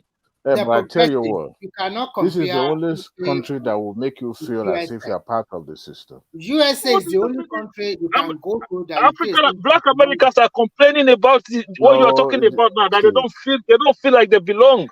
See, let me tell you something. When you have too small expectation, that's what you feel like that. Can you please give me a minute? I just want to say in the next 15 minutes, we will be moving our discussion to the background because we want to shut down the live session so that we can continue in the background. Okay. Why 15 minutes? You could just do it now. It doesn't make 50. Does it make any difference now or 15 minutes? Okay, no. If you want it that way, let me just quickly thank our audience. Yeah, it wouldn't make any difference whether you do it now. Okay, just hold on. So thank you everyone for your audience. Just would like to take this time to appreciate you staying with us as we all learn together. We all know that without you, the audience, there will be no one man to show. So we just encourage us to try to let us share and spread the good message so that people can come here and we get educated. As for me, this evening, I know that I learned a lot from people, even though it's degenerated some kind of argument, but we learn a lot. So special thanks to Black Experience, Oga, Ayo. I think Plisoma came online. So Kulata decided not to join us online. So Lizzie, Abdulakim, Yusuf, and so many others that cannot mention. Omoni Ikaye, and and so many others. So we thank you very much, and we hope you will always be with us whenever the eagle lands and we come and present us with a new idea. Like I said, I learned a lot, and Simba brought a very good idea today that I know some people will be working on, because look at that easy way to learn the needs in the market. What's like what Simba brought up today, it can make some people multimillionaire. So see the type of discussion that Babati, Rebecca, Adewale, Mike, Progressive, everyone discuss it. You know what? I think I'm liking this after hour show better than the route this session doing the day, to be honest. I understand. I understand. But one thing is that I know that AI will not replace your job anyway. I know the fear is there. So I thank you everyone, and let us spread the good message. And like one man will say, I say peace. See you guys later. Good day wherever you are. Babati, I just been